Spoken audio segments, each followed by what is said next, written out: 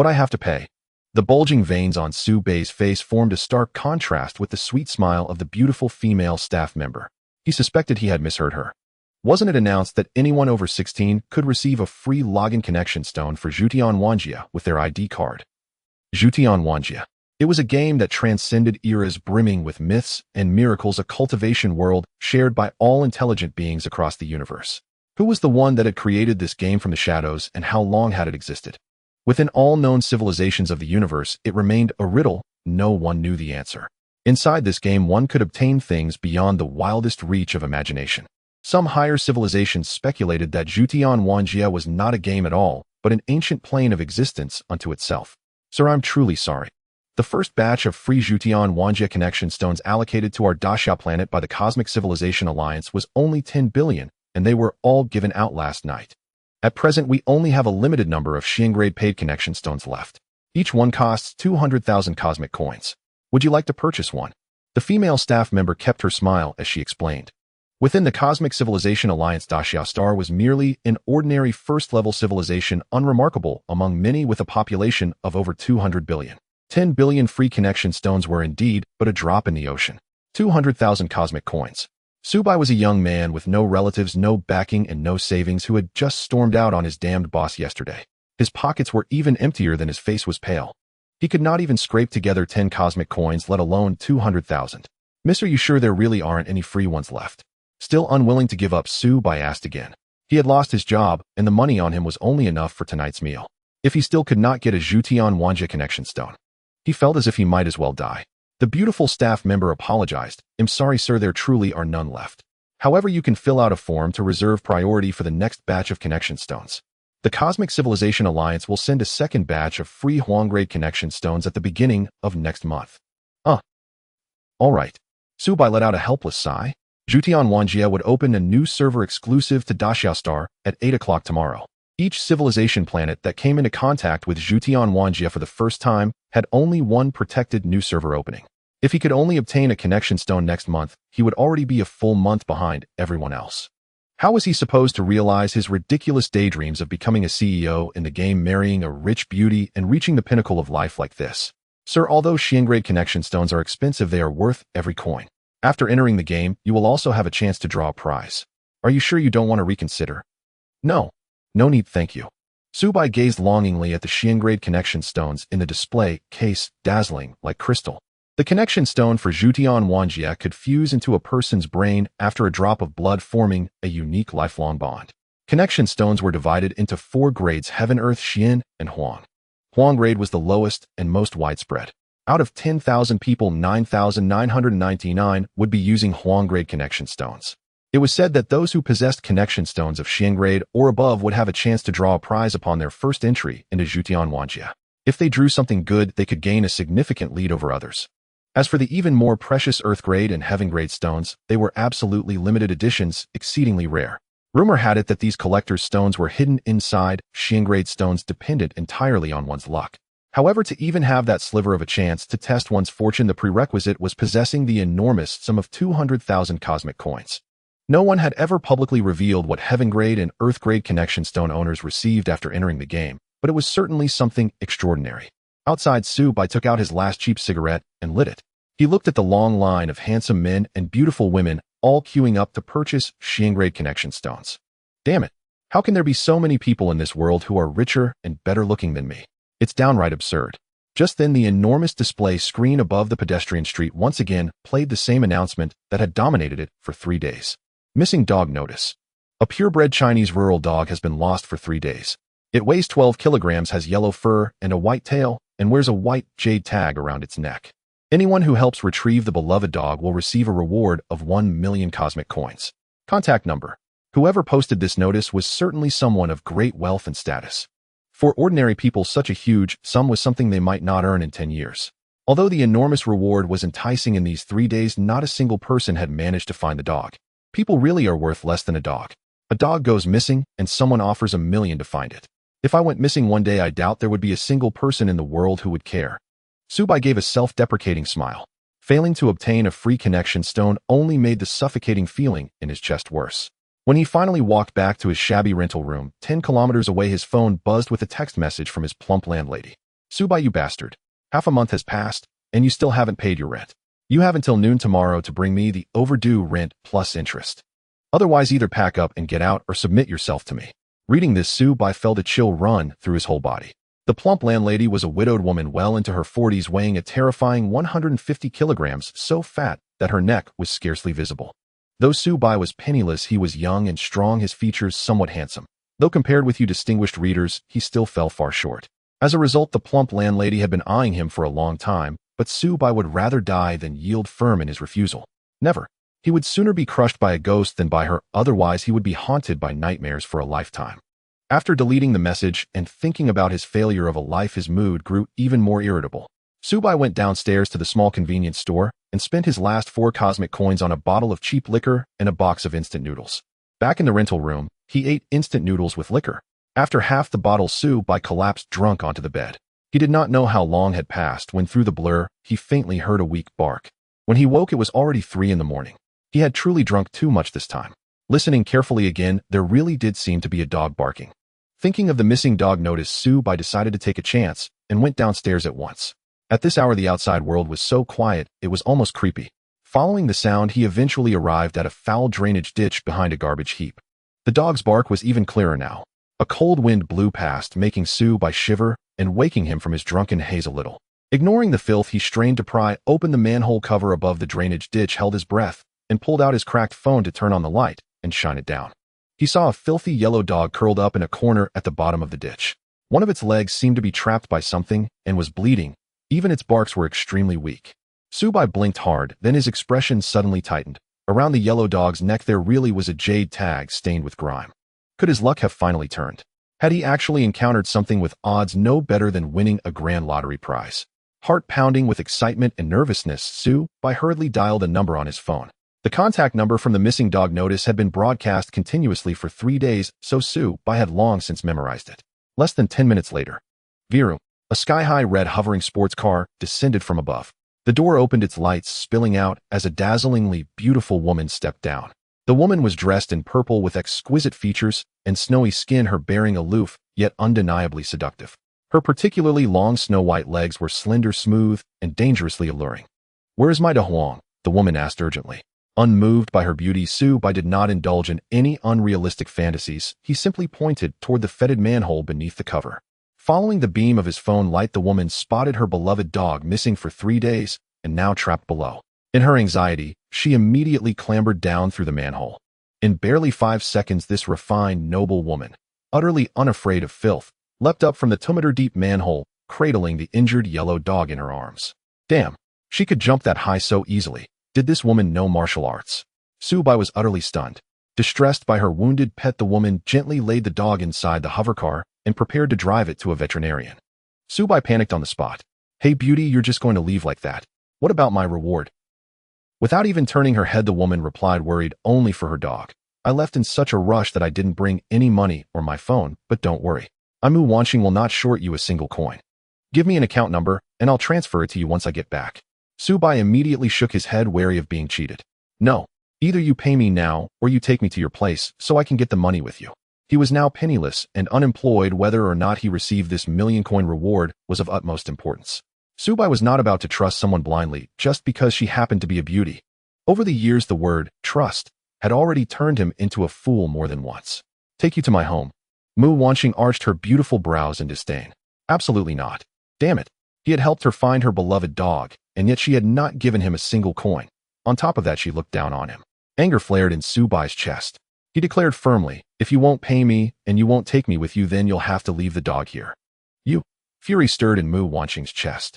No one had ever dared to speak to her like this or doubt her promise over a mere million. After a brief hesitation, Mu Wanqing reached into the hovercar and took out an exquisite box, tossing it to Subai. "Fine. Let this thing serve as collateral for now. Someone will come later with the money to redeem it from you." Without giving Subai any chance to respond, she shut the car door, stirred up a gust of wind, and piloted the vehicle up into the sky. "What the hell is this? You'd better not be tricking me. I've memorized your name." Subai shouted after her. Phew. As the night wind swept in, Subai, scarcely clad, shivered in the biting cold. "Hiss, it's so cold, ooh, I'd better wait until I get home. Hope this little woman isn't deceiving me." Back in his rented room, he bundled himself under a heavy blanket for warmth. But after half an hour his phone hadn't brought any reply. Damn it, could I really have been swindled for free? Incensed, Su Bai tore open the exquisite gift box left by Mu Wanqing, wondering if he had indeed been duped. Was this worthless trinket truly worth millions? Upon opening it, he discovered at the center of the box a pigeon egg-sized orb, its luster dazzling like a diamond.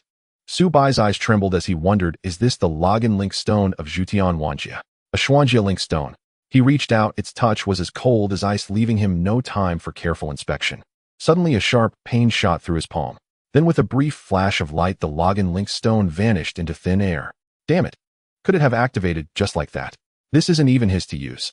After a series of system voices, Su Bai incredulously found himself in a universe with a starry cosmic river that felt undeniably real.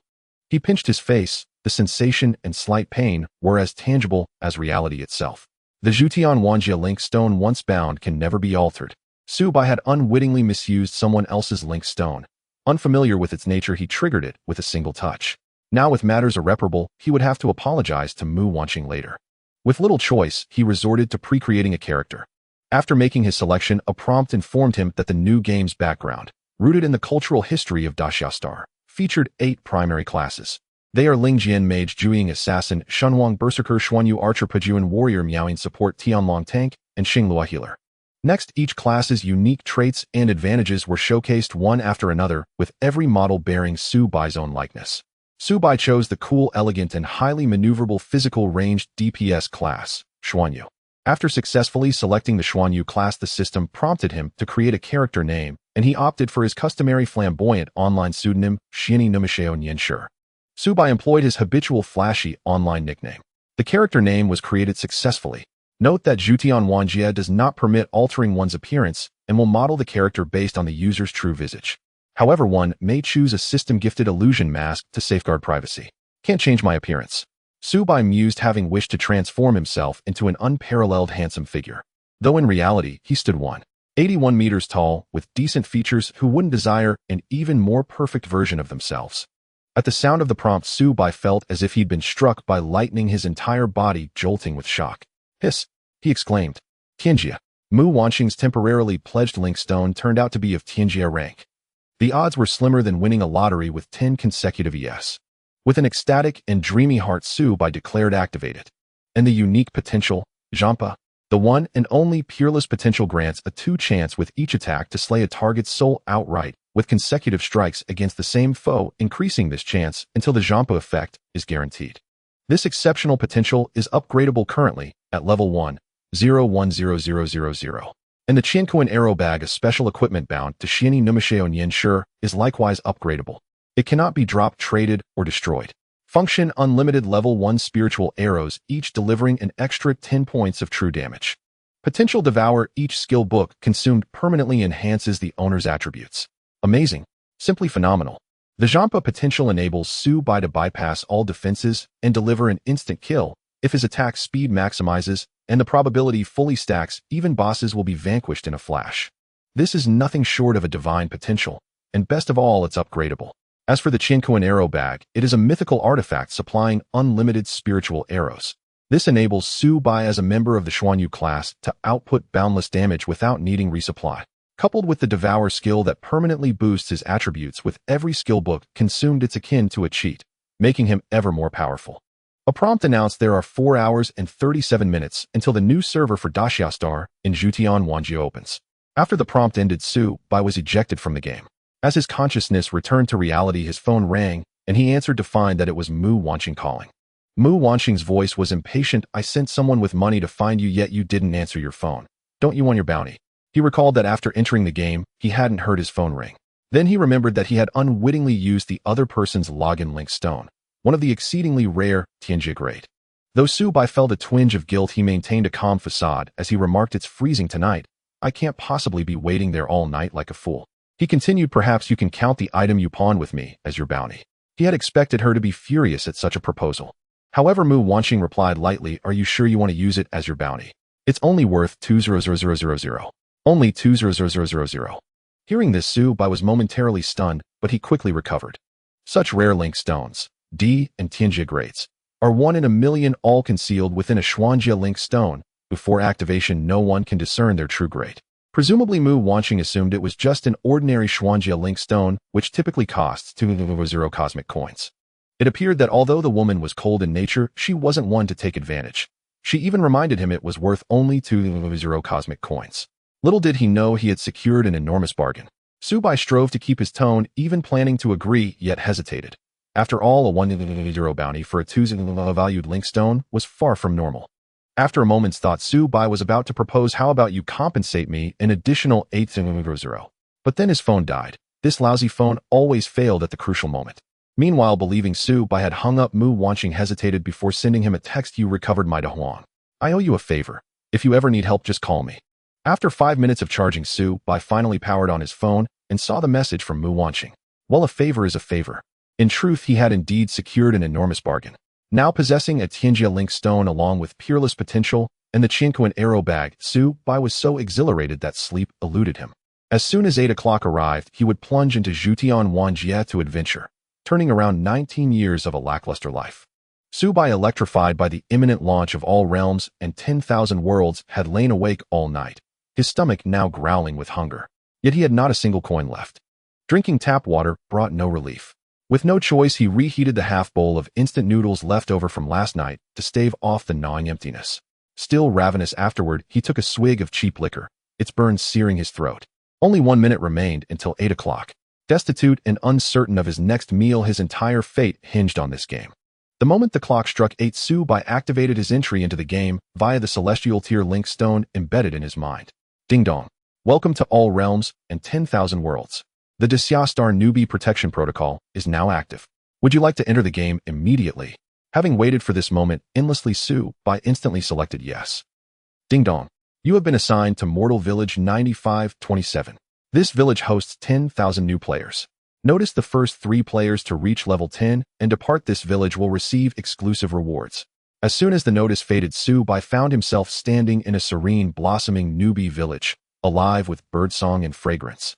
Before he could even savor the game's breathtaking realism, a sharp pain lanced through his left foot. A 200 mountain of flesh had stomped upon it while barreling forward through the crowd. Su Bai clenched his teeth against the agony. Get the hell out of my way. I'm claiming my newbie gift from the village elder. Don't block me. Like a living landslide, the man surged forward with brute force, cleaving a path through the tightly packed throng, sending dozens sprawling in his wake. Hey, stop shoving. Everyone gets a gift. What's the rush? Who the hell just groped my chest? Oh, pervert. Why did you touch my backside? Damn it. Don't step on me. I'm human, not floorboard.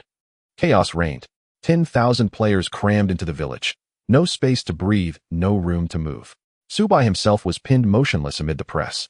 With only the top 3 level 10 levers earning special rewards, every player raced to secure their place.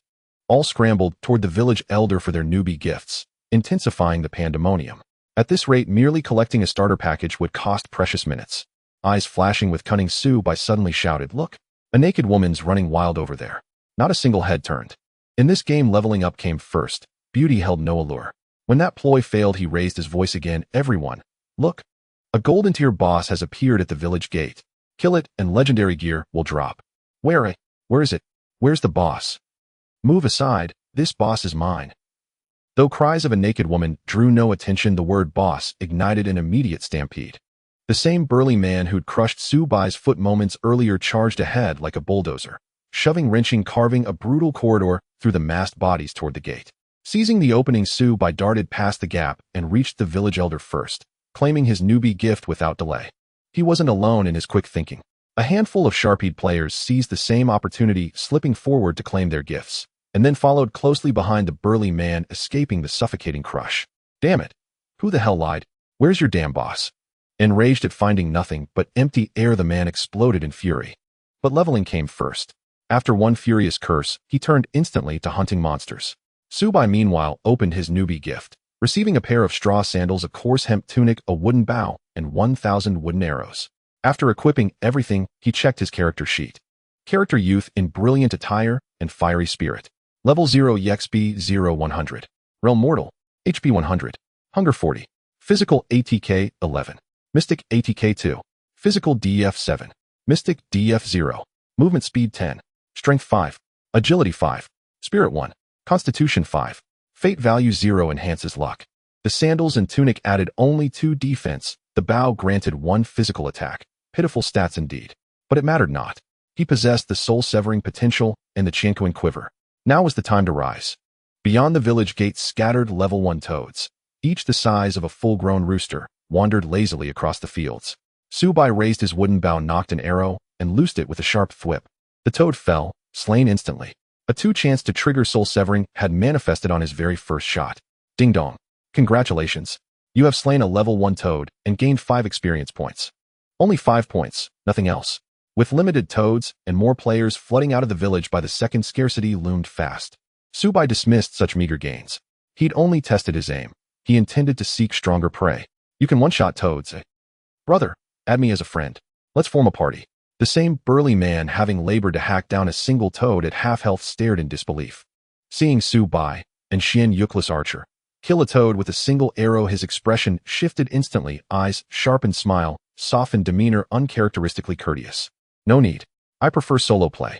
Freshly launched with soul severing and the Chienkuin quiver, Subai would be mad to carry anyone. Fair enough, you're not interested. No hard feelings. Mind if I add you? If you ever drop gear, I'll pay top price. The man still smiled warmly. No thanks, I don't make friends. And with that, Subai walked away. As Subai vanished into the distance, the man's polite mask dissolved, replaced by cold, venomous malice. Damn it. Youth in brilliant attire and fiery spirit, huh? You dare snub SH Kuan Go. Next time I'll bury you. Having sensed Subai's extraordinary potential, he'd sought alliance, to ride his coattails upward. Instead, Subai hadn't even glanced back. Had Subai not demonstrated that lethal precision, the man, fearing defeat, would have killed him outright. Now seething, he memorized Subai's ID before returning to his toad slaying, when suddenly, thwip, thwip, thwip, 3 wooden arrows struck in rapid succession. Already at half health, the man collapsed to his knees. Players spilling from the village froze, stunned that PvP had erupted mere minutes after launch. Subai had read the hatred smoldering in the man's gaze. 19 years of timidity in reality. Here, he would roam free, unrestrained, unbound. Not only had this brute trampled his foot, but now nursed resentment because Subai refused to escort him. Such a man deserved a lesson, delivered now. And again should they meet. For enemies fated to oppose him, he would grind them into dust, without mercy. Beneath the faint crimson hue of a wanted status, Subai strode away, leaving dozens gaping in awe and dread. Back in the newbie village, the humiliated man turned ashen. His gifted sandals looted, his pride shattered. To level up again, he'd have to endure that suffocating crush once more. Youth in brilliant attire and fiery spirit. You've got guts. I'll remember you. Slaying the corpulent foe, immediately turning crimson on the kill board, evoked a single perfect word: exhilaration. As Subai entered a secluded bamboo grove, he noticed emerald green venomous serpents coiled around each stalk at roughly 5-meter intervals. He instantly scanned one with his gaze. Bamboo leaf viper, a common monster. Level 3. HP 600. Physical attack 2139. Spell attack 0. Physical defense 15. Spell defense 0. Movement speed 8. Beware its deceptively vivid green hue. Its bite carries a chance to inflict lethal toxin. A mere level 3 monster already possessed such formidable stats. Its physical defense stood at 15, while Subai's attack power was only 11, rendering him incapable of breaching its guard. Yet its movement speed was merely 8. With precise distance management, the Chienkuin quiver at his disposal, and the latent ability, soul-cleaving strike, active victory, seemed well within reach. To avoid unnecessary complications, Subai first retrieved the system-granted illusionary mask and affixed it to his face. Though it conferred no stat bonuses, it concealed both his features and fundamental identity, proving invaluable for discretion.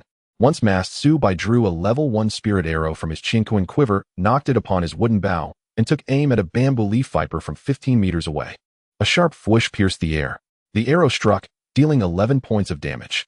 As a level 1 spirit arrow carried 10 points of true damage, this modest output was unsurprising, even without triggering soul-cleaving strike. Ding dong. Soul-cleaving strike activation chance increased to 3. At this prompt, Subai's eyes gleamed with quiet intensity. Thus, even with abysmal luck, landing 98 consecutive shots on the same target would guarantee an instant soul-rending execution. In time, once his attack speed matured, even a boss might fall before him in under 10 seconds. HSSSS. Pain flared through the bamboo leaf viper. Its fangs bared wide as its viridian coils slithered swiftly down the bamboo leaf with a slick, sinuous glide. Subai was no novice gamer. The moment his first arrow flew, he stepped back 2 paces, and without pause drew a second level 1 spirit arrow from his Chienkuin quiver, fitting it to his bowstring. He loosed the bow, Another 11 points of damage. The soul-cleaving strike chance rose to 4. With each shot, he retreated 2 steps, meticulously preserving distance. His movement speed stood at 10, the Viper's at 8. With disciplined control, he could defeat it entirely unscathed. Damage 11, 11, 11. After 11 consecutive strikes, the soul-cleaving strike chance climbed to 13. The Bamboo Leaf Viper, now reduced to 490 HP, closed within 3 meters of Subai. Yet constant arousing, attacking, and retreating inevitably hampered his natural mobility. Though he held a 2-point speed advantage, the Viper was fast closing the gap. Another arrow flew and triggered soul-cleaving strike. Damage 490. Ding dong. Congratulations, you have slain a level 3 Bamboo Leaf Viper beyond your level, earning 17 experience points. The serpent's corpse collapsed lifelessly onto the ground. A standard level 3 monster granted 15 XP. Subai's overlevel kill earned a modest bonus yielding 17. The drop rate across the myriad realms was notoriously abysmal. Even common monsters rarely yielded gear, let alone currency. Slaying this level 3 Bamboo Leaf Viper netted him nothing but those 17 XP points, not a single coin. Unperturbed, Subai pressed onward, selecting another Bamboo Leaf Viper 15 meters distant and drawing his bow once more. This time fortune wavered. It took 21 arrows before soul-cleaving strike activated, costing Subai 23 HP in the process. Fortunately, that bite failed to trigger poisoning. Combat resumed. By the time Subai felled his 5th Bamboo Leaf Viper, his HP had dwindled to just 14. Yet the final kill pushed him over the threshold, his body flooded with a soothing, radiant warmth. Ding dong. Congratulations, you have ascended to level 1, gaining 5 freely assignable attribute points. Upon leveling, his vitality fully replenished, rising from 100 to 105. His defense increased by 1 point, attack by 2. The Xuanyu class was inherently fragile. Its growth in vitality and defense remained notably weak. Subai allocated all 5 points to agility. Instantly, his limbs felt lighter, his attack speed and movement speed both subtly enhanced. With heightened mobility, clearing Bamboo Leaf Vipers became markedly smoother. Over the next stretch, he dispatched 30-odd serpents, struck only once. Subai had reached level 3.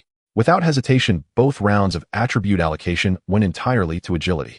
No way, so soon. Someone's already solo farming level 3 Bamboo Leaf Vipers. Hey friend, care to join our party?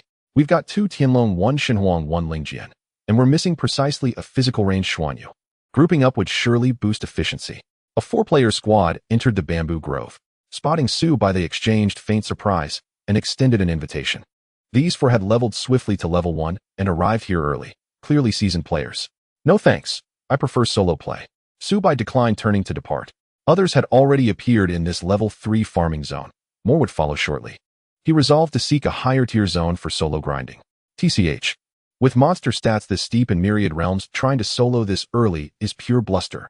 No draft, no preparation. As Subai walked away, the squad's Shenhuang class player scoffed, curling his lip. No, he isn't bluffing. Look, over there. More than a dozen unrefreshed Bamboo Leaf Viper corpses. He's a master. The Lingjian Captain Sharpie gasped in astonishment. Damn, the Bamboo Leaf Viper has 600 HP, 15 defense and attacks for 39 damage, and its bite may poison you. How did he solo farm so efficiently right after launch? He must be using a mystical rank Linkstone, likely drew exceptional gear. A mystical rank Linkstone, 200 cosmic coins apiece. Damn, wealth truly opens doors. Captain, these Vipers are too tough for us. We'll retreat and grind level 2 mountain chickens instead. After their departure, Subai ventured into a mist-shrouded mountain range, dense foliage, towering trees, and deep, sunless coolness. Ho ho! A troop of wild monkeys shrieked from the forest depths. Subai fixed his gaze ahead. He beheld a band of white-faced, yellow-furred macaques, long-tailed and restless, and among them a massive alpha, over 1.6 meters tall, weighing no less than 100 kilograms. Wild Macaque Lieutenant, an elite monster. Level 9. HP 3600. Physical attack 98123. Spell attack 0. Physical defense 45. Spell defense 0. Movement speed 45. Skill brutal pounce bite. This territorial volatile alpha routinely eviscerates intruders. Keep far, far away. A mini-boss. Subai's eyes flickered with keen interest. In Myriad Realms, players could inspect monster stats up to 10 levels above their own. Though he'd spotted a mini-boss, its attributes gave him pause, and he chose not to engage, for now. Should his first arrow fail to trigger soul-cleaving strike, this lieutenant's blistering 45 movement speed would close the distance in moments and end his frail life. Moreover, it commanded a full troop of underlings. He'd return, after several more levels. Prudently Subai withdrew, soon arriving at the edge of a tranquil lake. And along its shore the roaming creatures there made his breath catch, suddenly unmistakably bright. By the lakeshore, every 10 meters or so a monstrous creature, roughly the size of a young calf armored with a thick rocky carapace and crowned with an insectoid head, wandered aimlessly grazing on aquatic weeds. Louse turtle, common monster, level 7, health 1500, physical attack 4679, magical attack 0, physical defense 80, magical defense 40, movement speed 8, skill hardened resistance, reduces incoming damage by 40. A level 7 louse turtle possesses balanced physical and magical defenses, boasts high health and resilience, and benefits from a passive damage reduction effect. For most players, even at level 7, it would be an arduous grind. Its sheer durability makes it notoriously difficult to kill. But for Subai, it was the ideal target for leveling. With a movement speed of only 8, the louse turtle posed no threat to him. Armed as he was with Jean Pua and the Chinquan quiver, Subai could effortlessly slay foes 4 levels above himself. Without hesitation, Subai sprang into action. He drew his bow and loosed a level 1 spirit arrow, its trajectory a streak of light, as it struck the insectoid head of a louse turtle. Jean Pua triggered, damage 1500. Subai's luck flared once more. The very first shot activated Jean Pua. The louse turtle let out a mournful cry, flipped onto its back, and lay still, a lifeless husk. Ding! Congratulations! You have slain a level 7 louse turtle beyond your level. Experience gained 40. Reaching level 4 required 800 experience points. Thus he needed to defeat 20 louse turtles to advance. Ah, the exhilaration of over-level kills. A grin flickered across Subai's lips. He locked onto another level 7 louse turtle and fired again. Damage 7. Without Jean Pua's activation, his level 1 spirit arrow failed to pierce its defenses, relying solely on its 10 points of true damage. With its 40 damage reduction, only 7 points landed. Struck the louse turtle's pupils flared crimson, it growled low and charged towards Subai, its heavy stone shell clattering with each thunderous step. With a mere movement speed of 8, the beast posed no urgency. Subai stood his ground and calmly drew and loosed arrow after arrow. Damage 7. He did not retreat a single step. When the louse turtle closed within 4 meters, Jean Pua surged forth once more, another generous 40 experience points secured. Loot. A glint lit Subai's eyes as he noticed a pair of dull gray boots materializing beneath the fallen creature's corpse. In Jutian Wanjia, only bosses guaranteed equipment drops. Common monsters yielded gear with dismally low probability. Excited, Subai hurried forward and examined the boots closely. Heavy turtle boots. Rarity, unrated. Physical defense 7. Magical defense 2. Note: due to their extreme weight, wearing these boots reduces movement speed by 2 points. Damn it. Slowing movement by 2 points for such meager stats. Utterly useless. Subai dismissed them outright. He would never sacrifice mobility for paltry defense bonuses. Time to sell. Though its attributes were abysmal, Subai recalled Jutian Wanjia's infamous drop rates, and after brief consideration promptly listed the boots on the village auction platform. Starting bid 200 coins. As he had yet to leave the starting village, the listing would appear exclusively to the village's 10,000 novice players. He hoped to fetch several hundred coins. His stomach rumbled, and the proceeds would buy him dinner. Once posted, Subai resumed hunting. Damn it, Jutian Wanjia is brutal in the early game. No skills until we exit the tutorial village, and monster stats are absurdly high. I've been fighting frogs non-stop, and still haven't reached level 1. Phew, freedom at last. No more frog hunting. Let's form a level 1 Great Spirit Sword squad. We need a tank. Great Breaker or Celestial Dragon would do. Long-range classes like Xian Yuxing Luo or Miaoyan also welcome. 8 players total. Then off to clear level 3 wild boars. Senior, my Celestial Dragon is just 5 frogs shy of level 1. Can you reserve me a spot? Hey, hands off my frogs. I'm 5 away from leveling up. Feihua Studio offers paid leveling services, stable, efficient clears of level 3 wild boars. 2 slots remain. 1 hour, 500 coins. Sign up now. Jutian Wanjia's early phase was unforgiving. Even players who entered via the profound tier linking stone held little advantage. If their initial draws yielded nothing useful, they too faced a slow grinding ascent. In-game items could only be purchased from NPCs using in-game currency, prompting widespread lament. Damn it. I farmed for hours and got nothing. This damn game is impossibly hard. Level 2 Mountain Chicken Zone. Kuan Gu, the burly, hot-tempered man whom Subai had slain earlier, fumed in his party chat. Damn it. I wish someone would sell gear.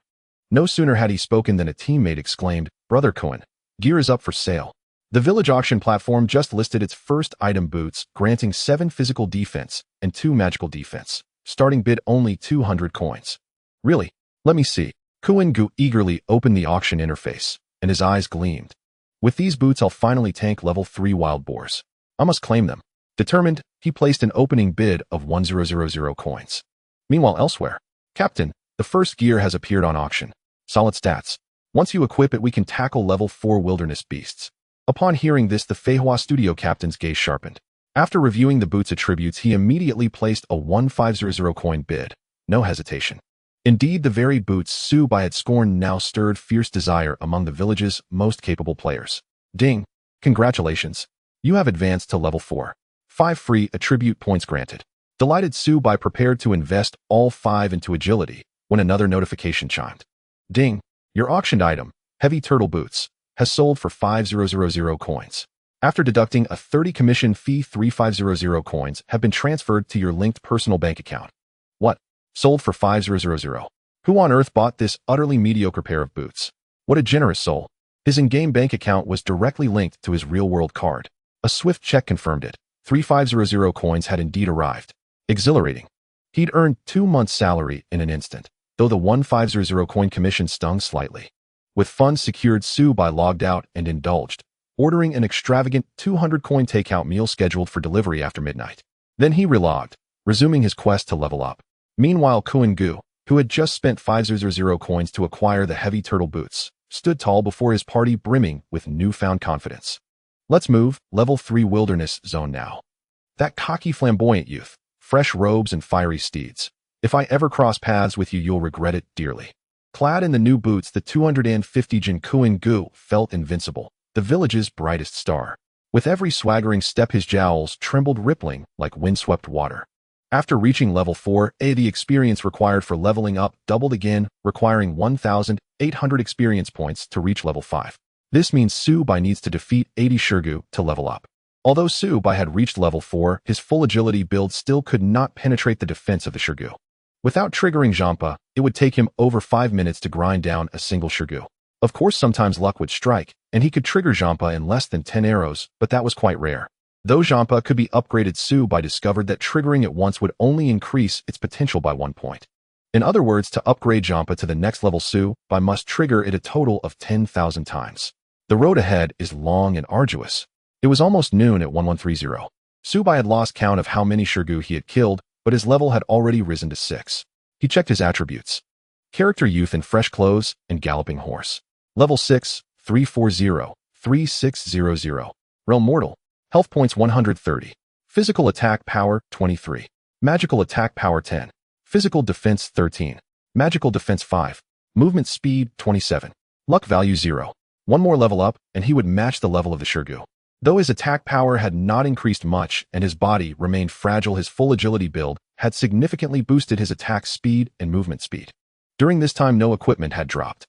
However, he had found 3 level 1 Huichundan. Consuming one would instantly restore 100 health points with a cooldown of 20 seconds. Due to the pitiful drop rate of Judi Wanjie, even though Su Bai's initial inventory only had 10 slots, it remained empty, containing only 3 level 1 Huichundan. Having reached level 6, Su Bai had little interest in continuing to kill Shirgu, just as he prepared to kill the nearby Shirgu and change locations. Little did he know, as this Shirgu fell, a prompt suddenly rang in his ears. Ding! Due to your large-scale slaughter of Shirgu, the Shirgu little leader has been alerted and is about to appear. Please be cautious. Boss! Su Bai's eyes lit up. At that moment, the previously calm lake surface surged, the water flow became turbulent, and waves of water spread out in all directions. The next moment, a giant Shirgu the size of a car with a massive shell covered in corals weighing at least 78 tons burst forth from the water. Shirgu little leader. Elite monster. Level 9. Health 4,000. Physical attack 111,149. Magical attack 0. Physical defense 85. Magical defense 55. Movement speed 20. Skills level 2 hard resistance stinking spit.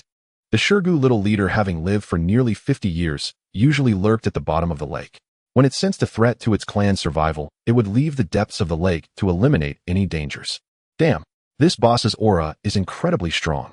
The attributes of the Shirgu little leader are even higher than that of the wild monkey little leader. Fortunately, it only has a movement speed of 20. Su Bai now had a speed of 27, which gave him a fighting chance. Moreover, BOS level monsters are guaranteed to drop equipment. Equipment means money. Subai took the initiative, drawing his bow and aiming at the Shirgu little leader before it had completely left the water. Damage 5. The first arrow dealt only 5 damage, but the potential trigger chance of Janpa increased to 3. Subai remained calm and continued to shoot.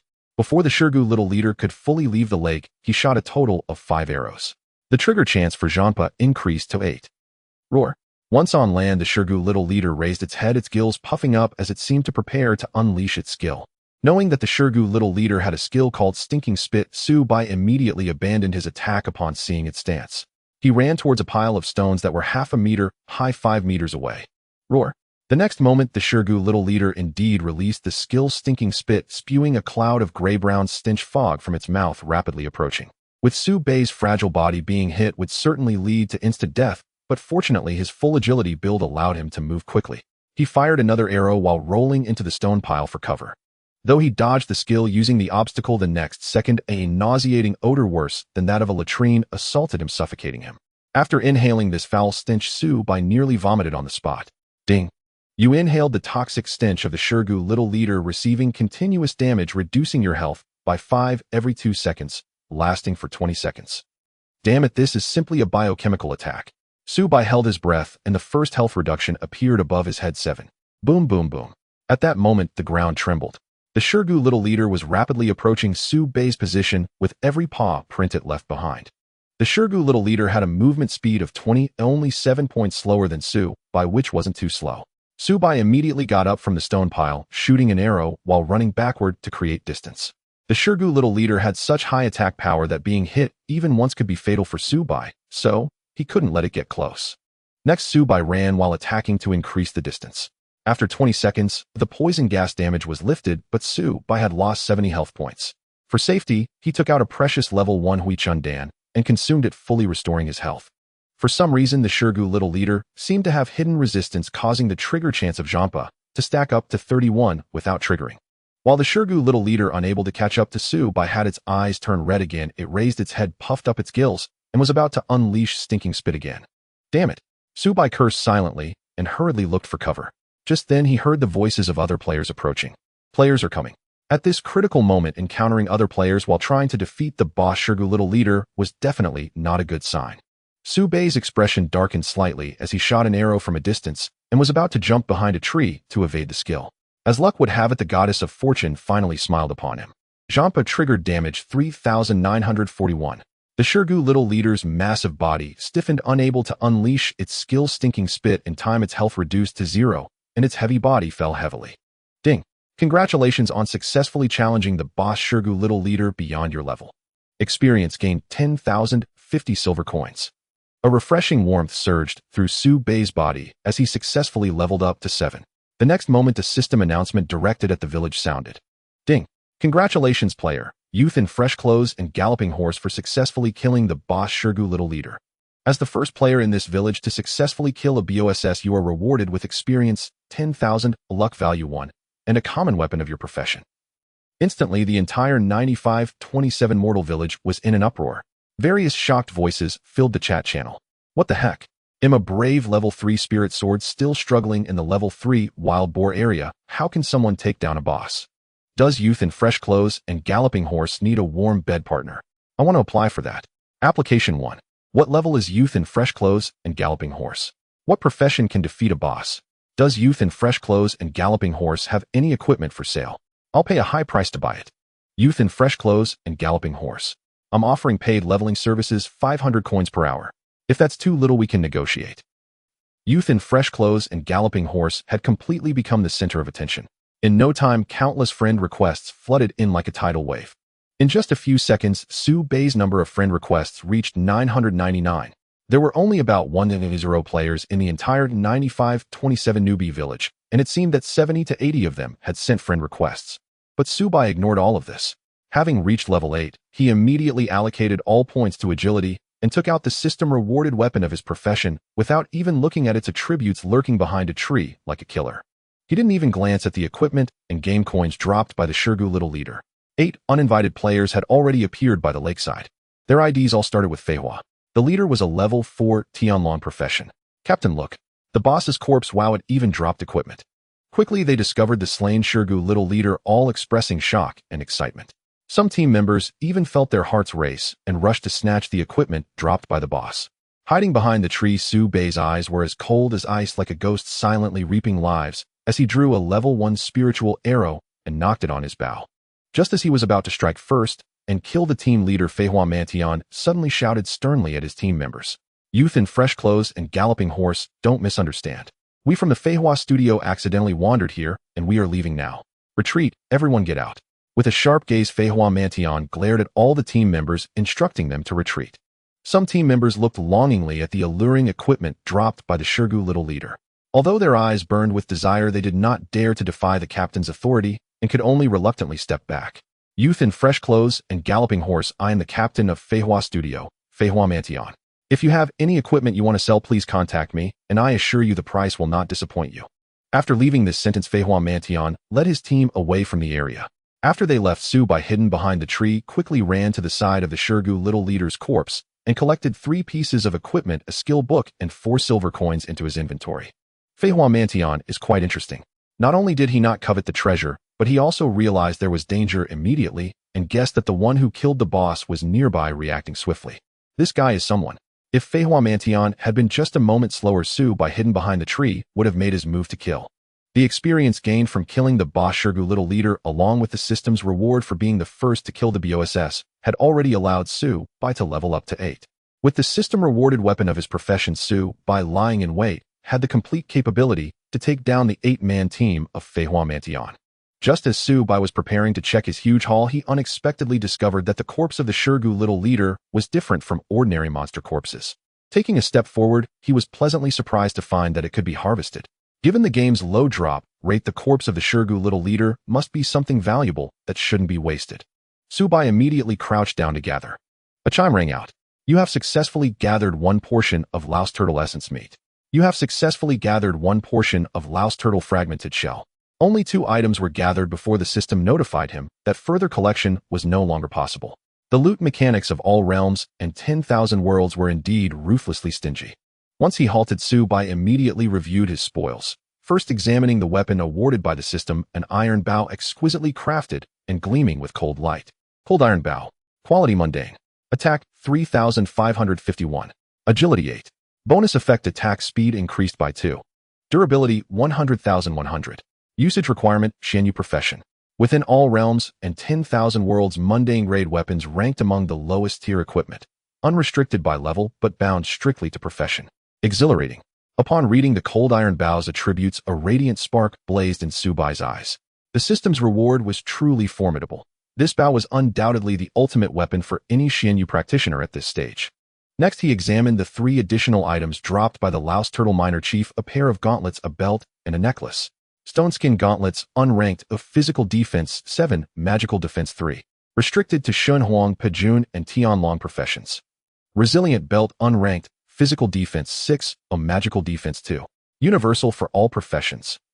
Silver necklace, unranked, of physical attack 9, magical attack 6.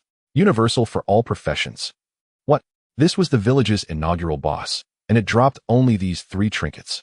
All were unranked, beneath even the lowest mundane grade.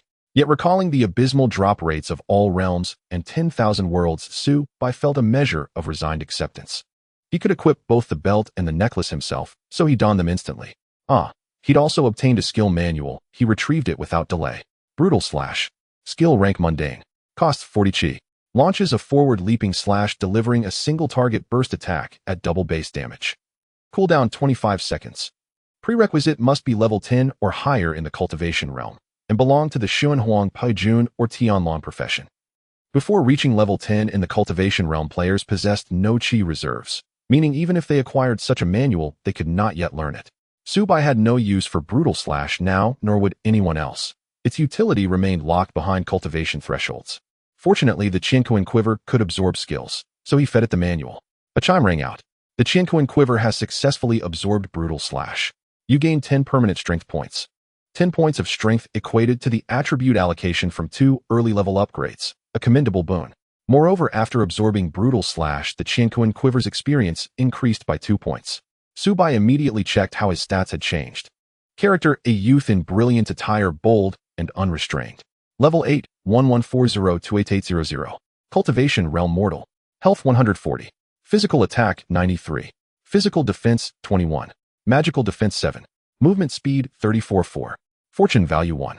Equipping 3 new items and absorbing a skill manual had caused his stats to surge dramatically.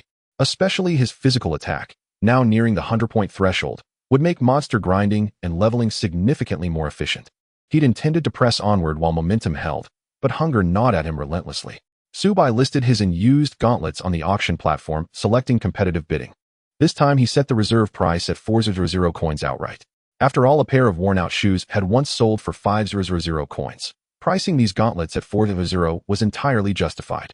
Having completed the listing, Subai logged out immediately.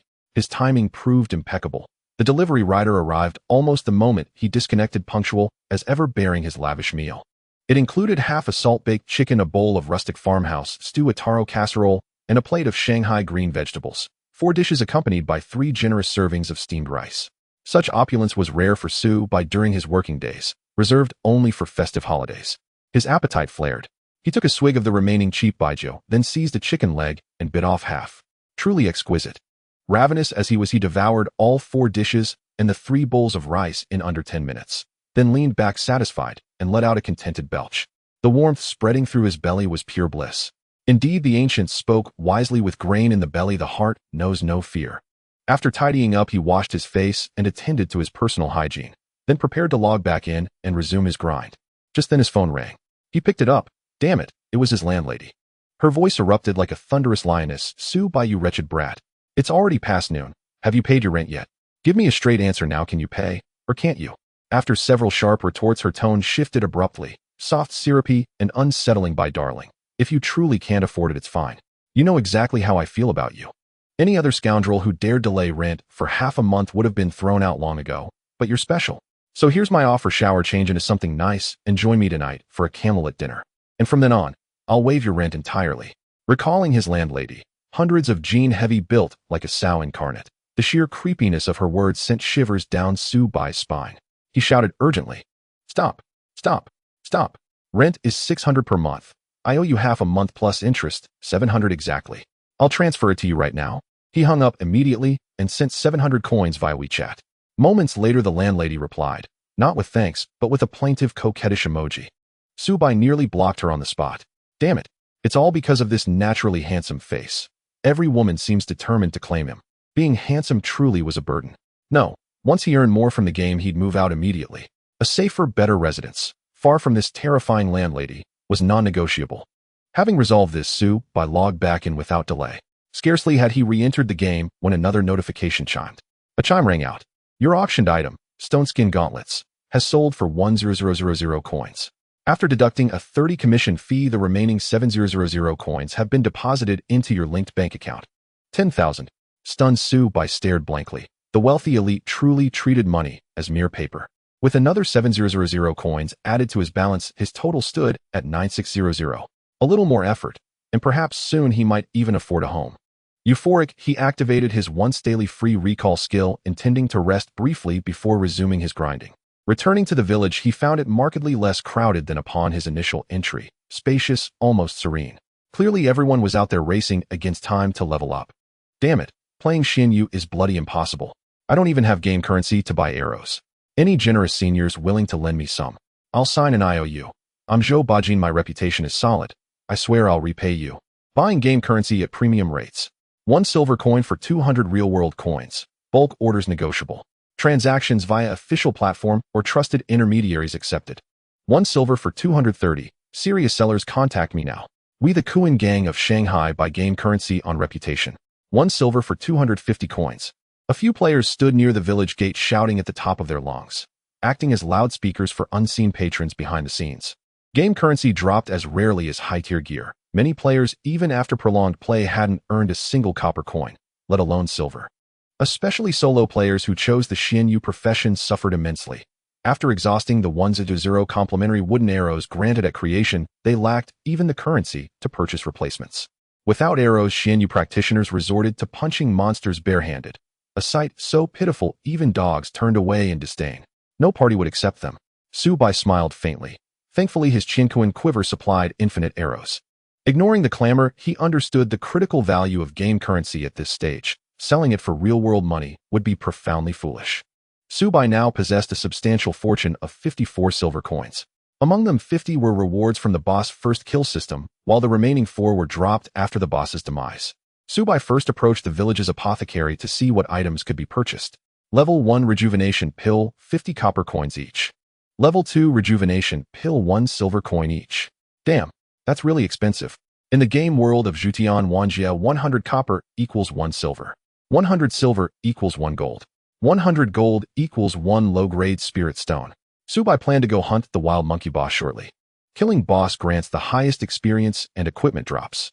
To be safe, he purchased 10 level 1 rejuvenation pills and 5 level 2 rejuvenation pills, spending a total of 10 silver. Each level 2 rejuvenation pill could instantly restore 200 health points with a cooldown of 20 seconds. Although Subai's total health was only 140, it was better to be safe and buy a few high-quality pills. After buying the medicine, Subai sought out the equipment NPC. The gear sold in the mortal village was all of common quality with laughably low attack and defense stats, and the prices were exorbitant, starting at 30 silver for any piece. Subai couldn't help but shake his head in disbelief and immediately abandoned the idea of purchasing equipment. He wandered around the village but found no valuable quests.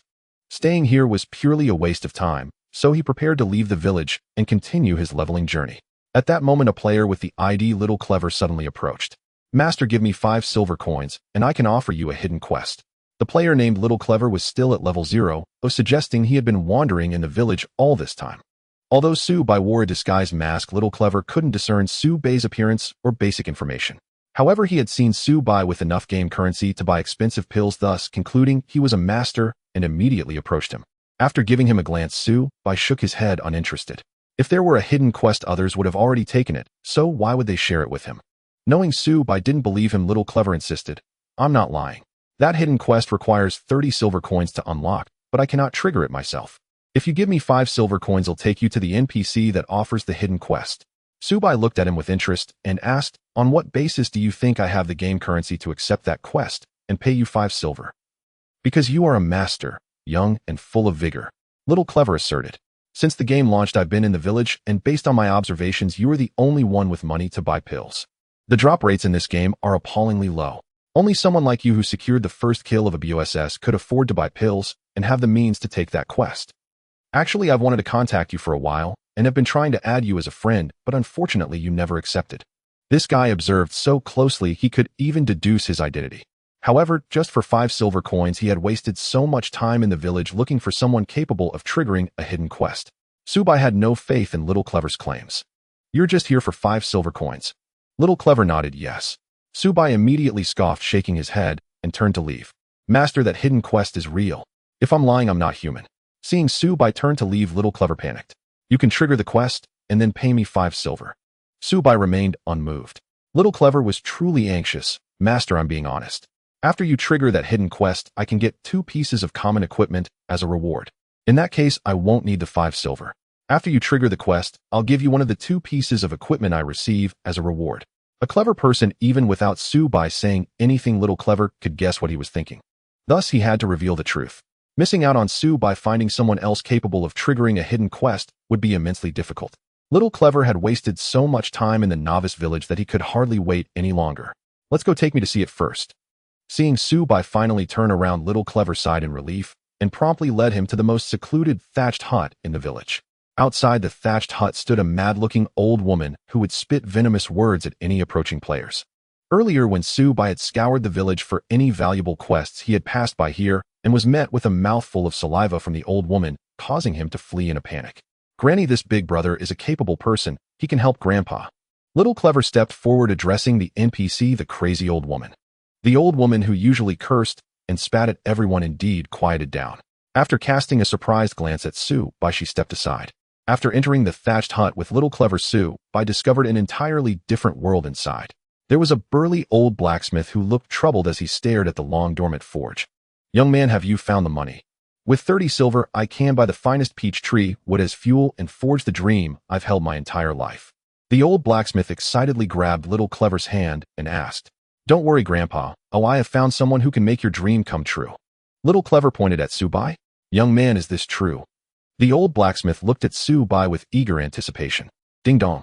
Would you like to give the old blacksmith 30 silver coins to trigger a hidden quest? 30 silver coins were an absolute fortune at this stage of the game. But for the hidden quest, Su-bai chose to accept. Ha ha ha, I finally have money. The old blacksmith shouted in excitement after receiving the 30 silver coins. Ding dong. Congratulations. You have triggered a yellow grade 5-star hidden quest. The old blacksmith also needs a monkey spine bone as a material. Do you accept his request? Tip: the higher the quality of the retrieved monkey spine bone, the greater the rewards you receive. A monkey spine bone. What a coincidence, if I was just about to kill the wild monkey boss. Su-bai immediately accepted the quest. Then his gaze shifted to Little Clever, who had acquired a glowing dagger and a pair of boots from the blacksmith. Although the novice village was a safe zone where PK was disabled, Su-bai still wasn't worried about Little Clever backing out. Otherwise, he could easily prevent him from leaving the village. Moreover, Little Clever seemed clever enough to understand that betraying him would be detrimental. Master, here you go. Sure enough, Little Clever initiated a trade with Su by offering a pair of silver gray boots adorned with strange patterns. Little Clever, being a shadow class, could wield the dagger, so he traded the boots to Su-bai. Su-bai chose to accept. Swift Wind Boots. Quality: common health 80, physical defense 10, magical defense 5, agility 10, bonus movement speed increased by 30. Durability 100,100. Usage conditions limited to Xian Yu and shadow classes. After seeing the equipment's attributes, even Su-bai's eyes brightened. These Swift Wind Boots are incredible. Not only do they add so many attributes, but they also increase movement speed by 30, which is precisely what Su-bai desired. Su-bai quickly replaced the trash shoes provided by the system, significantly boosting his overall attributes. His health rose to 220, physical defense increased by 10 points, and his movement speed soared to 75, making him feel like he was walking on air. Master, can you add me as a friend? Little Clever looked at him expectantly. Little Clever was smart and kept his promises, making him a decent person. Su-bai nodded, found his friend request in the list, and approved it. Master, let's level up together if we have the chance. Su-bai nodded in response. After adding him as a friend, Little Clever did not pester Su-bai to take him leveling, knowing when to advance and retreat. He smiled and left, preparing to level up. Although he had wasted quite a bit of time, the average level in the mortal village was now estimated to be around 34. But with a common dagger in hand, Little Clever's leveling speed would surely not be slow. After Little Clever departed, Su-bai immediately left, as well preparing to hunt the wild monkey boss and obtain its bones to complete the quest. The quest prompt stated that the higher the quality of the retrieved monkey spine bone, the better the rewards. Killing the wild monkey boss was a perfect match. After equipping the Swift Wind Boots, Su-bai's movement speed more than doubled, and he could hear the wind rushing by as he walked. Even while wearing a disguise mask, he caused quite a stir as he left the village. Just his astonishing speed alone made it clear to others that he was a hidden master player. There was even a wealthy player who actively chased after him, shouting that he was willing to pay 500 coins for a leveling service for an hour. However, Su-bai paid him no mind. But when the other party tried to catch up to increase the offer, he found Su-bai had already left him several meters behind. In just a few seconds, he was out of sight. This time, Su-bai took half the time it usually took to reach the mountains and woods. The wild monkey boss had not yet appeared, but he did spot a solitary level 7 wild monkey. The level 7 wild monkey had 25 physical defense and 1200 health. He decided to test his skills on it first. Su-bai skillfully took out a level 1 chi arrow, placed it on the bowstring, pulled it back fully, and released it, completing the entire process in just about 1.5 seconds. His attack speed was significantly faster than before. Previously, he needed at least 2 seconds to complete the entire process. Damage 81. As the first arrow struck the wild monkey, Su-bai had already knocked his second arrow on the bowstring. With a whoosh, he fired it out. The second arrow hit the now enraged wild monkey in the eye, causing blood to splatter. Critical hit on a weak point, damage 233. Its health immediately dropped drastically, and it screamed as it fell from the tree. Before it could get back up, Su-bai's third, fourth, and fifth arrows struck in quick succession. In no time, the wild monkey had not touched Su-bai even once before it lay dead, turning into experience points. Su-bai shook his head, not entirely satisfied. Even without triggering Jean-Pai's current attack power was among the top players in the village, yet he still felt somewhat unsatisfied. The thrill of a one-hit kill was far more exhilarating. He had no idea where the wild monkey boss had run off to. Su-bai searched for over 10 minutes, having killed numerous wild monkeys, yet he hadn't encountered it. After taking down another wild monkey, Su-bai suddenly heard angry shouting not far ahead. It seemed someone had gotten there first and discovered the wild monkey boss already engaging it. Though Su-bai was skeptical that anyone else in the novice village had the nerve to attempt a boss fight besides him, it was evident that someone had indeed beaten him to it. Su-bai quickly followed the sound. "Sh-kun, what do you mean? We agreed to cooperate and kill the boss wild monkey boss together, splitting the dropped equipment in half. Now my team has already lost 2 squads. Are you expecting the last squad to take the front line? What do you want? Should we all die as cannon fodder while you swoop in to claim the boss for yourself? No one is a fool. If we are to continue cooperating to fight the BOSS, it should be your people taking the hits now. A series of angry shouts erupted. A team of over 20 players emerged from the forest ahead, their average level reaching level 3, with a few elite members at level 4. The level 9 boss, the Wild Monkey Lieutenant, had already seen its underlings defeated, and now it was surrounded and besieged. The battlefield around them was horrific. More than 20 fallen players lay motionless upon the ground, each slain by the enraged Wild Monkey Lieutenant. The Wild Monkey Lieutenant's health pool of 3600 had been whittled down to roughly 100 through relentless attrition warfare. Just as victory seemed imminent, discord rippled through the group. A player named Songming glared furiously at a heavily built man, over 200 gene in weight, whose bulging frame betrayed his indulgence. This was none other than Kunj, the very same player previously slain by Subai. Upon discovering the Wild Monkey Lieutenant, Songming and Kunj had instantly agreed to cooperate. They had jointly hired numerous expendable fighters, sacrificing lives to grind down the boss's health, a strategy unfolding with remarkable efficiency. Yet halfway through the battle, Songming realized Kunj kept sending his recruits forward as cannon fodder, while his own allies remained safely sheltered behind the front line, leaving only 5 of the remaining 20-plus fighters loyal to Songming. All others answered solely to Kunj, though both parties had solemnly pledged an equal division of spoils upon slaying the Wild Monkey Lieutenant. Songming, sensing treachery, withdrew his forces and confronted Kunj directly, fearing the latter might renege and seize everything for himself. "Brother, you truly think too lowly of me," Kunj retorted. "My word is worth 1,000 gold. I swore equal division, and I shall honor it. How could I ever consider monopolizing the loot? Very well, let my people step forward instead." Kunj's jowls quivered as his narrow eyes crinkled into a smile, and he raised his voice to command. "You there, Pajuan and Tianlong players, switch places with Songming's team immediately. Remember, rotate your frontline duties. And you Lingjin, Miaoyin, and Xinglua players, push harder. This beast has no magical defense. You are our primary damage dealers." He then shot a scathing glare towards several Zuaniaclus players. "Worthless lot. You can't even pierce the Wild Monkey Lieutenant's defenses. Did I waste 300 coins per head just to feed you? After the boss falls, your promised rewards will be halved." Hearing this, the Xuanyu players, who had been lured here with promises, seethed inwardly, but dared not protest. The Wild Monkey Lieutenant possessed 45 points of physical defense, a threshold no Zuaniaclus player in the entire village was likely capable of breaching. "Brother Songming, does this arrangement satisfy you?" Kunj grinned as he strolled over. Songming nodded, but unease still shadowed his brow. "We're running short on tanks. The remaining Pajuan and Tianlong players may not survive long enough to see the Wild Monkey Lieutenant fall."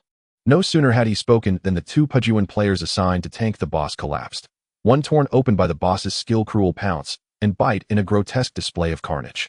Now only a single Tianlong remained, gritting his teeth as he held the line. The Wild Monkey Lieutenant's maximum physical attack reached 123, a blow that would fell even a fully constitution-optimized Tianlong in roughly 6 seconds. "Brother, don't worry," Kunj said with a wide grin, his gaze sweeping across 7 Xuanyu players cowering behind the front line. "You 7, listen closely. When the Tianlong falls, you'll take turns stepping up to tank. Each death earns you 100 extra. After all, you contribute little damage, yet as cannon fodder you still serve a purpose." At this, Songming recoiled inwardly in profound contempt. Kunj was a Xinyuan-class warrior equipped with a pair of fine boots, granting him defensive prowess rivaling even unarmored Pajuan or Tianlong players. Yet he had never once stepped forward to tank. Had Kunj joined the front line with coordinated timing, their casualties would have halved, and the Wild Monkey Lieutenant might already lie vanquished. When the boss's health dipped below 500, only 14 survivors remained in Kunj's party. "Brother Songming, I'm going into tank now. If I happen to fall, don't forget your promise. No hoarding the gear." Suddenly Kunj surged forward with uncharacteristic valor, brandishing his wooden sword and shouting toward Songming before preparing to charge. His sudden boldness startled Songming. "Go ahead," he replied. "I Songming keep my word. Should you fall, I swear I'll never betray you nor claim the loot alone." As a Lingjian-class player, Songming resumed unleashing precise ranged attacks upon the Wild Monkey Lieutenant, its health now hovering near 400. Without incident, the boss would fall within 2 minutes. Though the cost had been staggering, slaying the Wild Monkey Lieutenant made every sacrifice worthwhile. This was only the second boss ever slain within the village, perhaps even triggering extraordinary system rewards. Just as did Songming, thrilled at the prospect, a searing pain erupted in his back. Kunj, the very man who had just sworn to charge forth and tank, had struck him from behind, landing vicious blows aimed squarely at his vital points. Damage 34, 36, 38, 39. Caught utterly off guard, did Songming collapsed in furious despair. Even his system-issued weapon tumbled from his corpse. Fool, did you honestly believe you deserved equal spoils with me? Dream on. Having assassinated Det Songming, Kunj swept his furious gaze across the group and bellowed, "Silence, all of you. From this moment, I am sovereign here. Double your promised rewards upon the boss's fall.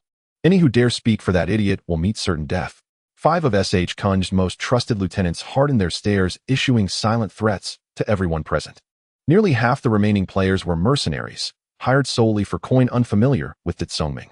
Those truly loyal to him had already perished earlier, none had yet returned. Though they despised Kunj's betrayal, these surviving players served only for profit, and wisely chose silence over recklessness. Seeing no resistance, Kunj grew even more arrogant. "All of you, give your utmost.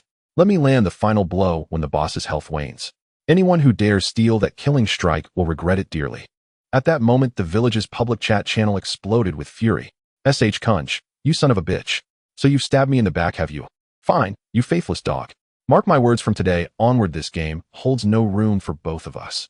Det Songming, resurrected back in the village, raged uncontrollably. Kunj even logged onto the chat to reply, "Idiot. Do you really think someone like you deserves equal spoils with me? I target fools like you precisely because you're both useless and stupid. Want revenge? Huh. I'll wait, eagerly, for your humiliating return." As Kunj crowed in triumph. The Wild Monkey Lieutenant's health had dwindled to between 130 and 150. Victory now shimmered within reach, and Kunj swelled with unshakable arrogance. Everything unfolded exactly as he had foreseen. "Damn you, Kunj, and you dare betray my brother? I'll never share the same sky with you." And suddenly a voice pierced through the air, sharp, thunderous, like a high-decibel siren, erupting from behind the crowd. Shush! Na frost-edged arrow shot forth with lethal precision, felling a level 4 spirit sword in a single strike. And instantly Kunj's party lost its highest DPS, their boss-killing spearhead. Swoosh! And another cold arrow sliced through the wind and struck a level 3 spirit sword, triggering a critical hit 199. Another primary damage dealer collapsed. What the hell are you? You're asking for death, aren't you? And out of nowhere, a man who called himself brother of Det Songming emerged, and in swift succession eliminated 2 elite DPS members. Kunj roared in fury and whirled around, gripping his wooden blade. And there, directly before him, stood a figure cloaked in a mystic illusion mask, holding a longbow that gleamed with chilling radiance, and clad in several fine pieces of gear. The one who had seized the perfect moment to strike was none other than Subai. And he loosed 2 more arrows in rapid succession, each claiming another spirit sword. In an instant, 3 spirit swords lay fallen, leaving only 1 remaining in Kunj's party. With the suppression of 3 high magic damage spirit swords gone, the Wild Monkey Lieutenant's health plummeted no further, stalling at roughly 100 points. Enraged once more, the Wild Monkey Lieutenant unleashed a furious skill, seizing a Xinglua-class player and tearing him limb from limb. Chaos erupted in Kunj's party, now reduced to 8 members. Abandon the boss. Focus all attacks on this bastard. Kunj barked the order without hesitation, directing his entire team towards Subai. You damned scoundrels. Despicable, treacherous. You betrayed my brother. Today I swear, I won't rest until you're dead." Subai feigned righteous indignation, drew his bow with a resonant twang, and fired. A cold arrow striking a Miaoying player dead center. The Miaoying class possessed the friliest constitution among all professions. One shot was all it took. Kunj charged forward in blind rage, swinging his wooden blade to cleave Subai down. But the blade passed clean through empty air, miss. Subai moved faster than him by more than double, instantly widening the gap between them to over 2 meters. His lackeys launched a barrage of attacks, but half missed entirely. Only 3 strikes landed. Yet the numbers that flashed above Subai left them speechless. Damage 141. Only the spirit sword's attack pierced Subai's defense. The other 2 couldn't even breach it. Subai let out a cold, mirthless smile. His bowstring hummed like a soul-rending wail, and the killing arrow flew, felling the last spirit sword where he stood. Meanwhile, the Wild Monkey Lieutenant, eyes bloodshot with slaughterlust, charged headlong into battle, crushing a Xinglua player on impact. Kunj's party lost 2 more members. Though the wild monkey lieutenant's life dwindled to barely over 100 the moment had passed, S.H. Kunch and his team had utterly lost the capacity to finish it off. Who are you, damn you? In fury burned in S.H. Kunch's eyes like live flame. He abandoned all caution, sprinting after Su-bai with murderous intent. Yet Su-bai danced away like a master taunting a clown, effortlessly widening the distance time and again, then calmly loosed another arrow claiming yet another life. Who am I? I am brother of Ditsongming.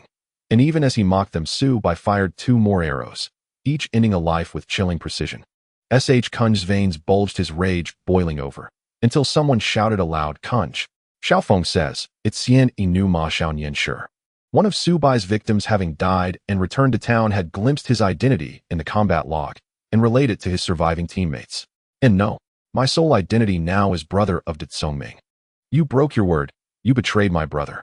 I avenge him, not out of malice but justice itself. Su-bai spoke with solemn conviction, his moral stature soaring, yet his hands showed no mercy. He struck again, cutting down another of S.H. Kunch's henchmen. In Xian Inu Ma Xiaonian sure. You again, you dog. And I'll never let you go.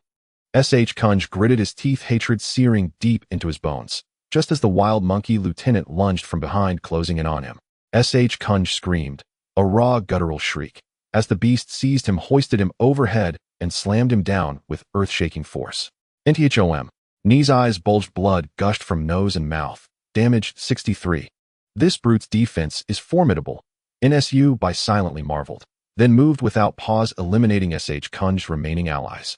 By then the wild monkey lieutenant had already pounced upon S.H. Kunch, teeth bared, jaws snapping.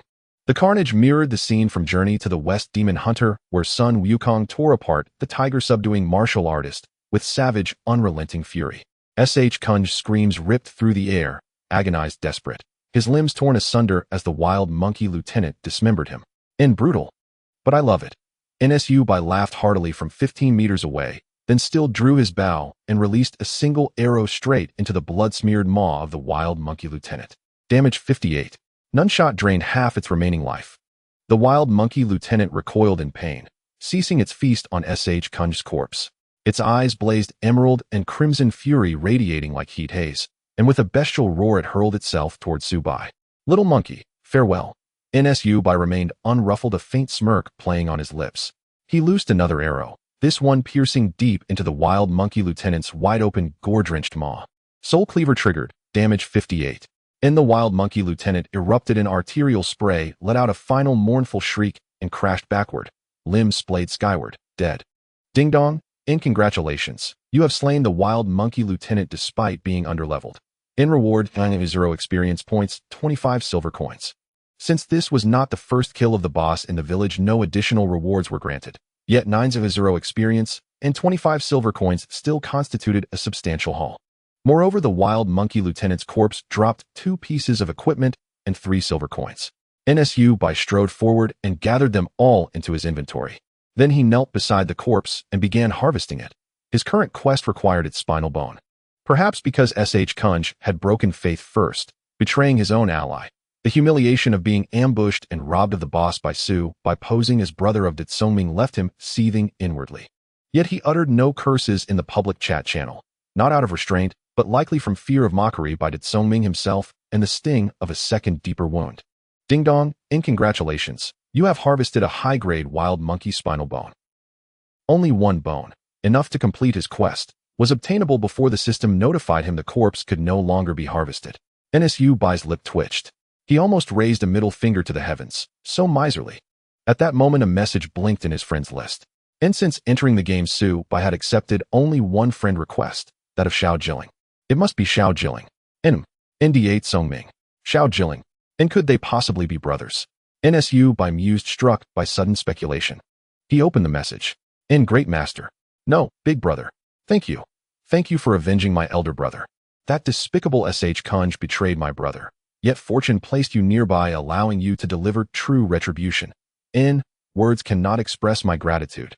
From now on, whatever you need, just command us. My elder brother Ditsongming and I will rush into fire and water without hesitation or regret. Xiao Jilling was deeply moved, convinced Su-bai had deduced their close bond merely from their IDs. Thus he'd acted out of sheer righteousness, avenging a brother on sight. And after only one brief meeting, Su Bai had proven himself fiercely loyal, unwaveringly honorable, a true brother for life. In truth, Su Bai could only laugh inwardly. Xiao Jilin had wildly misread the situation. And from the very beginning, Su Bai's sole motive had been to kill and claim the boss. The wild monkey lieutenant had been his target since the outset. And even without the ensuing betrayal, even if S.H. Kunj and its Songming had fought side by side, the moment the boss reached low health, Su Bai would have struck. He might even have taken Tsongming down alongside him. And it was nothing more than cruel, ironic coincidence. And now, faced with Xiao Jiling's effusive gratitude, Su Bai could only sigh and ask, Xiao Jiling, And Xiao Jiling interjected immediately, brother, don't say another word. I understand. I truly do. By the way, my elder brother wishes to add you as a friend. Would you grant him a slot? Su Bai preferred solitude and rarely welcomed new connections. His fingers hovered over the keyboard ready to type decline. But before he could press enter, Xiao Jiling sent another line. My brother said he must send you a generous red envelope to express his deepest thanks. Na red envelope. A generous one. Su Bai instantly deleted the word decline and typed instead, well, we've met, so we're friends. And if he's your brother, he's mine too. Aiding him. That's simply the natural order of things. Having sent the reply, Su Bai swiftly navigated to his pending friend requests, located Date Songming's invitation, and clicked accept. Savior. True savior. Thank you for avenging me. My blood debt is repaid. I'm a simple man. I don't know how to voice such profound gratitude in elegant words. So I offer the most humble gesture I know. Please forgive my crudeness. With that, Songming sent a red envelope awaiting opening. Within all realms and 10,000 worlds, players linked personal bank accounts, allowing instant in-game red envelopes and transfers between friends. Ahem. It was truly nothing. No need for such formality. Su Bai tapped the envelope open, instantly. What the? 10,000 yuan. In his entire life, Su Bai had never seen so much money at once. Receiving a 10,000 yuan red envelope from a stranger, utterly unbelievable. Savior, whenever you need anything, just say the word. For now, I'll leave you to level up in peace. And having sent the envelope, he withdrew, never mentioning a request to be guided, leveled, or mentored. Xiao Jiling and Songming. These two brothers knew exactly how to move with grace and tact. Yet though Su Bai cherished quietude and shunned idle socializing, he refused to accept favors without reciprocation. Without delay, he mailed 10 silver coins each to both Xiao Jiling and Songming. In this game, silver coins were scarce, unobtainable even for cash, vital for new players. With those coins, the brothers' leveling speed would multiply several-fold. True to expectation, upon receiving Su Bai's gift, they flooded him with renewed waves of heartfelt thanks. Su Bai replied to each with a simple, no need to thank me, then closed the conversation. He had just slain the wild monkey lieutenant, and 2 pieces of equipment had dropped yet remained unexamined. He hoped at least one would be a commoner item suitable for his own use. Su Bai retrieved the loot and inspected it. The first item was the monkey hide soft robe, unranked, granting 9 physical defense and 3 magical defense, usable only by Lingjian Xinglua and Miaoying cultivators. Dazed, he groaned inwardly. The very first item was a mere miscellany tier piece, and worse, incompatible with his cultivation path. Silently exasperated, he hurried to examine the second. The Spirit Link Bone Ring. Quality common. Physical attack, 13. Magical attack, 9. Bonus effect, 11 attack power. Durability, 100,100. Usage condition, universal across all professions. Not bad at all. At last, a commoner ring he could wear himself. Su Bai immediately equipped it. Instantly, his physical attack power rose once more, surpassing the 100 mark to reach precisely 105. As for the monkey hide soft robe, useless to him, he decided to list it on the auction house. As usual, it would be an open bidding auction. What should the reserve price be? Su Bai paused. This game teemed with extravagantly wealthy newcomers. He set the reserve at 1,000, without hesitation, confident it would sell. Only the commission fee gave him pause, a steep 30 cut, enough to make him wince. Indeed, his purse now held a staggering 109600 coins. With steady effort, he'd soon amass enough for a down payment on a home. No, aim higher. Full payment, not just a deposit. Su Bai silently steeled his resolve. After all, he'd entered the game only today, and already earned over 100,000. This world brimmed with boundless allure, nothing seemed impossible. Having listed the monkey hide soft robe, Su Bai promptly returned to the village to complete his quest. To avoid unwanted attention, he concealed all his gear just before entering the village. At this early stage, even a single non-systemicid item was exceedingly rare. Yet he wore several such items, including the commandeer cold iron bow. Without concealment, discretion would be utterly impossible. Soon Su-bai stood within the thatched cottage where flames roared fiercely beneath the towering only-and-a-half-meter-high forge. The elderly blacksmith stood there hammering away with exhilarated vigor upon a sledgehammer weighing nearly 100 gen. Each strike rang sharp and resonant, sparks flew like stars. "Elder, I've brought the monkey's spinal vertebrae," Su-bai said, presenting the bone. "A hero rises young." The blacksmith lowered his hammer, took the vertebrae, and examined it with undisguised delight. "Excellent, truly excellent. This is none other than the rare spine of a monkey king. With it my lifelong dream draws nearer." Ding! You have completed the blacksmith's request. Due to the exceptional quality of the monkey spine you provided, your reward is increased by 50. You receive 1500 experience points, 15 reputation, and 1 commandeer cloak. A surge of 15000 experience. Only 2000 more needed to reach level 9. Hidden quest rewards truly were exhilarating. 15 reputation points, and a cloak. Yet this was a hidden quest, surely it wouldn't end so simply. As Su-bai pondered, the next segment of the quest indeed triggered. "Young master, I sense your destiny far exceeds this humble village. Thus I must ask another favor of you." The blacksmith spoke warmly. Ding! To fulfill his life's ambition, the blacksmith requests you retrieve high-grade fragments of turtle shell. Accept. Why refuse? Su-bai accepted instantly. Turtle's hell fragments. He recalled harvesting exactly that from the louse turtle lieutenant he'd slain earlier. His eyes lit up. Immediately after accepting, he withdrew the fragment from his inventory. "Elder, is this what you seek?" The blacksmith froze, then erupted with radiant joy, clutching the fragment as if it were a celestial treasure, even leaping in elation. "Marvelous, absolutely marvelous. Truly you are no ordinary youth. You already possess the very treasure I sought.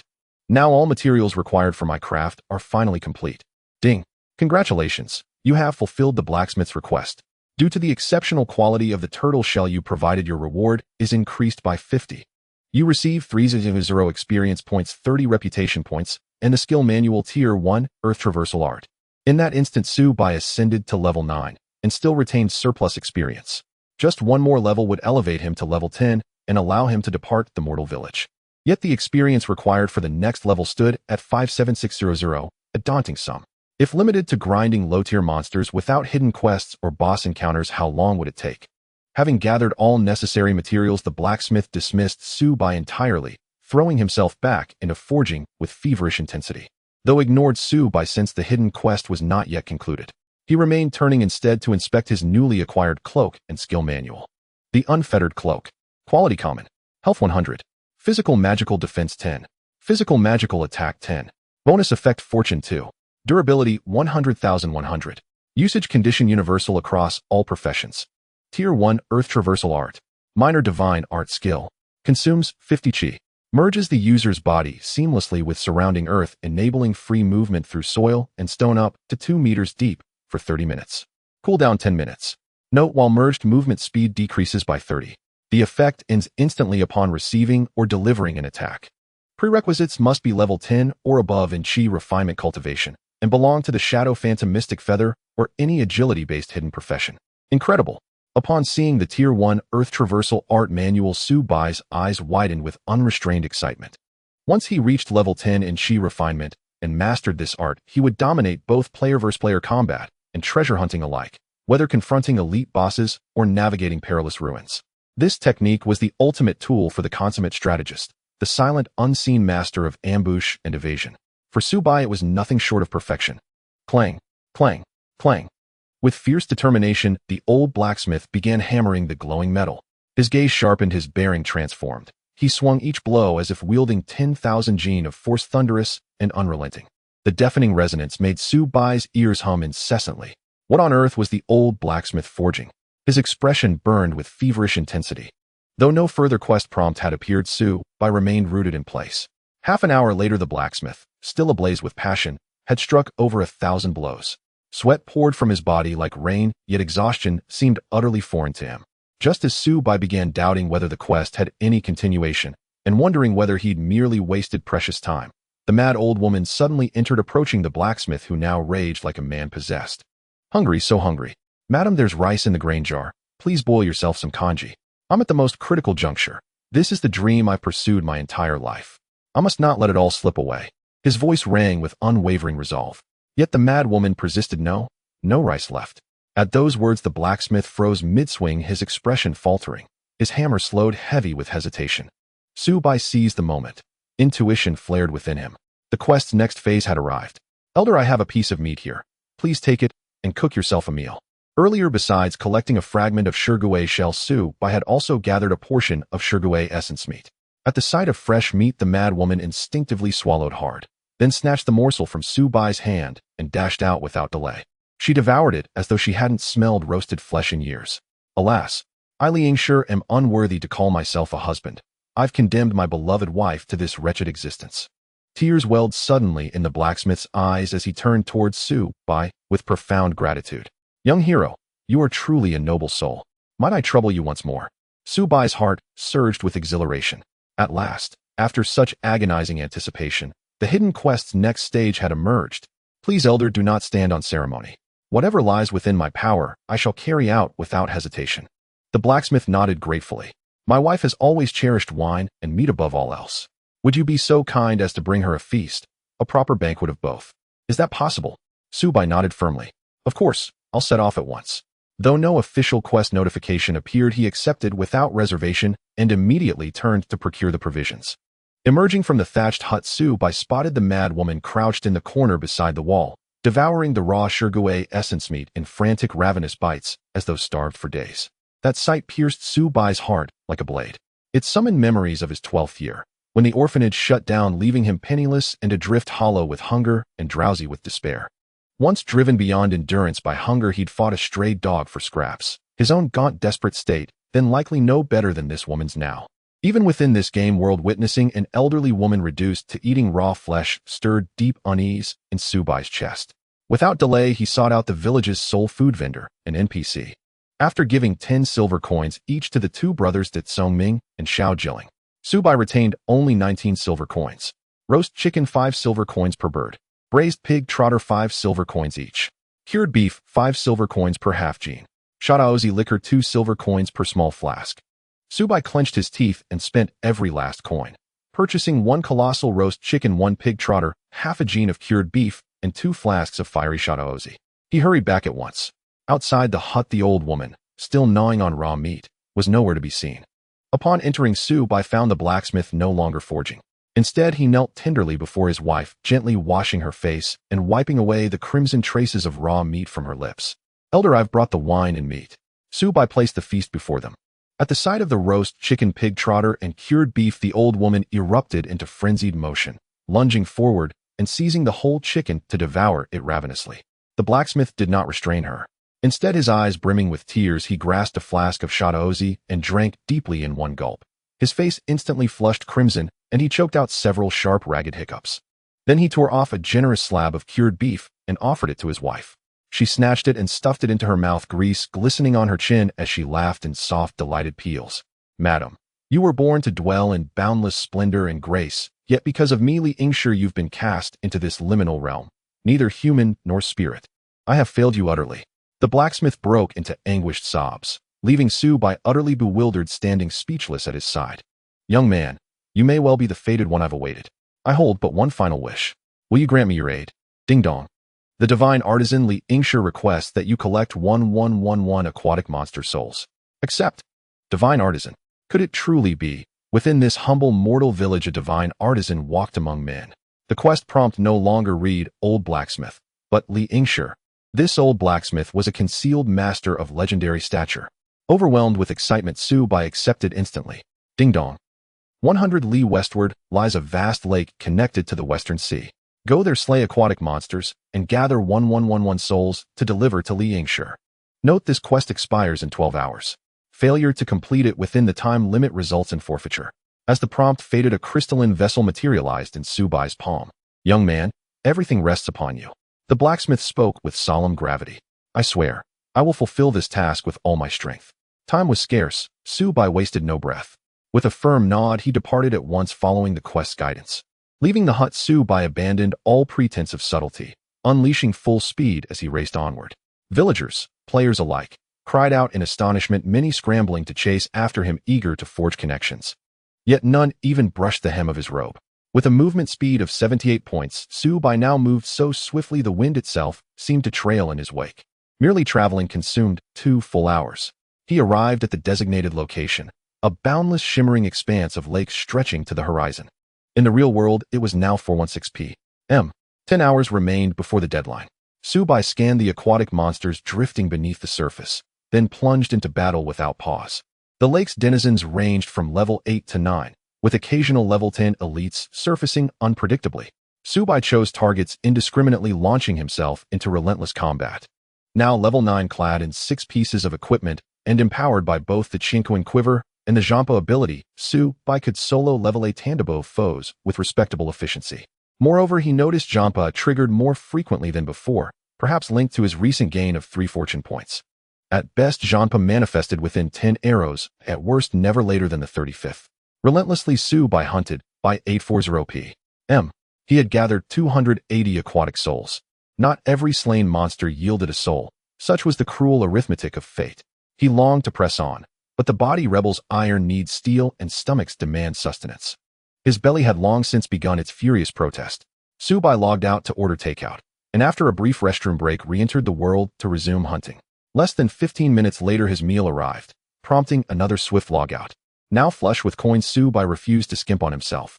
He ordered an extravagant seafood banquet, 450 yuan no less. Life is fleeting, joy must be seized, and wealth once earned demands celebration. Driven by urgency, he devoured the feast in just 8 minutes, then washed his face and re-entered the game without delay.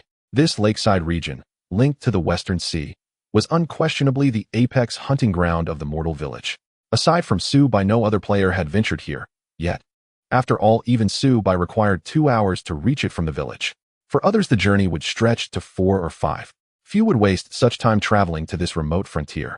By 2:00 p.m., Subai, numb from endless repetition, had collected 998 souls. Just over 100 remained. Exhaustion weighed upon him, yet he pressed on. His grinding had already completed more than half the experience needed to reach level 10. Only 20,000 points remained. In Zhutian Wanjie, leveling grew exponentially harder with each tier, unless one uncovered hidden quests or defeated elite bosses. By now most villagers likely stood at level 5, with a select few perhaps level 6. Thud. His drooping eyelids twitched sharply. At last, equipment had dropped. After thousands of kills against common monsters, this single rare drop had finally manifested. The drop rate in Zhutian Wanjie truly deserved celestial lightning for its stinginess. Subai retrieved the item, a plain, unranked necklace. Osseous bracelet, unranked. Physical attack, 7, magical attack, 7. Usable by all professions. In Zhutian Wanjie, all jewelry items were universally compatible. Though unranked, this piece ranked among the finest obtainable in the mortal village at present. Subai equipped it instantly, gaining 7 additional points of physical offense. By 3:00 p.m., the 12-hour deadline loomed ever closer. Only 20,000 experience points stood between him and level 10. At last, the crystalline vessel in his hand pulsed with radiant light. Its capacity filled to the brim with precisely 1111 aquatic monster souls. What a grueling hard-won triumph. The objective had been fulfilled. Subai activated his cooldown reset free recall skill, vanishing instantly and reappearing in the village square. Even at this late hour, players thronged the streets, burning the midnight oil in pursuit of advancement. Yet gear and in-game currency remained desperately scarce. Outside the village gate, voices still cried out, offering hefty sums for equipment and coins. Subai hastened straight to the blacksmith's thatched hut. Surely completing this quest would grant enough experience to ascend to level 10 and finally depart the mortal village. But before even stepping across the threshold, a sharp, acrid stench assaulted his senses. He rushed inside, and what he beheld banished all fatigue in an instant. Upon the forge stood a colossal bronze cauldron, over 2 meters tall. Beneath it roared a furnace of searing intensity, bathing the entire hut in a fierce, ruddy glow. For blood-red handprints stained the cauldron's outer surface, unfading even under blistering heat, grotesquely vivid. On the floor lay 2 sets of blood-stained garments folded neatly side by side. Subai recognized them instantly, the blacksmith's and his wife's robes. "Elder," he called out loudly, voice echoing through the silent chamber. No reply came, only his own voice reverberating hollowly against the walls. Looking at the giant cauldron on the forging table, the blood-stained garments on the ground, and the conspicuous bloody handprints on the cauldron's wall, Subai's scalp tingled with unease as he received no response. Could it be that the old blacksmith couple jumped into this cauldron to commit suicide? After all, he had seen many obsessed alchemists on television who ended up using themselves as materials for crafting.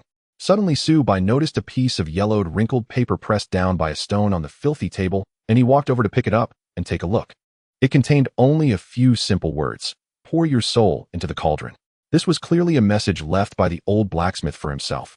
After pondering for a moment, Bai took out a vessel that contained 1111 souls and carefully poured it into the cauldron through its opening. Ding dong. Congratulations on completing the request of Liang. Experience gained 5000, reputation gained 50. In that instant, Bai instantly leveled up to level 10, receiving a prompt that he could now find the village chief and leave the mortal village. However, at that moment, a terrifying rumble emanated from the giant cauldron on the forging table. Following that, the thatched roof was torn apart by surging currents of air as waves of visible spiritual energy rushed in from all directions. A fierce wind suddenly arose in the room, causing Bai to stagger and retreat uncontrollably. The weather in the entire mortal village began to change dramatically. The chat channel erupted into chaos. What the hell is going on? I returned to the village for supplies, but I was blocked by an invisible barrier, receiving a prompt that I cannot enter the village at this time. Can someone explain what happened? Oh no, I was just about to give a quest to the Tofu Beauty, and inexplicably I've been sent away from the village and can't get back in now. What the hell is going on? Not only can't you enter the village, but us players who are in the village have also been inexplicably sent out. The chat channel was in an uproar. Many players who had stayed up all night discovered that something had gone awry in the village, preventing players from entering. Even players who had just been in the village a second ago were inexplicably sent out. The noise continued for a minute before gradually subsiding. The invisible barrier preventing everyone from entering the village mysteriously disappeared, and everything returned to normal. All players were left puzzled, completely unaware of what had transpired. At this time, inside the thatched cottage, having witnessed everything, Bai saw the giant cauldron absorbing countless amounts of spiritual energy, which began to dissolve, shrink, and ultimately transform into a black wooden box measuring 30 centimeters wide and 1 meter 60 long. The exterior of the black wooden box was engraved with strange and intricate runes shimmering with a divine light. After 5 seconds, the black wooden box returned to normal, all the ethereal light vanished, and it became an ordinary piece of rotting wood floating in midair.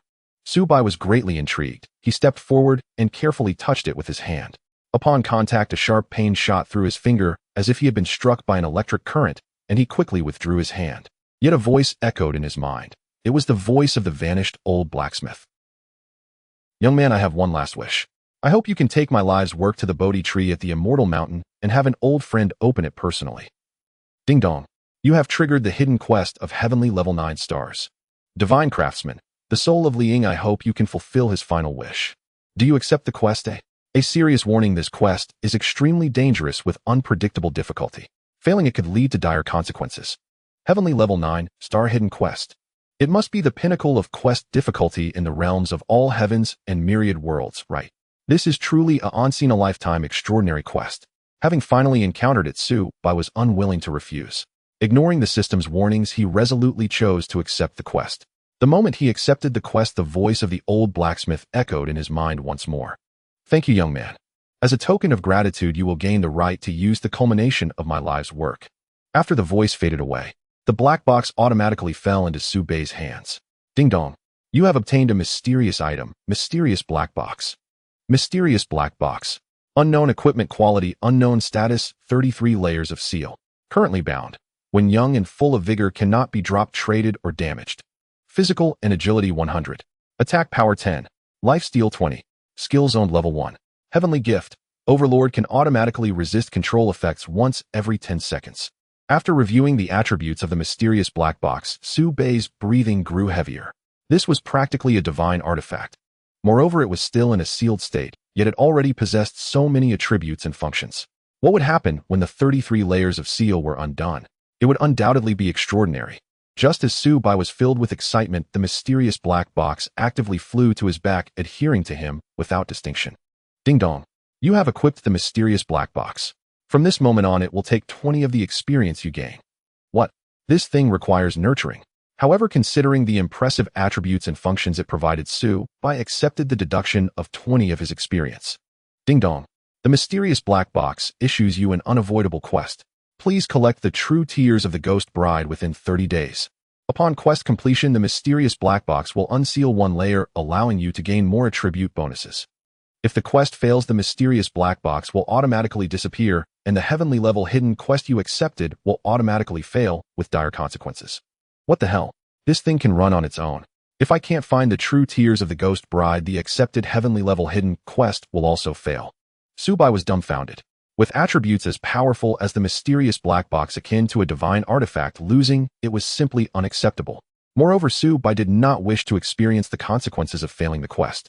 He needed to obtain the true tears of the Ghost Bride within 30 days. Although there were no hints with 30 days to work with, Subai still had a chance to complete it. Now at level 10, and possessing the mysterious black box, which was no less than a divine artifact, there was nothing left to cherish in the mortal village. With the mysterious black box on his back, Subai went straight to the village chief. Due to the conspicuous mysterious black box on his back, his appearance attracted the attention of many players in the village. To this, Subai completely ignored them and addressed the village chief. "Chief, I am ready to leave the mortal village." The village chief was an expressionless old man who mechanically nodded slightly and then extended his hand toward Mubai. "Very good, you are the fastest growing young man in this village. The immortal path is ethereal and the world is ever-changing. I hope that when you venture into the broader world, you do not lose your true self to temptation."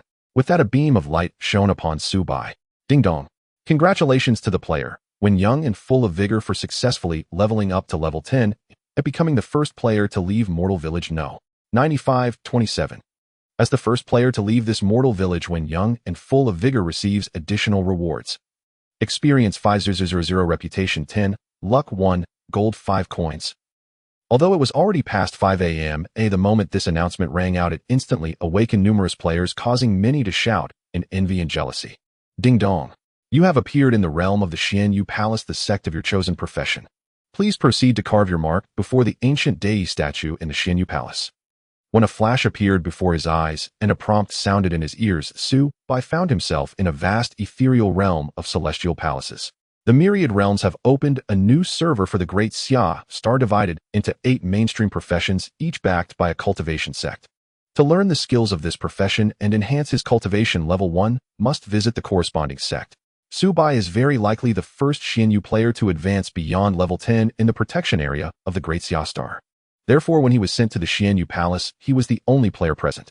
Following the prompt, Subai quickly arrived beneath an immense statue of Dei, towering high as it aimed to shoot down the sun. This was indeed the Dei statue. The awe-inspiring atmosphere and boundless aura of this masterful creation left Subai in shock. As he approached the statue, a golden divine light descended from above, enveloping him. Ding dong. You have successfully carved your mark within the Dei statue. From now on, you can return to the Xianyu Palace using this mark once every 24 hours. As the first player in the Great Xia Star to carve their mark within the Dei statue, you have gained luck points 3, 1 top-grade Qi refinement pill, and the ability to learn all skills of your profession for free.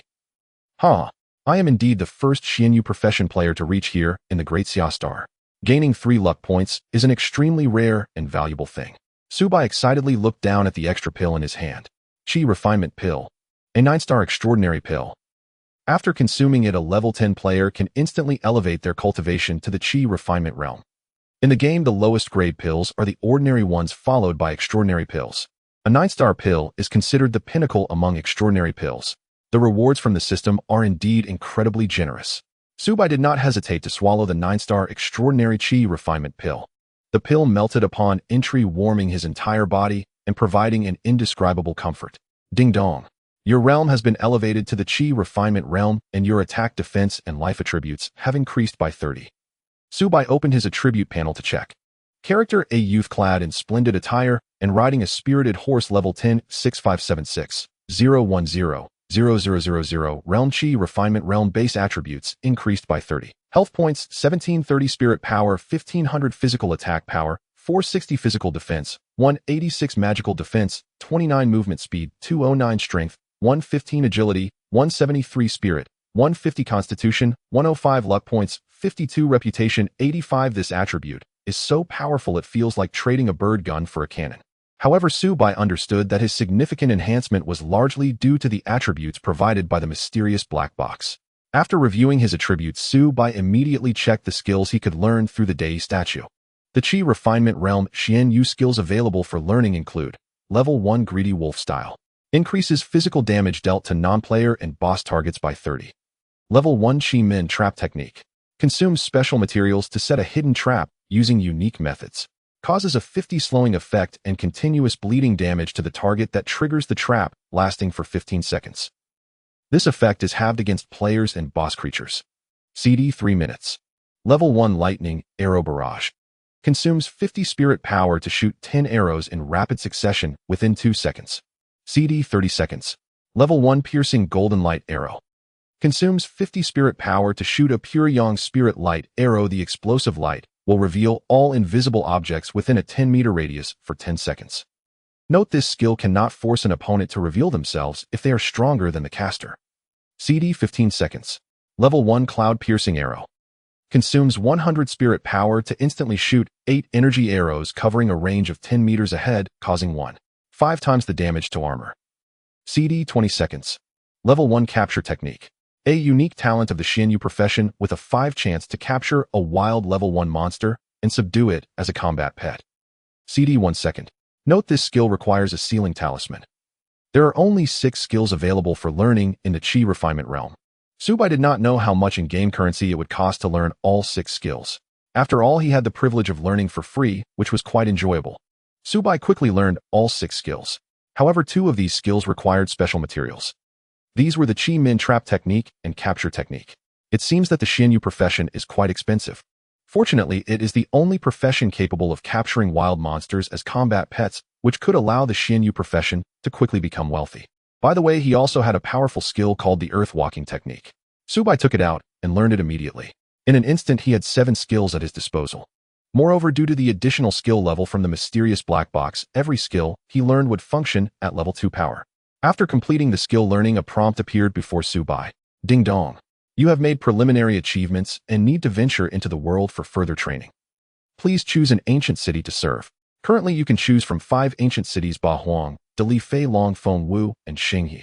Note: once your choice is confirmed, it cannot be changed. Joining different ancient cities will grant different buffs.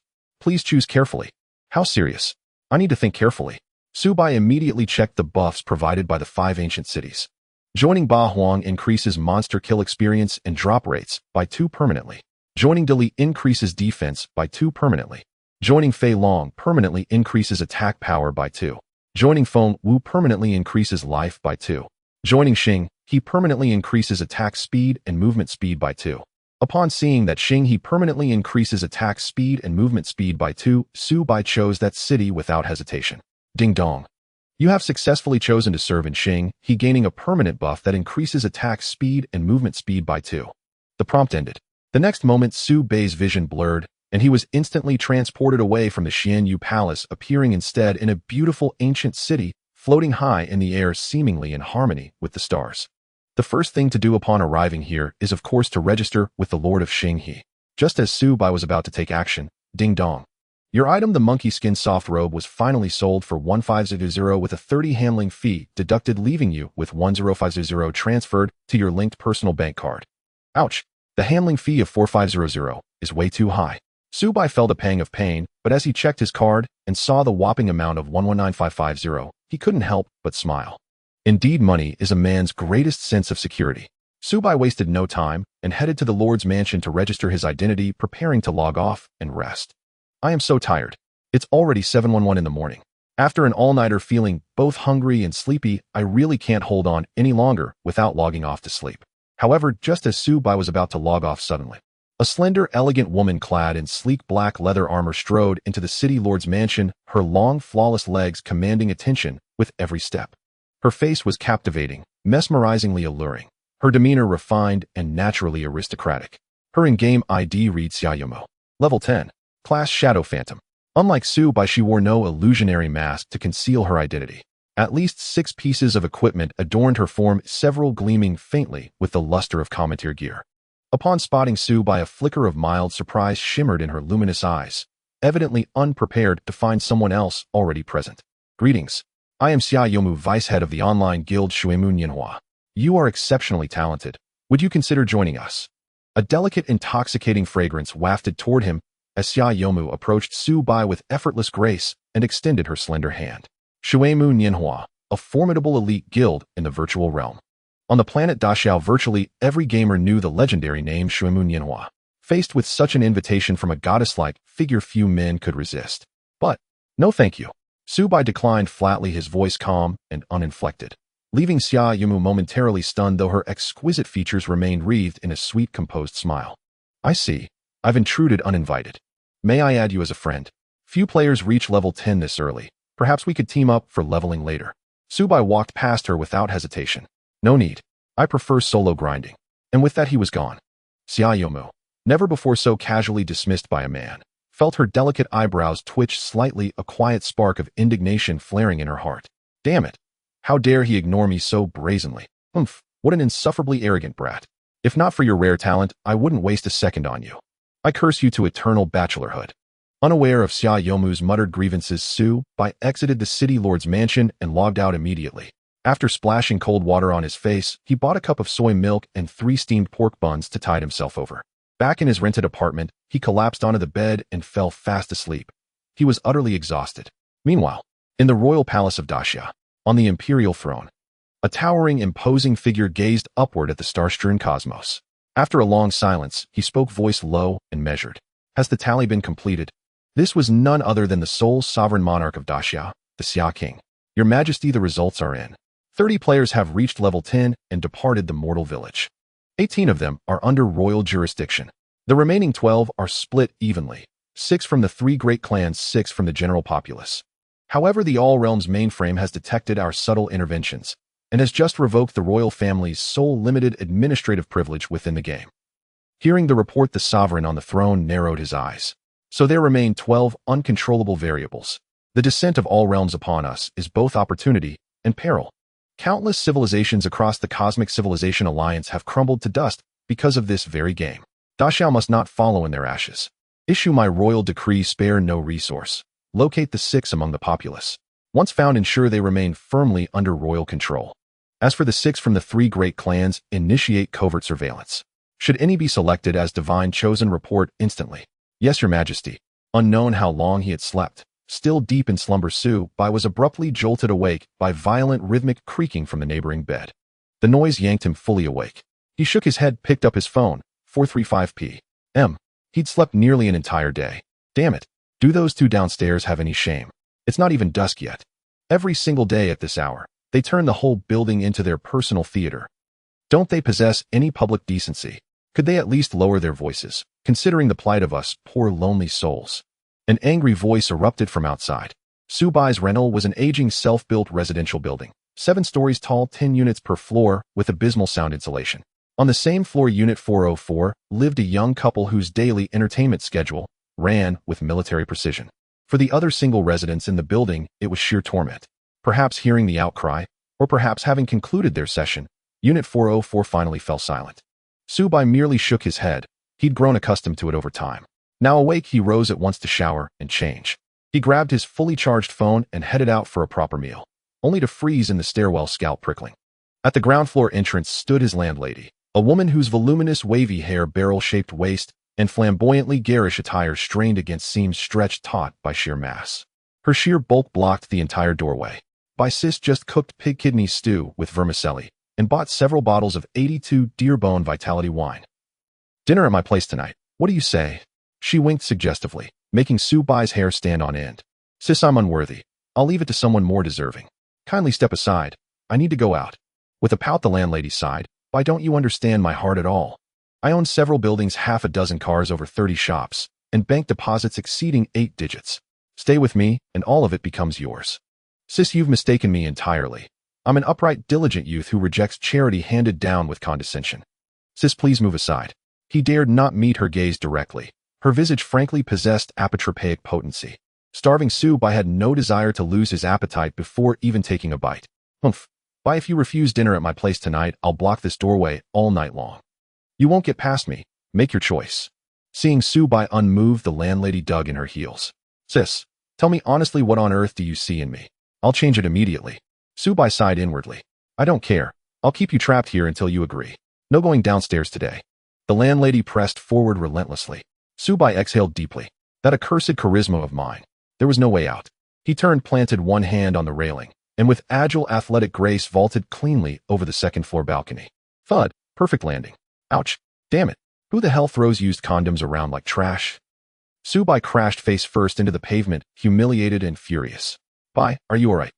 How could you jump from that height? Quick. Come with me now, I'll take you to my private physician.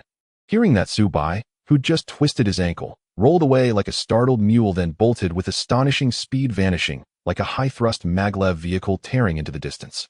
15 minutes later, breathless and leaning against the entrance of a bustling mall, Su-bai dialed a number. "Hello, is this the real estate agency? Find me a studio apartment, high and fully furnished, ready to move in." "Yes, I need it today. Money is no object. I'll pay extra." "Good, call me once it's secured."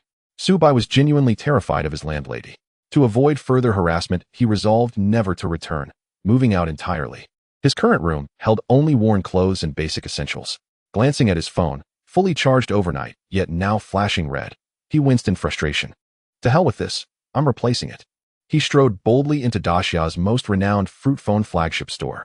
With effortless panache, he spent 2,800 credits on the latest fruit phone model and swapped his SIM card on the spot. Then, surveying the mall's impeccably dressed, radiant young men and women, he felt starkly out of place. Awkward provincial. Gritting his teeth, he entered a premium apparel boutique, exchanged his old life for a new one, spending 5,000 credits on 3 complete outfits. Indeed, clothes make the man who gold gilds the Buddha. Donning his new ensemble, Su-bai, already tall, sun-kissed, and vibrant, underwent an instant metamorphosis. His bearing sharpened, his aura brightened, transforming him into a striking, charismatic young man who turned heads instantly. Even the boutique's statuesque female attendant, blushing shyly, slipped him a folded note as he left, her WeChat ID neatly inscribed. Women only hinder the speed of drawing one's blade and impede forward momentum. Outside the shop, Su-bai casually pressed the note into the palm of a drooling young man ogling a passing beauty. Next, he spent 2,000 credits at an upscale seafood buffet, filled his plate with favorites, and settled into the dining hall to eat. In mere moments, he'd spent 8,000 credits. But money is fleeting, earn more tomorrow. What truly matters is joy. Just then, the agent called. He'd secured a top-tier apartment, luxurious surroundings, elite security home to handsome wealthy elites and stunning affluent young women. Su-bai, riding a spending high, added the agent on WeChat and signed the lease digitally on the spot, paying 3,000 credits up front. With a monthly rent of 1,000, 2 months deposit plus first month, it totaled exactly 3,000. Instantly, his bank balance dropped to 1,250 credits. Yet he didn't flinch. Pleasure was paramount. Just as he planned to finish eating and head to his new apartment to log back in, a wave of excited chatter from nearby young men and women caught his ear. "Let's raise our glasses to celebrate our guild leader's ascension to level 10, making him the 501st player in the Dacia server to depart the mortal village, the pinnacle of peak mastery. Our leader is unstoppable." All realms, the phenomenon sweeping Dacia was now ubiquitous, known to every citizen. Hearing he ranked 501st to achieve level 10 and leave the mortal village, the dining hall erupted in astonished murmurs. Even the restaurant manager, overhearing, waived their bill outright, requesting only a photo with the guild leader. Over 1 billion players debuted on Dacia during All Realms launch. Ranking within the top 10,000 marked one as extraordinary, let alone the top 1,000. Su-bai grew intrigued and glanced toward the guild leader, a short-haired young man with a square jaw, floral-patterned glasses, and deep, weary eye circles. To ascend to level 10 at record speed, he had remained continuously logged in for over 30 hours. "It's him." Su-bai recognized the man, Feihua Montian, whom he had briefly encountered in the mortal village.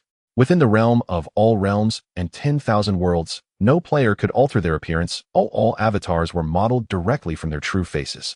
At that moment, besides the hotel manager, numerous others rushed forward, excitedly seeking Feihua Montian's autograph to meet a renowned master within the game.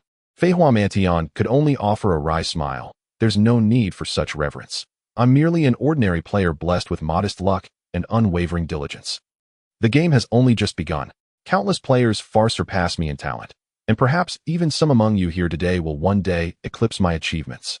Just then, one of Feihua Montian's companions proudly declared, "Captain, you're far too humble. You rank 501st across the entire Siastar server. You're destined to become a legendary overlord within this world. How many truly rival your excellence?" "Exactly. There's no need for false modesty, Captain. You've more than earned everyone's admiration." Feihua Montian waved his hand dismissively. "What excellence do I possess?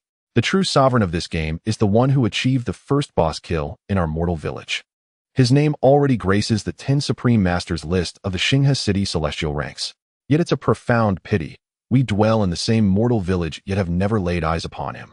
That time, Feihua Montian had merely surmised Su-bai's proximity to the boss's demise. He never saw Su-bai himself. And even if he had, it would have been futile. Su-bai wore a phantasmal disguise mask at all times. Upon hearing Feihua Montian's words, everyone present froze in stunned silence. "Captain, do you mean?" Youth in brilliant attire galloping on fiery steeds. Feihua Mantion nodded solemnly, his voice tinged with deep regret. He alone embodies the true essence of a sovereignty or deity within this game. I've heard his name too. In the Hongjun Cosmic Network rankings for the All Realms and 10,000 Worlds server region of Xia Star have already been published. Youth in brilliant attire galloping on fiery steeds is the first Azure Feather class player on this server to reach level 10, and ultimately joined Xinghe City, earning a place among its celestial rank's 10 supreme masters. Incredible! While other Azure Feather players remain trapped in the mortal village lamenting the game's cruelty and cursing their ill-fated class choice, some even threatening to delete their accounts and re-roll, Youth in brilliant attire galloping on fiery steeds has restored honor to the Azure Feather path. There are no inferior classes, only inferior players. Don't put it quite like that. According to official statistics, aside from Youth in brilliant attire galloping on fiery steeds, the highest level Azure Feather player currently stands at level 8, and the runner-up hasn't logged out since launch. A peerless prodigy like Youth in brilliant attire galloping on fiery steeds emerges, but once in 10,000. I've heard elite online guilds have offered astronomical sums to recruit him. Such a sovereign would never submit to another's banner. I wager he'll forge his own mighty faction in due time. Eating a simple meal, yet overhearing others speak of him as though he were myth incarnate, was an utterly unprecedented sensation for Su, by leaving him speechless. And yet, it felt damn exhilarating. How utterly wild would they go if they knew the true Youth in brilliant attire galloping on fiery steeds sat nearby, quietly savoring seafood. But Su, by cherished discretion, he'd never foolishly reveal himself. Still intrigued by their fervent discussion, he pulled out his latest fruit-branded smartphone and accessed the Hongjun Cosmic Network. The Hongjun Cosmic Network encompassed every civilized planet affiliated with the Cosmic Civilization Alliance. The exclusive forum for all realms and 10,000 worlds was accessible solely through this network. Soon Su Bai located the dedicated section for the Xia Star server. A pinned post immediately caught his eye.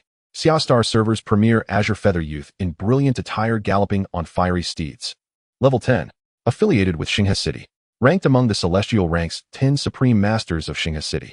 When every Azure Feather player bemoaned their class's early game hardship, reduced to groveling insignificance, rejected even for basic party formation, this sovereign single-handedly redeemed the Azure Feather path. No class is worthless. Only players falter. Beneath the post, comment threads had surged past 10 exabytes, a testament to its staggering virality. Even major guilds, burgeoning commercial conglomerates, and powerful factions vying for dominance in the game flooded the thread with recruitment offers, like advertisements, promising exorbitant rewards to secure Youth in brilliant attire galloping on fiery steeds. Most astonishingly, a user named Wang Shang offered an annual salary of 100 million cosmic credits to hire him as a personal in-game bodyguard. That comment garnered 100 million upvotes. What? Is this real? Has it truly reached such fever pitch? Am I now worth 1 exabyte? Stunned, Su Bai stared in disbelief, yet remained unswayed by the frenzy. In reality, he held neither power nor wealth. Yet within the game, he had become a legend valued at over 1 exabyte. But towering trees draw the fiercest winds. The greater his renown, the more vigilantly he must tread, lest exposure of his true identity invite unforeseen calamity. Sated and refreshed, Su Bai departed immediately, following the address provided by his broker to an upscale residential enclave, nestled serenely between mountain and lake. Before even entering the gated community, a squad of imposing uniformed security guards locked their gaze upon him. Su Bai, however, approached the smart facial recognition kiosk with unruffled composure. The broker had arranged everything in advance, including access permissions, delivering seamless end-to-end service. Once Su Bai passed biometric verification, the guard's stern scrutiny dissolved instantly. Clearly, the security standards here were exceptional. No concerns on that front. Inside, meticulously landscaped gardens, emerald lawns, artfully sculpted rockeries, stone carvings, waterside pavilions, and immaculate public amenities harmonized with lush greenery. Patrolling officers maintained vigilant 24-hour surveillance. Within the orderly parking lot stood rows of luxury vehicles, none priced below 1 million credits. A select few were even multi-million credit anti-gravity sports cars. Whoa, had he just moved into an elite enclave reserved for the ultra-wealthy? Su Bai murmured in quiet awe. Minutes later, he arrived at Building 8, Unit 2. Taking the elevator to the 8th floor, he paused before apartment 818. The door opened via smart facial recognition. Stepping inside, he beheld opulent interior design, premium appliances, and a sweeping floor-to-ceiling window facing the tranquil lake. A two-bedroom, 1 living room, 1 bathroom, 1 kitchen layout. Su Bai could only declare, with emphatic satisfaction, that this residence was absolutely worth every credit of its 10 Thasan per month rent. Earlier, Su-Bai had sent his broker a 3 Thasan credit bonus to procure everyday essentials. Opening the smart refrigerator, he found it fully stocked, fresh fruits, beverages, beer, and more. He retrieved a bottle of beer, poured a chilled glass over ice, and took a long, crisp sip, refreshingly invigorating. Then pulling out a pack of spicy pickled chicken feet, he tore it open and savored a bite. Tangy, fiery, tender, and delightfully crunchy. Yet duty called most urgently. After this brief interlude of indulgence, Su-Bai immediately re-entered the game, ready to strive anew. A chime rang out. Welcome to the Myriad Realms. As the first player to register at the Star River City main residence, you have been granted the exclusive title 10 Supreme Sovereigns of the Celestial Rankings. The moment he logged in, the notification appeared. Su-Bai also noticed a dazzling golden sun emblem shimmering upon his shoulder. He had not received any title upon logging out, yet here was an unexpected surprise upon re-entry. Su-Bai immediately checked whether the title 10 Supreme Sovereigns of the Celestial Rankings conferred any attribute bonuses. 10 Supreme Sovereigns of the Celestial Rankings. Special title Fortune Value 1 Monster Experience Gain Drop Rate 50. A prestigious honor reserved solely for the 10 most exceptional players within Star River City, those whose potential shines brightest among all. This title is automatically reassessed every 10 days and vanishes should one fall from grace. Not bad at all. Fortune Value 1 Monster Experience Gain and Drop Rate increased by half. Now that he had earned it, no force in heaven or earth would wrest it from him. At that moment, the vast expanse of Star River City remained eerily empty. Few players had yet left the mortal village to join one of the 5 great ancient cities. First, Su-Bai sought out the NPC apothecary and spent a steep 2 gold coins on 2 sets of level 1 spirit replenishing pills. The mysterious black casket granted Su-Bai a 20 lifesteal effect, meaning he would never again need healing potions while grinding monsters. Only spiritual energy mattered. This would save him a considerable fortune. Next, he approached the talisman merchant, an elderly Taoist clad in flowing robes with a wispy white beard. Su-Bai wished to purchase rare materials required for the level 1 mystical gate binding art and the level 1 capture technique. Yet only talismans for the mystical gate binding art were available, and outrageously expensive. Each level 1 talisman cost 2 silver coins. Gritting his teeth, Su-Bai bought 50, enough to cast the mystical gate binding art 50 times. Truly, the Xianyu class burned through coin like wildfire. Though he could not acquire the demon hunting talisman needed for the capture technique, Su-Bai refused to waste more time. He longed only to leave the city and level up. Just then the white-beard talisman merchant called out, "Young master, please wait." Su-Bai turned puzzled. This old Taoist perceives your extraordinary bone structure. You are a peerless onsen Tinthasan prodigy of talismanic artistry. His expression, paired with that sly grin, bore an uncanny resemblance to the beggar hawking martial manuals in Kung Fu. Very well. Pay me but a single gold coin, and I shall teach you the fundamentals of talisman crafting, including how to forge the very demon-hunting talismans you seek. The demon-hunting talisman was precisely the essential component required for the capture technique. Master, if you truly deem me a talismanic genius, might you grant this prodigy a small courtesy, perhaps a discount on the tuition? Su-Bai spoke with solemn sincerity. Instantly the Taoist's smile vanished, and he raised a single finger pointing skyward. Su-Bai beamed with delight. Master, you truly are a sage. Are you offering me a 10% discount? In response, the white-beard Taoist's forehead veins bulged. Get lost, you wretched fool. I mean, the farther your thoughts wander, the farther you shall be thrown. Discount. 10%. Dream on. Your spring-autumn fantasy ends here. Spittle sprayed across Su-Bai's face as the Taoist shouted in furious exasperation. Damn it. If no discount, then none. Why spit all over me? Frowning darkly, Su-Bai wiped the spittle away and reluctantly paid the 1 gold tuition, thereby acquiring the fundamentals of talisman crafting. Upon receiving payment, the Taoist's countenance softened slightly, and he smirked. You show promise, young man. By the way, talisman crafting requires yellow paper, spirit-infused brushes, and demon blood imbued with sentience. I happen to stock both yellow paper and spirit brushes. Would you care to purchase some? Damn. It felt as though he'd been lured into a meticulously laid trap. Yet having already paid the exorbitant tuition, he had no choice but to accept the scheme. Thus Su-Bai parted with another gold coin, acquiring 50 sheets of standard yellow paper and a peachwood spirit brush. Suddenly his original 5 gold coins dwindled to just 1. It felt uncannily like being thrust back to square one. Excellent, excellent. The more I observe you, the more favorably I regard you. Seeing how adept you are, I shall share a piece of intelligence, free of charge. Once beyond the city gates, journey eastward 100 li to Fox Immortal Mountain.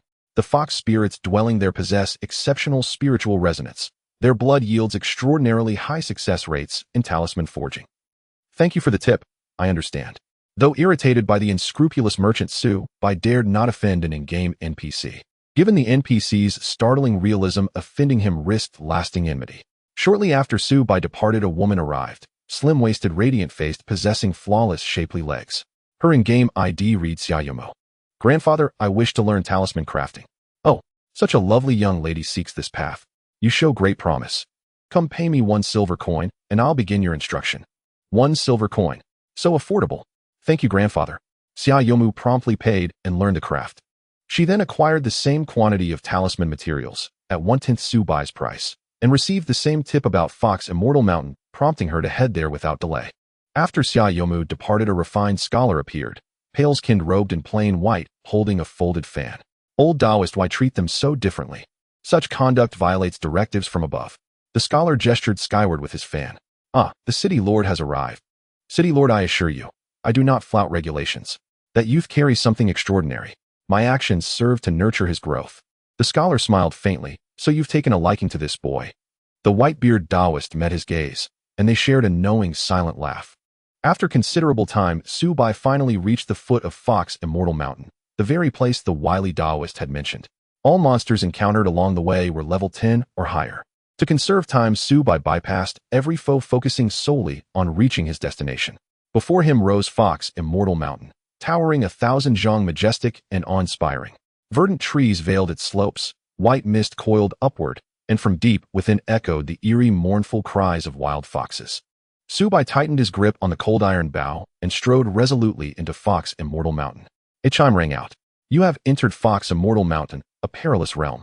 Proceed with utmost caution. The system chimed. No sooner had he taken a few steps than a voice, soft, seductive, and beguiling, drifted toward him. Young master, I am wounded and have been trapped here for ages. Might you aid me? 12 paces ahead, a breathtakingly beautiful maiden lay sprawled in the grass, her face contorted in pain, as if injured.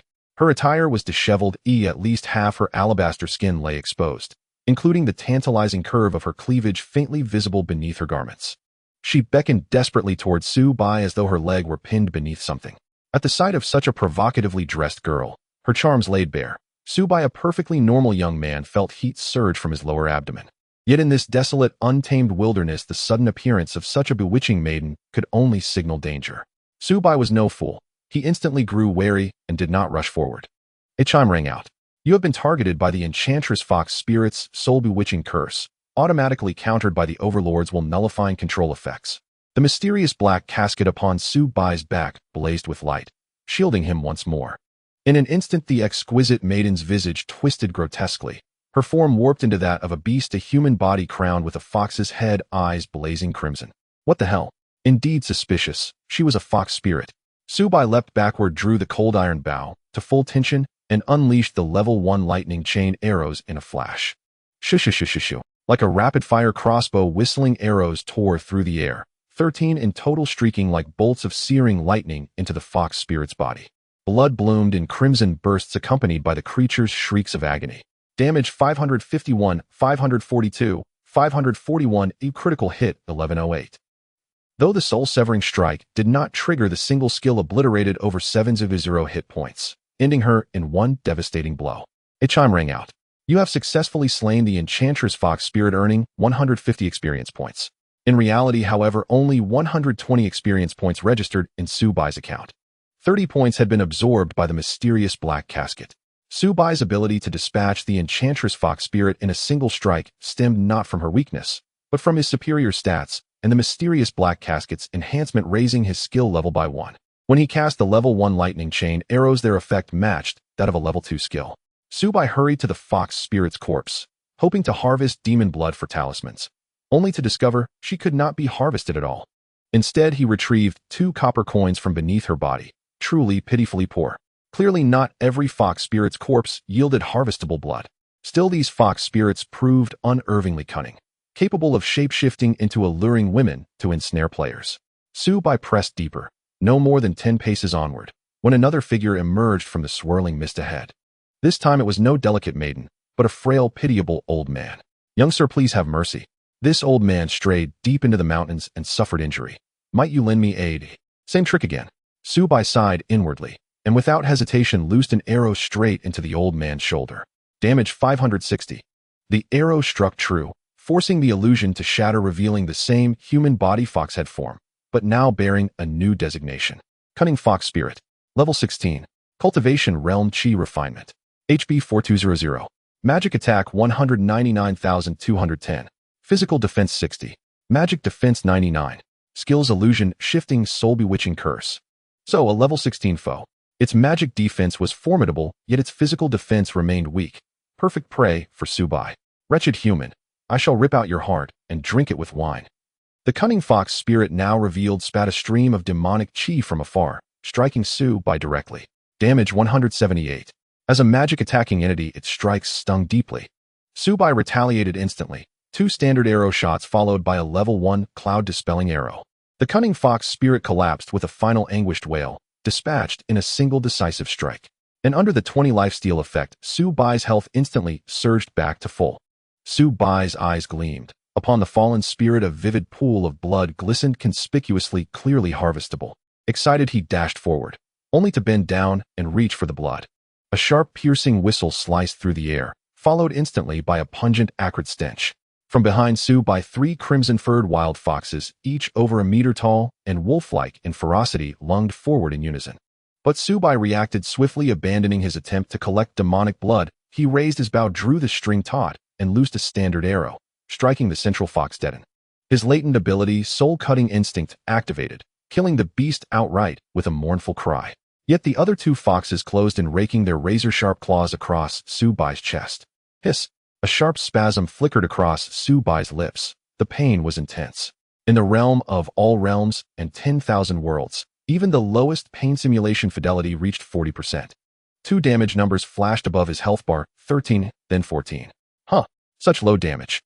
Were these crimson-furred foxes purely physical attackers?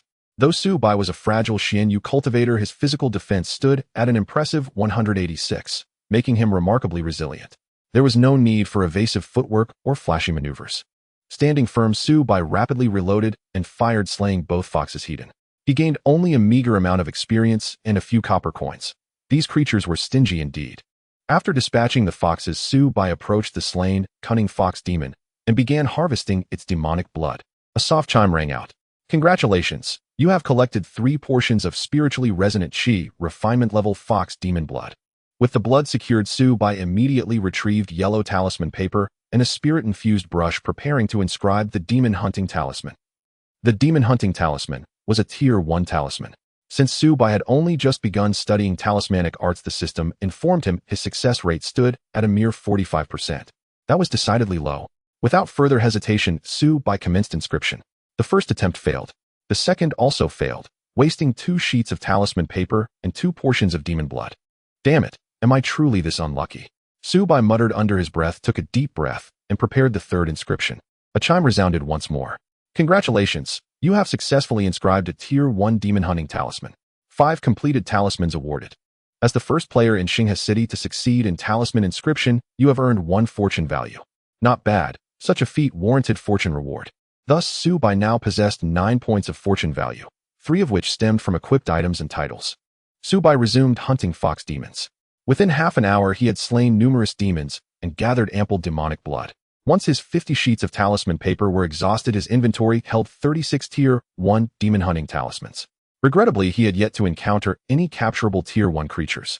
Remaining here offered slow progression. Subai resolved to relocate, when suddenly the public chat channel of Xinghe City, usually as still as placid water, echoed with a melodious female voice, offering premium compensation for tier 1 demon hunting talismans. Interested sellers, please contact me directly. The woman bidding publicly for talismans was none other than Xia Yamuxi. No wonder she served as vice president of Shuimu Nianhua. She truly possessed immense wealth. Posting a single message in Xinghe City's public channel cost 20 silver coins. Subai himself would hesitate before spending such an amount. Why was she purchasing demon hunting talismans? Had she encountered a capturable tier 1 wilderness creature? Subai's eyes gleamed with sudden intensity. These talismans were unavailable from NPCs. Only players could craft them, and success rates remained stubbornly low. Moreover, possessing the talisman alone was insufficient. Only Xianyu cultivators could employ it to capture tier 1 wild beasts as companions. Just as Su Bai pondered silently, Xia Yamuxi spent another 20 silver coins to broadcast again. In my youth clad in fine silks, and astride a spirited steed, I request you accept my friend request. Urgent assistance is required. She had named him explicitly. Su Bai felt a quiet surprise. Meanwhile, 5 li east of Fox Immortal Mountain, within a secluded ravine map, Xia Yamuxi, graceful statuesque, her long legs commanding attention, crouched low in dense grass flanked by a man and a woman. Madam Vice President has, in my youth clad in fine silks, and astride a spirited steed, still not accepted your friend request, asked Dongji Shiri, a broad-shouldered, thick-nostriled warrior gripping a shield in one hand and a spear in the other. A key pillar of Shuimu Nianhua, he followed the breaker general cultivation path. Xia Yamuxi frowned slightly. Could he still be offline? The other woman, fair-skinned, voluptuous, easily a 34D bust, possessed flowing silver hair, and wielded a staff-like artifact shimmering with the faint luster of a mundane-grade treasure. Her name was Chiu Liumo, a starloom cultivator serving as the party's healer. Reaching level 10 so swiftly as a supreme healer proved that Chiu Liumo, another elite of Shuimu Nianhua, possessed extraordinary talent. Only Xianyu cultivators may capture wild beasts. What an absurd restriction! Chiu Liumo grumbled, for beneath them in the ravine a rare tier 1 wild creature had just appeared. Little Maba juvenile monkey. Level 1 capturable. A rare juvenile of the Maba lineage. Upon maturity, it will possess titanic strength capable of tearing tigers and leopards limb from limb with bare hands. Below, a white-furred child-faced monkey with black arms, black feet, and a black tail tore open a small serpent and devoured it raw, bite after greedy bite. Even at this tender age, it radiated palpable ferocity. To Xia Yamuxi and her companions, it shimmered like buried treasure. A successful capture might yield the very first companion in the great Xia Stellar server, an acquisition of staggering value. Yet despite its allure, the trio dared not move rashly. For nearby stood an adult, great Maba monkey, over 2 meters tall, its black and white fur bristling like steel needles, exuding sheer menace. Its massive arms and tail whipped the air with thunderous force, capable of crushing stone and earth effortlessly, likely tearing tigers and leopards apart with equal ease. A nearby carcass, brutally dismembered into 8 pieces, stood as grim testament. This adult Maba monkey was undoubtedly a terrifying boss, so fearsome that Xia Yamuxi and her allies could not even discern its attributes. Its level clearly surpassed 20, making it at minimum a Foundation Establishment Realm demonic beast boss. We cannot defeat this boss, but if we lure it away, capturing the juvenile remains possible. Our sole obstacle is the lack of a level 10 Xianyu cultivator. What is the highest level Xianyu in Shuimu Nianhua right now? Chiu Liumo turned to Xia Yamuxi, who sighed lightly, massaging her brow. Level 8. Likely won't leave the mortal village until tomorrow. Dongji Shiri scowled fiercely. Damn it. We finally stumble upon this rare tier 1 gem, and can't even lay a finger on it. Infuriating. At that moment, Xia Yamuxi's taut expression suddenly brightened. She smiled, elated. In my youth clad in fine silks, and astride a spirited steed, has accepted my friend request. Hearing this, Dongji Shiri and Chiu Liumo both lit up with visible relief. In my youth clad in fine silks, and astride a spirited steed, could you lend us a hand? We've discovered a tier 1 wild creature. Can you come assist with the capture? Rest assured, you won't make the journey in vain. I'll compensate you generously. Xia Yamuxi urged urgently. Su Bai, inwardly astonished, realized he'd guessed correctly. She truly had found a rare capturable wilderness creature. Damn, why didn't I encounter one myself? Su Bai asked, what will you offer?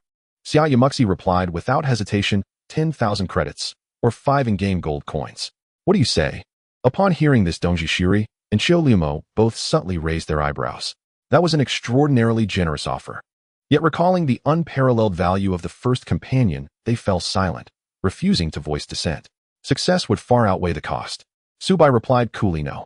I require both 10,000 credits and 5 gold coins, and additionally a mundane grade Xianyu specific equipment piece. One condition: regardless of success or failure, all agreed compensation must be paid. Accept this and I'll come. Decline and farewell.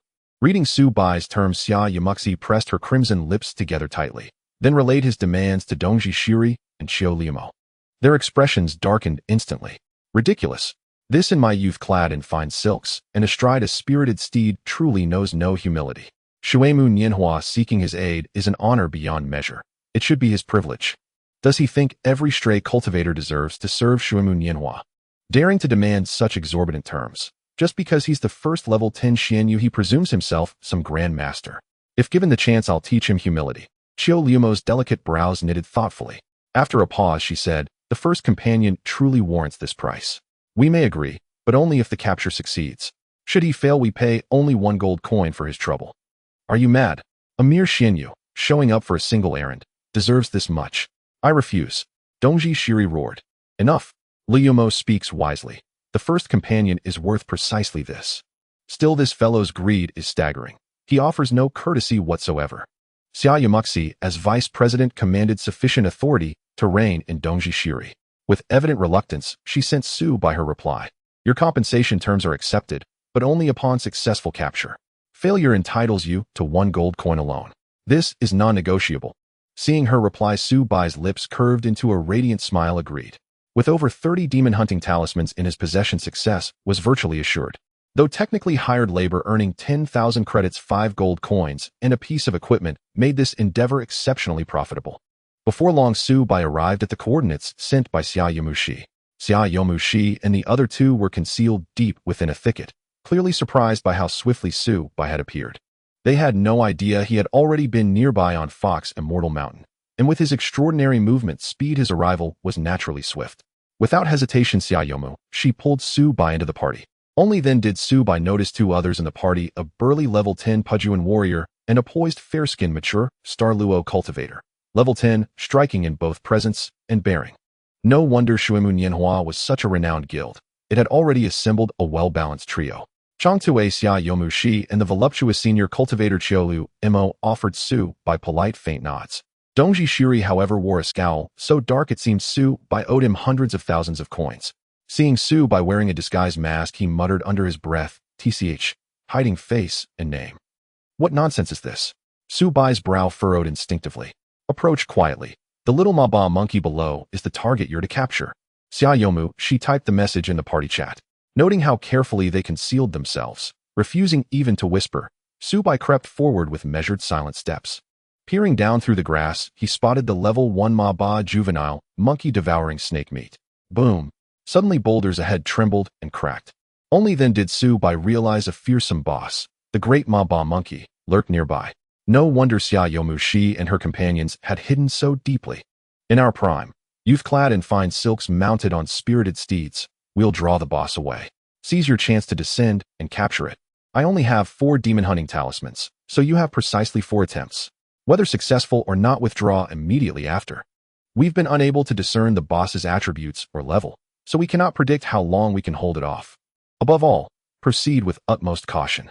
With that, Xia Yomushi traded him 4 demon hunting talismans, handcrafted by herself. Alas, she'd missed the first craft bonus, falling 1 step behind Su Bai. Work swiftly. Don't waste our time, or these precious talismans. Dongji Shiri, glaring at Su Bai with undisguised disdain, sneered. How fast I work is none of your business. Xia Yomushi hired me, not you. Su Bai gave no quarter, retorting instantly. You insolent dog. You dare accuse me of exorbitant pricing, then snap back at me. Just try, and see what happens. Su Bai cut him off coldly. You're not even worth a retort. I quoted a clear upfront price. Now you call it exorbitant.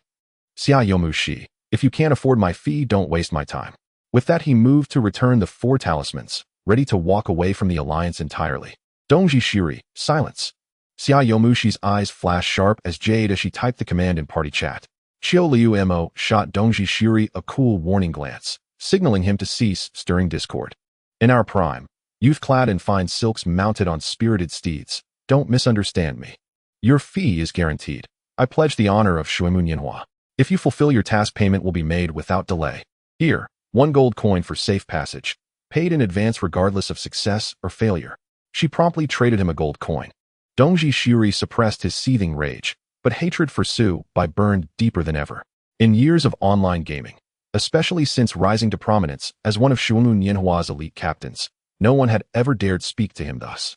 Seeing Xia Yomushi's sincerity and the advance payment, Su Bai, though still irritated by Dongji Shiri, held his tongue. He simply nodded, agreed. Cooperation continues. At Xia Yomushi's nod, Chiolu Mo raised her hand, casting a spell that enveloped them all in 3 warm, radiant circles. Ding dong. You have received an auxiliary skill from teammate Chiolu Mo. Level 1 swift stride movement speed increased by 5 for 3 minutes. All rests on you. Xia Yomushi gave Su Bai a firm nod, then rose with Dongji Shiri and dashed toward another flank. Though Dongji Shiri said nothing more, he shot Su by one last venomous glare as he passed. Soon Xia Yomu Shi and Dongji Shiri reached their designated positions and began provoking the great Ma Ba monkey boss. Arg! The boss roared like thunder leaping high, its speed terrifyingly ferocious, as it charged straight toward its taunters. Xia Yomu Shi and Dongji Shiri's faces paled instantly. Clearly the boss's speed exceeded their expectations. Both whirled and fled without hesitation. Not good. The great Ma Ba monkey is faster than anticipated. They may be in grave danger. Xiao Liu Mo's expression tightened slightly. As a Star Luo cultivator, her agility was inherently low. She remained behind. Once the boss was lured away, Su Bai wasted no words. He vaulted down in a single fluid motion, landing beside the Ma Ba juvenile monkey. Grr! The level 1 Ma Ba juvenile monkey dropped its snake meat upon spotting the stranger, eyes blazing, fangs bared, ready to strike. Su Bai didn't hesitate. Drawing his first demon-hunting talisman, he unleashed a level 1 capture art, enhanced to level 2 potency by his mysterious black casket. A golden sigil ring descended upon the juvenile monkey's head, eliciting panicked, shrill cries. Ding-dong. Capture failed. On the first failure, the juvenile broke free of the sigilite and lunged, jaws snapping towards Su Bai. Damage 1. It couldn't even pierce his defense. Unfazed, Su Bai drew his second talisman and tried again. Again, failure. Provoked beyond endurance, the Ma Ba juvenile monkey scrambled up Su Bai's leg, aiming for his face. Try ruining this handsome face. I earn my living by it. Get off me now. With a sharp slap, Su Bai sent the creature flying, dealing 28 damage. He drew a third talisman, still failing. Capture success rates were indeed abysmally low, even with his 9 fortune stat. Then Xia Yomu Shi's urgent voice crackled in the party chat. The great Ma Ba monkey is returning. Shiani Numasheo Nianshir, be wary. Withdraw if necessary. Withdraw? What nonsense. He must attempt all 4 captures, or you'll keep our money for nothing. Dongji Shiri barked in reply. Thud thud thud. The ground behind them shook violently, malevolent aura surging.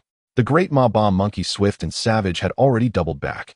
Spotting Su Bai's assault on its offspring, the boss's eyes blazed crimson with fury. Su Bai attempted a 4th capture, again failure. By then the boss stood less than 15 meters away. Run! Xiao Liu Mo cried out from above, urgently warning Su Bai. Run? Not yet. I'll try once more. After exhausting Xia Yomu Shi's talismans, Su Bai drew 2 of his own and cast again. He has more talismans. Xiao Liu Mo blinked in astonishment, then quickly typed in party chat. Buy him more time. Don't let him give up. He still has talismans of his own. He does, indeed. Xia Yomu Shi activated her Jueying class's sprint, dashing forward like a streak of lightning, her dagger flashing across the great Ma Ba monkey's back. Critical hit. Damage 188. Roaring in pain, the boss halted mid-stride, then whirled, swiping a massive claw towards Xia Yomu Shi. Seeing his guild vice leader in peril, Dongji Shiri rushed forward, shield first, activating his Pujuan taunt skill. Boom. The aggro locked. Yet even the tankiest level 10 Pujuan, Dongji Shiri, was hurled backward like a ragdoll, slamming 5 meters away, his health bar nearly depleted. Heal me, quickly. His face drained of color, terror ripped from his throat. Meanwhile, Su Bai succeeded, on the 8th attempt. Ding dong. Congratulations, you have successfully captured a level 1 Ma Ba juvenile monkey. As the first player in Xinghe City to capture a wild creature, you gain 1 fortune. The Ma Ba juvenile monkey transformed into a pet egg, bound tightly in glowing talismanic script. Success. Wonderful. Xia Yomu Shi and Xiao Liu Mo exchanged radiant smiles, delight sparkling in their eyes. In effect, Su Bai had just saved Dongji Shiri's life. Xiao Liu Mo's healing had barely restored half his health. Just as the boss raised its claw to deliver the killing blow, it sensed its offspring's capture and erupted into berserk fury. Arg! Eyes burning crimson, nostrils flaring thick white vapor. The great Ma Ba monkey surged forward like a beast unchained, straight for Su Bai. Dongji Shiri, activate taunt now. Block the boss. Shiani Numasheo Nianshir, flee. Xia Yomu Shi shouted while sprinting after them, launching rapid strikes at the boss, desperate to slow its advance. But the great Ma Ba monkey ignored every blow, fixated solely on Su Bai. Only one person could halt it now, the Pujuan cultivator, Dongji Shiri. Yet he replied in party chat, my taunt is still on cooldown. In truth, the cooldown had long expired, yet he lied. He simply refused to lose a level. Since the pet was secured, letting Su Bai die was far more expedient than sacrificing himself. Though Su Bai saw through Dongji Shiri's petty ruse, he merely curled a sardonic smile and turned sprinting away. With Su Bai's unmatched movement speed and Xiao Liu Mo's swift stride buff enhancing his agility, He moved with ethereal lightness and blinding swiftness. For a moment, even the great Ma Ba monkey couldn't close the gap. Instead, Su Bai led it deeper into the abyssal gorge. Dongji Shiri, why didn't you intercept the boss? Xia Yumu, she unable to catch up, rounded on him, her gaze fierce with accusation. I told you, the taunt is still on cooldown. But Xia Yumu, she knew the exact cooldown duration and dismissed his excuse outright. Enough. Dongji Shiri acted wrongly, but Shieni Numasheo Nyinsher isn't one of us. His death is preferable to yours. Besides, we paid him handsomely. One death means little. Qiuliu Imo stated bluntly, her pragmatism unflinching. Xia Yomu, she sighed softly, tall and graceful. She knew Qiuliu Imo spoke truth, yet she too resented Shieni Numasheo Nyinsher's arrogance. Still, she hadn't wished him to lose a level, yet now there was no turning back. Ding dong. Party member Shieni Numasheo Nyinsher has left the party. That sudden notification jolted Xia Yomu-shi and Qiuliu Imo upright, startled to their cores. Dongji Shiri's face contorted, veins bulging, features twisting into something bestial and grotesque. Damn bastard. He took our gold, used our talismans, and now dares steal our pet. I'll tear him limb from limb. If Shuimu Nianhua doesn't hunt him down until he deletes his account, I'll take his surname. At the moment when Xia Yamuxi and the others suspected Su Bai of greed, wanting to monopolize the pet egg, Booz appeared a kilometer away. Boom boom. The mountains shook and the trees trembled. Booz roared repeatedly, relentlessly pursuing Su Bai, causing a massive commotion that scared the low-level monsters around into fleeing. Upon reaching an open area, a smirk appeared on Su Bai's lips as he immediately exited the team. The reason for luring Booz here was, of course, to take it down alone. Not being familiar with Xia Yamuxi and the others, Su Bai was not going to share such a rare boss encounter with them. Moreover, he found Dongji Shiri quite annoying.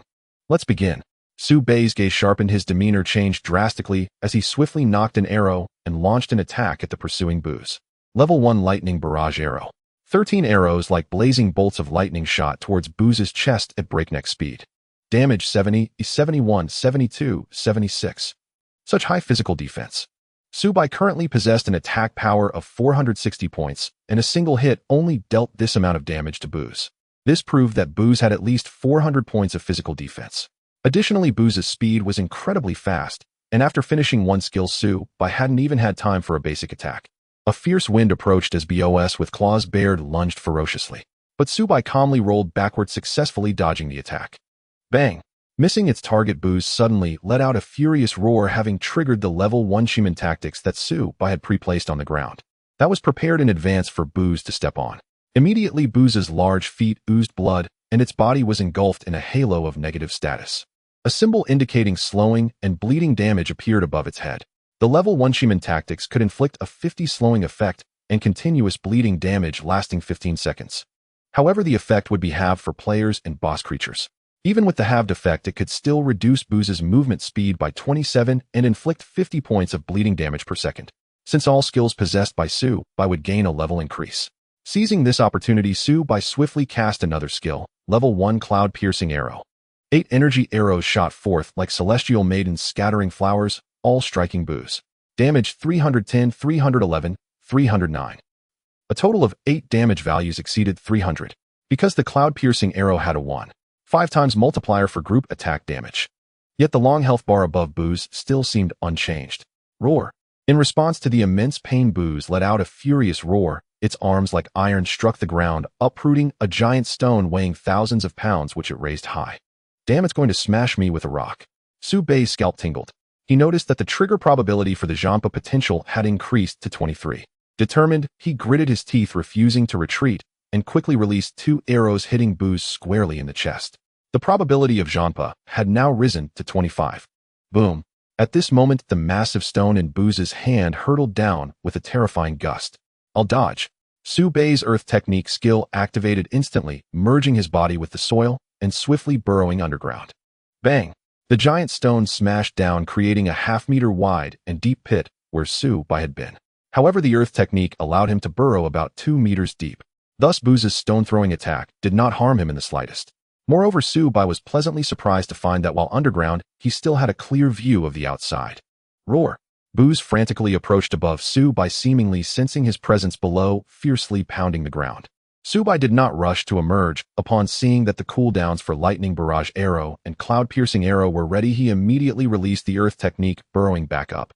To be safe, Su Bai first cast the Chiman tactics beneath him. Roar. Seeing Su Bai finally emerge, Booz howled like thunder, lunging at him like a tiger. Su Bai remained composed and decisively unleashed the cloud-piercing arrow. 8 beams of arrow energy struck sharply at Booz. The Jampa trigger probability increased to 33. He followed up with another lightning barrage arrow, unleashing 13 arrows like machine gun fire on Booz. Finally, as Booz closed in its arms, reaching out to grab Su by the 13 arrow triggered Jampa. Owwoot. The feral face of BOS with its menacing fangs still bore the fierce desire to tear Su Bai apart.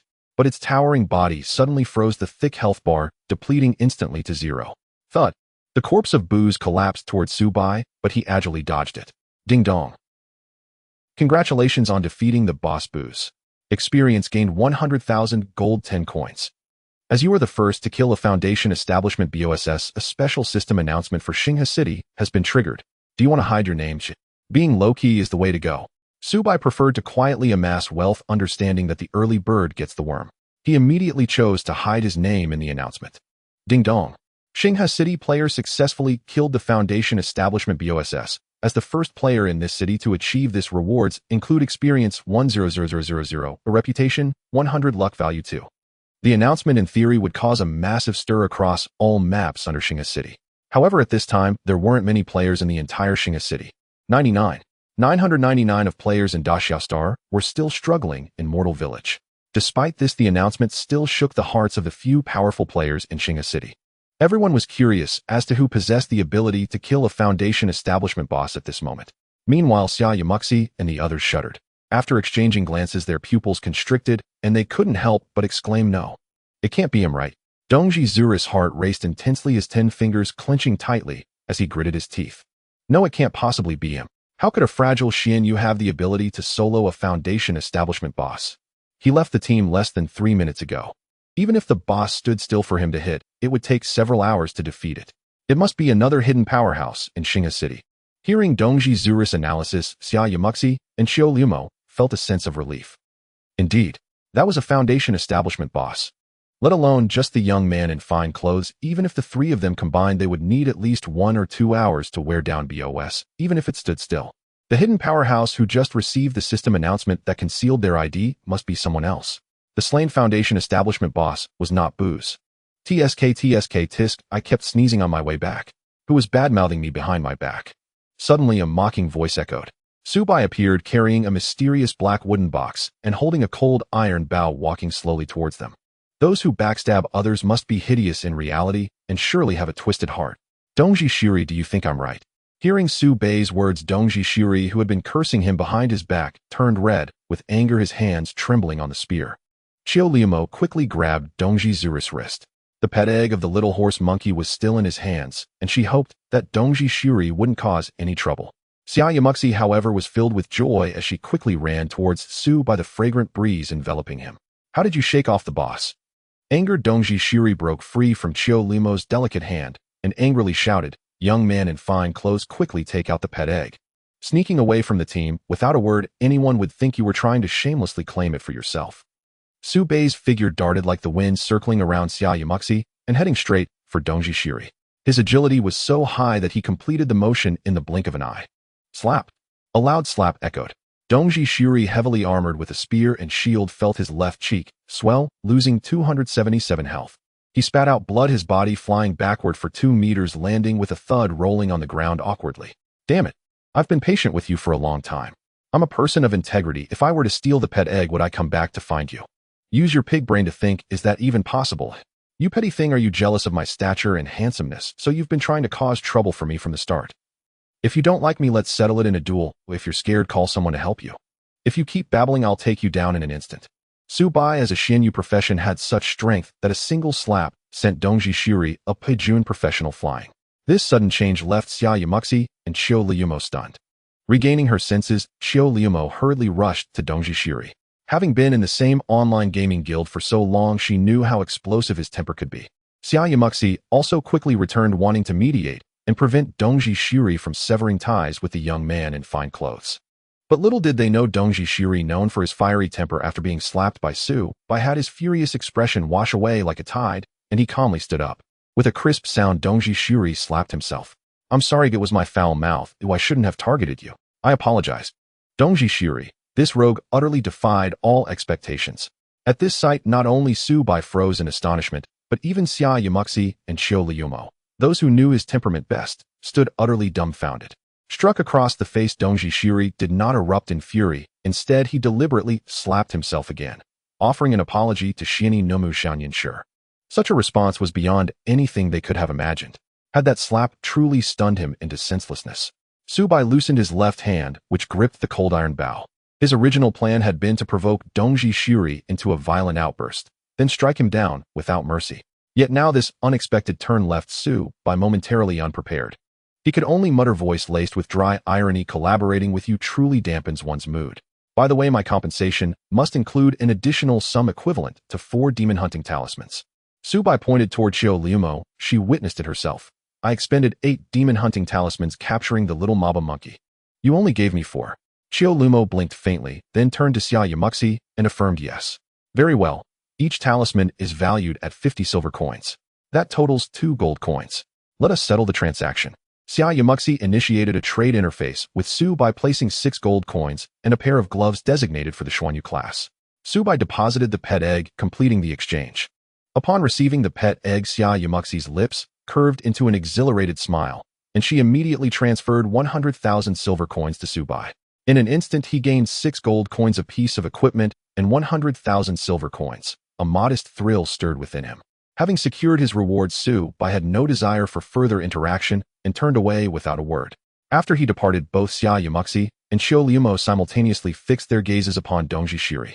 You wish to know why I, who fear neither heaven nor earth, just now yielded so readily. Because Xiani Nomu Xianyan Shi is the hidden powerhouse who achieved the first kill on a Foundation establishment level boss. Dongji Shiri confessed candidly to Xia Yamuxi and Xiao Liumo. During my time in the Mortal Village, I completed a minor hidden quest and acquired a unique skill. Upon receiving an attack, it reveals the fundamental attributes of monsters, or even players. Xiani Nomu Xianyan Shi has already reached level 12. At these words, both Xia Yamuxi and Xiao Liumo trembled inwardly, their eyes flickering with disbelief. Xiani Nomu Xianyan Shi had joined their party at level 10. Mere minutes later, he stood at level 12, confirming beyond doubt that he was the unnamed player cited in the system announcement. Without absolute certainty of crushing Xiani Nomu Xianyan Shi beneath my heel, I will never provoke him again, lest we draw upon our guild Shuomu Nianhua a terrifying and formidable foe. Naturally, I strongly recommend, Vice Guild Master, that if you possess any effective means, you endeavor to invite Xiani Nomu Xianyan Shi to join our Shuomu Nianhua. Once we stand as brothers under the same banner, a single slap becomes trivial, easily forgotten, brushed aside like dust. Xia Yamuxi strode forward, her long legs gliding gracefully, and lightly tapped Dongji Shiri's shoulder with her delicate hand. Shiri, you truly are the pillar of our guild. Then she turned toward Xiao Liumo. Jia, I entrust you with the task of recruiting Xiani Nomu Xianyan Shi into our guild. Xiao Liumo slowly shook her head. I fear I may not succeed. Perhaps only the guild master, or she herself, could possibly secure such a rare talent for us. Xia Yamuxi nodded slightly. Very well. I shall speak of this matter personally with the guild master and her. Unaware of it, Su Bai's single slap, not merely an act of contempt, had confirmed for Dongji Shiri that he was indeed the hidden powerhouse who had just slain the Foundation establishment level boss.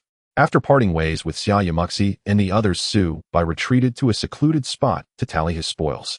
Though 20% of the experience awarded for slaying the boss Maba monkey had been absorbed by the mysterious black casket, Su Bai still surged 2 levels upward. He now stood at level 12. Moreover, upon the boss's demise, 21 silver coins and 2 pieces of equipment dropped. Su Bai first examined the gloves bestowed by Xia Yamuxi, the scale-textured gloves. Rarity mundane. Health 50. Physical defense 9. Magical defense 4. Bonus attack speed 2. Durability 100,100. Requirements: hidden classes specializing in agility, Zhuiying Xuanyu, or similar. Not bad, especially the 2 boosts to attack speed. Su Bai immediately equipped them, gaining a modest, yet noticeable enhancement to his stats. Then he turned his attention to the loot dropped by the Maba monkey. A Foundation establishment level boss ought to yield at least 2 pieces of equipment, and none could possibly fall below mundane rarity. The first was a rare weapon, a mystic sword, the Xuan Mystic Sword. A mundane-grade weapon for mystic sword practitioners, its magical attack and attribute bonuses far surpassed those of Su Bai's cold iron bow. Though mundane in rarity, the Xuan Mystic Sword held staggering value in the current market. Subai then inspected the final item, a light, supple tunic woven from black and white hide, the Spirit Monkey Hide Tunic. Spirit Monkey Hide Tunic. Rarity Transcendent. Health 300. Physical Defense 50. Magical Defense 40. Strength, Agility 20 each. Bonus Gale. Upon taking damage, there is a chance to trigger Gale, increasing attack speed and movement speed by 10 for 10 seconds. Requirements: hidden agility-based classes, Jueying Xuanyu, or others, at the Qi Refinement Realm or higher. HSSSH. A transcendent grade artifact. Subai let out an elated cry, clutching the Spirit Monkey Hide Tunic tightly. This was likely the sole transcendent grade item in existence at present. Even better, it was perfectly suited for him.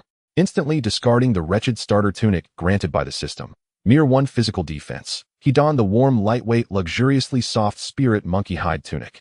In that moment, he transformed utterly, from pauper to magnate, his newfound prosperity radiating outward.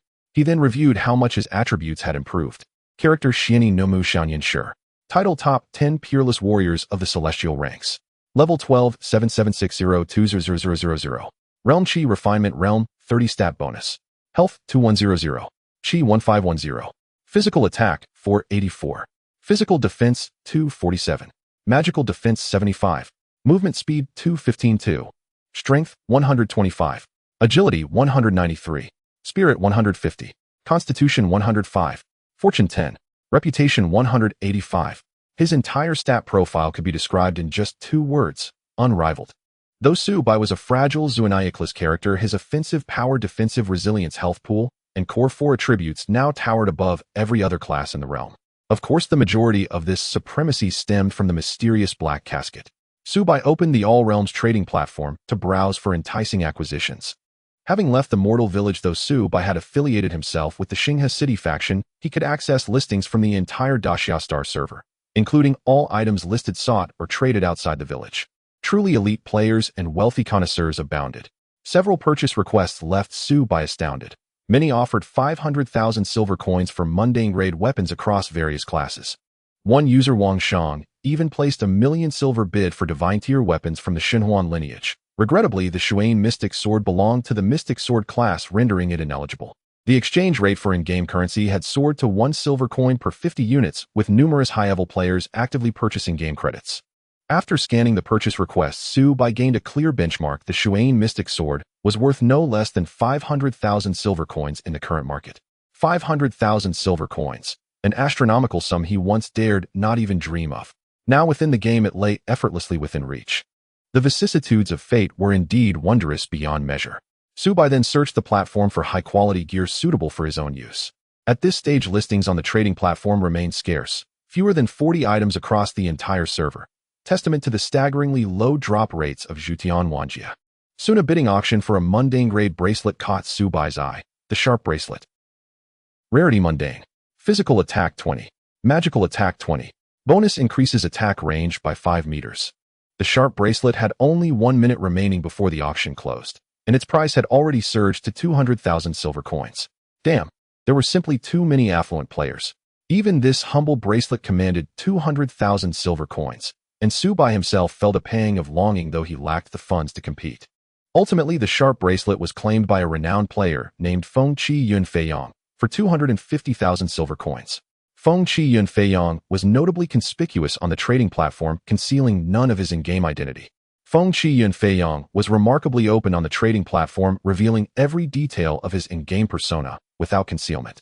Subai glanced at his profile and discovered he ranked among the top 10 peerless warriors of the celestial ranks in the Bahuang City faction, and was a mystic sword-based spellcaster, a mystic sword practitioner. A spark flickered in Subai's eyes. He promptly sent Feng Qi Yunfeiyang a friend request, which was accepted almost instantly. The peerless Xuanyu of the entire server, Xianyi Nomu Xianyan Shi, has added me. What an honor. Any favors you'd like to extend to your brother? Feng Qi Yunfeiyang replied with a cheerful voice message. Subai wasted no words. He immediately sent over a screenshot of the Xuan Mystic Sword's attributes. Moments later, Feng Qi Yunfeiyang initiated a video call, which Subai accepted. On screen appeared a middle-aged man with refined features, undoubtedly handsome in his youth. Impressive. No wonder you're the top Xuanyu. Such an exceptional mystic sword. Mundane weapons fetch 500,000 silver coins apiece on the open market. Since you approached me privately, I won't let you walk away shortchanged. Would you accept 600,000? Subai smiled faintly. If I auctioned this sword publicly, the final bid would certainly exceed 600,000.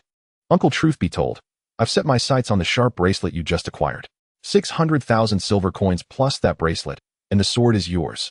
Good heavens, you came here with designs on me. Feng Qiyun Feiyong's eyes widened. Su Bai grinned mischievously. Uncle, once this sword enters the public auction, such a superb mystic sword may well slip from your grasp. Fine, I agree. But I have one small condition. Speak it. I've accepted an expedition quest to a treasure-filled cavern, and I require a powerful physical DPS. Join me tonight to clear it. Of course you won't labor for nothing. I offer either a flat commission fee or a 20% share of all treasures recovered. Upon hearing Feng Qiyun Feiyong's proposal, Su Bai's gaze sharpened subtly. He was no longer the destitute Su Bai who struggled to pay rent. Naturally, he chose wealth no longer. Agreed. I'll take 20% of the treasure, Su Bai declared. Feng Qiyun Feiyong laughed straightforward. I like that. It's settled. Then astonishingly, he directly transferred 600,000 silver coins and mailed the sharp bracelet to Su Bai. Feng Qiyun Feiyong possessed remarkable confidence, sending both payment and equipment before even receiving the Shuayin mystic sword. He showed not the slightest concern that Su Bai might defraud him. This gesture stirred deep goodwill within Su Bai, genuine trust rare and precious. It was the profound, quiet warmth of being trusted. And Su Bai did not disappoint, immediately dispatching the Shuayin mystic sword to Feng Qiyun Feiyong. It was 7:30 in the evening. After logging off, Su Bai had dinner, took a shower, and drank a bottle of ice-cold Happy Fat Pig water. Checking the time, he immediately logged back in. When he appeared in Xinghe City, it was finally no longer deserted and cold. Players' silhouettes slowly emerged around him, though not in large numbers. A small number of players had already reached level 10 and left the mortal village. Su Bai was still level 12, having gained just over 300 experience from hunting monsters all day without any hidden quests or bosses. 20% of that experience had gone to the mysterious black box. To reach level 13, he needed 0 experience points, and without any bosses or quests, it would be difficult for him to level up before tomorrow. Although Su Bai wore a mask that concealed his appearance and basic information, his expensive gear, including the 10 absolute mark on his shoulder, made it hard for him to remain low profile. In Xinghe City, many players had noticed his presence carrying the black wooden box and sporting the 10 absolute mark. Some couldn't help but approach him for a chat. However, Su Bai didn't want to be disturbed. He quickly left, repairing his equipment at the fastest speed and spending 1 gold to buy a set of level 1 recovery pills. With only 10 slots available in his initial inventory, Su Bai felt increasingly cramped. Therefore, he found the NPC to expand his inventory and extravagantly spent 3 gold to increase it to 30 slots. Adding 10 slots for 1 gold was truly outrageous. After finishing all of this, Uncle Feng Qiyun Feiyong had sent a voice request to Su Bai. You can gather at Bahuang City, coordinates 897948. By the way, the inner-city teleportation fee is 1 gold. You have that right. Huh. The teleportation fee is so expensive. Su Bai was taken aback and then asked, Uncle, can the teleportation fee be reimbursed? Sure, it's a small matter. After finishing his sentence, Feng Qiyun Feiyong immediately sent Su Bai a $5,000 red envelope. Currently, the market value of game currency was 1 gold equals $5,000. Su Bai was momentarily stunned. He preferred gold over money. After all, he already had $7,100 on his card, which was quite a fortune. However, since Feng Qiyun Feiyong was so generous, Su Bai replied with a thank you and quickly went to the teleportation array in Xinghe City. After spending 1 gold, he appeared in Bahuang City. Following the coordinates, Su Bai quickly arrived at an NP Copen tavern and entered a private room. In the myriad realms, wine, food, and fruits were sold with flavors even more delicious than those in reality. However, it was merely for satisfying taste buds with no increase in attributes. Most people wouldn't want to waste money on it. Clearly, Uncle Feng Qiyun Feiyong was quite affluent. In the private room, 5 people were already present. Among them, 3 were Xia Yumu Shi Qiu Luo Umo and Dongji Su Ri. The 3 were surprised to see Su Bai. The first, Xian Yu Young and gallant, we finally meet you in person. Feng Qiyun Feiyong walked over with a smile, greeting Su Bai as if they were old friends. I wouldn't dare to be called the first Xian Yu. Su Bai replied with a smile, based on your voice, I should be older than you. Your name is too long, but it's hard to say. How about I call you young master? Su Bai nodded, saying that works. Feng Qiyun Feiyong, being quite friendly, grabbed Su Bai's hand and walked to the front of the seats to introduce him to Xia Yumu Shi and the others. As a result, Xia Yumu Shi and Qiu Luo Umo both stood up with a smile. What a coincidence we meet again. Feng Qiyun Feiyong was taken aback, saying, you two know each other. Of course. Our vice president's pet was obtained thanks to the help of young master. Dongji Su Ri stood up and smiled gently at Su Bai as if he had become a different person. As the saying goes, one does not strike a smiling face. Subai nodded slightly in response to Dong Ji Su-ri's smile. That makes sense, you are all from Xinghe City. After introducing Feng Qi-yun, Fei Yang introduced the last person present. It was a relatively quiet girl with short hair and big eyes. Little brother, let me introduce you, she is my niece in real life. Her game name is Shui Wu. Shui Wu stood up. Her figure was tall and graceful, at least 1.78 meters, the perfect model physique. Although she was a girl, she chose a warrior-type divine wasteland profession. It seemed that beneath her quiet exterior there was a passionate heart. Hello, young master, it's a pleasure to meet you. Can I add you as a friend? Shui Wu smiled brightly, her red lips and white teeth giving a refreshing impression. Although Su Bai was an ordinary young man, he was quite rational regarding women and was not the type to be entranced by beautiful women. Initially unwilling, but since she was Feng Qi-yun, Fei Yang's niece, he felt obliged to give her face. Sure, I'll add you. Su Bai generously sent a friend request to Shui Wu. After she accepted, she smiled and nodded, then sat back down. Young master, we are both from Xinghe City, so you can't treat us differently. Can you also give me a friend slot? Qiu Luo stood up. Her impressive assets swayed as she smiled charmingly at Su Bai. Su Bai frowned slightly. He was not particularly fond of people from Shui Munyan Hua because of Dongji Su-ri. At that moment, two people walked in from outside. A man and a woman holding hands, presumably a couple. The man was tall and handsome, while the woman was young and beautiful, exuding an undeniable air of arrogance. They represented a Tianlong profession and a Miao-yin profession. You two finally made it. Let me introduce you to our teammates for the upcoming quest.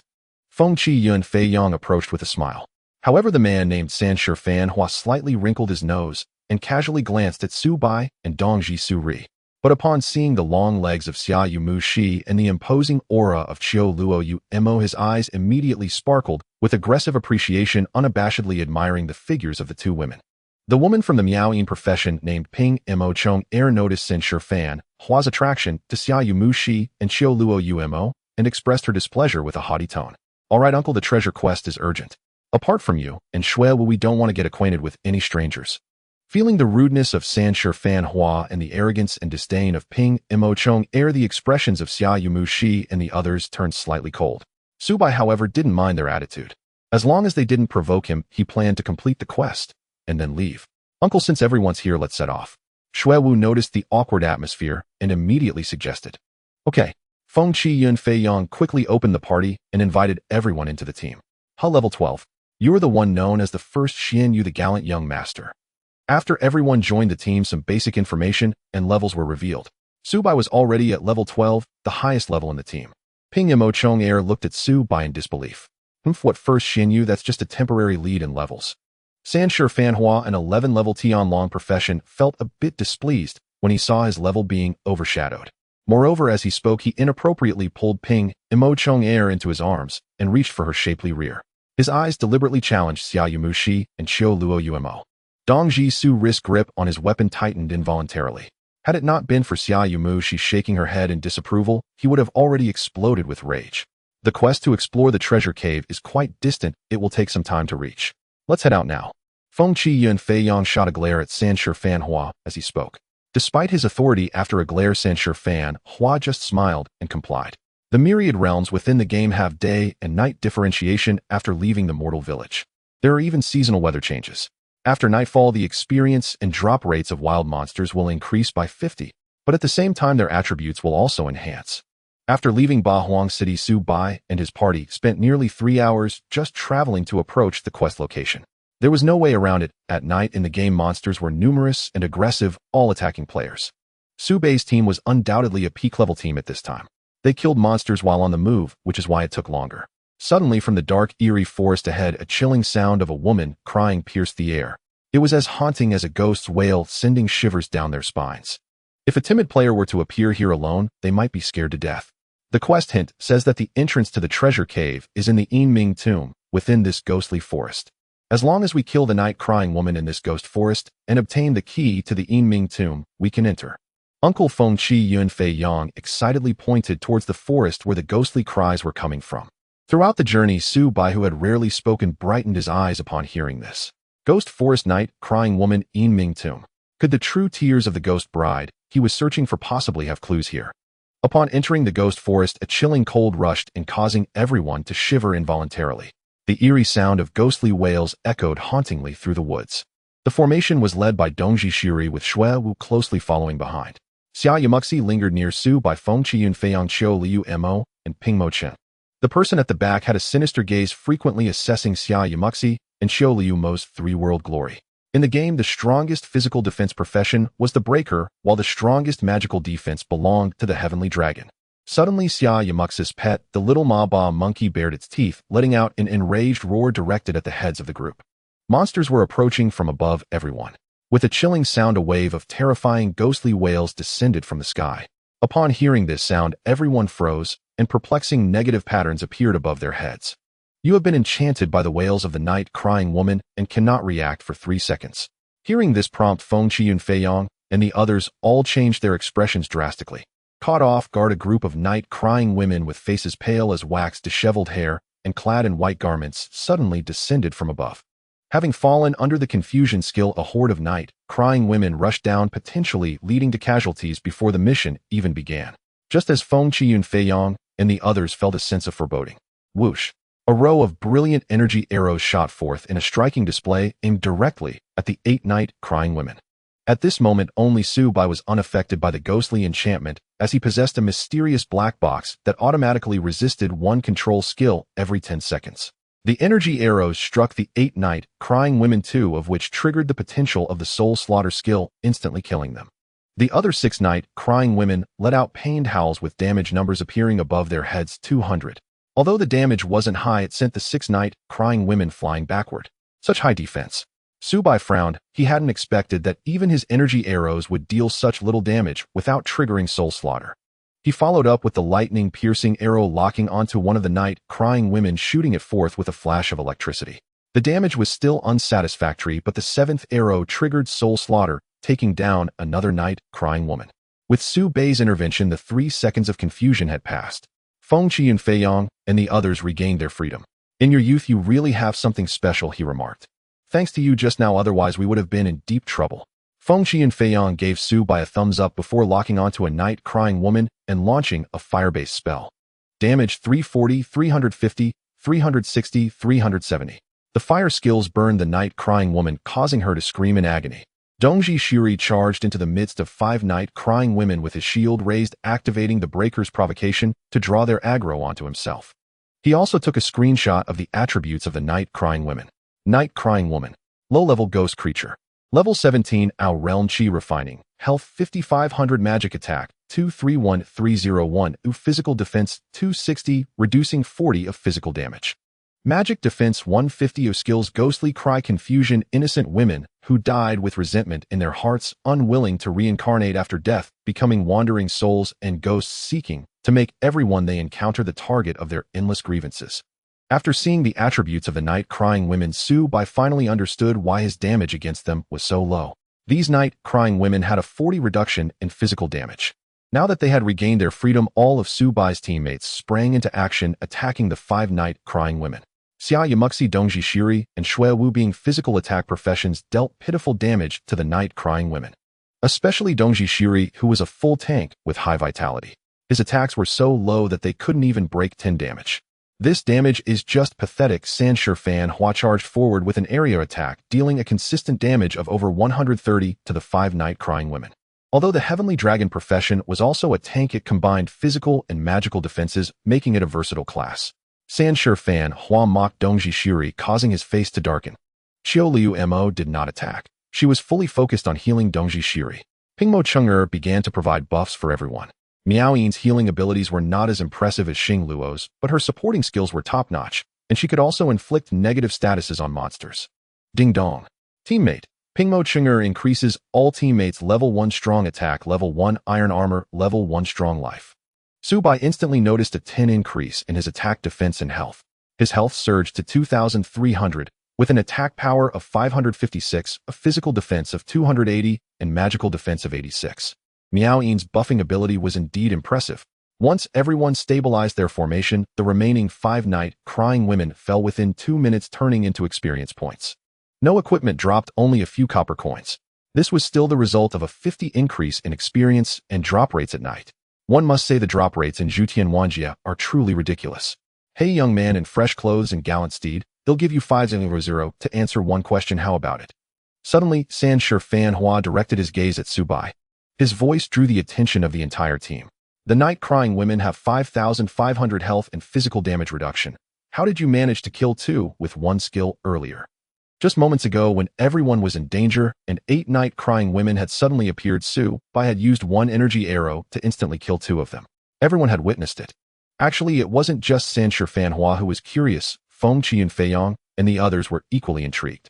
We are all teammates now. There's no point in keeping secrets from each other. As long as you answer my question, I will give you 500 right away. What is that not enough? San Shi Fan Hua squinted his eyes and grinned. Fan Hua, everyone has their own secrets. It's quite impolite to pry into others' secrets without permission. You should know your limits. Shuewu stepped forward, shooting a glare at San Shi Fan Hua. Ha ha, Shuewu, I was just joking. Young man in fresh clothes and gallant steed is the top of the Xianyu, a person of great stature. I'm sure he won't mind, right? San Shi Fan Hua continued with an annoyingly smug smile. Oh, is that so? Then I'll give you 500 for a night with your woman. A person as generous as you wouldn't mind, would you? Su Bai retorted sharply. Bastard, what do you take me for? Pingmo Chun'er immediately became furious. However, San Shi Fan Hua grinned mischievously, taking a few steps forward and shoving Pingmo Chung. She let out a surprised cry as she stumbled towards Su Bai, crashing into his embrace. But Su Bai sidestepped to the left, causing Pingmo Chun'er to fall to the ground. If you want to play with my woman, it won't be for 500. Just tell me the secret of how you slayed the monster, and she'll be yours for the night. On the ground, Pingmo Chun'er's arrogance vanished in an instant as her eyes reddened, glaring furiously at San Shi Fan Hua. Su Bai let out a cold smile. Sorry, I have a cleanliness obsession. I won't touch things others have used. San Shi Fan Hua's expression immediately darkened like water. Are you messing with me? The atmosphere within the team instantly became tense. Enough. I called you here to complete a mission, not to put on a show. From now on, anyone who disrupts the harmony will be showing me no respect. Anyone who disrespects Feng Qiyun Feiyong, get lost immediately. As the captain, Feng Qiyun Feiyong stood up, his face darkened as he shouted. But his gaze was fixed on San Shi Fan Hua, for all the disturbance had been caused by him. Get up already, the captain is angry. San Shi Fan Hua coldly glanced at Su Bai before stepping forward to help Pingmo Chun'er up from the ground. Humph. Pingmo Chun'er was still upset about what had just happened and angrily shook off his hand, casting a resentful glance at Su Bai. The one most pleased at the scene was undoubtedly Dongji Shiri. He had always disliked San Shi Fan Hua and felt an unspeakable satisfaction seeing Su Bai embarrass him. Due to this incident, the conversation among everyone became sparse. They concentrated on searching for night-crying women in the ghost forest, hoping to obtain the key to enter the Yinming tomb as soon as possible. Finally, at 1141 p.m., they obtained the key to enter the Yinming tomb. Although it was getting late, nearly midnight, everyone in the team still felt quite spirited. Everyone log off for a 10-minute break. We'll log back on in 10 minutes to enter the Yinming tomb together. Any objections? Feng Qiyun Feiyong picked up the key and addressed the group. After several hours of continuous play, everyone needed to log off to eat and take care of their personal needs. Everyone unanimously nodded in agreement with Feng Qiyun Feiyong's suggestion. As everyone logged off one by one, Su Bai was also preparing to log off when one person remained online, San Shi Fan Hua, who called out to Su Bai. Young man in fresh clothes and gallant steed, I can tell you're a rare talent. How about helping me with some tasks? You can set any conditions you want. Trust me, if you work for me and become a friend of my family, Bei Chunghua, you will not regret this choice. Don't be too quick to refuse. I'll give you 3 days to consider it. After saying that, without waiting for Su Bei's response, he logged off. He is Bei Chunghua, the young master of the Bei Chung family, one of the 3 major super families in the Xia Star, second only to the royal family. Though Su Bai was just an ordinary person, he was quite familiar with the Bei Chung family, one of the 3 major super families. Their industries span various sectors, including renewable energy, electricity, mining, real estate, and more. Their influence extended across the entire Xia Star. The luxury apartment complex that Su Bai was renting was one of the smaller properties owned by the Beiqing family. The Beiqing family had a notorious young master known for his wild lifestyle, often making headlines across various online platforms. His name was Bei Chunghua, frequently appearing in trending topics. No wonder Su Bai found San Shi Fan Hua somewhat familiar. He didn't expect this guy to have such a significant background. However, a super second generation like Bei Chunghua seemed to have some respect for Feng Qiyun Feiyong. This indicated that Feng Qiyun Feiyong's background was also not simple. Thinking of this, Su Bai frowned. In reality, he was just an ordinary person. Staying too close to people like Feng Qiyun Feiyong and Bei Chunghua in the game might not be a good thing. It seems better to leave after completing the treasure cave exploration task. Su Bai thought to himself. After logging off, he went to the restroom, washed his hands, and grabbed a quick snack, washing it down with a chilled beer. The 10-minute break passed in the blink of an eye, and he logged back on. Everyone was punctual. All 8 members had assembled. Next, they headed deep into the ghost forest, finally arriving in front of an ancient tomb with an unnamed giant stele. Feng Yunfei took out the key and approached the ancient stele, inserting it into a triggering mechanism. Boom! With a thunderous rumble, the ground shook and dust was kicked up. Behind the ancient stele, an entrance 5 meters in height and width cracked open, leading downward. The entrance was pitch black and endless, with a chilling wind blowing out, resembling the mouth of a terrifying dungeon. "Let's go set off," Captain Feng Yunfei said to Su Bai and the others. Following the entrance of the Yinming tomb mansion, Dongji Shiri and Sanshi Fanhua led the way, with the rest trailing closely behind. The staircase spiraled downward, dark, winding, and seemingly descending into the 9 nether realms, so pitch black that one could not see a hand before one's face. Just as Su Bai prepared to fire his break stealth golden light arrow to illuminate the path, several eerie, ghostly green flames suddenly ignited out of thin air along both sides of the abyssal staircase. The cold spectral light cast by the ghost flames extended visibility to roughly 20 meters, beyond which lay only impenetrable darkness. Moreover, these ghostly flames moved autonomously, drifting alongside the group, like living lanterns guiding their exploration through the tomb's depths. After 5 more minutes of descent, the staircase finally ended, not in another flight of steps, but in a vast subterranean palace hall. Jia jia jia. A chilling, unnatural, ghostly cackle echoed from the darkness 20 meters ahead. "Youthful years," Feng Yunfei shouted. Su Bai instantly drew his bow. The break stealth golden light arrow loosed without hesitation. A golden arrow shot forth from the bowstring, piercing the darkness 20 meters ahead before detonating in a radiant burst of golden light that flooded the surrounding space. The break stealth golden light arrow's illumination lasted 10 seconds with a 15-second cooldown. In that sudden radiance, the party beheld a horde of grotesque specters beyond the 20-meter threshold. Pale barefoot figures clad in coarse hemp robes, mouths twisted in ghastly laughter, tongues lolling and spinning wildly in the air. Ghost Gene. Level 18 Cultivation Realm Chi Refinement HP 6500 ATK 255 1 Physical Defense 250 Magical Defense 250 Skill Wall Piercing Launch. Born of the Netherworld, Ghost Gene possessed the ability to pass through walls and earth. Their favored method of slaughter is to thrust their tongues deep into the mouths of the living, suffocating victims in silent, agonizing horror. Upon reading the description of the Ghost Gene, the group's expressions tightened. Especially the women, Xia Yumushi among them, paled visibly at the mention of those writhing tongues forced into living mouths. Before them stood no fewer than 50 or 60 Ghost Gene. "Strike first, attack now." Steadying his nerves, Feng Yunfei roared and unleashed a spell, a wall of roaring flame erupting 15 meters ahead, forming a protective barrier. Feng Yunfei was a fire element spirit sword mage, specializing in long-range magical damage. For cultivators at the Chi refinement stage, standard attack range typically spanned 15 to 18 meters. At present, all Ghost Genes stood beyond the 20-meter mark, while outside Feng Yunfei's reach. Yet Su Bai could strike them. His razor-keen bracelet extended his effective range by 5 meters. 23 meters was Su Bai's current maximum attack distance. He locked onto a single Ghost Gene and fired his lightning chain arrows. 13 energy-laced arrows streaked forward like lightning, slicing effortlessly through the flame wall and striking the target in rapid succession, dealing damage 269, 270, 268, critical hit 533, 271. Though the soul-severing potential did not trigger, the barrage still dealt over 4,000 points of damage. The Ghost Gene's 6500 HP plummeted, leaving barely 1400 remaining. Jia jia jia. Su Bai's assault startled the others. Immediately, the entire host surged forward.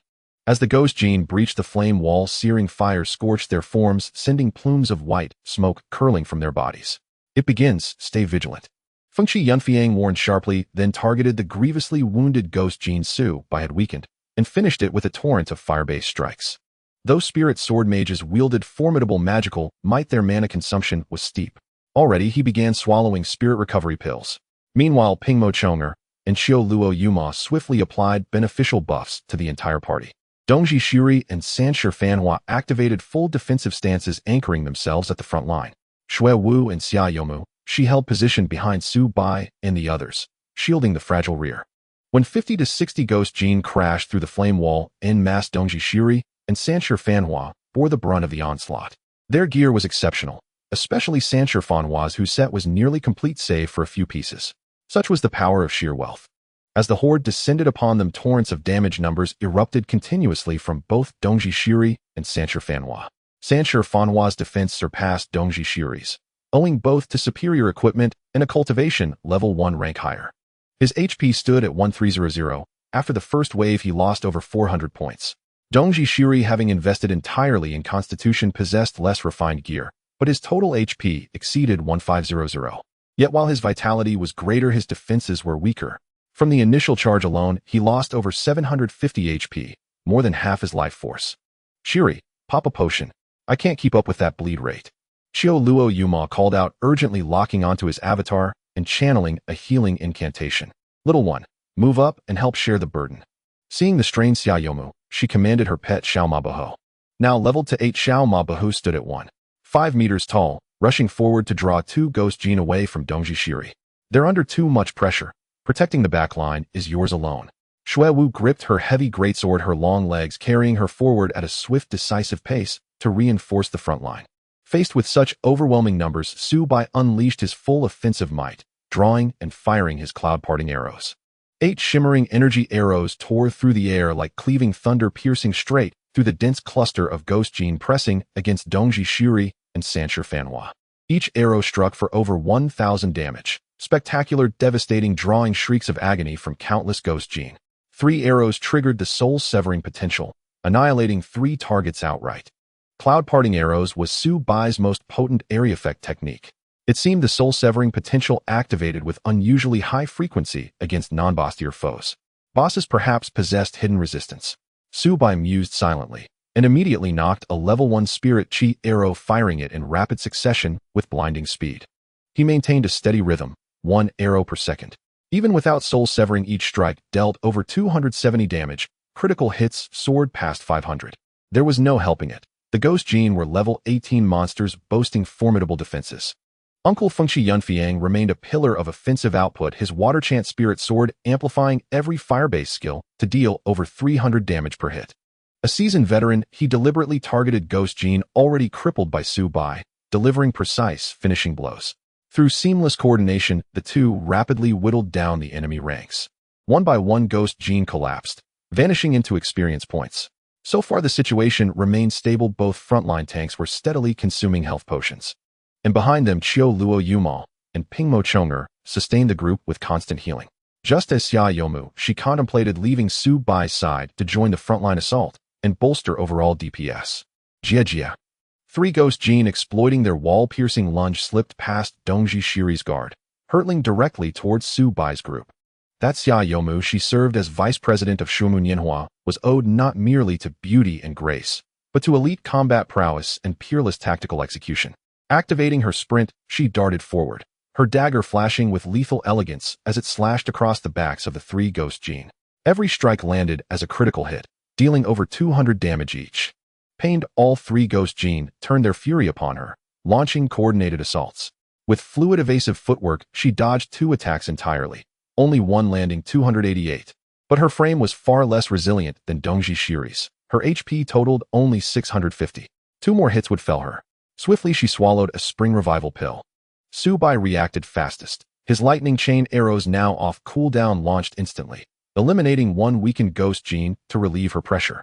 Then with a calm follow-up, he loosed a standard shot, striking another Ghost Gene and by fortune triggering the soul-severing potential. With 2 enemies vanquished, the last Ghost Gene posed no challenge. Xia Yomu, she dispatched it with effortless agility. Her eyes brightened with delight. She nodded gratefully towards Su Bai with a warm, radiant smile. Haha, recruiting you for this quest was truly brilliant. Otherwise, clearing this treasure vault would have been utterly impossible today. Fengshi Yunfiang, exhilarated by Su Bai's extraordinary output, praised him heartily.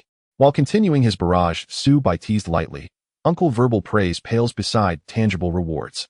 How about increasing my share of the treasure vault's loot by 10%? I'll take 30% total." Fengshi Yunfiang retorted, exasperated, "Ancient text. I'll increase your monetary reward, but an extra 10th of the treasure. That's asking for my life. I'll pay gold, but no more treasure shares." Su Bai smiled inwardly. Truly, Uncle Fengshi was a man of immense fortune. Yet he harbored no greed. His earlier remark had been pure jest. He required no additional coin. For after all, one must never be insatiable. Thanks to Su Bai's overwhelming firepower, the entire host of Ghost Gene fell within 8 minutes, dissolving into experience. Moreover, copper coins scattered across the floor, worth at least 3 or 4 silver coins. Clearly, monster drop rates here far exceeded those of the outer world. As they gathered the spoils, Shui Wu, the quiet, composed young woman, suddenly beamed with quiet excitement. An item. She snapped a screenshot and shared it with the party. It was an unranked pair of boots, modest in stats yet invaluable amid the current gear shortage, compatible with spirit sword mages, celestial musicians, and star-roaming archers alike. Fengqi Yunfiang had long purchased a fine-grade pair of boots. This one held no appeal for him. He proposed Pingmo Chong'er, and Qiu Luo Yuma roll for it. Pingmo Chong'er rolled 65. Qiu Luo Yuma rolled 66, exactly 1 point higher, and claimed the unranked boots. Humph. Disappointed Pingmo Chong'er stamped her foot lightly. After dividing the loot, the party paused briefly to recover, then pressed onward into the tomb's deeper reaches. After clearing 3 more waves of Ghost Gene, Su Bai's party arrived at a grand subterranean chamber resembling a sacred altar, its center dominated by a floating Nanma coffin. Beneath the coffin knelt several solemn white-feathered ghostly figures, holding human skin oil lamps motionless in eternal devotion. Feather-cloaked ghosts. Elite-tier specters. Level 19 Cultivation Realm Chi Refinement, HB 100 ATK, 355, 411 Physical Defense, 350 Magical Defense, 300 Skills Ghost Lunge Restoration. Feather-cloaked ghosts were elite denizens of the netherworld, devout servants of Wangxiang, the first-layer guardian of the Yiming Tomb Mansion. Only by defeating them could one earn the right to challenge Wangxiang himself. The 4 kneeling feather-cloaked ghosts were effectively 4 minor bosses. Just as Uncle Fengqi Yunfiang prepared to convene the group and strategize against the 4 feather-cloaked ghosts, Su Bai cut in decisively.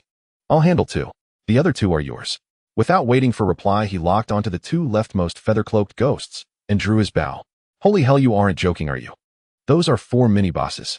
Fengqi Yunfiang's eyes widened, and the rest of the party wore the same stunned expressions. But Su Bai had already moved. He raised his hand and unleashed Paiyun Arrow Paiyun Jian, an earth-shattering shot of force that struck the 4 Yui Gui at once. Damage numbers all broke 400. The 4 previously motionless Yui Gui suddenly hurt, turned in unison to reveal grotesque, terrifying faces. Then they locked onto Su Bai like devils. Su Bai remained perfectly calm. He left behind a Chimin Xianjia technique Chimin trap armor at his spot, then fired a lightning volley arrow Shandian Lianju, Jian aiming at 1 Yui Gui. Clang, clang, clang. The cold iron bow sounded like a machine gun firing in rapid succession. Damage 221, 220. On the 9th arrow's impact, the Jampa Soul Sever effect was triggered. Ding! Congratulations to the teammate, Xiani Numa Xiaonian, for delivering 100 of the personal damage and slaying the Yui Gui. Awarded 50 experience bonus and 10 renown. With just 2 skill uses, Su Bai had slain a Yui Gui mini-boss, leaving everyone dumbfounded. But the other 3 Yui Gui were already charging towards Su Bai. Quick, Shiri Fanhua, each of you hold 1 Yui Gui back. Though incredulous, Feng Qiyun Feiyong quickly shouted the instruction. Dongji Shiri and Sanshir Fanhua, coming to their senses, raised shields and rushed forward to intercept a Yui Gui each. Only 1 Yui Gui lunged fiercely at Su Bai. Su Bai kept his cool. He drew his bow and released a normal attack, firing at the charging Yui Gui. Damage 223. The Jampa trigger chance had stacked to 17. The Yui Gui used Ghost Pounce, transforming into a surge of chilling wind. Su Bai fired another arrow, then raised his cold iron bow to block in front of him. Boom! The Yui Gui's wind strike hit Su Bai like a blade of cold air pressed to his body. His chest burned with pain, and he was sent flying backward. A damage number popped overhead, 531. It wasn't that Su Bai didn't want to dodge, the Yui Gui was simply too fast, and used a lock-on skill, so he had to take it heat in. The Yui Gui dealt such heavy damage that aside from Su Bai, only Dongji Shiri and Sanshir Fanhua could endure a few hits. However, although the Yui Gui knocked Su Bai away, it had stepped into the Chimin Xianjia technique, left behind, and was slowed. Perhaps because it was an undead, it did not bleed. Seizing the chance, Su Bai rolled upright, drew his bow, and attacked, while strafing backward. Arrow 1, 2, 3 struck in quick succession, raising the Jampa chance to 20. Only then did the Yui Gui catch up. The Yui Gui was a level 19 mini-boss with incredible movement speed. Su Bai could not kite it indefinitely. If not for the Chimin Xianjia technique, slowing its movement by over 20%, a single arrow's window would have been enough for it to close in. Damage 199. This time it was only the Yui Gui's normal attack, not a skill, so he lost just 199 HP. With buffs active, Su Bai's maximum HP was 2,300. Coupled with 20 lifesteal after that hit, he still held more than 1600 life. Even more pleasantly, taking that blow triggered the Lingho pious passive Jifeng. A gust seemed to swell from his body, increasing movement and attack speed by 10 for 10 seconds. Riding the gale, Su Bai fired another normal shot, pulled farther back, and loosed a second attack. Just as he prepared to continue kiting the Yui Gui, after the second arrow, his 2,300 HP immediately flooded back to full. The Jampa effect triggered a Yui Gui with over 9,000 HP, was instantly annihilated. With 20 lifesteal, Su Bai's health was restored completely in a single surge. Ding! Congratulations to the teammate, Xiani Numa Xiaoyan, for delivering 100 personal damage and slaying the Yui Gui. Awarded 50 experience bonus and 10 renown. Having slain 2 Yui Gui mini-bosses in succession, Su Bai, despite being in party mode, took half the experience for himself. He was only a whisker away from level 13. I can't hold on. My rejuvenation pills are on cooldown, I can't pop one. Get your Xiao Ma Ba Ho to tank for me. Dongji Shiri shouted, urgently retreating with shield and spear. The Yui Gui's damage was brutal. He quickly asked Xia Yamuxi to summon her pet for help. Sanshir Fanhua was likewise in dire straits. If not for Shui Wu intermittently swapping in to absorb some blows, he would have collapsed under the Yui Gui's firepower. It wasn't that Sanshir Fanhua lacked toughness, the problem was healing. The main healer Chiu Liumo was focused on Dongji Shiri, relying on Yaoyin the pseudo-healer was simply insufficient. Just as they struggled, Su Bai arrived to reinforce them. His lightning volley arrow had recovered, and he fired it at the Yui Gui that had brought Xiao Ma Ba Ho to critical HP. Luck smiled again before the volley finished. Jampa triggered instantly, slaying the Yui Gui that still had half its life. Ding! Congratulations to the teammate, Xiani Numa Xiaoyan, for delivering 75 of personal damage and slaying the Yui Gui. Awarded 40 experience bonus and 5 renown. Ding! Congratulations, you have leveled up and gained 5 freely assigned attribute points. With exclusive 40 experience, Su Bai instantly rose to level 13. Damn, you're amazing. We were struggling together for so long, and yet you cleared them with a single burst of skills. Fengqi and Feiyong gave Su Bai a thumbs up. Xia Yamuxi and Xiu Liumo looked at him with admiration in their eyes. Even Dongji Shiri was secretly impressed. After downing another Yui Gui, only one remained. Instantly, the party's pressure eased, and their fire concentrated on the final Yui Gui. Moreover, Dongji Shiri and Sanshir Fanhua could alternate tanking, stabilizing the rhythm completely. Perhaps all their luck had been spent on the first 3 mini-bosses. When they focused on the last Yui Gui, Su Bai's Jampa potential did not trigger again. Together, they spent 2 minutes whittling the last Yui Gui down to 1/3 HP. Just as victory seemed imminent. Crack! A sound from the Nanmu coffin floating midair made everyone's scalps prickle. With a heavy thud, the lid was violently flung aside. After a roaring gust, a demon-childlike figure burst forth from the coffin, wholly red-black, with red claws, oversized ears, and long, terrifying arms. It moved with terrifying speed. The instant it broke the coffin, it landed between Xiu Liumo and Ping Mo Chong'er in the back row. It raised a claw and struck out. Ping Mo Chong'er had no time to react. Her chest was torn open by a crimson claw, and blood sprayed from her mouth and nose. Damage 1028. A fragile Miaoyin took such a blow and was instantly obliterated, dropping to the ground, and even a pair of pants dropped as loot. Wang Xiong, Heidier undead. Status Foundation Establishment. Level 21. HP 40,000. Attack 989-1101. Physical Defense 600. Magic Defense 450. Skills Shihuan Sha Soul Absorb Kill Yuming Zhuan Nether Claw. As the final guardian of the first layer of the Yinming tomb, this high-tier fiend will shred any intruder who dares trespass. The sudden appearance of the boss Wang Xiang caught everyone off guard. The key backliner Ping Mo Chong'er was instantly slain. The Yui Gui aren't even finished, and the boss Wang Xiang already appeared. Quick, Fanhua, take it and buy us time. Shiri, keep holding the Yui Gui. Feng Qiyun Feiyong bellowed. We focus the Yui Gui first, and then deal with Wang Xiang. But Wang Xiang was a level 21 Foundation Establishment foe. Having burst from its coffin, it was not easy to handle.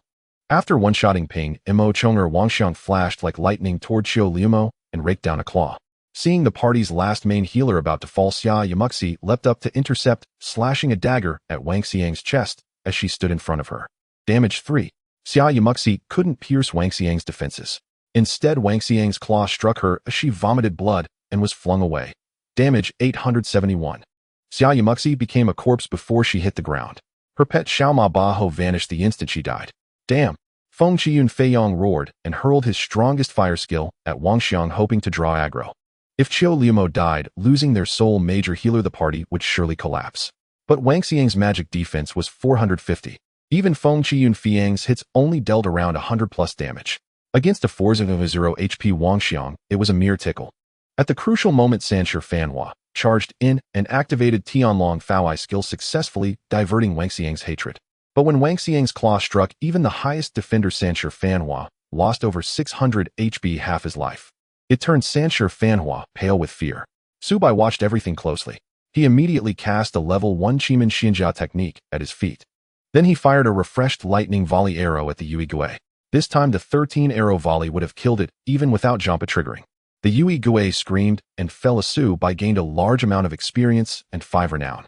But in that brief span, a new system message sounded in the party. Ding! Teammate, Sanshi Fanhua has fallen.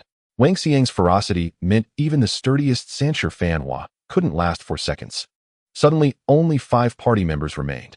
Not yet at full HP, Dongji Shiri gritted his teeth, lifted his shield, and charged. Wang Xiang used its skill Yuming Zhua. With its terrifying 1000-break attack, and that skill, even the veteran Dongji Shiri saw a damage number flash overhead 1400. Already not at full health, he fell, and the party lost another member. Qiu Liumo had not learned any resurrection skills, as she could not revive teammates. In the present situation, no teammate could withstand Wang Xiang's output. Her role thus became tragically limited.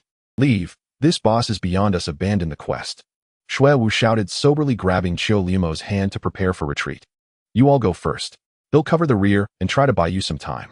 I misjudged this. This task requires each of us to be at least level 16 before we'd stand a chance. Feng Qiyunfei was unwilling to give up, but still stepped forward, unleashing his strongest fire skill on Wang Xiang. Just as everyone cowed by Wang Xiang's might decided to retreat, Su Bei's mouth curved faintly. His cold iron bow trembled in his hands as he drew the string to a full moon's arc. Ping! The arrow's piercing song split the air. Damage 15. Su Bei's arrow hit the boss Wang Xiang, inflicting a mere 15 points of damage. The boss Wang Xiang possessed 600 points of physical defense, making this damage output normal. However, the triggering probability of Zhan Po was increased by 3. Perhaps because Su Bei's attack was as ineffective as a scrape, the boss Wang Xiang did not even consider him a threat from afar.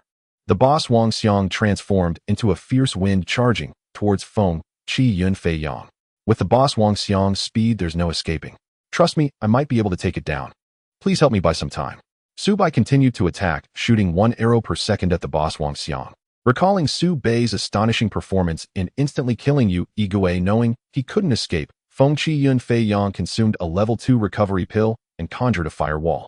Simultaneously, a swift fire spell was unleashed, striking the boss Wang Xiang as it crashed through the fire wall, dealing 150 damage.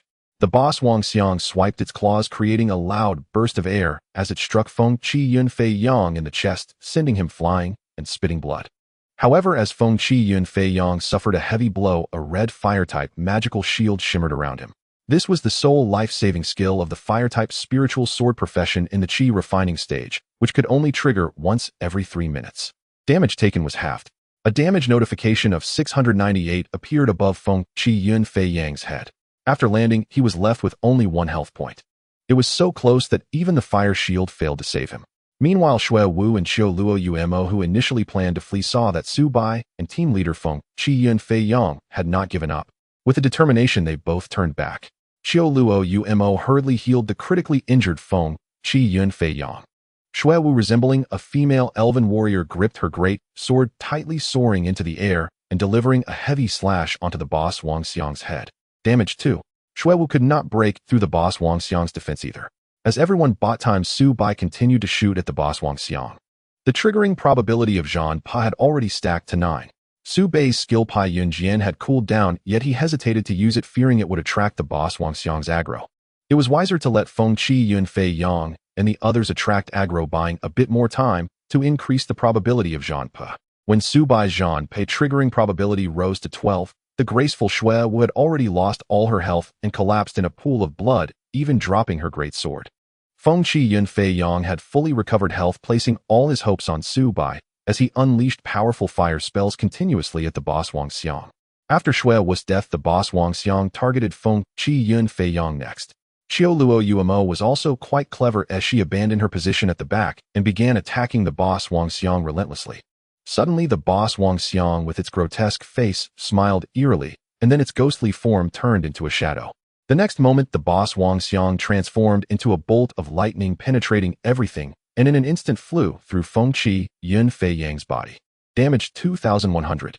This was another skill of the boss Wang Xiang Shihansha. Damn. Fengqi Yun Fei Yang managed to shout out a single word, damn, before collapsing to the ground, dropping a pair of ordinary boots. Ugly freak, come at me if you dare. Seeing Fengqi Yun Fei Yang fall, Qiu Luo Umo yelled provocatively at the boss Wang Xiang, continuing to attack. Though her damage barely dented the boss's defenses, it was clear that Qiu Luo Umo's provocation had succeeded. The boss Wang Xiang, having killed Fengqi Yun Fei Yang, shifted its icy gaze towards Qiu Luo Umo. Meanwhile, Su Bei's relentless attacks had increased the triggering probability of Zhan Pa to 24. Damn it. Each time he faced a tougher BOSS, the triggering probability of Zhan Pa became extremely difficult to activate. He didn't know if it's because high-level bosses have a natural resistance to Zhan Pa. When the probability rose to 28, the busted Qiu Luo Umo also fell before the boss Wang Xiang. However, as she died, she threw a beneficial buff towards Su by giving her all she could. Despite Su Bei's attacks feeling like mere scratches, he was now left all alone. The cold, ruthless gaze of the boss Wang Xiang was naturally directed at him. Su Bei immediately felt a murderous intent locking onto him, as if a thorn was in his back, but he did not panic. After shooting another arrow, he decisively activated the cooldown recovery skill, Shan Dian Lian Zhu Jian. After 5 seconds, 13 energy arrows sped through the air, all hitting the boss Wang Xiang. The triggering probability of Zhan Pa increased to 42. Damn it still didn't trigger. Su Bei cursed inwardly. But the terrifying fierce wind approached as the boss Wang Xiang swiftly closed in, striking out with a terrifying claw. Su Bei did not dodge, releasing a close-range Pai Yun Jin instantly. Due to the close release, all 8 of the formidable energy arrows hit accurately. The triggering probability of Zhan Pa increased to 50. Bang! Su Bei felt a sharp pain in his chest as he was knocked away by a claw strike, soaring through the air and crashing down over 4 meters away. Damage 849. With 2,300 health points, he immediately lost a large chunk of health. Su Bei grit his teeth and got up, too lazy to consume healing potions, and drew his bow again, releasing another first-level spiritual arrow. The triggering probability of Zhan Pa was now at 51. The boss Wang Xiang let out a ghostly wail as it was struck by Qi Min, Xian Jiashu, reducing its speed by 26. However, as a boss in the Foundation establishment stage, even with a 26 speed reduction, it was still terrifying. As Su Bei released his second arrow, the boss Wang Xiang closed in, once more raising its claw for another heavy strike. Su Bei took out a level 2 recovery pill and bit it forcefully, enduring the attack while releasing another arrow. Damage taken 850. Su Bei was once again sent flying, his health dropping below 1,000. If he suffered another attack from the boss Wang Xiang, he would perish. Damn it, come on, and trigger already. Su Bei flipped himself upright, continuing to draw his bow and shoot another arrow. The triggering probability of Zhan Pa had risen to 55. The fierce wind approached again. Perhaps seeing Su Bei's tenacity, the boss Wang Xiang decided to use a skill this time. Trigger for me. Su Bei roared as the first-level spiritual arrow shot from his bowstring. At the same time, regardless of the outcome, Su Bei decisively activated Tu Xing Shu, burrowing into the ground. Ding dong. Congratulations to the player, Xian Inu Ma Shao Nianshi, for achieving a 99 personal damage contribution and successfully defeating the boss Wang Xiang. Gained 50 experience reward, 100 reputation points, and 1 luck point. Ding dong. Congratulations, you have successfully leveled up to level 14 and gained 5 attribute points to allocate. Finally it triggered. Su Bei, now underground, quietly sighed in relief. This boss Wang Xiang was indeed difficult, forcing him to reveal all his trump cards. In the previously quiet team, those lying dead, Fengqi Yun Fei Yang and the others, did not dare to make a sound. Not one person spoke. They were worried it might affect Su Bei's performance. At this moment, upon hearing such a prompt from the team, everyone burst into excitement. Fengqi Yun Fei Yang, young man, good job. Uncle will give you a bonus. Yes, definitely a bonus, 1,000,000. Shui Wu, Xian Inu Ma Shao Nianshi, you are amazing. How did you do it?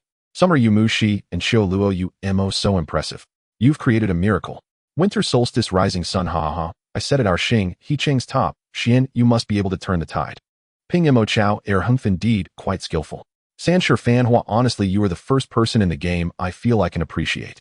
In response to everyone's excitement, Su Bei simply sent a smiling emoji in the team chat along with the message, wait for me in the city, they'll be back soon. They all perished and could only respawn in Bahuangcheng. To retrieve their corpses would take another 3 hours. At this time it was around 3 a.m. It was unrealistic for them to come back again. After leaving the underground, Su Bei quickly cleaned the battlefield and picked up the gear dropped by his teammates preparing to return it later. The boss Wang Xiang and 4 Gue mini-bosses dropped a total of 6 pieces of equipment, 78 silver coins, and 2 skill books. After collecting everything, Su Bai prepared to see if he could gather resources.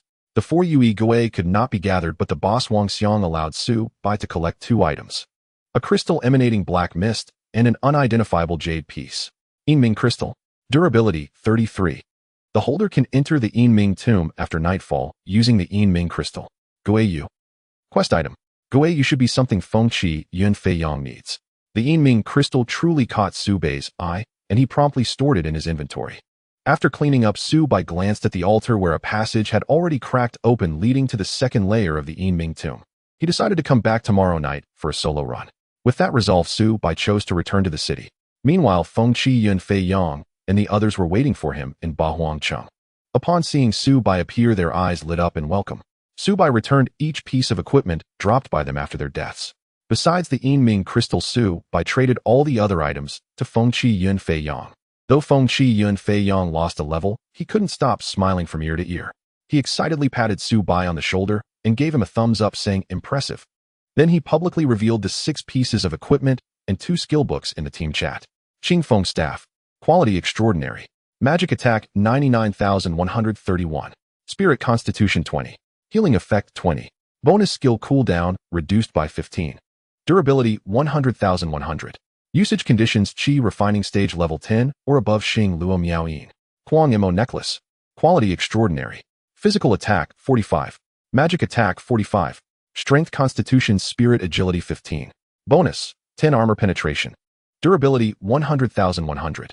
Usage conditions usable by all professions. Yu-Gui shoulder pads ordinary. Yu-Gui belt ordinary. Yinming gloves ordinary. Yinming boots ordinary. Skill books: Flame Torrent Piercing Arrow. 2 extraordinary artifacts, 4 mundane ones, and 2 skill manuals. This revelation left everyone parched with excitement. Especially the Azure Breeze staff and the Frenzied Demon necklace. Their worth was unquestionably in the millions. And such items were currently unavailable for purchase, even at any price. Su Bai's unhesitating decision to entrust all these supreme artifacts to Feng Qi Yun Fei earned him profound respect for his integrity. Shui Wu Xia Yumu Shi Qiu Luo Yu Mo and Ping Mo Chong Er, the 4 young women, now regarded Su Bai with newfound fascination. It was not merely his prodigious strength, his solo defeat of the boss Wang Xiang, but also his compelling personal charisma. At least had it been any one of them achieving such a feat, they could not be certain they would so readily surrender every reward after having earned unparalleled merit within the party. This single act deepened San Shifan Hua's genuine admiration for Su Bai. He resolved inwardly he must recruit Su Bai as his right hand, the indispensable pillar of his in-game empire. Like Feng Qi Yun Fei, San Shifan Hua had entered the All-Heavens multiverse on a solemn mission. His contributions during our youth were undeniable. Everyone witnessed them firsthand. I therefore propose he be granted first choice of 2 items. Any objections? Feng Qi Yun Fei scanned the group before speaking. Shui Wu smiled and nodded. Xia Yumu Shi and the other 2 likewise affirmed their consent. Even San Shifan Hua and Ping Mo Chong Er endorsed the proposal. Xiao Nian Shi, you earned unmatched glory. Choose whatever you wish, or we hold no reservations. Feng Qi Yun Fei gazed at Su Bai with unwavering sincerity. In that case, I won't decline the honor. With a broad grin, Su Bai selected the Frenzied Demon necklace and the skill manual Piercing Cloud Arrow. Both suited his needs perfectly. Immediately, he replaced his bone necklace. His stats surged dramatically. Actual HP soared to 2270, attack power reached 588, physical defense climbed to 268. Without the damage mitigation skills of Pei Jun or Tian Long, this fragile Xian feather was now sturdier than most tank-class warriors. Su Bai then began mastering the Piercing Cloud Arrow technique. Level 1 Piercing Cloud Arrow. Requires cultivation stage Qi refinement or higher. Minimum level 10 Xian feather class only. Consumes 100 Qi points. After a 1-second charge, fires an immensely penetrating energy arrow with a range of 80 meters. Any target struck is launched airborne. The technique's potency scales directly with the caster's base attack power and strength stat. Cooldown 10 seconds. Exhilarating. Piercing Cloud Arrow recharges every 10 seconds, boasts an 80-meter range, and delivers crowd control knockback, though its Qi consumption is notably steep. Thus, he gained yet another potent area effect ability. Were it not for the safety protocols of Bahuang City, Su Bai would have tested its destructive force immediately. Wait. Qiu Luo Umo, surrender the Azure Breeze staff to me. I'll compensate you with 2 million. A voice laced with fury suddenly cut through the air. The Azure Breeze Staff, a second extraordinary artifact, could only be wielded by Star Array or Mystic Melody cultivators. Its ownership thus rested solely upon a random draw between Ping Mo Chong Air and Xiao Luo Umo. Alas, Ping Mo Chong Air's luck proved fickle once again. She lost the draw to Xiao Luo Umo. Had it been any other item, she might have accepted her misfortune with grace.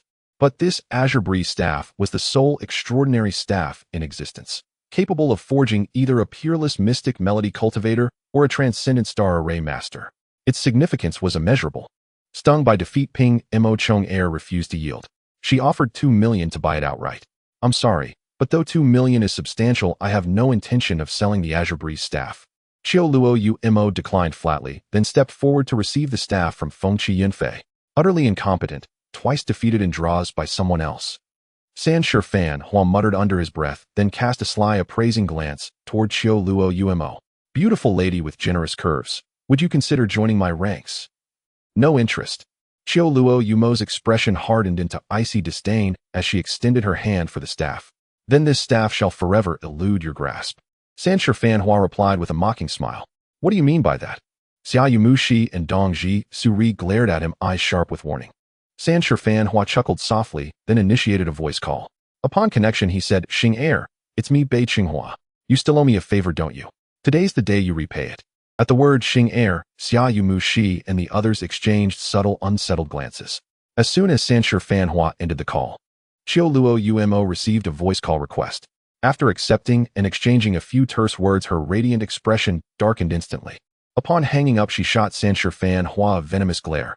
Fine. The Azure Breeze Staff is yours. Subai watched astonished. San Shifan Hua's influence was truly immense. A single voice call had compelled Xiao Luo Umo of Shui Munyan Hua to relinquish the Azure Breeze Staff without resistance. Subai burned with curiosity. Who exactly had San Shifan Hua just contacted? San Shifan Hua arched a knowing eyebrow at Xiao Luo Umo, his gaze lingering pointedly and crudely upon her chest.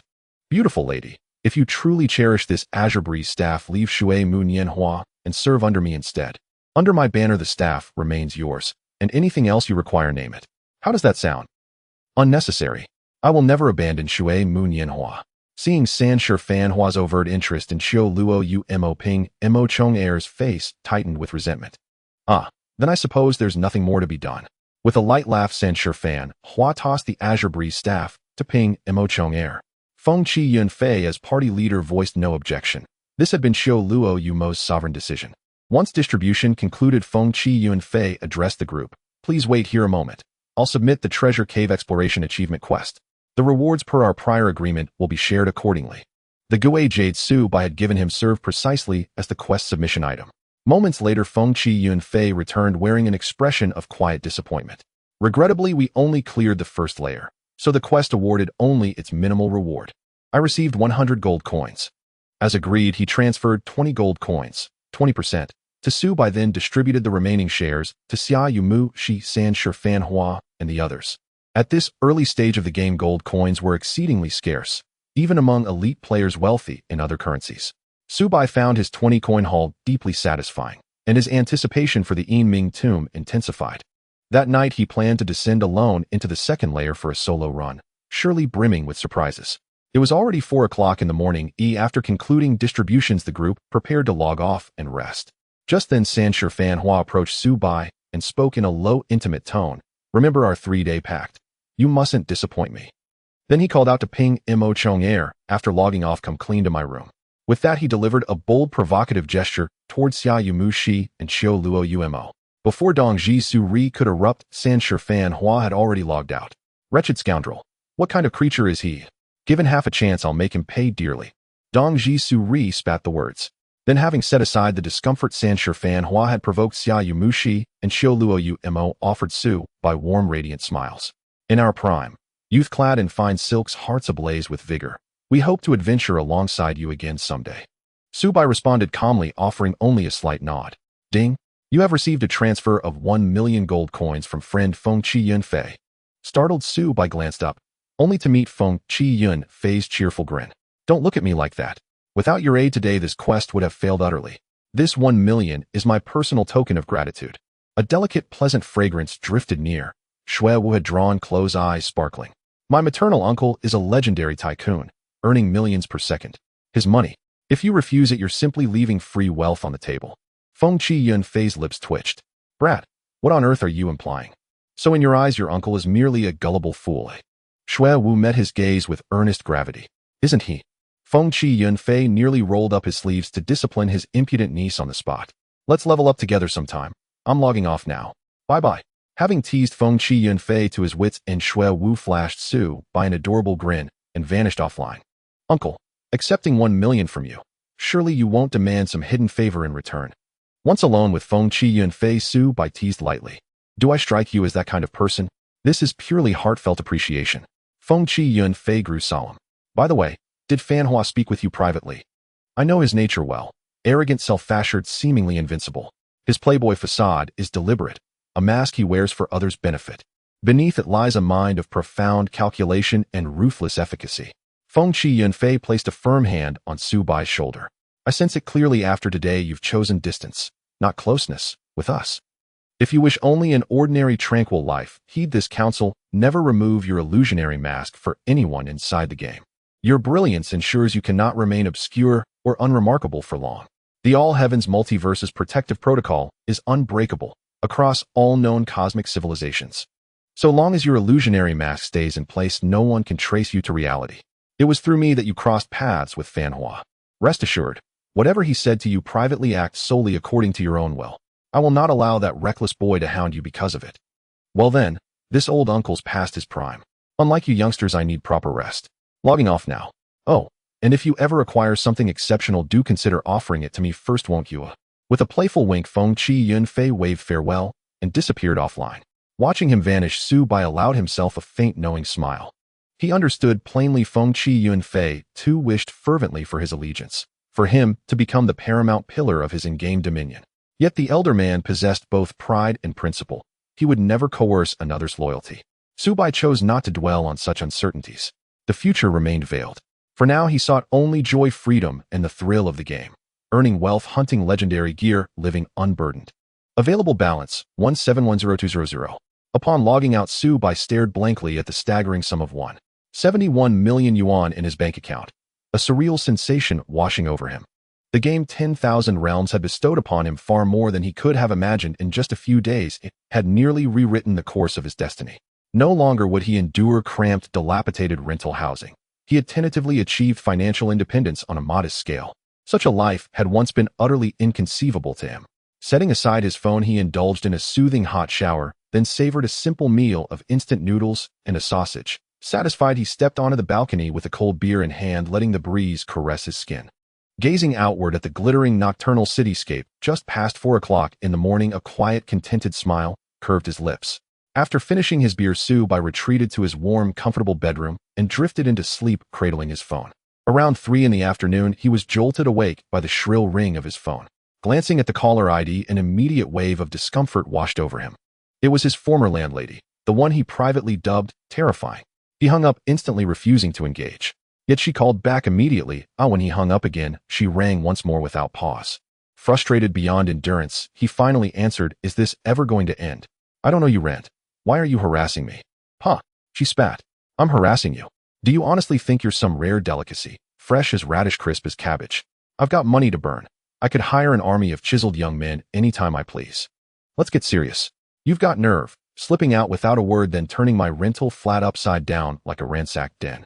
I dare say I treated you fairly. If you no longer wish to rent from me, that was your choice. But must you sabotage the place just to spite me? I won't waste breath arguing. You'll pay 4,000 yuan, covering cleaning, sanitation, and damaged furniture. Send it now. Not a single cent less, or I'll file a police report and have you arrested." Su Bai blinked in disbelief.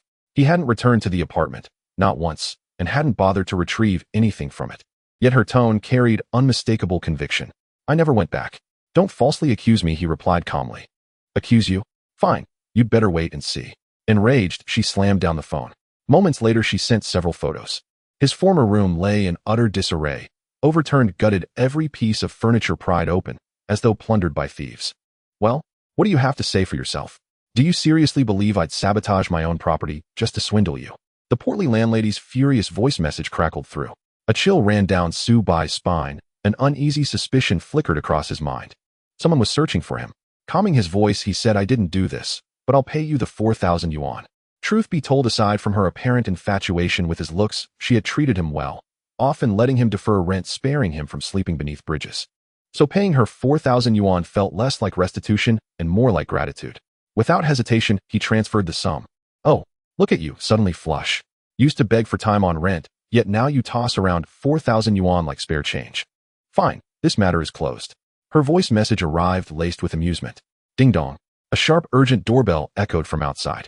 An orphan with no friends, having only moved in yesterday. Who could possibly be visiting? Yet recalling the ransacked apartment, Su Bai's instincts flared with alarm. He reached for his phone to check the doorbell camera, when suddenly, bang! A piercing security alarm shrieked as the front door exploded inward. 4 hulking men strode in, their eyes glacial, their presence radiating menace. Su Bai's face paled. Snatching a chair from the bedroom, he frantically recorded a voice message pleading for help to his landlady. "Call the police. There are criminals breaking in to abduct me. I'm at." The message cut off before it could be sent. The bedroom door was kicked open. With hostile intent clear, Su Bai swung the chair toward the first intruder rushing in. A thunderous crack. The chair shattered midair under a single punch. The man glanced coldly at Su Bai, then seized his collar with his left hand, lifting him like a child. "You're Su Bai?" His voice was devoid of warmth or inflection. "Who are you? What do you want?" Bang! The broad-shouldered man with piercing eyes drove a brutal fist deep into Su Bai's chest, pain blanching his face. "Are you Su Bai, or not?" Su Bai seethed inwardly, but recognized these men were dangerous. Survival demanded surrender. He gave a terse nod. All the while he fixed a hard, memorizing stare upon the man's face. Vengeance was woven into Su Bai's nature. Wrongs would be repaid. "Our young master wishes to see you." Once Su Bai confirmed his identity, the man released his collar, but clamped iron-tight grips on both wrists, dragging him toward the exit. 3 other stone-faced men followed closely behind. Just as they crossed the threshold, "Halt. Who are you? What are you doing to our tenant? Release him now." 6 security guards surged forward, electric batons raised. Hope flared in Su Bai's chest. The building's patrol had arrived swiftly. But the thought barely formed. Thud, thud, thud, thud. Each guard collapsed and turned, struck down with terrifying ease, foaming at the mouth. These men were no ordinary enforcers. They were ruthless professionals. Su Bai's composure shattered entirely. Who then was this young master who commanded such terrifying loyalty? Could it be Bei Chonghua, the thrice-flourishing prosperity? No, it couldn't be. He had no way of knowing Su Bai's real-world identity. The 4 men, each a hardened predator, forcibly escorted Su Bai from the compound and into a hovering aerial vehicle. Half an hour later, they delivered him to an opulent, exquisitely landscaped garden villa. Inside, bang! The broad-shouldered man hurled Su Bai unceremoniously into a grand hall, leaving fresh scrapes and streaks of blood across his body. In the center of the chamber sat a crystalline, rotating dining table. Before it reclined a handsome youth clad in pristine white robes. 3 elegant maids attended him as he leisurely sipped afternoon tea. His left leg crossed with effortless grace, his polished black shoes gleamed like obsidian. An innate imperious aloofness clung to his every gesture. "You took my sister's login connection stone." The youth didn't deign to glance at Su Bai, speaking with detached indifference. At those words, realization struck Su Bai like lightning. Mu Wanqing. This youth was her younger brother, Mu Wenqua. "Yes, but it was payment from your sister. I helped her recover her dog Huang." Mu Wenqua continued eating delicate pastries, not once lifting his gaze. "Tell me, what rank is that connection stone? Don't lie. If you do, you'll have no chance, even to regret it." Su Bai's pulse spiked. Yet after only a heartbeat's hesitation, he answered firmly, "Earth rank." Upon hearing it was the Earth stage, Mu Wenqua immediately set down his milk tea and looked at Su Bai for the first time. "What profession did you choose, and what level are you now?" Although Su Bai felt a mix of anger and hatred, he could only endure it within. But he swore in his heart that he would seek revenge. "I won a common grade weapon in the lottery. I am a spirit sword profession currently at level 10, and I have advanced to the water element spirit sword, joining the Star River City. ID Ice Fire Young Master currently ranked 8081 in Star River City." Su Bai had checked the general rankings of Star River City and happened to remember such a person. The reason he remembered Ice Fire Young Master so clearly was that this guy had wanted to get to know him and had sent over 100 friend requests to Su Bai in the game. Mu Wenqua immediately took out a phone, logged into Hongju Network, and entered the Great Xia Star Server area of all worlds, Star River City, to check. After 10 seconds, he indeed found that there was an ID named Ice Fire Young Master in Star River City. With an Earth Stage connection stone and a common grade weapon at the start, yet only achieving a ranking of over 8,000 in an ancient city. You are quite useless. From today on you are part of Waterwood Yirua, and you will work for me from now on. Do you understand? Mu Wenqua took a tissue from the maid, wiped his mouth, and stood up, turning his back to Su Bai like a ruler who could dictate his fate. Get online now, and come to the alchemy area of Star River City to find me. Tonight, I need to tackle a boss in the Star Peak map. You should come and lend a hand. Upon hearing this, Su Bai's heart sank. He was not Ice Fire Young Master in the game. The other party still didn't fully believe what he said and wanted to verify the truth in the game. If Mu Wenqua were to find out his real ID, he would definitely imprison him, making him a dog under his command. At that moment, Su Bai secretly hated himself for being so weak, lacking the strength to protect himself. What? Can't understand. Mu Wenqua slightly tilted his head, looking at Su Bai with contempt. That gaze deeply pierced Su Bai's heart. This was a tremendous insult and a disdain for his character. The other party completely looked down on him. Su Bai vowed that from this moment on, whether in reality or in the game, he would become strong. Strong enough that no one would dare to look down on him with such disdainful eyes. He would repay Mu Wenqua's humiliation tenfold, 100-fold. Alright, I'm logging in now. Su Bai had made up his mind. As soon as he entered the game, he would find Fengqi and Feiyang. If that didn't work, he would look for Sanshur Fanhua. When he was strong enough, he needed a powerful shelter. He wanted Mu Wenqua to pay the price. Just as Su Bai was about to log in, a series of light, high-heeled footsteps echoed. Then a noble woman with a cold demeanor, her hair pinned up, dressed in a white gown, walked in with an angry expression. It was Mu Wanqing, who had met Su Bai once before. Wenqua, what nonsense are you up to again? In broad daylight, letting your subordinates hurt people and forcibly taking away the person who found a Huang. Upon seeing a prominent five-finger mark on Su Bai's face, her expression turned even colder. Sister, this lowly person has taken up your Earth stage connection stone. That connection stone is hard to come by, you know its value. I brought him here just to have him serve Waterwood Yirua. How is that nonsense? Mu Wanqing said angrily. Enough? He helped me find a Huang, the only memento left to us siblings from our mother. I owe him a favor. The login connection stone was given to him with my consent. Let him go and do not make things difficult for him again. Mu Wanqing, adorned in Chanel perfume, walked closer to Su Bai and apologized. I'm sorry, but it was my brother who misbehaved.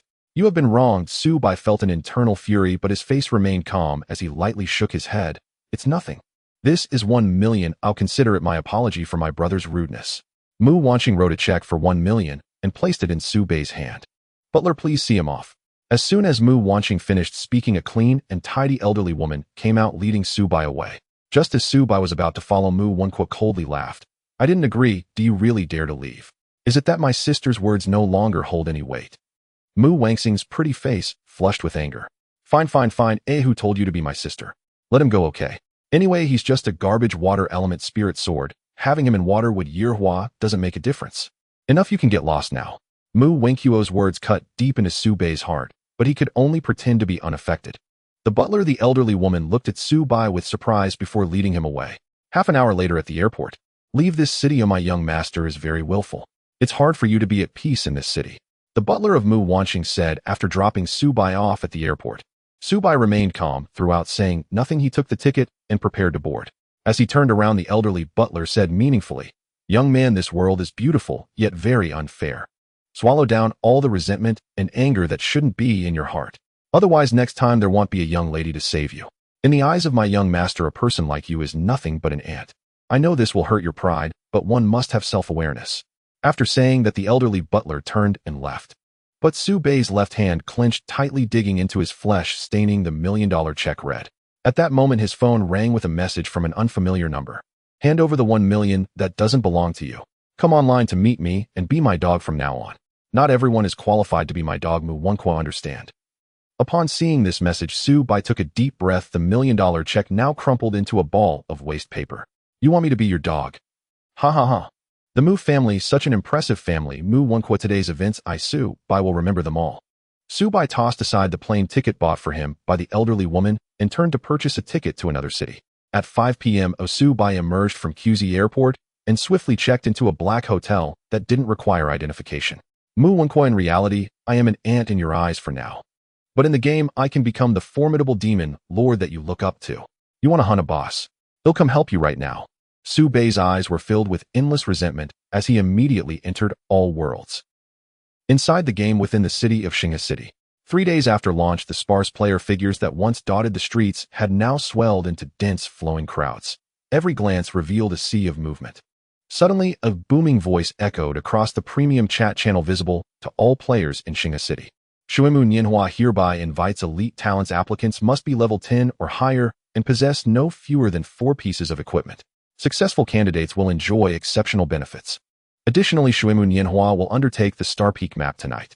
To avoid unnecessary complications, we respectfully request all players refrain from entering the Star Peak map this evening.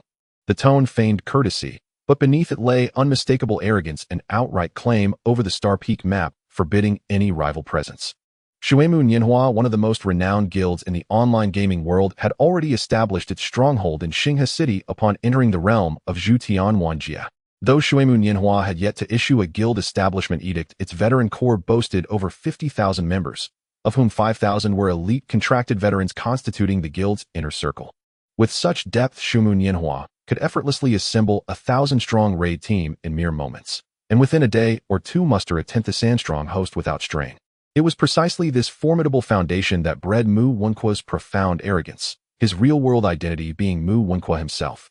All operational funding for Shuimu Nianhua flowed directly from the Mu family fortune, thus the majority of the guild's senior management answered solely to his command. Mu Wenqua played the Shenhuang class, standing at level 11 with 9 fully equipped items, including a weapon gleaming with the refined luster of a rare commandeer artifact. Naturally handsome, he stood apart in Xinghe City like a crane among chickens, striking conspicuous. Around him, over 100 players stood in perfect formation, 8 per squad, each squad's class uniquely represented. This was Mu Wenqua's personal strike force, soon to storm the Star Peak map's boss. Humph.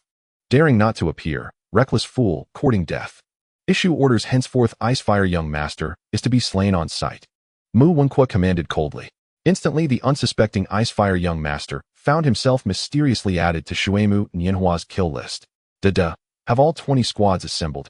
Mu Wenqua asked the broad-shouldered, wide-eyed man beside him. Had Subai been present, he would have instantly recognized this man, the very one who had slapped him earlier that day. Dida played the Tianlong class. Squad 16 lacks 1 Spirit Blade caster. Mu Wenqua's brow tightened. This slot had been reserved for Icefire young master, whom he'd mistakenly assumed was Subai. At those words, frost hardened in his gaze. Summon Xia Yomushi. Send another Spirit Blade caster immediately. Dida shook his head. We cannot reach them. They entered a dungeon moments ago and are currently unreachable. Humph. A mere ornament. Yet my sister bestowed upon her the title of Vice Guild Master, granting her authority greater than mine. I cannot fathom her reasoning. Hire a Spirit Blade caster. Pay whatever it takes. Tonight's raid must succeed. The Star Peak map reportedly harbors a Foundation establishment-level boss. We will claim it. So my sister may finally see. I stand ready to shoulder responsibility alone. Mu Wenqua burned with ambition. Moments passed in silence. Mu Wenqua led a massive formation. 160 players, 20 perfectly coordinated squads, marching grandly beyond Xinghe City's gates under the watchful eyes of countless onlookers. At this early stage, few could casually field a 100-player party for external grinding. Wherever they passed, thousands turned their heads, and players instinctively parted like waves, clearing a wide, reverent path. Thus Mu Wenqua and his entourage advanced as if sovereign lords parading through their realm. He reveled in the awe radiating from every side. Beyond Xinghe City's gates, Mu Wenqua gestured imperiously. Dida, urged them onward. Reach Star Peak at top speed. To ensure tonight's Star Peak raid, Mu Wenqua had spent over 1 million in-game coins, purchasing vast quantities of vitality restoratives and spirit replenishers. Dida nodded, just as he prepared to relay the order. Shush! Shush! 2 razor-sharp arrows shimmering like liquid light tore through the air and pierced Mu Wenqua's arrogant face. One arrow buried itself in his left eye, the other slammed into his forehead. Damage 499. Critical hit 987. His expression remained frozen, still triumphant from the prior instant, yet his health bar emptied entirely. His body stiffened, then collapsed lifelessly amid the 100-strong formation. The suddenness of it stunned them all. Silence fell, breathless and disbelieving. Before reality struck, Mu Wenqua lay dead, a corpse sprawled like a fallen dog, his boots scattering onto the ground. Level 11 Mu Wenqua instantly plummeted to level 10. From a thicket 23 meters away, a Xianyu player wearing a disguised mask gazed forth, his pupils glinting with icy resolve. He raised his hand and unleashed another cloud-piercing arrow, drawing back for 1 full second before release. BVVRR. A deafening thunderclap-like shockwave ripped through the air. A colossal energy arrow, shattering stone, cleaving mountains, piercing all resistance, blazed from Su Bai's bowstring. Boom! The energy arrow tore straight through the 100-strong formation like a hurricane detonating midair. Da-da, the first struck. Exploded, his skull obliterated, his headless body flung backward. Dozens more behind him, packed too tightly together, were likewise impaled and hurled skyward, flesh and blood bursting outward. In a single shot, 18 lives ended. The cloud-piercing arrow's sheer violence was grotesque, leaving corpses, mangled limbs, severed gore spattered in horrifying clarity. Above Su Bai's head, crimson fury blazed. He was now severely red-named. Having loosed the cloud-piercing arrow, he whirled and vanished into the undergrowth. No further action taken. What a... Someone killed young Master Wenqua. Damn it. How dare anyone defy Shuemu Nianhua so brazenly? After him, kill him. Realization ignited furious rage. Weapons drawn, they charged toward where Su Bai had disappeared. Across Xinghe City's premium global chat channel, Mu Wenqua's enraged bellow erupted. Xian Inu Ma Xiao Nian Shi. What do you mean by this? We bear no grudge, yet you ambushed me. Do you intend to declare war upon Shuemu Nianhua? At that cry, Xinghe City trembled, not with fear, but with rapt, scandalized curiosity. Xian Inu Ma Xiao Nian Shi, one of Xinghe City's 10 supreme legends, had just slain Mu Wenqua. Yet Mu Wenqua was a high-ranking officer of Shuemu Nianhua, untouchable to ordinary players. There had to be a monumental scandal brewing. Su Bai paid 20 silver coins to reply across the premium global channel, Shuemu Nianhua. Worth less than nothing. I've been leveling in the Star Peak map since the very day I joined Xinghe City. You think your loud proclamation grants you dominion over it? Who gave you permission to seize it by decree? Su Bai deliberately sowed confusion, obscuring his true intent from Mu Wenqua. Meanwhile, at Xinghe City's resurrection point, Mu Wenqua's handsome face twisted with fury. For Xian Inu Ma Xiao Nian Shi to shout such words publicly was a direct, humiliating slap, and a flagrant dismissal of Shuemu Nianhua's authority. He had no idea Xian Inu Ma Xiao Nian Shi had long leveled undisturbed in Star Peak. Had he known, he never would have issued such a reckless declaration. But retreat now would tarnish Shuemu Nianhua's prestige beyond repair, so he chose defiance instead. Xian Inu Ma Xiao Nian Shi. Listen well, Shuemu Nianhua will claim the Star Peak map tonight. I march there again now. Let us see what you dare do. Swiftly Mu Wenqua returned to the city gate and reclaimed the boots dropped upon his death. Did you fail to catch him? Mu Wenqua demanded of the 100-strong group. All shook their heads in unison. Worthless fools, he snarled. Su Bai moved like wind. 2 swift basic attacks followed by the cloud-piercing arrow, then immediate retreat.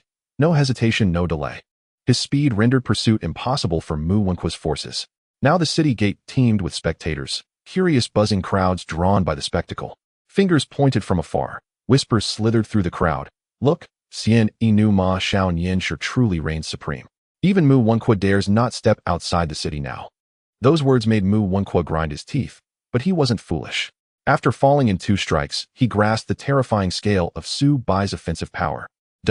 Deploy all Shadow Step scouts to patrol a 20-meter radius around us. If Xian Inu Ma Xiao Nian Shi appears, strike first, without mercy. Within Jutian Wanjie, the standard attack range for Qi Cultivation range classes fell between 15 and 17 meters. Though Xian Inu Ma Xiao Nian Shi's damage was monstrous, maintaining a 20-meter safety buffer and detecting him early would render ambush impossible. Moreover, the Xian Yu class, however potent, remained fragile. Their earlier vulnerability stemmed purely from ignorance. Now forewarned, Mu Wenqua refused to believe a single Xian Yu could decimate his 100-strong host. Who dares defy Shuemu Nianhua shall be hunted down, even across the farthest realms. Effective immediately, Xian Inu Ma Xiao Nian Shi is added to our kill list. Mu Wenqua's voice rang out, commanding, resonant. This time he positioned himself at the center of the formation, ringed by 5 Pujuan and 5 Tianlong warriors, forming an impenetrable human bulwark. The memory of being instantly erased by 2 basic attacks still haunted him. As the 100-strong formation marched 100 meters beyond the gate, calm reigned, unbroken, silent. 16 Shadow Step scouts swept the surrounding 20-30-meter radius, omnidirectional, flawless coverage. A faint relaxation softened Mu Wenqua's lips, and once more he seized the premium global channel. Xian Inu Ma Xiao Nian Shi, aren't you supposed to be invincible? Where are you hiding, cowering in some hole? I am marching to Star Peak now. Let us see if you dare emerge to play the hero once more. No sooner had Mu Wenqua's taunt faded than a crimson dot materialized seemingly from thin air deep within their ranks. A figure crowned in blazing red, like death itself, stepping silently into the fray. Baba has arrived. Using earth-walking technique, Su Bai teleported directly into Mu Wenqua's formation and loosed a cloud-dispelling arrow with a single fluid motion. Zheng. A soul-piercing twang of the bowstring echoed as 8 thunderous energy arrows erupted amidst Mu Wenqua's formation. Instantly screams and wails tore through the crowd. Dozens of horrifying critical hits, each dealing over 1400 damage, flashed in rapid succession. Even Mu Wenqua, shielded closely by 5 Pajuan warriors and 5 Tianlong tanks, could not escape unscathed. Su Bai appeared without warning, like a phantom from the void, and unleashed a devastating area effect skill instantly, slaying more than 40 players. 40 bodies collapsed to the ground, frozen in expressions of sheer terror, their gears scattering across the earth as they fell lifeless. Mu Wenqua lay sprawled on the cold stone floor, his face flushed deep purple. With another level lost, he had plummeted to level 9, and this time 2 pieces of equipment had dropped from his corpse. He could never have imagined that Su Bai, a notorious crimson-named Xuanyu archer, would slip undetected into the heart of his formation and unleash a barrage as catastrophic as an explosive detonation. Having just claimed over 40 lives with his cloud-dispelling arrow, Su Bai seamlessly followed up with a second sky-piercing arrow, its cooldown fully restored. Before Mu Wenqua's team could react, the sky-piercing arrow completed its 1-second charge at point-blank range and detonated like a thunderclap. Wong. The arrow's energy surged forth like a wrathful dragon bursting from the sea, unleashing a tempestuous roar as it exploded outward. In that single shot, 26 more fell, launched violently into the air before crashing down lifeless. 2 skills had felled nearly 70 opponents. Above Su Bai's head, his name blazed crimson, deepening to violet with each kill. The remaining 87 players finally regained their senses. Though stunned by Su Bai's terrifying burst power, they recognized a golden opportunity. A fragile Xuanyu archer had dared to stand among them. Now was the moment to strike him down. Players of the Shenhuang Pujuan and Tianlong classes surged forward, activating charge-based abilities, blades and spears flashing as they closed in on Su Bai. Lingjian swordsmen, Xuanyu archers, and Miao enchanters alike locked onto Su Bai and opened fire. Meanwhile, the Zhuiying assassins, who had previously held the outer perimeter, now converged like a pack of wolves, encircling him with lethal speed. This was the second time Su Bai had slain their leader Mu Wenqua. If he escaped again, Mu Wenqua would devour them alive. Yet as fury drove them forward in a vengeful tide, Su Bai merely curled his lips into a mocking smile, then vanished beneath the earth before their disbelieving eyes. Every attack, every skill, missed utterly. What sorcery is this? Earth-burrowing. Do Xuanyu archers even possess such a skill? I am a Xuanyu archer, and I've never heard of such a technique. Their voices cracked with panic, stunned into silence. They stared dumbfounded at the spot where Su Bai had disappeared, uncertain how to proceed. His earth-walking art had a 10-minute cooldown, but its duration lasted 30 minutes. His daring appearance at the enemy's very core, delivering 2 devastating AoE strikes at close range, had been meticulously timed around that cooldown. He had come prepared. As Mu Wenqua's forces stood paralyzed in confusion, swoosh. A glinting frost-laced arrow sliced through the wind and instantly felled a Lingjian swordsman. Su Bai reappeared mysteriously 23 meters away, his gaze icy and remote. With a flick of his wrist, he dispatched another Lingjian, then drew his bow once more, loosing a standard shot that claimed yet another. Lingjian spellfighters posed the greatest threat to him. Eliminating them first was the most strategic choice. There he is, the fresh-clothed youth of springtime. How does he move so unpredictably? Charge! Kill him now! Upon spotting Su Bai, Mu Wenqua's men roared in outrage, eyes bloodshot, racing toward him in blind fury. But Su Bai only smirked faintly, drew his bow again to drop another Lingjian, then swiftly retreated backward. All charge-based abilities wielded by Shenhuang Pujuan and Tianlong fighters had already been wasted in their earlier failed assault. Now they could only give chase on foot. Moreover, melee charge skills possessed strict range limits, typically 5 to 7 meters. With Su Bai's extraordinary agility, he needed only maintain precise distance control. No close combat fighter could ever land a charge upon him. Instantly, Su Bai began kiting, exploiting his superior mobility to withdraw while raining arrows upon his pursuers. Within 10 seconds, 5 more Lingjian fighters lay dead. In that moment, not a single Lingjian remained among the enemy ranks. Only short-ranged melee fighters, Miao enchanters, Starweave mages, and Zhuiying assassins still invisible in pursuit. All Miao apply slowing effects and debuffs on him. Bring his movement speed down. Bellowed De Yin Zhuanghan, Ada, his voice thick with rage. Yet the Miao enchanters could only suffer in silence. Not for lack of will, but because their abysmal agility and sluggish movement speed forced them within 15 meters to land their debuffing spells. Clearly, Su Bai would never grant them that proximity. Even agile Zhuiying and Xuanyu enemies struggled to keep pace, let alone other slower classes. Having eradicated all Lingjian foes, Su Bai now turned his focus to the Miao enchanters. With his current level and raw offensive power, even his basic shots struck with lethal precision, each arrow claiming a life outright. After dispatching one Miaoyin, his sky-piercing arrow recharged, and in 5 seconds his cloud-dispelling arrow would follow suit. Subai darted back 5 meters, then halted, raising his cold iron bow, drawing it taut to full draw. "Watch out! It's that skill again," Ada cried in alarm, hurling himself headlong into the underbrush. Wong. The air itself screamed as it ruptured, thunderous and unmistakable. The sky-piercing arrow's energy shaft tore through reality, detonating at the center of the charging enemy line. This time, however, the foes were less densely packed, and several had scattered preemptively. Consequently, the carnage was less devastating than before. Yet its raw force and piercing momentum still claimed 7 victims outright, launching them skyward in instant death. Yet the instant Subai released the sky-piercing arrow, 2 figures materialized from thin air, ambushing him. 2 Jueying assassins cloaked in invisibility, blades gleaming with lethal intent, slashed towards Subai's chest. "Brilliant! Got the bastard!" Ada shouted triumphantly. But what followed left him speechless. The 2 Jueying strikes landed and scraped harmlessly off Subai's form. Damage 2-1. It defied all logic. Subai, a notoriously fragile Xuanyu archer, had just shrugged off attacks from the very class designed to shatter such squishy targets. Worse still, the 2 Jing attackers recoiled in shock, their feet erupting in searing pain as they triggered Subai's Chi-Man-trapping armor technique. A cold smile flickered across Subai's lips. He drew his bow and fired, 2 precise point-blank shots severing the throats of both Jueying assassins. They collapsed, eyes wide with disbelief, dropping several healing elixirs upon impact. After eliminating the pair, Subai did not retreat. He remained rooted where he stood. To the enemy melee fighters, that signaled opportunity, and their eyes lit up with grim hope. They launched their charge abilities without hesitation. At least a dozen Xinhuang Pujuan and Tianlong fighters surged towards Subai in unison. Yet Subai's lips curved faintly upward. A sharp whoosh split the air, the bowstring snapping taut. His cloud-dispelling arrow, cooldown fully restored, erupted like celestial blossoms scattering across the heavens. Every charging foe, including the stealthy Jueying closing in, was struck squarely by the cloud-dispelling arrow. Instantly, a cascade of lethal AoE damage flashed across the battlefield. 21 corpses crumpled to the ground. Ada, still crouched in the grass, turned bone-white at the sight. "Fall back, retreat to the city." Ada had grasped the truth. With their current numbers, they stood no chance against Subai alone. If they delayed further, Subai would pick them off one by one. Their only recourse was to regroup within the city walls, assemble fresh forces, and summon reinforcements from the Shuemun Yinhua Guild. That night, the Shuemun Yinhua Guild's honor had been shattered by the fresh-clothed youth of springtime. Without swift retribution, they would lose all standing in Xinghe City. In truth, even without Ada's command, the survivors were already trembling, horrified by Subai's uncanny defense and lethal efficiency. At the cry to withdraw, the remaining survivors turned and fled without hesitation.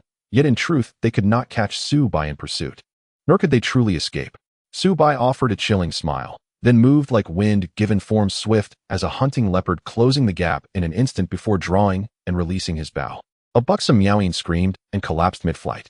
What followed was pure solitary slaughter, a lone archer chasing down dozens in relentless pursuit.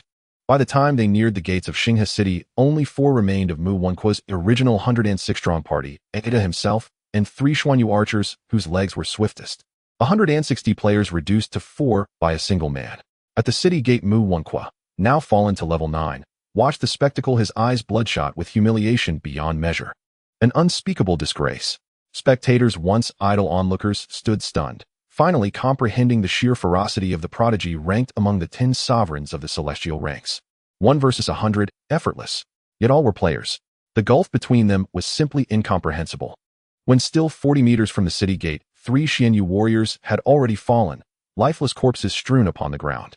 Only De Yin, the broad-shouldered giant drenched in cold sweat, remained standing. If he could reach the gates of the Star River City, he would be granted protection by NPCs. Yet that crimson name, youth in splendid attire galloping on a fiery steed, would inevitably draw elite NPCs to hunt him down. 30 meters, 25 meters.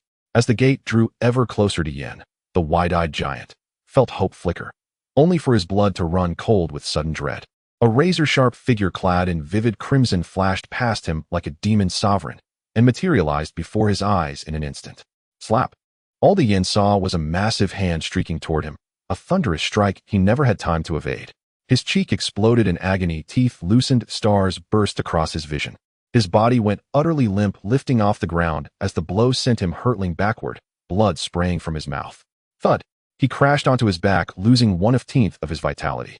Before he could even stir, Su Bai's eyes turned glacial, cold as a demon's gaze, as he planted both feet firmly atop De Yan's wrists, then dropped his full weight onto the giant's chest. Slap! Slap! Slap! Slap! A relentless rhythmic barrage of open palm strikes rang out, crisp, brutal, unceasing. Su Bai kept De Yan pinned beneath his boots, seated squarely on his chest, alternating blows with terrifying precision, each slap landing with savage force. After a dozen strikes, De Yan's world spun violently, sky and earth inverted, golden stars exploding behind his eyes. He could no longer tell north from south, nor even recognize his own face. Once Su Bai had delivered over a dozen slaps, he withdrew 2 rejuvenation pills and forced them into De Yan's swollen, pig-headed mouth, restoring 300 points of vitality, then resumed the assault with another flurry of stinging, thunderous slaps. Blood spattered with each impact, a shattered tooth flew through the air. De Yan's face was so grotesquely swollen that even his own mother would not have recognized him. Beneath the gates of Star River City, countless players stood frozen in disbelief.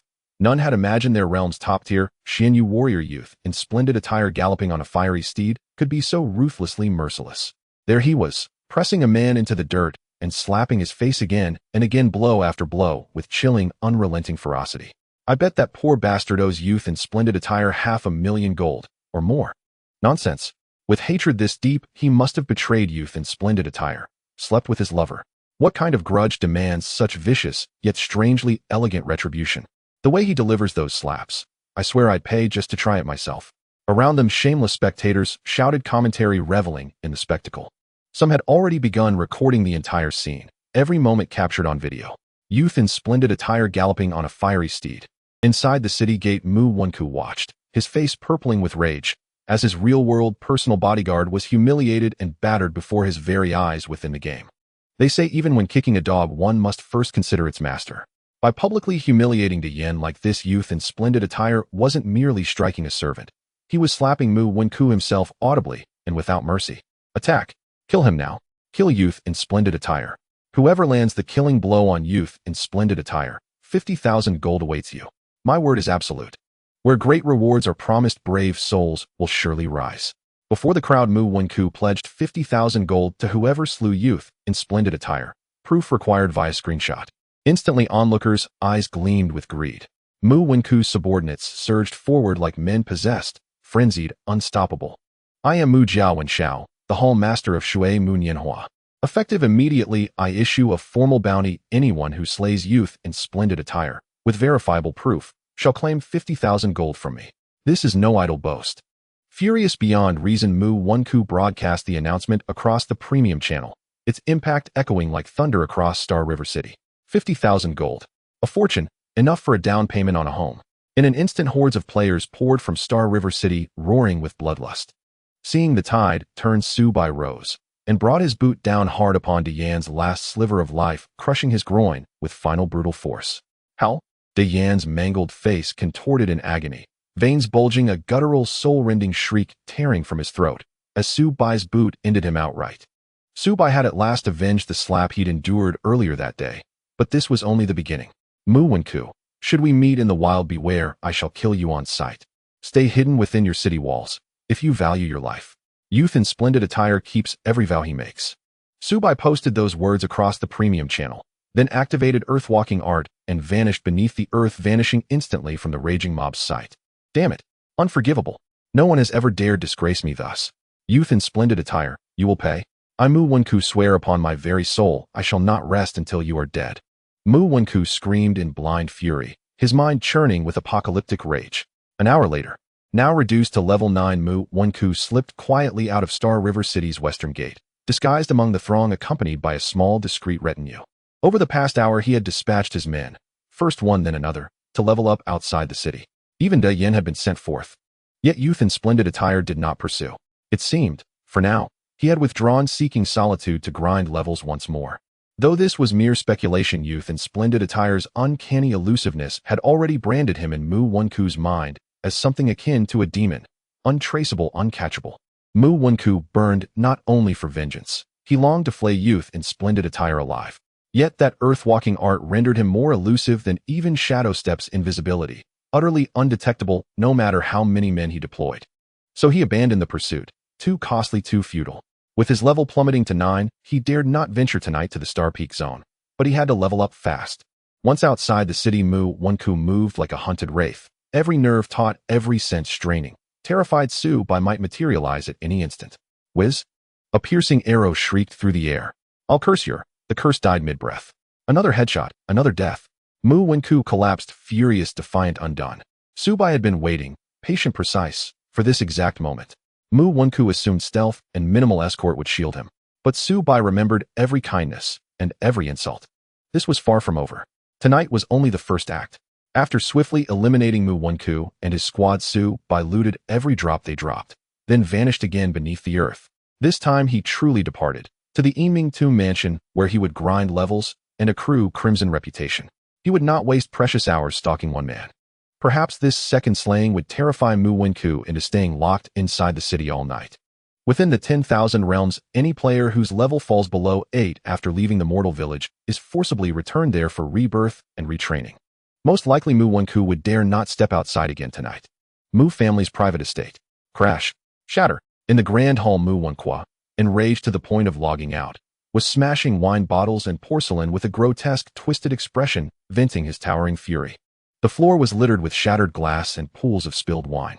Maids huddled silently in the corners, paralyzed by fear. They had no idea why Mu Wenku had erupted so violently. He had spent over 1 million yuan preparing for tonight's grand endeavor, conquering the Star Peak map, toppling its boss, and thereby winning his elder sister's long-denied respect.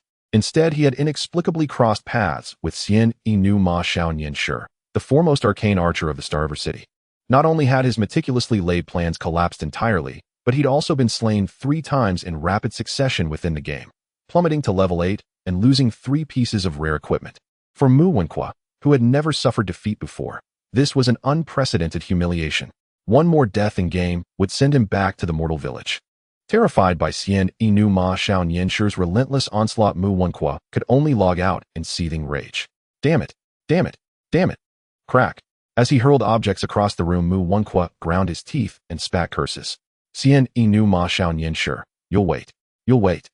In a few days' time, once all members of my guild Shun Yanhua arrive in Starver City, I, Mu Wenku, shall leave you nowhere to ascend to heaven, and no path to descend into hell.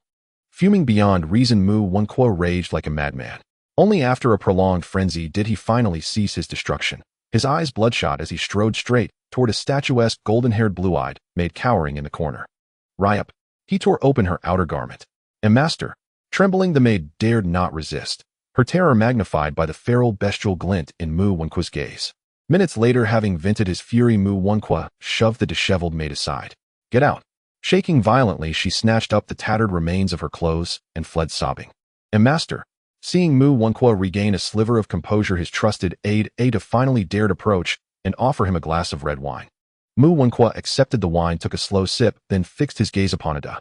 Ada, I bore no grudge against Xian Inu Ma Xiaonian Shi before today. We'd never even met. Did he truly ambush me solely because I intended to claim the Star Peak map for one night? Did he truly seal an unbreakable enmity with me over this? At that moment, Mu Wenku's cold, calculating eyes flickered incessantly. He sensed something deeply amiss. Ada's knees trembled faintly, his face paled. Though a martial cultivator himself, he still bore the phantom agony from Su Bai's brutal assault in game. The castration kick's 40 pain simulation had left him reeling even offline. Even now, a dull gnawing ache throbbed deep in his loins. Under normal circumstances, no, it wouldn't happen. Master, when that wretch assaulted me, I glimpsed pure searing hatred in his eyes, behind the mask. He hates me, and even more fiercely he hates you. Ada's eyes suddenly sharpened. Master, could it be that the youth we captured this morning is Xian Inu Ma Xiaonian Shi himself, or perhaps his kin or closest friend?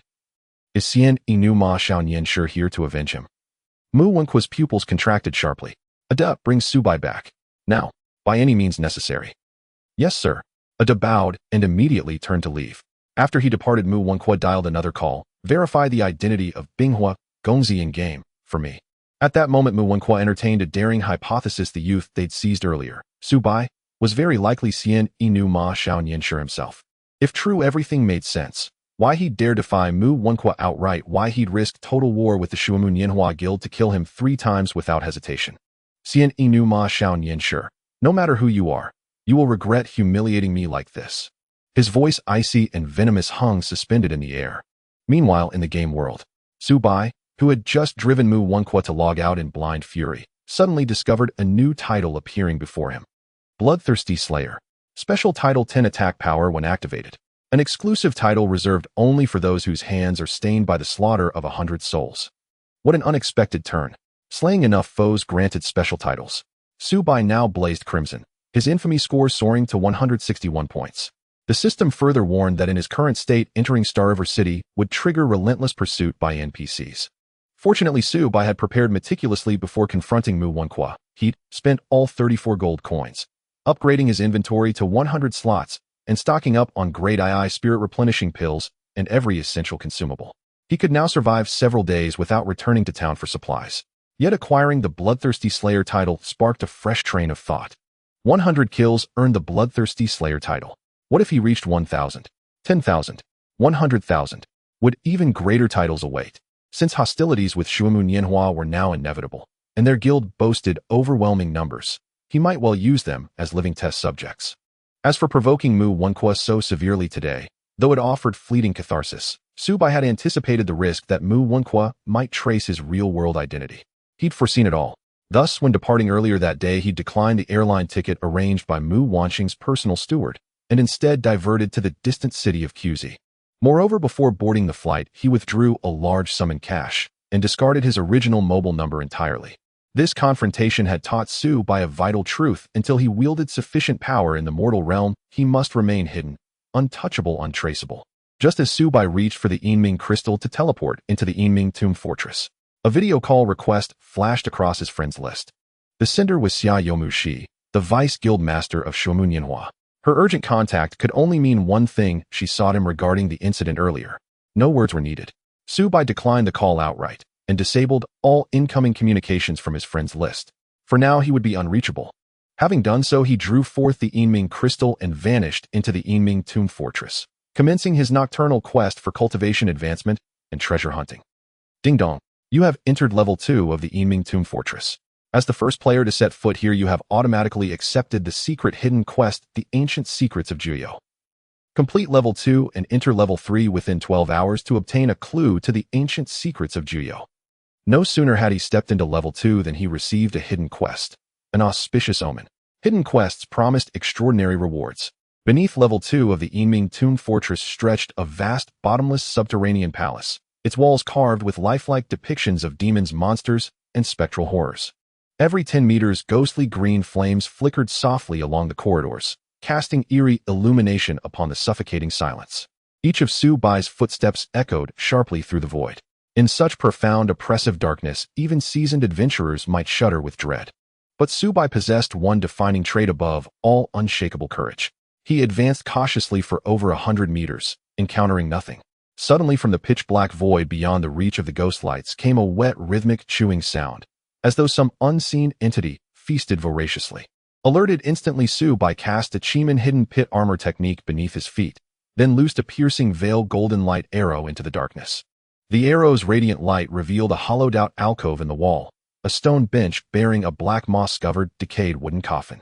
Beneath the coffin crouched 8 humanoid monstrosities, rotting flesh crawling with writhing maggot skin leached to a sickly bruised indigo, viciously tearing at a giant centipede. Good heavens, how utterly grotesque! Su Bai recoiled inwardly at the sight. Qingyan Gui, terrifying spectral entity. Terrifying spectral entity. Cultivation Realm Foundation Establishment. Level 20. HP 12000. ATK 488,589. Physical Defense 350. Spiritual Defense 280. Skills Demon Breath. Ancient Qingyan Gui of the Yinming Tomb Fortress's 2nd level. Wandering these halls for untold eons, they regard all living flesh and blood beings as prey. Blimey. Even ordinary monsters on level 2 were Foundation Establishment cultivators, far stronger than typical Qi refinement level mini-bosses. Having already triggered the piercing veil golden light arrow, Su Bai had startled the 8 Qingyan Gui mid-feast. Ya! All 8 whirled in unison, eyeless sockets writhing with maggots, their shriek chilling the marrow, before lunging forward in unison. No time for hesitation, strike first. Subai unslung his cold iron bow, knocked a great eye spirit arrow, and drew the string taut, gathering a vortex of howling gale force energy at its tip. Cloud-piercing arrow.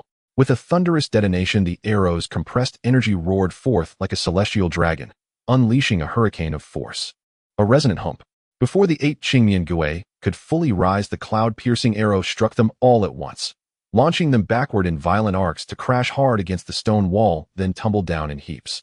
The impact proved catastrophic. All 8 exploded on impact, splattering viscera, magatrittled flesh, and ichor across the floor in a horrifying spectacle. Ding dong. Congratulations. You have slain 8 Qingmian Gui, earning 240 experience points and 8 silver coins. A rare stroke of extraordinary luck. A single skill-activated soul-sundering strike, obliterating all 8 instantly and showering him with experience. Most thrilling of all, each Qingmian Gui yielded 1 silver coin. So this place wasn't merely a dungeon. It was a veritable mint. A skill manual lay on the ground, but buried beneath rotting flesh and writhing maggots. Bloody hell, like finding gold in a cesspool coated in filth. Still, this was a spectacular opening. 8 slain in 1 shot, plus a rare skill manual. No matter how revolting, Subai had to retrieve it. Yet he'd taken only a few steps forward when, boom, the black decayed coffin shattered violently, unleashing a white-furred, black-eyed, white-faced zombie, its fangs jutting half a finger's length. A zombie too. Subai swiftly scanned its attributes. Baijiang, terrifying abomination. Cultivation Realm Foundation Establishment. Level 21. HB 20000. ATK 591,711. Physical Defense 430, 20 damage reduction. Spiritual Defense 450, 40 damage reduction. Skills Corpse Venom Baijiang Pounce. Ancient Baijiang of the Yinming Tomb Fortress's 2nd level. Undying, unaging, and abomination beyond the 6 realms and 3 worlds. It draws strength from resentment and feeds on blood, hunting all intruders until they are dead. What the A? A mini-boss right at the start. Absolutely glorious. I love it. His eyes gleamed with fierce, unadulterated delight, as though beholding a celestial beauty unveiled. A boss, even a minor one, meant guaranteed loot. And loot meant silver. Pure, gleaming silver. How could Subai possibly dislike that? The mouth and nostrils of the white zombie erupted with thick, white gas, exuding a horrendous stench. Subai took the initiative, launching the lightning-piercing arrow from 23 meters away. A total of 13 energy arrows streaking like lightning struck squarely into the chest of the white zombie. Damage 218, 220, 219. Critical hit 448, 217. The physical defense of the white zombie reached as high as 430 points, and it also reduced physical damage by 20. Even with Subai activating the title of Bloodthirsty, which increased his attack power by 10, the maximum single-hit damage he could deal to the white zombie, without a critical hit, was only 220. This was still accompanied by an additional 10 points of true damage from the level 1 spiritual arrow. With a single lightning-piercing arrow, he had managed to whittle down the white zombie's health by just over 3,000. He still had more than 16,000 health left. Enraged by the pain, the white zombie let out a furious roar, refusing to give Subai the chance to release a second arrow, transforming into a fierce wind and charging forward with its skill, White Zombie Pounce. The speed was terrifying. Subai had no time to dodge. He could only lift his cold iron bow to block, and then the sharp skill attack from the white zombie sent him stumbling backward more than 5 meters. Damage 886. Subai immediately lost a significant portion of his health. He decisively pulled out a level 1 and a level 2 healing pill and swallowed them, recovering 300 health. Taking advantage of the white zombie being affected by the odd gate trap technique, which temporarily reduced its speed by 26, Subai raised his hand to release the cloud-piercing arrow. 8 energy arrows as swift as lightning shot out, hitting 4 of the targets while the other 4 missed. The white zombie roared in anger, receiving damage 543, 548, 539, 545. If released at close range, hitting all 8 energy arrows could deal over 4,000 damage to the white zombie. After firing the cloud-piercing arrow, Subai decisively pulled back while launching a regular attack. Damage 218. The white zombie, still affected by the odd gate trap technique, had already used up its pouncing skill and could not catch up to the agile Subai. Thus the white zombie could only roar in fury while enduring the hits. Subai retreated while attacking, employing a kiting strategy to maintain distance, and the passive effect of the slaying soul had stacked to 26. The white zombie, unable to catch up to Subai, suddenly stopped in place, its throat swelling and its cheeks puffing out. Seeing this, Subai felt an inexplicable tightness in his chest. The white zombie had another skill, Corpse Poison. Surely it wouldn't spew it out of its mouth. Wow.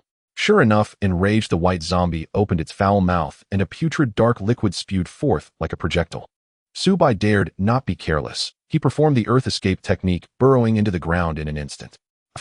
Although the corpse poisoned mist, it fell to the ground and corroded it into a deep pit, emitting an unbearable foul smoke. Fortunately, Subai had moved quickly and had dug into the ground. Had he been touched by the corpse poison, it would have been disastrous. Subai secretly breathed a sigh of relief, waiting for the cooldown of the lightning-piercing arrow to end before emerging from the ground. As soon as he appeared, he instantly unleashed the lightning-piercing arrow. The 13 arrows of lightning-piercing arrow were the best skill for stacking the Slaying Soul passive. Indeed, by the time the 8th arrow was fired, the Slaying Soul passive had already been triggered. The white zombie let out a miserable howl, its body covered in white fur shattered into a pool of rotten blood. Ding dong. Congratulations, you have successfully killed the white zombie, gaining experience points 50,000, gold 1, a reputation 10. What a thrill. Although the white zombie was just a small boss in Foundation establishment, the rewards were quite generous. Killing one yielded 500 experience points, 1 gold, and reputation rewards. Subai had a premonition that there would be many more white zombies in the second layer, allowing him to rake in a significant profit. Moreover, each white zombie killed granted 500 experience points. Even if 20 was taken by the mysterious black box, he could level up 15 levels after taking down 5 more. Subai thought he might burst out laughing. He approached to see what loot the white zombie had dropped. Damn, the drop rate was truly stingy. At the very least, it was a small BOSS, yet it didn't drop any equipment, only a skill book and a small chest. Suppressing his disgust, Subai picked up the skill book and small chest from the blood, then approached the skill book dropped by the green-faced ghost. He bore through the discomfort to pick it up, shaking off the worms and bits of flesh on it. 2 skill books and a small chest, the harvest was still quite good. Heavenly Dragon Charge. Common skill book limited to Heavenly Dragon class learning. Shadowless Technique. Common skill book limited to Shadowless class learning. Yinming Treasure Chest. Opening it guarantees 1 extraordinary piece of equipment for your class. Seeing the Yinming treasure chest, Subai was instantly stirred, his eyes shining with excitement. What a good thing. It must yield an extraordinary level set. This is incredibly exhilarating. Currently, even a single extraordinary piece of equipment is rare and in high demand.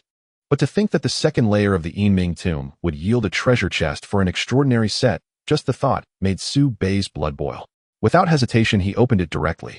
Ding dong. You have successfully opened the Yinming treasure chest, gaining one of the set components for your class, Yinming Feather Ring. Yinming Feather Ring, one of the Yinming Xian Feather class set pieces. Bound, cannot be traded, dropped, or destroyed. Quality: extraordinary attack, 51 strength, 28 agility, 30 bonus attack speed, increased by 10 durability, 100100 usage condition bound. In youth, galloping on spirited steeds. Hint: collect more set pieces to activate hidden attributes. A player can equip 2 rings, 2 bracelets, and 1 necklace. These are all equipment that increases output. Subai only had 1 common Lingxi bone ring so far, and was lacking 1 ring. This awesome Yinming feather ring came at just the right time. Subai immediately put it on, significantly boosting his attributes. His base attack power reached as high as 695, and with the 10 attack increase from the Bloodthirsty title, his hidden attack soared to 765. His agility also reached 248 points, greatly enhancing his attack speed and movement speed. This was just one piece of the Yinming set. How strong would he be if he completed the entire set? The more Subai thought about it, the more excited he became. Right, he still had 2 skill books. They seemed ordinary and probably wouldn't sell for much. He directly fed them to the Qianquan arrow bag, gaining 8 strength and 8 agility. Not bad. A smile crept on his Subai's lips as he continued on his journey. After walking for over 100 meters, he discovered another stone cave, which housed 8 green-faced ghosts and a coffin. Having learned from the first experience, Subai immediately began his attack. He first laid down an odd gate trap technique beneath him, then pulled back his bow and unleashed the cloud-piercing arrow at the 8 green-faced ghosts. This time, he wasn't as lucky as before, with the Slaying Soul triggering and killing all 8 in one go. Although the Slaying Soul didn't trigger, the furious energy of the penetrating arrow sent all 8 green-faced ghosts flying crashing against the wall, all suffering the same damage, 1400. Taking advantage of the moment the 8 green-faced ghosts hadn't yet stood up, Subai locked onto one of them and unleashed a series of lightning-piercing arrows. Damage: 596, 597, critical hit 1190 is 600, critical hit 1200, 601. Although the Slaying Soul didn't trigger, those 2 skills had severely injured one green-faced ghost. The Xian Yu class passive Wolf Star style grants a 30 damage increase against non-player and boss targets. This was also the reason Subai's output against the green-faced ghosts was so high.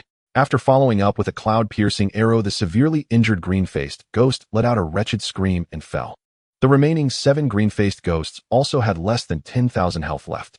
The green-faced ghost had a skill called Demon Spit similar to the white zombie's corpse poison, but it could only spit at a distance of about 4 meters. Using his high movement speed to maintain a safe distance of 18 meters from the green-faced ghosts within 3 minutes, Su-Bai managed to kite and kill all 7. He gained an additional 2,400 experience points and 8 silver coins. After the last green-faced ghost was eliminated with a loud bang, another white zombie burst forth from the coffin, exuding a formidable aura. But Su-Bai was well prepared and had timed all his skills cooldowns, just waiting for it to emerge. He took the first shot with a distant lightning-piercing arrow. Planning to use the cloud-piercing arrow after the lightning-piercing arrow, he was unexpectedly struck by a lucky break. Even before finishing the lightning-piercing arrow, the 4th shot triggered the slaying soul potential. Ding dong. Congratulations, you have successfully killed the white zombie, gaining experience points 50,000, gold 1, a reputation 10. This was truly exhilarating. This time the slaying soul triggered faster than ever in battling boss-type monsters. Once the white zombie collapsed and turned into liquid, it dropped a skill book and a Yin-Ming treasure chest. Su-Bai hurriedly picked everything up. The skill book was another worthless common skill still fed to the Chinquan arrow bag, gaining 8 constitution. Su-Bai then opened the Yin-Ming treasure chest. Ding dong. You have successfully opened the Yin-Ming treasure chest, gaining one of the set components for your class, Yin-Ming feather bracelet. Yin-Ming feather bracelet, one of the Yin-Ming Xian feather class set pieces. Bound, cannot be traded, dropped, or destroyed. Quality: extraordinary attack, 50 strength, 27 agility, 29 bonus attack speed, increased by 10 durability, 100100 usage condition bound.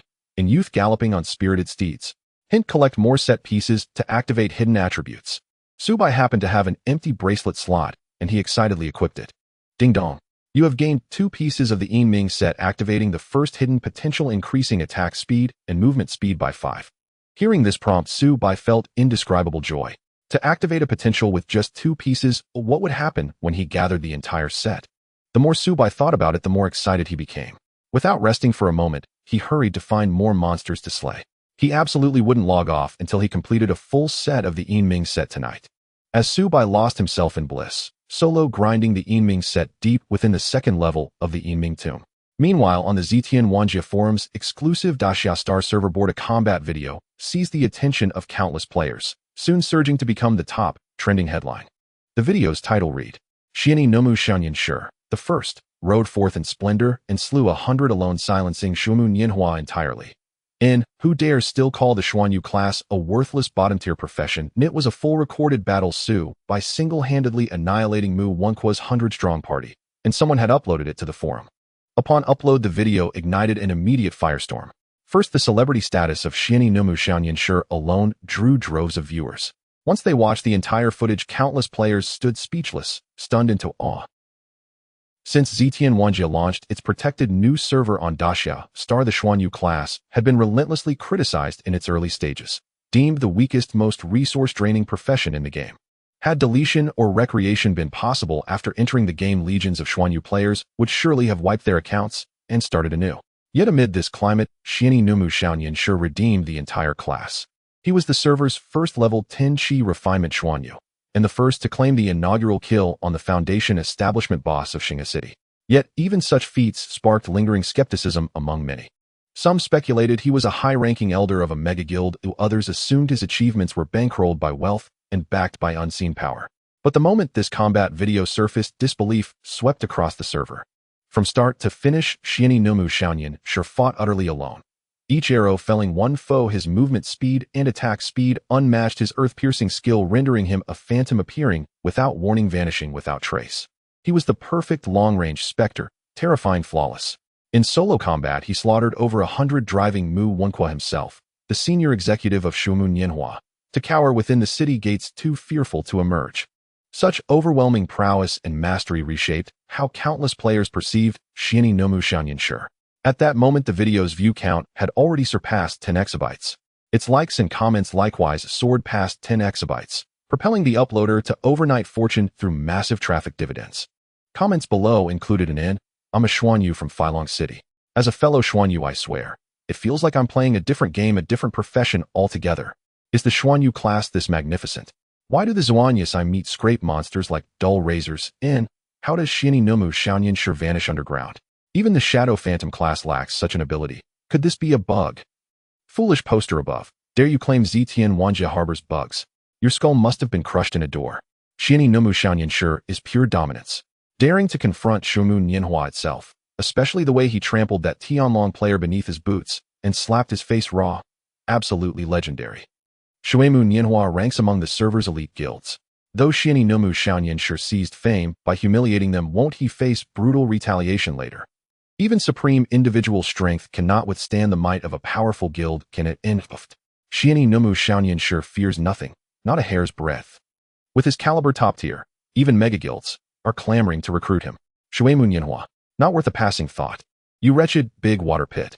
Dare you dismiss Shuemu Nianhua as meaningless? Prepare for relentless pursuit. The video's popularity continued soaring, drawing ever more eyes. Xiani Nomu Xiaoyan Shi's renown now eclipsed all others. Yet the elite guild Shuemu Nianhua had suffered irreparable disgrace because of this clip, and in the Mu family. Mu Wenqua, who had just settled into bed with a beauty, erupted in fury upon seeing the video, his rage boiling beyond control. He smashed half the bedroom's furnishings to splinters. And wretch, despicable wretch, and go. Track down the bastard who posted this video. Make him regret ever drawing breath. The video's virality transformed Shuemu Nianhua into a laughingstock and cemented Xiani Nomu Xiaoyan Shi's meteoric rise, using them as his springboard to legend. This humiliation burned intolerably in Mu Wenqua's proud heart. And, yes sir, Na voice answered instantly from outside the door. Then a soft knock sounded. Young master, I've returned. It was Da's voice. Hearing it, Mu Wenqua's expression shifted sharply. And quick, enter at once. But when only to step inside, Mu Wenqua's face darkened instantly. And you failed to locate him? Yes. And did you not investigate his friends, family, or colleagues? And could you not begin with those closest to him? Mu Wenqua ground his teeth. The bowed lower still. And I did. He has no parents, no kin, no friends. Recently fired from his job, he is utterly alone. His sole connection was his former landlady, but their ties were shallow. I pressed her hard, yet she knows nothing of his whereabouts. HSSSS. Mu Wenqua sucked in a sharp, agonized breath, his chest constricting with suffocating pain. To hunt such a man deliberately vanished was like seeking a needle in an ocean. Had he known this earlier, he'd never have let Su Bai walk free that day. But regret arrives too late, and there are no second chances in this world. After a tense silence, Mu Wenqua spoke, each word laced with venom. Listen well, I want no excuses. Use whatever means necessary. Bring Su Bai back to me alive. Da nodded heavily in reply. Just then, bang. The bedroom door burst open and a woman strode in, fierce, elegant, and radiating icy grace. It was Mu Wanqing. N slap. Mu Wenqua, arrogant and untouchable, flew sideways from the force of her open palm. Though born female, Mu Wanqing possessed staggering strength. Her blow sent blood spraying from Mu Wenqua's mouth and shattered one of his teeth. Young master. And the sultry woman on the bed cried out, rushing to cradle the dazed Mu Wenqua. Nearby, Da trembled violently. You wretched fool. I indulged your recklessness, always. But I warned you plainly, never act rashly in game. Zetian Wanjia is no ordinary game. It shapes our Mu family's grand destiny. Yet you shamed Shuemu Nianhua in public and provoked Xiani Nomu Xiaoyan Shi. Do you know he was meant to be our highest priority recruit? Because of your folly, that hope is now forever lost. Rarely seen in such severity, Mu Wanqing raged, scourging Mu Wenqua, whose swollen lips could barely form words. For once the ever-dominant heir fell silent, though defiance still smoldered in his eyes. You caused this mess. I don't care how. You will reconcile with Xiani Nomu Xiaoyan Shi. Turn enmity into alliance. Do you hear me? Mu Wanqing's voice cut like frost. Sister, have you watched the video? From beginning to end he targeted me. He killed me 3 times, and he pinned it to the ground and slapped him raw, then declared he'd slay me on sight forevermore. I am Shuemu Nianhua's own. His actions scream contempt for our entire guild. And to strike my face is to trample Shuemu Nianhua's honor. Without reclaiming this dignity, Shuemu Nianhua will truly lose all standing in this game. Mu Wanqing's gaze turned glacial. And so, what do you intend? Eradicate him. When every Shuemu Nianhua brother enters Xinghe City, we'll hunt him without mercy, until Xiani Nomu Xiaoyan Shi is buried forever. Let all know defy Shuemu Nianhua, and death is your only path. Only then will the world both revere and fear us. Mu Wanqing sneered. Empty boasts. Can you deliver? Mu Wenqua shoved aside the woman beside him and rose, locking eyes with his sister. Sister, you've never believed in me. You've scorned me. I bear it. But grant me this chance to prove myself. Give me 5 days. I demand authority equal to Xia Yomu's over the guild. If I fail to eliminate Xiani Numu Xianyan within 5 days, I'll obey your every command thereafter. Mu Wanqing's phoenix-like eyes gleamed. Are you certain? Certain. She turned and walked out, pausing at the threshold. I grant you 5 days absolute control over a guild rivaling Shuimu Nianhua. Fail within 5 days, and you'll remain a pampered heir content with idle luxury. Yu Wenqua shuddered, his expression contorting with shock beyond measure. A guild rivaling Shuimu Nianhua. Did sister command other elite guilds? What hidden forces did she truly wield? We recovered only his phone. The boy himself has vanished without a trace, and he's far more vigilant than we imagined. An elderly white-haired woman approached Mu Wanqing holding Su Bai's abandoned phone. Mu Wanqing took the device, her piercing gaze sharpening with sudden intensity. White Granny, do you believe he is Xiani Nomu Xianyan in game? Judging by the hatred he displayed toward young Master and Da in the video, 9 times out of 10 he is, and alas, what a tragic waste. Such a peerless talent slipped right through my fingers. He could have been your most trusted lieutenant, perhaps even your ultimate hidden asset operating unseen in your shadow. Mu Wanqing shook her head coolly. No, a man who repays every grudge in kind will never submit to another's command. 648 After an entire night battling in the second level of the Yinming tomb, Su Bai finally reached its terminus. Exhausted and drowsy, he nonetheless felt exhilaration surge, his newly acquired Yinming set shimmering with radiant energy, its attributes vastly amplified. At the level's end loomed the boss, radiating murderous aura. 16-level Su Bai allowed himself a faint confident smile. Nonce defeated, he could log off and rest. At the end of the second layer of the Yinming tomb, there was still an altar, but this altar was constructed from countless human skulls.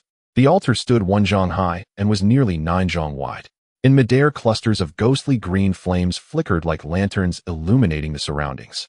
In the center of the human bone altar atop a throne of ice and snow sat a towering figure with skin stretched over bones, his complexion deathly pale, his deep-set eyes closed draped in a blood-red cloak. This was clearly the guarding boss of the second layer. Su Bai could not view the specific information about the blood-red cloak BOSS, indicating its level exceeded his by more than 10 levels.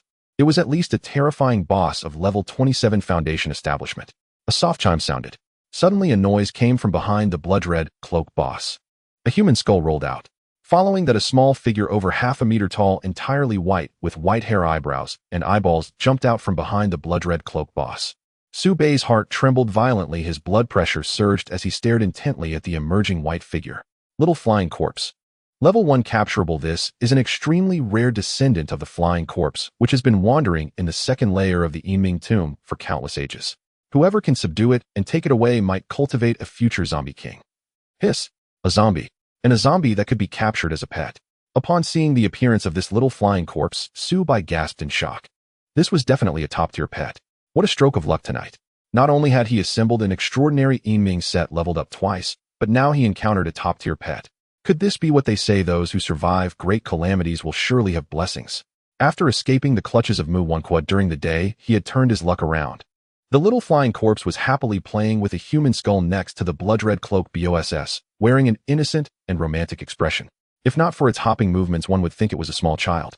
This blood-red cloak boss was definitely not simple. It should be the most formidable boss Su Bai had encountered since entering the game.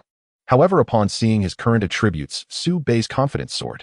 Character freshly dressed and gallant youth level 16, 16149040000. Realm Chi refinement, attribute increase 30. Health 39.99, spiritual energy 28.30, physical attack 11.19, physical defense 478, magic defense 2.51, movement speed 363, strength 173, agility 332, spirit 185, constitution 198, luck 13, reputation 455. Having leveled up to 16 and equipped with the extraordinary Yinming set, Su Bai's attributes surged. Moreover, the 5 hidden potentials of the Yinming set had been activated. 1. Attack speed and movement speed increased by 5. 2. Attack power increased by 10. 3. Range increased by 104. Yinming strike, all attacks have a 10 chance to deal triple damage, ignoring defenses. 5. Yinming protection automatically resist fatal damage once every 30 minutes. With such high attributes and the 5 hidden potentials of the set, especially the Yinming strike and Yinming protection, he was extraordinarily powerful. However, Su Bai did not become blindly arrogant. He had not attacked yet, After waiting 9 minutes, he set up 3 Chiman hidden trap techniques around for a counterattack, nodding in satisfaction. After the attack range increased by 100, Su Bai's range now reached 46 meters. Let's begin. With a confident smile, Su Bai lifted the cold iron bow from 46 meters away. Lightning barrage. Whoosh, whoosh, whoosh. 13 arrows of piercing energy shot forth like a meteor shower in the darkness, all striking the blood-red cloak boss on the icy throne. Damage 351, 350, 349, 348. Aiming strike 3348, 348. One of the arrows triggered the set's aiming strike, dealing triple crit damage that ignored defenses, surprisingly inflicting over 3,300 damage. With one set of skills, Su Bai dealt over 8,000 total damage to the blood-red cloak boss. The probability of Scythe of Soul also increased to 15. Ow! Upon receiving this damage, the blood-red cloak boss suddenly awakened. As it opened its eyes, they were revealed to be fiery green orbs seemingly able to consume souls. It abruptly stood up, towering at 3 meters, its blood-red cloak billowing, as if it were a terrifying demon awakened, exuding fierce malice. After releasing lightning barrage, Su Bai decisively followed up with a cloud-piercing arrow, attempting to knock the blood-red cloak boss away and halt its advancing steps. However, Su Bai suddenly felt a chill at his feet, and visible cold air surged around him. From 46 meters away, a massive hand of ice emerged from the ground, reaching out towards him. What the hell? The blood-red cloak boss is a magic-type boss. Its casting range extends to 46 meters. At a critical moment, the mysterious black box behind Su Bai glimmered, forming a protective barrier that purified and dispelled the icy hand at his feet. Once every 10 seconds, they automatically resisted control skills, helping Su Bai once again. At this point, with 1 second of charging complete, an energy arrow resembling an enraged dragon shot forth from the bowstring of the cold iron bow, roaring towards the blood-red cloak boss. Ow! The blood-red cloak boss let out an angry howl. In its bony left hand, it coalesced into a frost staff, raising it above its head with a sweep. Instantly, a half-meter thick ice wall appeared before the blood-red cloak boss. Seeing this, Su Bai was taken aback. This blood-red cloak boss was truly a magic-type entity. Crack! The cloud-piercing arrow struck the ice wall, causing a massive shockwave, an explosion, sending shards of ice flying. When the cloud-piercing arrow broke through the thick ice wall, the entire energy arrow was weakened by more than half, ultimately crashing into the chest of the blood-red cloak boss. Damage 261. The energy of the cloud-piercing arrow was diminished by more than half by the ice wall, and its control effect vanished. Indeed, a magic-type boss whose level couldn't be seen was ferocious. Su Bai continued to draw his bow, preparing to unleash cloud-dispersing arrow. Suddenly, the air around him grew cold.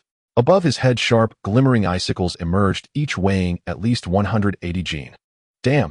Su Bai shouted, abandoning his attack and sprinting backward. Boom!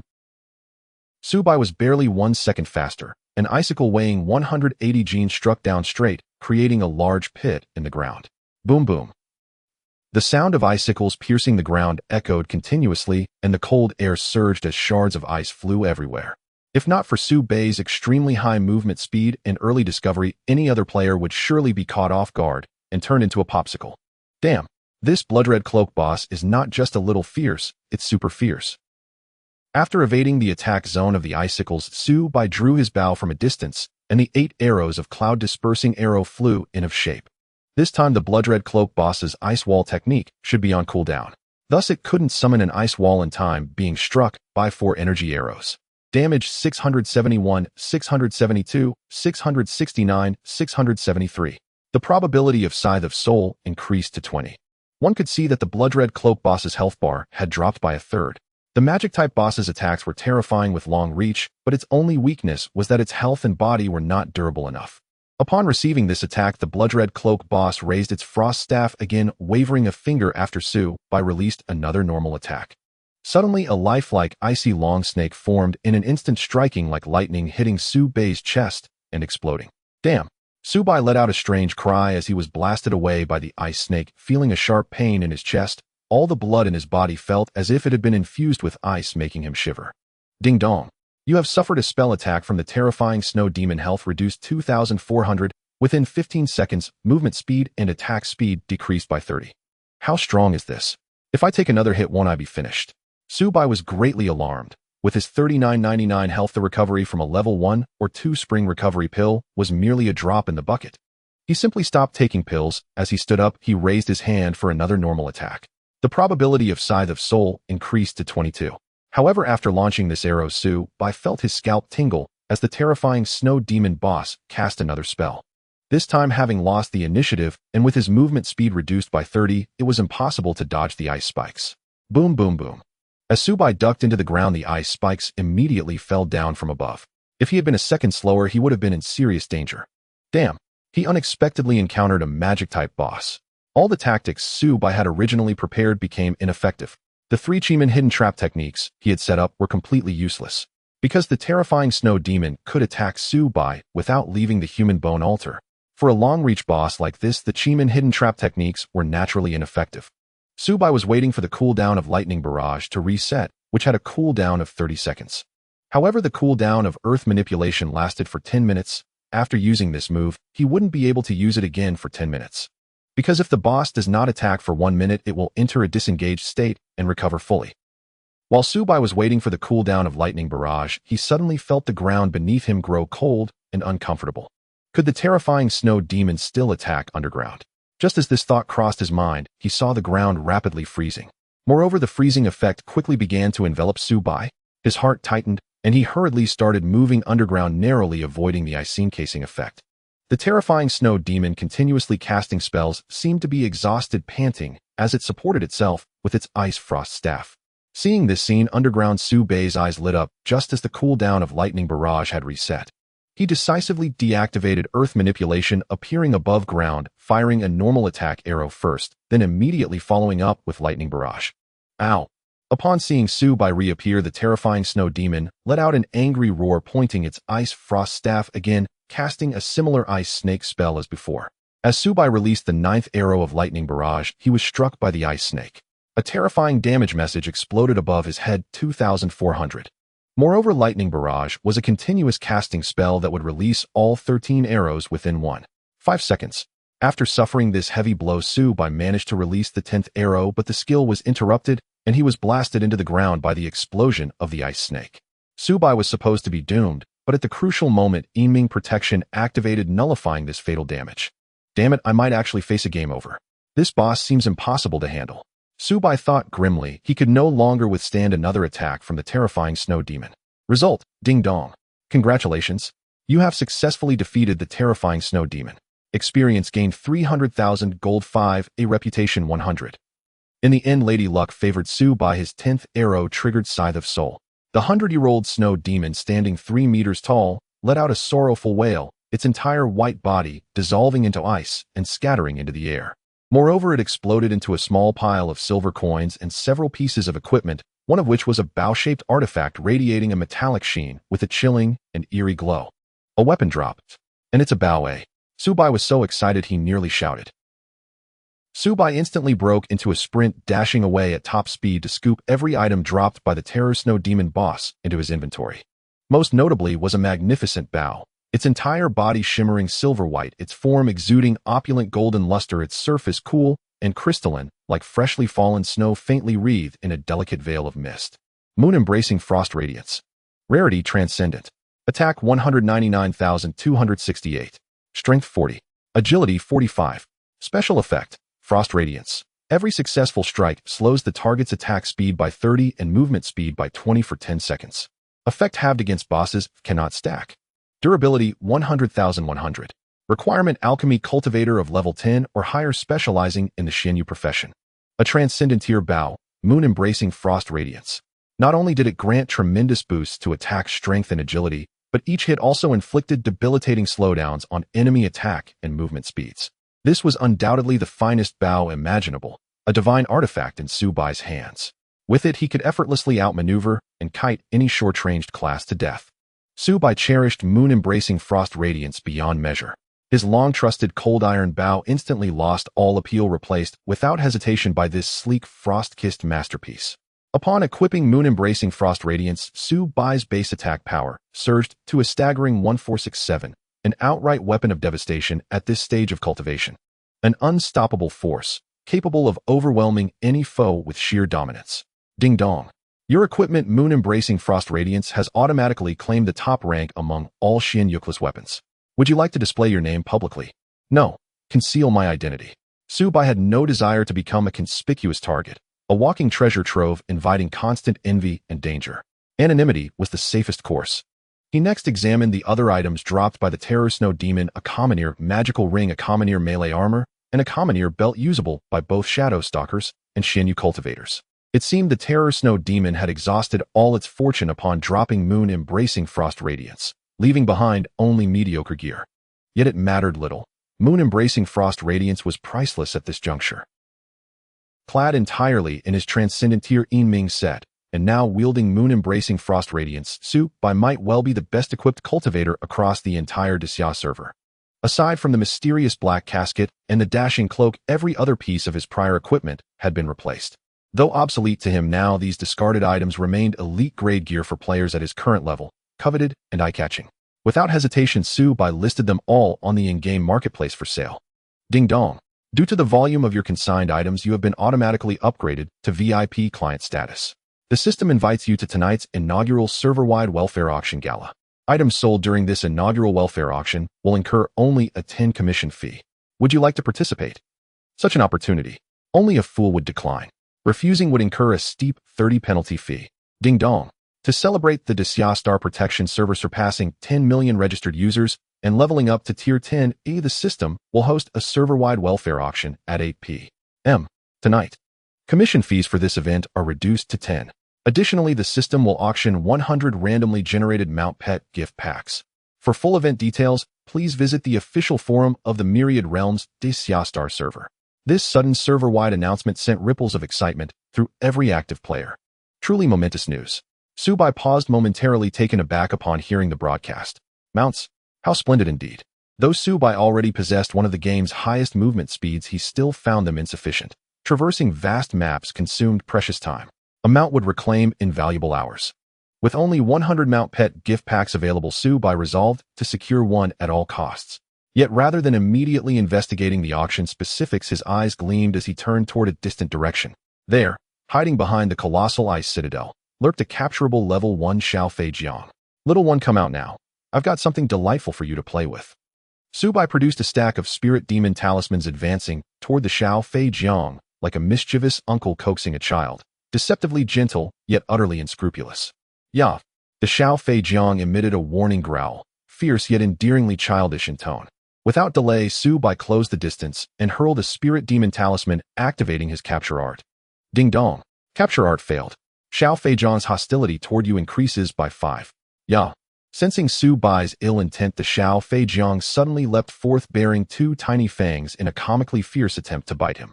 A mere level 1 Xiao Fei Jiang posed no real threat. Su Bai sidestepped, deftly evading the lunge, then raised his hand once more to cast capture art. Ding dong. Capture art failed.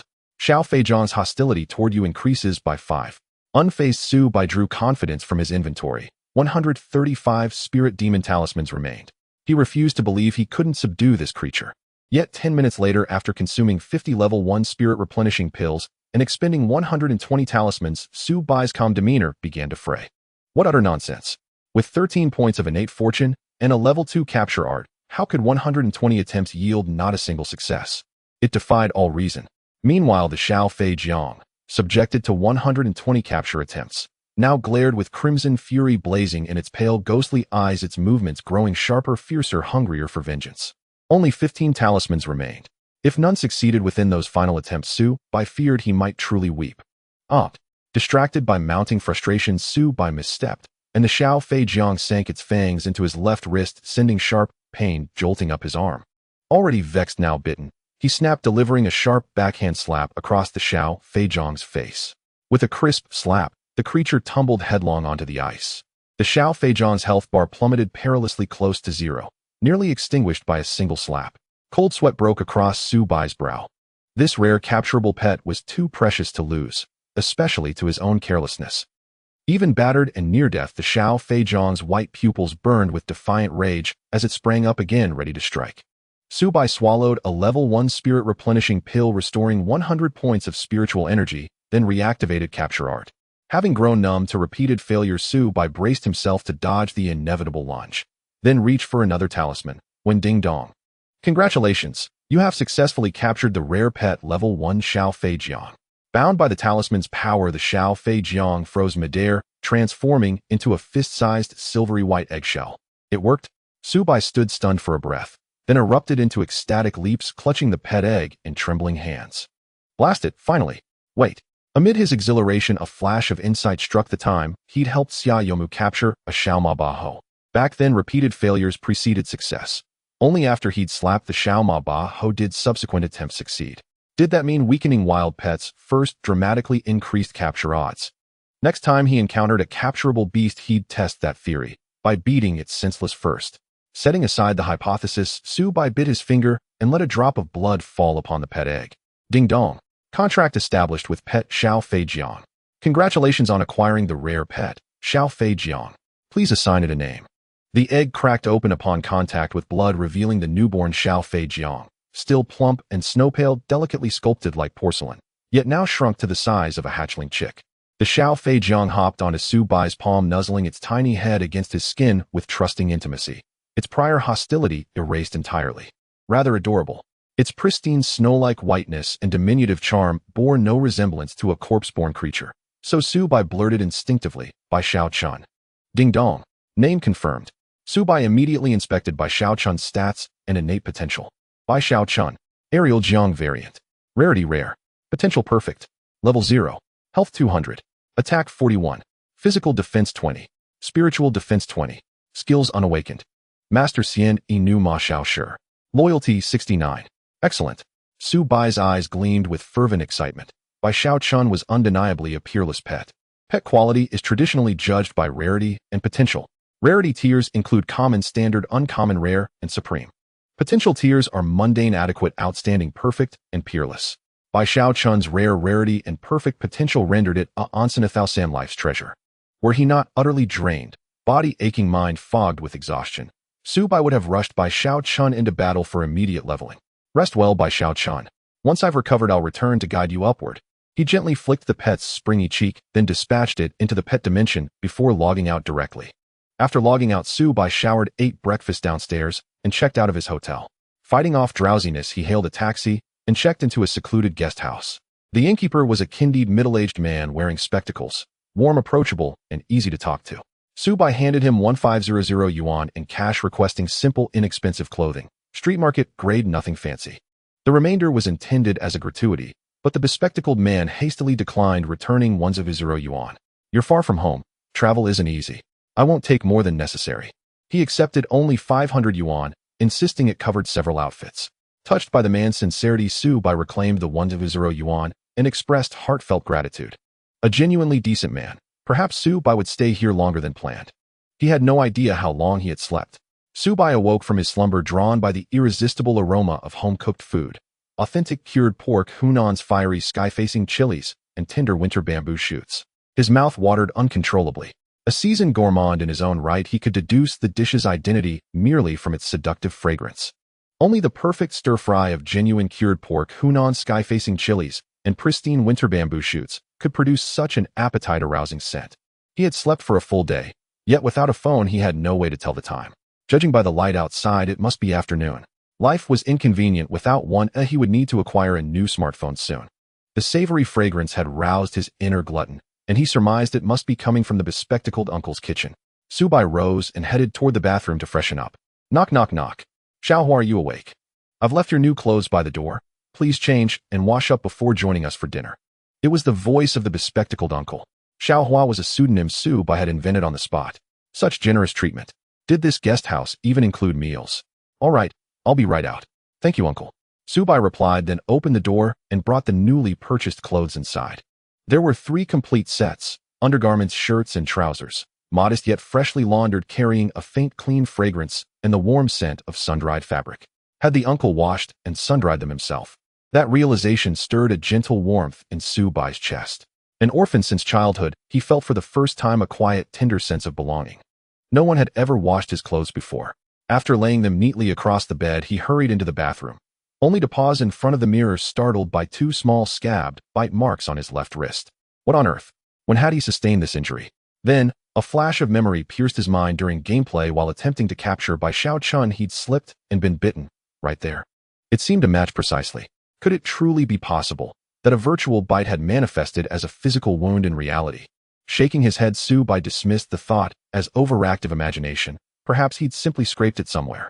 Once ready, he dressed in the new clothes, plain yet impeccably clean and tidy, imbuing him with an aura of youthful vitality and radiant freshness.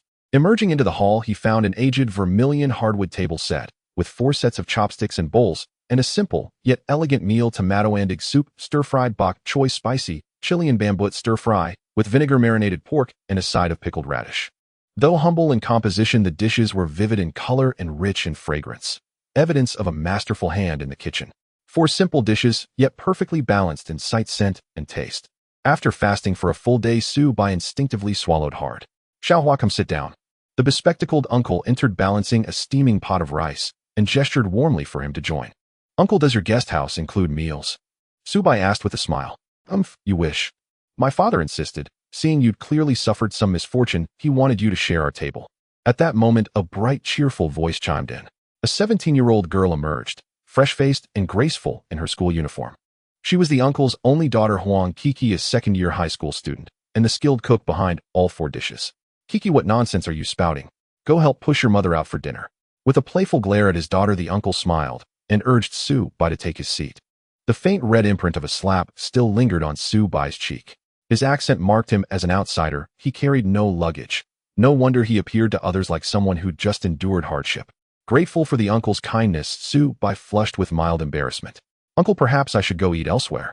But the uncle stepped forward, gently blocking his path. "Don't take Keek's teasing seriously. You refuse to eat after we've prepared everything. Do you think so little of me? Or do you suspect poison in our food?" Just then Huang Kiki wheeled out her mother, a kind-faced middle-aged woman seated in a wheelchair, her legs impaired. "Young man, it's just a simple meal. Please join us if you're not averse. We rarely have guests at this guest house. Feel entirely at ease." The woman smiled warmly. "Sit down quickly, or my parents will surely scold me for talking too much." Huang Kiki pouted. With words so earnest, Su Bai allowed himself to be led to the table. "Thank you," he said sincerely. "Truly. Then please help me wash the dishes afterward. I've got a dungeon run scheduled in Zhutianwanjia with classmates. I'm pressed for time." Huang Kiki blurted it out without hesitation. Her parents exchanged exasperated glances, but Su Bai simply nodded.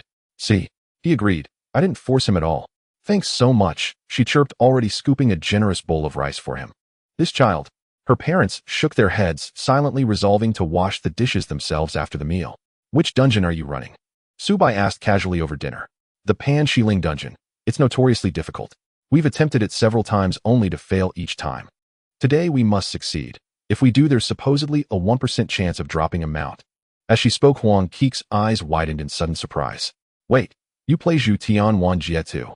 "Yes, but I'm quite weak. I'm still stuck in the mortal village." Su Bai replied offhandedly. Finding common ground, Huang Kiki lit up and blinked in disbelief. "No way. You're that underleveled. It's been 4 days since launch, and you're still in the mortal village." "No worries. I'll take you under my wing once you hit level 10 and join Xinghe Cheng. I'll level you up and carry you through. By the way, my in-game name is Ku Xianair." Su Bai nearly choked. He, the first Xianyu, needed carrying. Yet he kept his silence, smiling instead. "Sure thing." Eager to rejoin her classmates for the dungeon run, Huang Kiki devoured her meal in quick bites, reminded Su Bai to add her as a friend, and dashed upstairs to log back in. Undeniably, Huang Kiki's culinary artistry was exceptional. Su Bai savored every bite, polishing off 3 large bowls of rice before feeling only 6/10 full. His hearty appetite amused the bespectacled uncle and his wife, who chuckled heartily. Afterwards, Su Bai offered to wash the dishes, but they adamantly refused. How could we let a guest do such a thing? With no recourse, Su Bai abandoned the task and stepped outside for a stroll, absorbing the local customs and atmosphere. He also stopped at a small mobile phone shop and purchased an ordinary smartphone. Noticing the time read 5:51 p.m., he promptly returned to the guest house. He handed the uncle 2,000 yuan, requesting 10 more days' accommodation. At 100 yuan per night, the uncle naturally insisted on returning the excess, but Su Bai demurred. "Uncle, keep the remaining 1,000 yuan as meal fees for these 10 days. Your cooking is exquisite. I'd like to continue dining here. Xiaohua, sharing a meal is no grand matter. How could we accept payment for food?" The uncle still pressed to return the money. Only when Su Bai insisted that refusing the 1,000 yuan would make him too embarrassed to eat at their table again did the uncle finally accept it. Having settled everything, Su Bai returned to his room and logged back in. Ding dong. "Welcome back to Zhutianwanjia. May your gaming experience be joyful." Presumably due to having logged out, Su Bai had been forcibly ejected from the Yinming Tomb mansion. He reappeared in the wilds outside Xing, Hicheng. Though he'd spent the entire night grinding monsters, a faint crimson hue still shimmered above his head. His sin value remained 5 points shy of full purification. The 8 p.m. welfare auction was still some time away. Subai decided first to level up by Xiao Chun and simultaneously cleanse his crimson status. He ventured to a secluded wilderness map, leveling by Xiao Chun while reviewing the auction's official details. Tonight's event would feature 100 limited edition mount and pet bundles and additional rare artifacts. However, bidding required in-game currency exclusively. Our real-world money held no value here. Upon reading this, Subai tensed and immediately checked his balance: 23 gold, 91 silver, and 88 copper coins. It seemed substantial, yet with over 1 billion players server-wide, such a sum would likely vanish instantly if a coveted item surfaced. He opened the Xing Hicheng public chat channel. As expected, players scrambled to buy in-game currency, feverishly preparing for tonight's auction. A single silver coin now traded for 500 yuan. One gold coin equaled 50,000 yuan, an astonishing, almost absurd inflation. Subai scanned his friend list. Dozens of unread messages awaited. Most came from Xiaoyu Mushi asking about the conflict between Subai and Mu Wenqua and whether reconciliation remained possible. He also noted that Shui Mu Nianhua had expelled Mu Wenqua, the Mu family young master, from its leadership team that morning. Mu Wenqua was no longer affiliated with the guild. Subai paused, astonished. Could it be true that Shui Mu Nianhua guild of such magnitude had removed Mu Wenqua from power solely because of him? If so, he resolved, for now, not to hunt members of Shui Mu Nianhua any further. He left Xiaoyu Mushi's messages unanswered and turned to Fengqi Yunfei Yang's. Back in your youth, you truly amazed me, taking down over 100 members of Shui Mu Nianhua single-handedly. Absolutely legendary. By the way, do you hold a grudge against that Mu family young master? If so, just say the word. I'll deal with him for you. Fengqi Yunfei Yang offered vengeance, but beneath it lay an unspoken recruitment bid. Subai understood it well. Subai had no intention of pledging allegiance to anyone and sought no proxy revenge. That path held no meaning for him. Uncle, I have 2 rare items I'd like to sell. Would you be interested? After sending the message, Subai attached screenshots of the cold iron bow and razor bracelet. Instantly, Fengqi Yunfei Yang sent a video call request. Upon connecting, he burst out, "Brilliant lad. You'd actually part with such treasures." Initially, he couldn't believe it, until the video revealed Subai clad in the dazzling Yin Ming set, the frostlit, Wan Yushuang Hua bow gleaming across his back. His eyes widened in stunned awe. Damn, did you rob a boss? You've outfitted yourself entirely in transcendent gear. My heavens. The Daxiao Star Protection server had only been live for 4 days. At this early stage, players equipped with 5 or 6 non-rarity items were already considered quite successful. Possessing even a single commoneer item signified entry into the middle class. Owning a transcendent tier item marked one as a true tycoon. Yet in just 1 day, Subai had undergone a complete transformation, swapping his modest gear for an entire set of transcendent tier equipment, a configuration so opulent it rivaled the legendary artifacts of the current era. No wonder Fengqi Yunfei Yang stared in stunned disbelief. He himself was a prodigiously wealthy patron, commanding vast resources, influence, and authority within the game. Yet when his own gear stood beside Subai's, it looked no better than that of a beggar. Subai merely offered a faint self-deprecating smile, offering no explanation for his sudden acquisition of such elite, transcendent-grade equipment. Uncle, do you want these 2 pieces? In the video, Fengqi Yunfei Yang, still swallowing hard at the sight of Subai's peerless gear, finally regained his composure. Yes, I absolutely do. These are the very items discarded by First Mystic Feather himself, carrying undeniable prestige. Very well, I'll purchase both for 800,000 credits. Fengqi Yunfei Yang made no further inquiries into how Subai had acquired such rare gear. Instead, he promptly named his price. Agreed. You're refreshingly straightforward, uncle. But I won't accept credits. I want in-game gold coins. Hearing Subai's demand, Fengqi Yunfei Yang paused, then chuckled. Well, now you've come to seize the landowner's fortune. You've set your sights on tonight's welfare auction treasures, haven't you? Subai smiled faintly and nodded without comment. Gold coin values had surged unprecedentedly.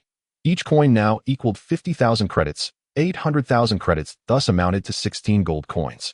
Seeing Subai's nod, Fengqi Yunfei Yang grinned. Why not go further? Sell me your entire set. I'll take it all in one go.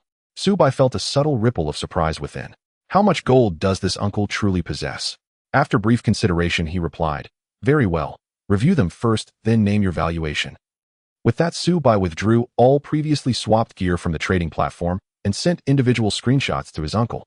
Transcendentier items, Spirit Monkey Hide Armor Prison Demon Necklace. Commoneer items, Gale Boots, Resilient Belt, Spirit Embossed Gauntlets, Bone Choker.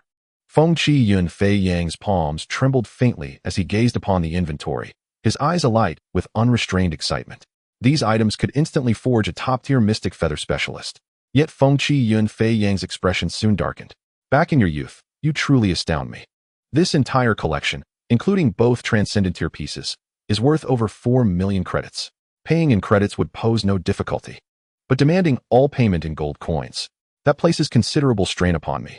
You know full well tonight's welfare auction is the main event. After a moment's hesitation, he proposed, here's my offer, total value at 4.5 million credits, 60 gold coins plus 1.5 million credits. Acceptable. Impressed by Feng Qi Yun Fei Yang's forthrightness and lack of pretense, Su Bai nodded. Agreed. Upon Su Bai's assent, Feng Qi Yun Fei Yang burst into hearty laughter and immediately transferred 1.5 million credits while mailing 60 gold coins. Mutual trust had already taken root. Feng Qi Yun Fei Yang trusted Su Bai implicitly, and Su Bai promptly mailed every piece of equipment to him. Upon receiving the gear, Feng Qi Yun Fei Yang beamed with delight. Fine lad, you've got real integrity. You remembered me even while holding such exceptional gear. I owe you a favor. Should you ever need assistance, don't hesitate to ask. I'm off to clear my next dungeon. Talk later. At this stage of the game, high-quality gear was scarce beyond measure, not merely a matter of possessing wealth or coins. Acquiring superior equipment demanded more than mere currency. It required opportunity, timing, and fortune. Thus, Feng Qi Yun Fei Yang felt genuine gratitude towards Su Bai. Su Bai nodded with a quiet smile and ended the video call. Instantly, his balance swelled to 3.11 million credits, and his inventory held 83 gold coins. Next, Su Bai continued leveling up his pet by Xiao Chun. With Su Bai's current offensive power, slaying monsters below level 20 was effortless, like cutting melons and slicing vegetables. Within half an hour, Bai Xiao Chun reached level 6, its stature growing from that of a hatchling chick to a childlike form, standing half a meter tall and weighing nearly 18 kilograms. Ding dong. Your pet Bai Xiao Chun has ascended to level 6 and awakened its first innate ability, Surging Battle Will. At the notification, Su Bai curiously opened Bai Xiao Chun's attribute panel. Bai Xiao Chun. Variant Flying Jiang. Rarity Rare, Potential Perfect, Level 6, HP, 1200 Attack, 246 Physical Defense, 120 Magical Defense, 120 Skill, Surging Battle Will. When HP falls below 30, A automatically enters Surging Battle Will state, instantly restores 80 HP, increases all attributes by 40, reduces incoming damage by 30, lasting 5 minutes. Cooldown 30 minutes. Master Xian Inu Ma Xiao Shi Loyalty 73. Damn, he hadn't realized, until now, how astonishing this was. Even at level 6, Bai Xiao Chun possessed outstanding base stats, and its first awakened skill was exceptionally potent. Truly a peerless companion. Bai Xiao Chun would undoubtedly become a formidable asset in the future. As Su Bai thrilled at this revelation, he noticed Bai Xiao Chun crouched atop the corpse of a slain black panther, sucking greedily at its blood. It seemed eager to drink while still warm, a natural instinct given its nature as a Jiang-type pet. Having leveled it for so long, Su Bai had grown accustomed to such behavior. Once sated, Bai Xiao Chun let out a satisfied guttural shriek, then bounced cheerfully back to Su Bai's side. Now level 6, it had already begun demonstrating tangible combat capability. During battles, it autonomously joined the fray, providing timely support. A remarkably competent and intuitive companion. Just 30 minutes before the welfare auction commenced, a voice echoing across the Xinghe City Premium channel seized Su Bai's attention, broadcast to every player currently within Xinghe City. Is any management of Healy Hua Ting online? Our party has just exited the Pan Shi Ling dungeon. We've never crossed paths with you nor incurred your enmity. Yet your members surrounded us the moment we stepped outside the safe zone and launched unprovoked attacks. Is this sheer bullying under the guise of strength? The speaker's ID was one Su Bai recognized. Did Song Ming, the same generous player who'd gifted him a 100,000 credit red envelope in the Mortal Village. Healy Hua Ting was one of Daxiao Star's most renowned guilds, its strength and legacy rivaling even Shui Mu Nianhua. Though Su Bai knew Dit Song Ming and had accepted his 100,000 credit gift, he'd reciprocated by sending 10 silver coins each to Dit Song Ming and his brother. On day one of the server launch, 20 silver coins held extraordinary value, thus no debt remained between them. Hearing Dit Song Ming's public appeal, Su Bai felt no inclination to intervene. He continued leveling Bai Xiao Chun. Yet almost instantly a member of Healy Hua Ting responded on the premium channel, and remarkably this respondent was also someone Su Bai knew. S.H. Cohen Gu, Brad. Have you forgotten your grandfather? I am the regional director of Healy Hua Ting for the SH sector. In the mortal village you conspired with that despicable Xian Inu Ma Shao Shi to ambush me and steal the boss. Have you already erased that memory? Let me make this clear: old grudges and new offenses will be settled together. Not only you, but also that wretched Xian Inu Ma Shao Shi will face endless pursuit and elimination by Healy Huating. Prepare yourself for tears. Xiao Jiling, damn it, you snake in the grass. How dare you speak of honor? It was you who broke faith first in the mortal village, stabbing my elder brother in the back, only to be humiliated and defeated by Xian Inu Ma Shao Shi. Now you have the gall to claim they ambushed you. Do you possess even a shred of shame? That Song Ming, filth like you, so morally bankrupt, has risen to leadership in Healy Huating. Then this guild is nothing but a cesspool of corruption and depravity. Come at us if you dare. Should either of us utter the word fear, we forfeit our right to call ourselves human. At that moment, a new ID appeared in the premium chat channel. I am Mu Jia Wenshao, newly appointed Vice Guild Master of Healy Huating. Everyone present has heard the slanderous remarks against our guild by Dat Song Ming and Xiao Jiling. Effective immediately, Dat Song Ming and Xiao Jiling are placed on Healy Huating's Tier 1 hostile list. Any member who eliminates them shall receive official guild rewards. We advise all players associated with these two brothers to sever ties immediately, lest they too be deemed enemies of Healy Huating, with all consequences borne personally. Su Bai, who had resolved not to interfere, immediately sharpened his gaze with a flash of cold, predatory intensity upon hearing Mu Jia Wenshao's voice. So Xia Yumu, she had spoken truthfully. Shui Mu Nianhua had expelled Mu Jia Wenshao. Yet he'd swiftly assumed the role of Vice Guild Master at Healy Huating. Dat Song Ming and Xiao Jiling, though embroiled in conflict with SH Kuan Ge, likely faced this sudden escalation due, at least in part, to their association with Su Bai. Mu Wenqua had likely learned of Su Bai's connection to the brothers through SH Kuan Ge, and presumed their bond ran deep. Thus he sought to pressure them, hoping to draw Su Bai into submission. Su Bai let out a quiet, icy laugh. Mu Wenqua, Healy Huating, since you've thrown down the gauntlet, I'll gladly join you for a proper game tonight. Su Bai did not rush to Pan Xiling to rescue Dat Song Ming and Xiao Jiling. The welfare auction was about to begin. Moreover, the dungeon lay far away. Even with Su Bai's exceptional movement speed, reaching it would consume precious time. Better to attend the auction first, then play. Perhaps Mu Wenqua had already stationed ambushers there awaiting his arrival. Soon 8 o'clock struck. Ding dong. The welfare auction has officially commenced. All eligible players may purchase tickets from any map and will be instantly teleported to the endless auction space. A server-wide announcement echoed across the realm. Entry required a ticket. Minimum cost 1 silver coin per person. As Su Bai prepared to buy his ticket, a private notification chimed. Ding dong. Player Xian Inu Ma Shao Shi qualifies as a VIP guest of the welfare auction. No ticket required. You will be granted immediate access to an exclusive VIP suite. Enter now. Huh. Such fortune meant saving 1 silver coin, 500 credits. Su Bai instantly confirmed and vanished from his location. He reappeared in a sumptuous VIP suite lavishly appointed with complimentary delicacies and rare spirit fruits. The system provides an endless auction space situated within a fantastical cosmic star river map. Players entering by ticket appear atop various star meteorites, as if immersed in the depths of the universe, experiencing the endless vastness and mystery. Moreover, Su Bai's VIP room is located within an extraordinarily beautiful meteor. Suddenly, Bai Xiaochun let out an excited low howl, leaping into the delicious delicacies, opening its mouth with tiny sharp teeth and burying its head to munch. The sight was simply astounding. Aren't you a zombie?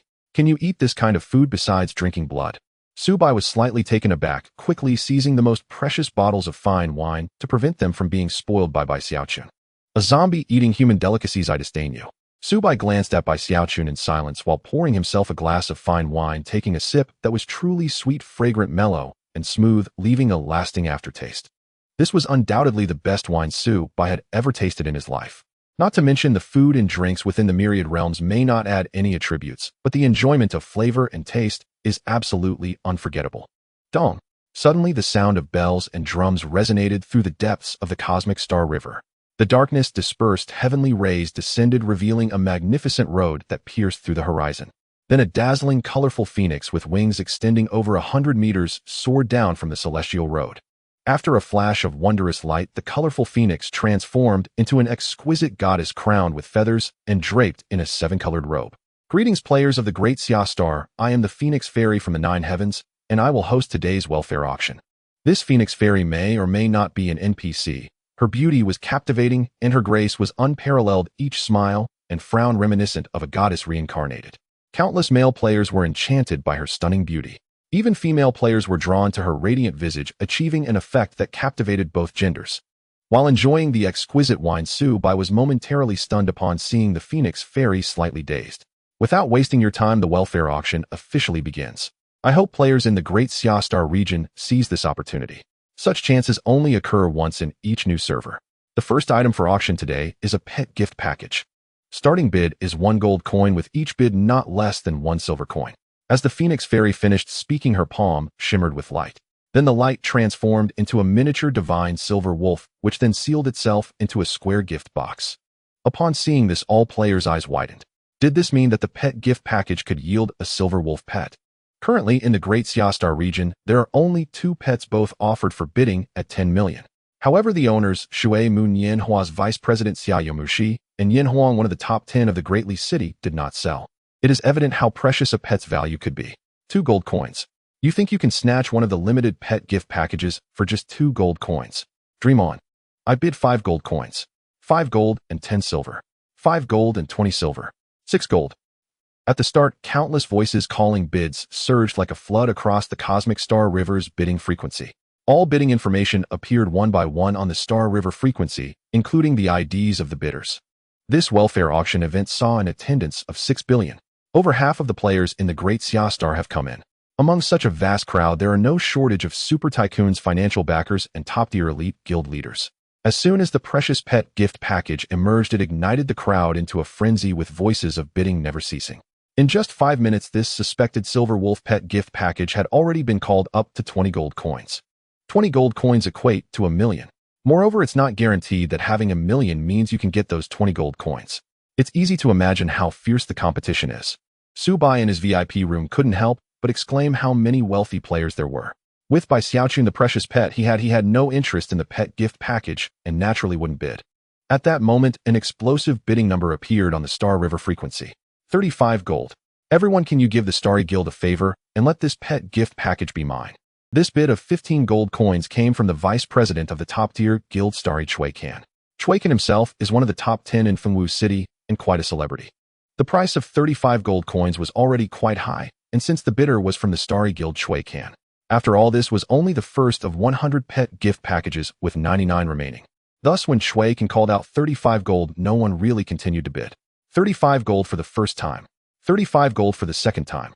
35 gold for the third time.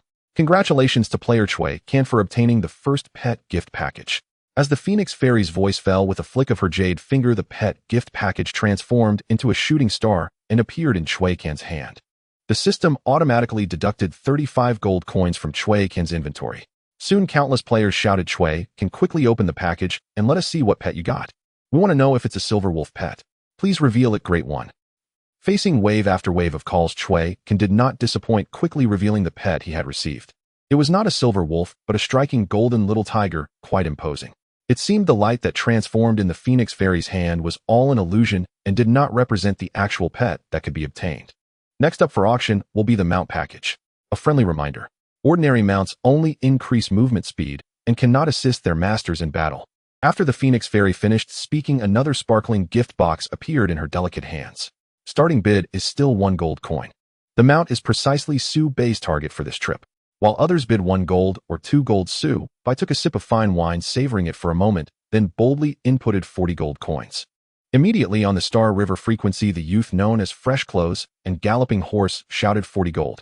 As this information emerged, the previously heated bidding voices suddenly came to a halt. Firstly, the one who called the bid was currently known as the top player in Xianyu, a ruthless individual who had single-handedly defeated over 100 opponents. Secondly, he bid a whopping 40 gold, shocking numerous people. Wow, are the gods this fierce? It seems that at this stage few could immediately produce 40 gold coins. Su-bai's bold move instantly stunned countless people. Haha, this guy really doesn't hold back. When he does, he frightens everyone. I can't bear to call out 40 gold all at once. In a certain VIP room, the Uncle Feng Chuyan sighed. Of course you are an old uncle, steady and scheming. He is a young talent, passionate and sunny, naturally drawing everyone's attention when he makes a move. While Shui Luo was criticizing her uncle, she was also praising Su-bai. In another VIP room, Bei Chunghua, with a wicked grin, coldly smiled and erased his bid of 40 gold coins. As expected of the general, I have my eye on you, of guts. Fine, I yield this to you. Originally, Bei Chung-hua was also bidding 40 gold, but upon seeing Su Bai bid, he chose not to compete. After all, he still wanted to recruit Su Bai for his own use. Su Bai's bid of 40 gold once again made him the center of attention. In an instant, no one else was willing to increase their bid. After all, a person's name carries weight, and no one wants to offend him. Moreover, 40 gold is already quite high. 40 gold for the first time. 40 gold for the second time. The Phoenix Fairy was already confirming at the end 40 gold for the third time. Just as it seemed the final hammer was about to fall, an unharmonious bidding message suddenly appeared on the Star River frequency. 40 gold and 1 silver coin. Fresh clothes and galloping horse. Do you really think you can claim the first mount of the entire server? Did your grandfather agree to that? S.H. Kun's tone was filled with mockery, and he added only 1 silver coin, the minimum bidding increment. It was audacious for someone to dare disrespect fresh clothes and galloping horse like this. This S.H. Kun instantly attracted a lot of heated discussions. However, players within Star River City knew the backstory, as not long ago S.H. Kun had flat out insulted fresh clothes and galloping horse by name in the paid channel. Moreover, S.H. Kun had also trapped 2 individuals suspected to be fresh clothes and galloping horse's friends in the Pan Snake Ridge dungeon. Su Bai smirked coldly, continuing to raise his bid 41 gold. Not long after, another bid of 41 gold and 1 silver floated by. This time the one raising the bid was still S.H. Kun. Su Bai's smile became even colder. 45 gold. He raised the bid by 4 gold coins. Such an action not only showcased Su Bai's wealth, but also made it clear that this ruthless individual was now angry. Tisk, 45 gold, truly wealthy. However, this still isn't enough to secure the first mount. 45 gold and 1 silver coin. Mu Wenqua also stepped in, mockingly challenging Su Bai. Instantly, the atmosphere in the endless auction hall became heavy with tension. Damn it, 50 gold. Today I will definitely secure this first mount. Do you 2 clowns think you can compete with me? Are you even qualified? Su Bai's face was filled with genuine anger, raising the bid to 50 gold and inputting the insults into the Star River frequency. This made everyone feel that fresh clothes and galloping horse was genuinely furious. 50 gold. This was an astronomical price, surpassing the typical value of a mount, even if it was the first one. Being insulted by Su Bai in front of over 6 billion people, Mu Wenqua couldn't take it. Today he aimed to annoy Su Bai to the core. He signaled S.H. Kun to continue raising the bid. However, at that moment he received a voice request. Don't follow, he's setting you up. But by this time S.H. Kun's bid had already been called out. 50 gold and 1 silver coin. Upon seeing this bid, Su Bai smiled happily and stopped bidding. 50 gold and 1 silver coin. First call. 50 gold and 1 silver coin. Second call. Upon hearing the Phoenix Immortal begin her final countdown, and seeing Su Bai remain silent, Mu Wenqua's face instantly turned ashen. 100 mount packages were up for auction. Normally, each such package would be worth no more than 45 gold coins, with 40 gold representing a fair market price. With luck, one might even secure it for 35 gold. Yet to bid 50 gold and 1 silver, a staggering sum, for a single mount package only to receive an ordinary mount, granting mere movement speed enhancement, would constitute a catastrophic loss. Earlier, having watched Su Bai's visibly flustered, incensed reaction, eyes twitching with furious spiritual fire, Mu Wenqua had gleefully typed scathing remarks in the Star River live chat.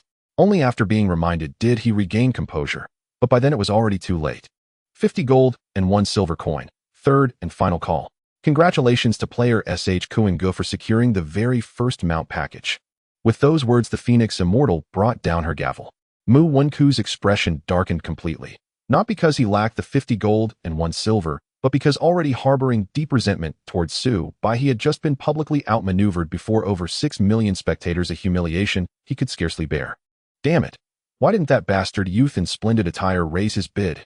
S.H. Kun stared at his inventory, a meager 51 gold coins, and only 99 silver remaining. His face drained of all color. MMU.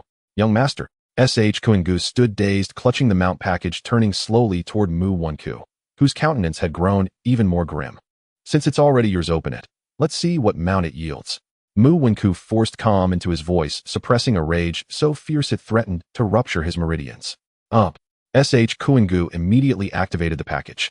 As the ornate box unfolded, radiant light pulsed, and instantly a pungent musky stench filled their VIP chamber. Out emerged a massive black-furred pig, broadmouth, floppy-eared, weighing well over 300 kilograms. Can a pig truly serve as a mount? Beside him, he gaped in utter disbelief. A pig, eh? What kind of divine nonsense is this? S.H. Kun's pupils dilated, his mouth fell agape, his corpulent frame trembling violently, his spirit teetering on the brink of collapse. Kuin, this mount is now yours. Mu Wenku's lips twitched faintly as he averted his gaze, speaking evenly. Young Master One. Kuin Gu began to protest, but catching sight of Mu Wenku's storm-darkened expression, he swallowed every word, choking back his grievance entirely. This meant Mu Wenku would not reimburse his 50 gold. For 50 gold and 1 silver, an astronomical sum, he had purchased nothing but a pig mount.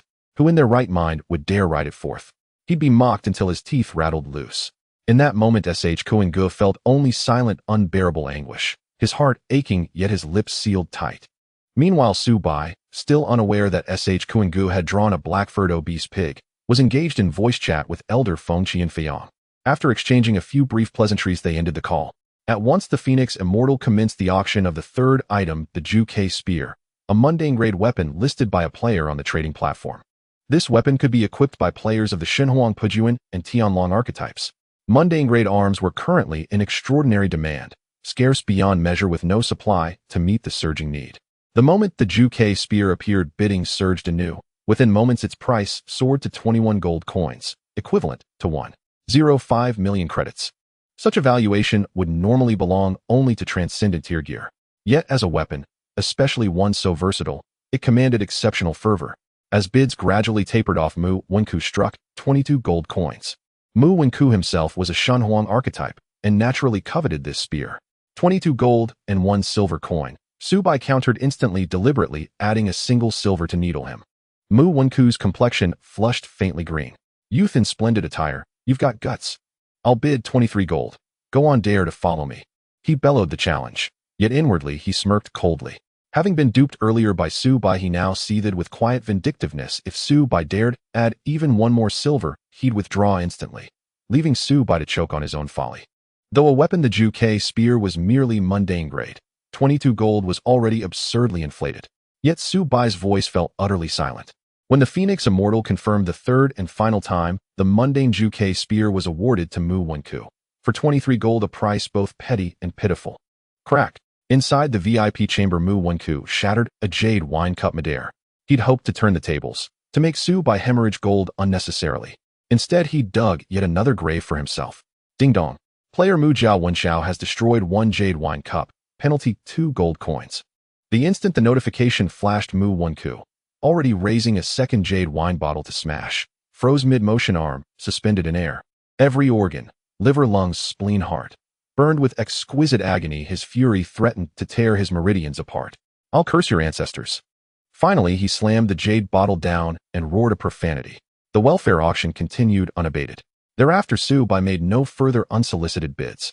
Yet whenever Mu Wenku expressed interest in an item and placed his bid, Su Bai would appear without fail, raising the price by precisely 1 silver coin. It drove Mu Wenku mad. So mad he plotted revenge. When eyeing something he didn't truly want, he'd deliberately inflate the bid slightly, hoping Su Bai would bite. If Su Bai added even 1 silver, he'd withdraw instantly.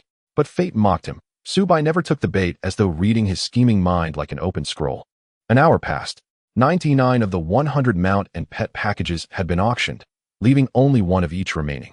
During this time, the highest sale for any mount or pet package reached 40 gold. The average hovered at 35 gold. Even a charming novice named Xue Wu, Hall Master of the Endless Myth Guild, one of the 3 supreme gaming alliances of Daxia Star, secured 2 pet and 2 mount packages at the rock-bottom prices of 30 and 31 gold respectively. Xue Wu held immense influence, though few dared oppose her openly when she set her sights on an item. Once the average price of the first 99 packages settled, the absurdity of that initial mount package, sold for 50 gold and 1 silver, became glaringly, hilariously apparent. Mu Wenku and Kuin Gu gnashed their teeth in shared fury. Throughout, Su Bai had never initiated a bid, until now, with only the final mount and pet package left. Mu Wenku was certain Su Bai would strike now. This was his last chance to reclaim dignity. The final mount pet dual package will be auctioned as a combined lot. Starting bid 2 gold coins. The Phoenix Immortal's bewitching smile entranced all who beheld it. The moment her voice faded, bids erupted like wildfire. Within moments, the price surged to 50 gold. Then decisively, Su Bai entered the fray. After all, this was the last dual package, the sole opportunity to obtain both in one go. 60 gold coins. Su Bai leapt 10 gold above the current bid. Within the VIP chamber, Mu Wenku's lips curled into a chilling, predatory smile. You fool, you've finally shown yourself. 60 gold and 1 silver. Mu Wenku added a single silver. Confident Su Bai wouldn't refuse. To acquire both a mount and a pet for 60 gold would still be a resounding victory. Oh, look who's hopping about again, the clown of the arena. Do you truly think you can play this game with me? 70 gold. Su Bai rarely raised his voice, but when he did, he raised it by 10 gold without hesitation. Though furious that Su Bai had dared call him a petty clown, Mu Wenqua, having been swindled by him on several prior occasions, remained markedly calmer this time. He did not rush to place his bid immediately. After a moment's hesitation, he raised his offer by 1 silver coin. 70 gold and 1 silver. In the prime of youth, clad in fine silks and astride spirited steeds, you shall not revel in your triumph for long. Your 2 companions remain trapped within Panshi Ridge. What grim fortune it is to be your friend, to venture out for leveling and dungeon runs only to be ambushed without warning. And yet you stand silent while they are besieged and slaughtered. They must truly have been blinded, by folly or fate, to choose a man like you as their ally. Is that not so? Mu Wenqua shot back, retorting with icy precision.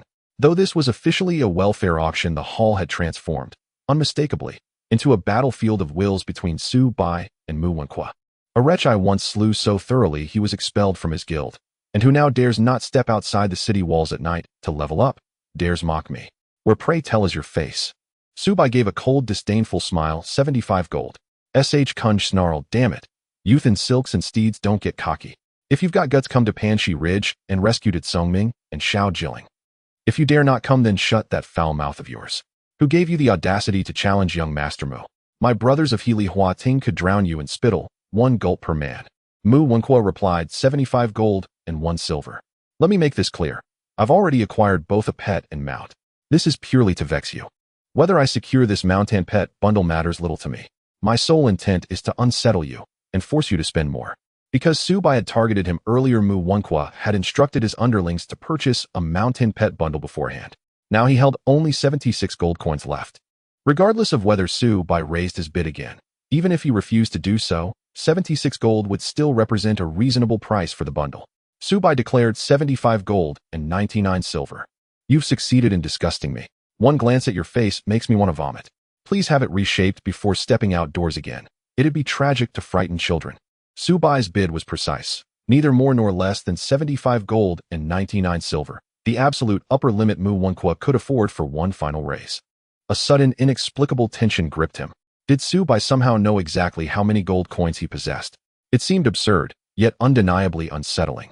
If he raised the bid to 76 gold and Su Bai declined to follow, he would still acquire the bundle at an acceptable cost, but then he would be left with no gold whatsoever. In-game currency was exceedingly scarce, not something one could simply buy with wealth. Mu Wenqua hesitated. Among all players present at the endless auction hall, fewer than 5 could possibly muster 76 gold at this moment. Moreover, those few had already secured mounts and pets at reasonable prices earlier, and thus no longer needed them. Consequently, no one else contested the final mount and pet bundle against Su Bai and Mu Wenqua. After all, mounts and pets would only grow more abundant in the game's later stages. Those who could afford them now were invariably wealthy, influential players, eager to bolster their strength and accelerate their progression. 75 gold and 99 silver, first time. 75 gold and 99 silver, second time. Xianfeng Xianzi began the final countdown. Su Bai uttered no further taunts. He stood in quiet stillness, listening intently to Xianfeng Xianzi's count, waiting for the gavel's decisive fall. 76 gold. At last, Mu Wenqua called out. Should Su Bai raise again, he would be unable to match it. His funds were exhausted.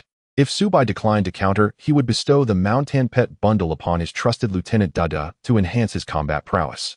Either way, he would suffer no serious loss. Youth in silks and steeds, aren't you mighty? Then prove it. Raise your bid once more. Mu Wenqua jeered. Su Bai merely curved his lips into a faint, knowing smile, and sent Shui Wu a voice message, thank you. No need. We're friends after all. Just remember to take me leveling when you have time. Oh, and I've already mailed you your mount bundle and talismans. Indeed, Su Bai did know, approximately, how many gold coins Mu Wenqua held, and all of it was thanks to Shui Wu. She had been recommended to him by Elder Feng Qi Yun Fei Yang. Only today had Su Bai learned that Elder Feng was in fact the hidden patron behind the legendary online guild alliance, the Endless Myth. His influence within the game was staggering, his networks and reach penetrating even elite guilds. Swiftly, Su Bai received Shui Wu's mailed mount bundle and 15 unique talismanic papers. Su Bai promptly returned 40 gold coins to Shui Wu via mail. Welfare mount bundle. Upon opening, 60 chance of a common mount, 20 of a fine mount, 10 of an excellent mount, A8 of a perfect mount, 2 of an unrivaled mount. Upright Chi Talisman. When activated, Upright Chi envelopes the user, ensuring zero accumulation of sin points for any PvP kills committed over the next 3 hours. The Upright Chi Talisman was also a product of the welfare auction, and Su Bai had tasked Shui Luo with acquiring it on his behalf. Had he attempted to purchase it himself, Mu Wenqua would certainly have blocked his path. With these Upright Chi Talismans secured, and Mu Wenqua's gold utterly depleted, tonight promised a grand decisive reckoning. The current welfare auction event has concluded. In the Tao of Immortals is ethereal, worldly affairs ever capricious. Players of the Xia Dynasty Star, may we one day behold your figures soaring among the 9 heavens. Farewell. Nas the last syllable left Fairy Kai Feng's lips, her form shimmered, transmuting from a peerless beauty into a resplendent 7-colored phoenix, which then ascended skyward in a majestic arc. All players within the infinite auction space were instantly teleported away. Ding dong. In due to the Xia Dynasty Star server region surpassing 100 pets and 100 mounts, the personal pet and mount leaderboards have officially been activated. Immediately after the system announcement ended, everyone noticed a new leaderboard had appeared, pet and mount rankings. Curiosity surged across the realm, all rushed to inspect it. Even Su Bai couldn't resist opening the pet ranking to see whether his, by Xiao Chun, had made the list. Peerless pet rankings. In top 10 of the celestial list. Ranked equally. In Crimson Gold, Demon Tiger. In owner Chui Can. Grave Excavating Ghost. In owner Yin Huang In, Flying Jiang. In owner Xian Inu Ma Shao Nian Shirin, Flame Crowned Serpent. Owner San Shi Fan Huan, Snow Eagle. In owner Shui Wuan, Bloodthirsty Tyrant. In owner Feng Qi Yuan Fei Yang In, Absolute Scorpion. Owner Kan Rua Xing Hian, Great Maba Monkey. In owner Xia Yumu Xian, Tai Sui. In owner Qing Cha Zhu Jiuan, Half Clay Jar. Owner Wu Luo and I Shang and Su Bai only glanced at the celestial top 10. And sure enough, his by Xiao Chun had ascended the celestial list. Yet he hadn't expected even Xia Yumu Shi's Great Maba Monkey to secure a place among them. And he decided not to rush checking the mount ranking. Instead, he first opened his welfare mount package. With his current fortune value standing at a lofty 13 points, surely he wouldn't draw the most underwhelming mount imaginable. NSU Bai proceeded to open it. Instantly, the welfare mount package in his hands erupted in dazzling radiant light, and accompanying it was a piercing, soul-shaking shriek. Ding dong, and congratulations to player Xian Inu Ma Shao Nian Shi on successfully opening the welfare mount package. You have obtained a perfect tier mount, the Lei Yin N Shriyik.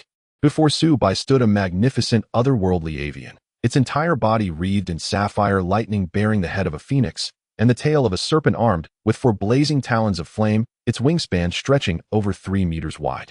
This was his newly acquired perfect tier mount, the Lei Yin. And ding dong, in your mount, Lei Yin has entered the celestial top 10 of the mount ranking. For a moment, Su Bai was so elated he could scarcely speak, never imagining his luck would be this extraordinary, yielding a perfect tier mount outright. He immediately reviewed the attributes of Lei Yin and Lei Yin. Imperfectior Skyborn Mount, in Master Xian Inu Ma Shao Nian Shi. Function increases movement speed by 300 while mounted. In secondary ability Lightning Assault, assists the master in combat while mounted. Magnificent. Not only could it soar through the heavens and boost mobility by 300, but it actively aided its master in battle. A truly peerless mount. Shriyik, in with a crystalline cry, Lei Yin ignited its entire body, sapphire lightning flaring like wildfire sparks erupting in blinding bursts. Fortunately, as Su Bai's bonded mount, it posed no danger to him. Even as it hovered close, its electric aura harmless. Enthralled, Su Bai reached out and gently stroked its head. The creature bowed its crest in gentle submission, and its 3 serpentine tails wreathed in crackling lightning swayed playfully, like a loyal hound seeking praise. As if vying for its master's affection, it leaned closer. And, come, let me test the sensation of flight. After storing by Xiao Chun in his pet space, Su Bai vaulted gracefully onto Lei Yin's back. Ding dong, and you have entered mount mode. Movement speed increased by 300. Should the mount sustain severe damage and its resilience fall below 40, it will automatically dismount you. So stability in flight demanded avoiding sustained assault. In ascend, NSU Bai cried out exhilarated. In Lei Yin let forth a thunderous cry, beating its twin wings of lightning with tremendous force, sending turbulent currents of crackling energy spiraling outward, and launched itself upward with a powerful thrust of its 4 talons. With a gusting whoosh, Lei Yin lifted Su Bai from the earth, reaching an altitude of 20 meters in just 3 seconds. A fierce wind rushed against his face, invigorating and bracing. As the ground receded farther beneath him, that unshackled, boundless sensation of flight filled him with pure, unadulterated exhilaration. Climb higher, higher still, NSU by commanded voice alight with excitement. Lay spread its thunderous wings wide, scattering shimmering embers of lightning into the air, a spectacle of breathtaking brilliance. In moments they soared above 80 meters. The panoramic vista unfolding far below, vast, serene, and majestic, was nothing short of sublime. Just as they neared 100 meters, a system alert chimed ding-dong, in warning. Cultivators below the Chi condensation realm cannot withstand the violent atmospheric turbulence at altitudes exceeding 100 meters. For your safety, please regulate your flight height accordingly. So there was such a restriction. It seemed only upon breaking through to the Chi condensation realm and ascending further to Foundation establishment could one truly savor the celestial vistas above 100 meters. Still, 90 meters was more than sufficient for now. And now full throttle. Let me witness your true velocity. Subai issued the command once more. With a deafening roar, Lay beat its lightning-wreathed wings with explosive power, carrying Subai forward like a cerulean meteor streaking across the sky at breakneck speed. Exhilarating. This sensation dwarfed even the wildest roller coaster, hundreds of times more intense. A surge of unrestrained joy flooded Subai's heart. Just as he reveled in this transcendent aerial ecstasy, a taunting voice crackled across the paid chat channel of Star River City. Xian Inu Ma Xiao Nian Shi. Where exactly are you hiding like a coward? What's wrong? Too afraid to defend your friends Dat Song Ming and Xiao Jiling. Those two poor fools have been trapped for over an hour. Too terrified even to step beyond the safe zone outside Pan Shiling. Xiao Jiling thought his shadowless technique would let him slip away unseen, but we've slain him twice already. His gear's been stripped clean, down to his undergarments. Xian Inu Ma Xiao Nian Shi.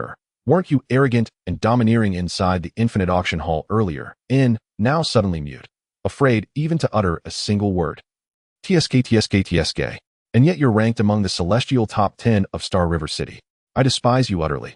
To lure Subai into a trap, Kuan Gu unleashed the full fury of a scathing, unrestrained tongue, mocking him openly before the entire population of Star River City. At that moment, Mu Jiao Wenshao added his own barbed voice. Xian Inu Ma Xiao Nian Shi. You swore you'd kill me on sight, driving me to never dare leave the city walls. You vowed to slay me every time we met. Well, I'm right here in the Pan Shiling dungeon, watching my subordinates toy with Dat Song Ming and Xiao Jiling. Then come, kill me. If you want, I'll hold you in utter contempt. With Kuan Gu and Mu Jia Wenshao both speaking out, Subai was thrust squarely into the eye of the storm. This swiftly drew the attention of countless players across Star River City. Recall the lucky player who secretly recorded Xian Inu Ma Xiao Nian Shi's solo annihilation of over 100 of Mu Wenqua's men. He posted the footage on the forum and overnight became wealthy beyond measure. Now with Xian Inu Ma Xiao Nian Shi being directly named and ridiculed, he surely wouldn't tolerate it. And everyone was certain a spectacular confrontation would erupt near Pan Shiling imminently. Savvy opportunists raced toward Pan Shiling without delay. Countless spectators and thrill-seekers followed in eager droves, drawn irresistibly to the gathering storm. Meanwhile, within the Pan Shiling dungeon, brothers Dat Song Ming and Xiao Jiling stood seething with fury, glaring venomously at the members of Healy Hua Ting, who mocked them from just outside the safe zone. Dat Song Ming, once level 12, had plummeted to level 10. Xiao Jiling, previously level 13, had likewise fallen to level 10. Damn it all. Xian Inu Ma Xiao Nian Shi, that coward actually backed down. He doesn't even deign to reply to such insults. Kuan Ge's corpulent frame trembled as he sneered contemptuously at the two brothers inside the safe zone. What are you staring at? Want to bite me to death? Then come out. Two worthless failures. Grandpa loves how much you despise me, and yet can't lay a finger on me. Behind Kuan Gu stood over 400 members of Healy Hua Ting, encircling the safe zone, so tightly, not even wine could slip through. Nearby, countless onlookers gathered, thrilled by the spectacle, indifferent to its consequences. Kuan Gu continued, cocky and triumphant.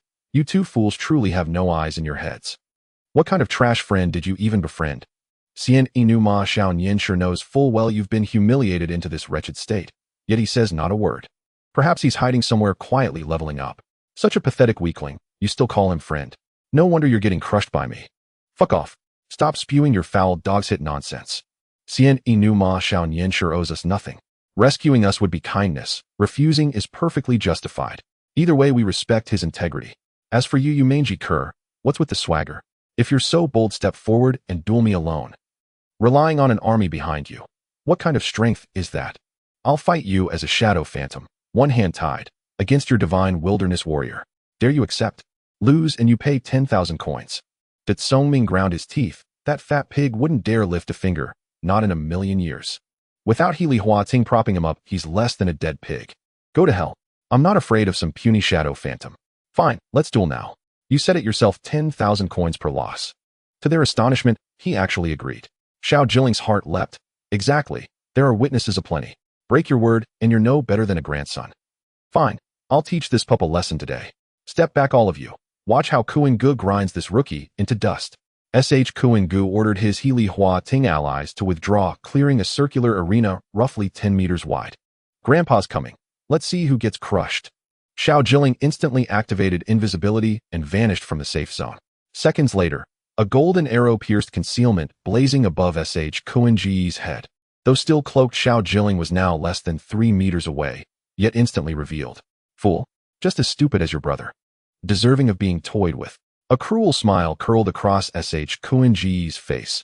Then a storm of attacks descended, overwhelming Xiao Jiling in an instant. He fell, slain outright, and reappeared moments later at the safe zone resurrection point. Within the Pan Shi Ling dungeon, death forces resurrection only at this designated point. No return to town is possible. That is why the brothers remain trapped here. Damn it, how vile. Did Songming's eyes burned crimson with rage. Coward. Huh. Resurrected Xiao Jiling had dropped to level 9, trembling uncontrollably with fury. He hadn't expected Kuing-gu to renege so brazenly, his public vow dissolving like smoke. Vile? Vile beyond measure. So what if I toy with you? What will you do about it? Come on, bite me. Step out and try. Ha ha ha. Kuing-gu crowed with arrogant glee. Though his conduct appalled many bystanders, especially those unaffiliated with Healy Huating, none dared utter a word. Ugh, boring. Had my fill tormenting you two turds. And that spineless Xian Inu Ma Xiaonian sure still won't show his face. Grandpa's off to level up. Brothers, rotate shifts guarding these two turds. Let them never leave this place, not even one step. This is the fate awaiting anyone who dares cross Kuing-gu. With that he strode toward Mu Jiao and Xiao, whose expression had darkened to thunderous silence. Young Master Mu, I suspect Xian Inu Ma Xiaonian sure has lost his nerve entirely. Shall we enter the dungeon first? Level up nearby. Mu Jiao and Xiao had been waiting for Su Bai's arrival, but now his mood was grim. He couldn't afford to waste more time idling uselessly. After being slain by Su Bai 3 times, he'd barely reached level 10, falling dangerously behind. Worse, the rare pet he'd purchased at great expense still needed leveling before it could serve as a true ally. Very well. Mu Wenquan nodded coldly. Meanwhile, the vast crowd of spectators, eager for drama, grew increasingly disheartened as Xian Inu Ma Xiaonian sure failed to appear. They'd anticipated a thrilling showdown, only to be left hollow with disappointment, as everyone concluded Su Bai would not come, and began drifting away in disillusionment. Shryak, a piercing soul-stirring cry split the air. Countless heads snapped upward. There, soaring through the sky, was a magnificent lightning-wreathed exotic bird bearing a man clad in legendary gear, gripping a frost-white divine bow. Young Master Mu Kuing-gu, you summoned Grandpa, didn't you? Grandpa has arrived. Su Bai sat astride Lei in midair, unfurling one Yushuang Hua in one fluid motion, and loosed a single devastating cloud-parting arrow. 8 bolts of condensed energy roaring with gale-force winds and crackling lightning slammed into the ranks of Healy Huating, erupting in blinding detonations. Ah! A chorus of screams erupted, each displaying identical damage to 800. In a single strike, over 40 members of Healy Huating collapsed. Gear and pills scattered across the ground. The sheer apocalyptic devastation, the obliteration of 40 warriors in one breath, left every witness stunned as though struck by lightning. What kind of demonic damage is this that even the Breaking Army and Heavenly Dragon were taken out in an instant? Spread out, don't cluster together. The brothers of Xian Yuling, Jianxing Luo, and Miao Yin marked him, using their skills to bring him down. Kuing-gu shouted in rage while directing the members of Healy Huating to counterattack. However, due to his loud voice, Su Bai, who was high up in the sky, quickly locked onto his figure from the crowd. Idiot, can't you just talk within the team? Do you have to shout? Mu Wenquo's mouth twitched as he stood just 2 meters away from Kuing-gu.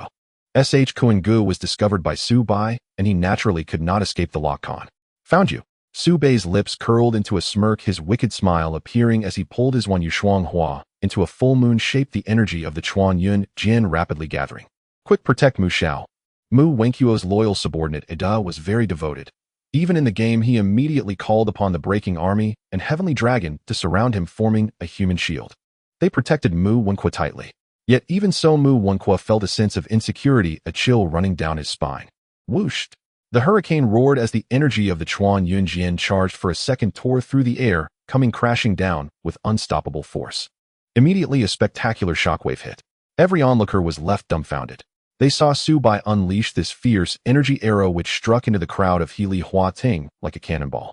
Wherever the energy of the Chuan Yunjian passed, a straight line formed, tearing apart everything, sending all hit players flying, causing chaos. Amidst the crowd of over 400 people, a 2-meter-wide, over 10-meter-long vacuum zone was instantly created. Mu Wenquo and his 20 subordinates were all flipped into the air, damage numbers of 2,500 popping up above their heads. Before they even landed, they had become corpses with no one able to escape. At this stage, players who could withstand 2,500 damage without dying were less than 50 in the entire Great Siastar Zone. The arrogance on S.H. Kuing-Ge's face had frozen as he stared blankly at the pile of bodies that had fallen before him, including Mu Wenquo. S.H. Kuing-Ge was luckier than Mu Wenquo. He had just been standing 2 meters outside the direct line of the Chuan Yunjian attack and thus avoided any damage. All the onlookers were also stunned. Is this really the Xianyu profession? A single skill unleashed such damage like a cannon in the human realm, unstoppable. In less than 4 seconds since the appearance of the gallant young man, he had only used 2 skills, yet had annihilated nearly 70 members of Healy Hua Ting. So terrifying and brutal. Is this the power of the first Xianyu? And at this moment, inside the safety zone respawn point, Dat Songming and Xiao Jilling were also moved to tears at this moment, shocked by the power of the gallant young man and touched by his chivalry. The 2 brothers found themselves in dire straits. Their previously grouped teammates, fearing retribution, distanced themselves from them in the face of the threat from Healy Hua Ting. Yet under such circumstances, the gallant young man still came alone to rescue the 2 brothers. This kindness deeply moved them. The 2 brothers decided that from today onward they would serve the gallant young man in the game, vowing never to betray him. Whoosh! The air whistled. A cold arrow like frost shot through the air, striking S.H. Kuing-Ge on the forehead. Critical hit, 2700. Su Bai's basic attack took down S.H. Kuing-Ge, who was frozen in expression, causing him to fall like a stiff pig. Trash, are you all worthless? Lock onto the gallant young man and bring him down. After being killed once and dropped to level 9, Mu Wenquo raged at the respawn point. At this moment, a one-sided massacre was unfolding. Su Bai riding Lei Yin was 46 meters high in the air, shooting arrows that sent chills down everyone's spine. With every basic attack arrow shot, a member of Healy Hua Ting was taken down immediately. Meanwhile, the hundreds below in Healy Hua Ting were thrown into chaos. Melee professions like Shun Huang Breaking Army and Heavenly Dragon became helpless targets, unable to do anything against Su Bai high above, only receiving blows. The Shadow Phantom profession fared somewhat better, at least they could go invisible, temporarily safe. However, the Xian Yuling Jianxing Luo and Miao Yin of Healy Hua Ting were in an even worse predicament. Their skills and basic attack ranges were all between 17-21 meters. Su Bai riding Lei Yin had perfectly positioned himself at the limit of his attack range, 46 meters high. This prevented all long-range professions of Healy Hua Ting from even touching him, let alone forcing Su Bai down from his mount. Damn, where did this gallant young man get such an exceptional flying mount burning with blue lightning? So damn cool. Truly deserving of being a top 10 powerhouse on the celestial ranking, have you noticed? The attack range of the gallant young man is at least over 40 meters, ridiculously like a sniper rifle. The gallant young man can easily pick off enemies while the people of Healy Hua Ting can't do a thing against him. This is simply abnormal. The ultra-long attack range combined with terrifying one-hit kill damage makes the gallant young man simply invincible.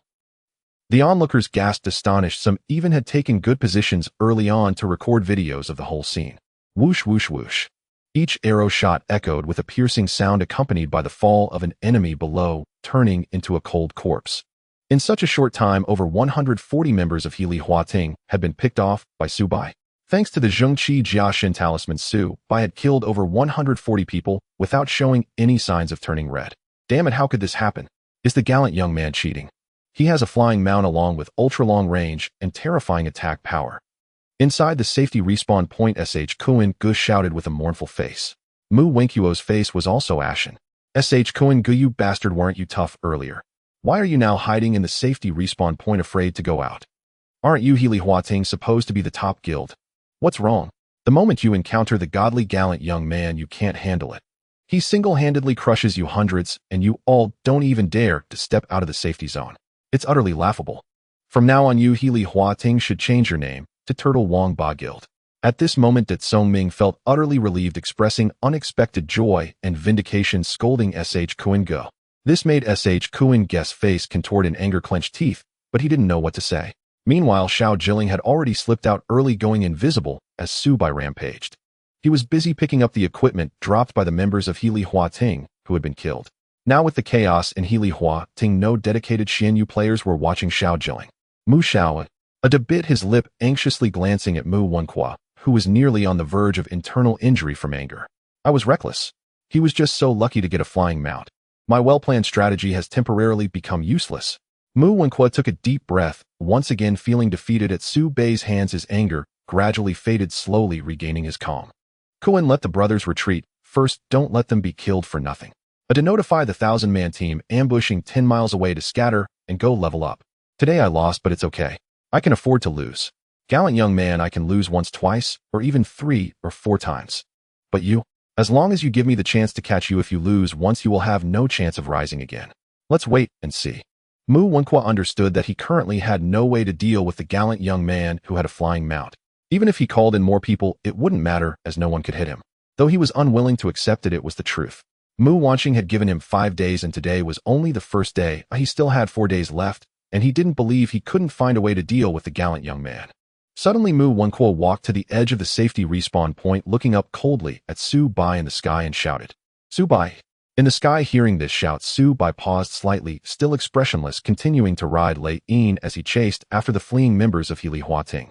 Letting you go that day was probably the biggest mistake of my life. Mu Wenqua shouted, trying to probe Su Bai, while closely watching the changes in his expression. I turned you into a stray dog, though I know you hate me. But what can you do? In reality, you have a home you dare not return to, and to avoid me, you've distanced yourself from the city where you grew up. You can hide, well, hide forever, and stay far away from me. Just don't let me find you, or once I catch you, you will regret being born into this world. Let's play until here today. I'm logging off to play with women. Kill as you wish. We Healy Hua Ting have over 10,000 members. Let's see how many you can kill. Damn you, you bastard, ha! Mu Wenqua attempted to provoke the gallant young man to see if he could detect any abnormalities. But he was disappointed from beginning to end. Su Bai did not respond to him, merely pursuing and killing member after member of Healy Hua Ting like a ghost. This left Mu Wenqua still uncertain whether Su Bai was the gallant young man or not. However, it didn't matter. One thing Mu Wenqua was certain of. This gallant young man definitely knew Su Bai, who was captured by Ada that day, was enough. Finding nothing out, Mu Wenqua logged off in anger. At this moment, out of the over 400 members of Healy Hua Ting, only a little over 100 successfully escaped, while the others were all killed by Su Bai inside the safety respawn point. The intimidation Su Bai imposed had scared the remaining 300 people, so that none dared to leave the safety zone easily. Mu Wenqua logged off to sleep with a girl. Now the situation had completely reversed. Previously, over 400 members of Healy Hua Ting surrounded and mocked at Songming and Xiao Jilling. But now it was that Songming standing outside, pointing his finger at the noses of the hundreds of Healy Hua Ting members and scolding. Sh Kuin Gu and the hundreds of Healy Hua Ting members were all gritting their teeth in anger. It wasn't that they didn't want to step out and kill Dat Songming, but the demonic gallant young man stood proudly above them. If Sh Kuin Gu and the others dared to leave the safety zone even a step, they would die under his arrows. The situation had turned, and no one was more furious than Sh Kuin Gu. Remembering how Mu Wenqua had logged off so carefree, he was left enduring humiliation here. Damn it, I should log off and find a girl too. Seeing that Mu Wenqua and Sh Kuin Gu had both logged off, Su Bai lost interest in continuing to guard these small fries. Though he had managed to kill Mu Wenqua offline again, it didn't seem to relieve him, as the opponent remained unaffected. Mu Wenqua was wealthy, influential, and had people. Killing him a few times in the game meant nothing. That very night, the Forum of the All Realms was once again flooded with countless explosive hot posts, with the focus still on the youth clad in fine garments and riding a spirited steed. This youthful figure acquired a rare flying mount, the Thunder Chant, and single-handedly forced the top guild Healy Hua Ting to scatter in fear, leaving them unable to venture out of their safe zone. Once this was made public, it stirred up a massive wave of attention and interest.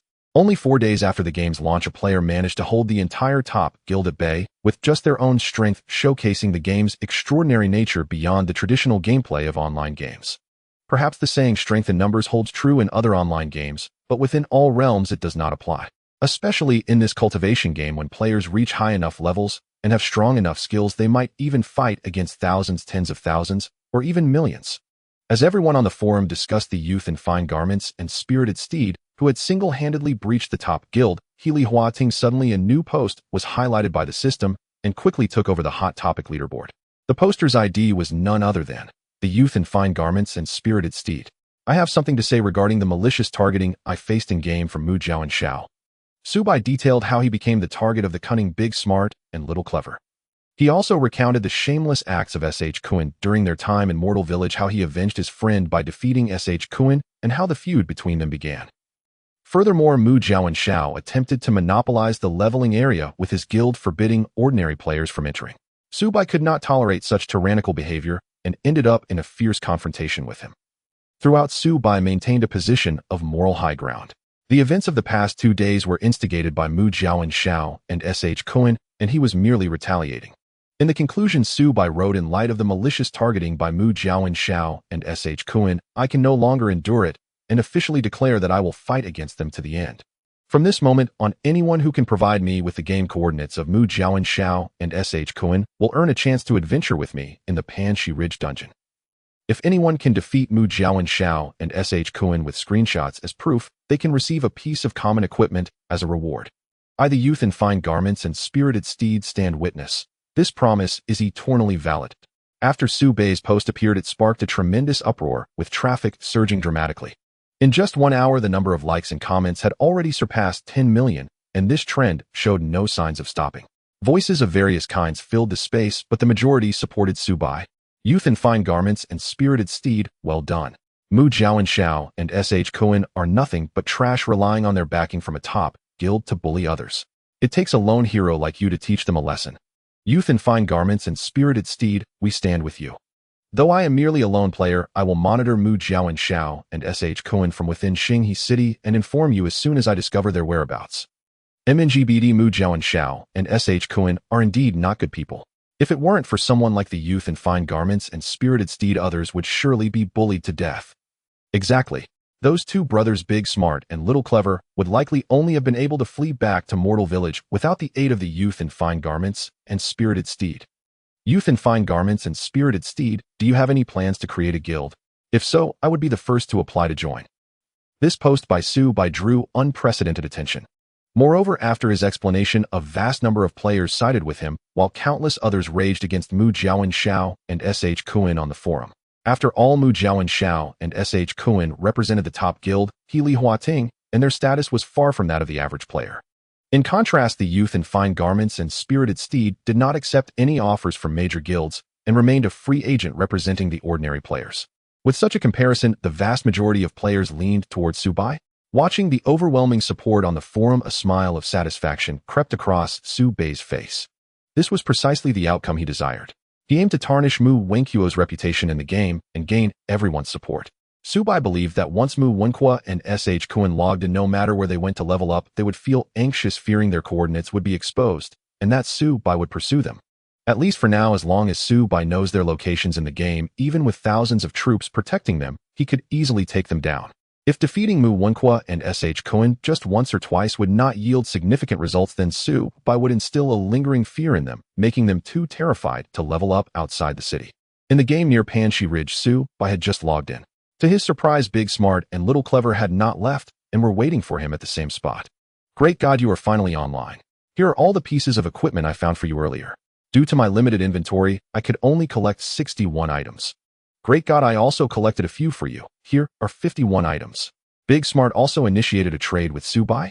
All were ordinary items, with over half being low-quality gear and only a few being common quality. Let's split them into 3 parts. We can each take one. Don't refuse. I also need your help with something. Big Smart and Little Clever, who were about to decline, immediately looked at Subai. I just posted something on the forum, and the response has been quite good.